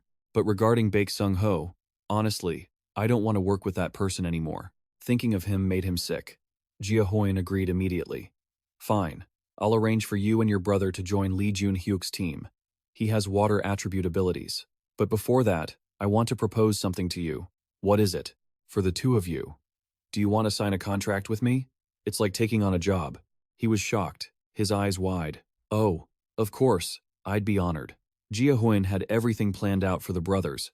Not long after, I called Moon Sung-hun over, and after explaining the master-servant contract, successfully signed them. Just as I guessed, the level of ability is determined at birth, meaning it's genetic. Both Moon Ji-hun and Moon Sung-hun receive the same powers. If they combine their abilities with Lee Jun-hyuk's, they will definitely create a powerful synergy effect. Gathering them together, they might just become an elite squad, second only to Ha Dong-gun's team. Just as I was brimming with hope, ding, a group of people meeting the conditions for citizenship is approaching. Do you want to propose citizen status? A notification that hadn't appeared in a long time popped up on the status board. Something felt off. What's going on? It's been rare for people to approach the territory lately. I opened the citizen info board to check. Name, Yu Hai Rim. Trust level, 21. Awakened ability, clairvoyance. Gia Huan activated the King's Eye skill, to see clearly, even if they reached level 30 and awakened an A-rank ability from the start. Grinding to such a high level shouldn't be easy, right? After looking, I realized they were carrying guns. If they had guns and worked hard to hunt monsters, reaching level 39 wasn't impossible. If I want to accept them as citizens, I must confiscate their guns first. I got straight to work. I assigned a mission requiring them to store all their guns in the vault. The mission condition was to reach my location. It's set. Alright, time to stretch and prepare to welcome these long-lost new citizens. Ding! Another one. Someone else meeting the criteria for citizenship is approaching. Do you want to propose citizen status? This is weird today. More people? And this time, only one person? So many strange things happening today. I opened the citizen info board, but my face turned pale the moment I saw it. What? It was that massive giant. It clearly stated, high-level vampire. He was trying to infiltrate my territory. Who would have thought he'd deliver his life right to my doorstep? That's all for now. My loves, if you want to keep following this story, hit the like and subscribe buttons right away. Don't make the admin lose their temper. Anyone who doesn't smash that like button, just wait for the admin to bring a jug of cooking oil over to your house. Goodbye, and see you next time, my loves.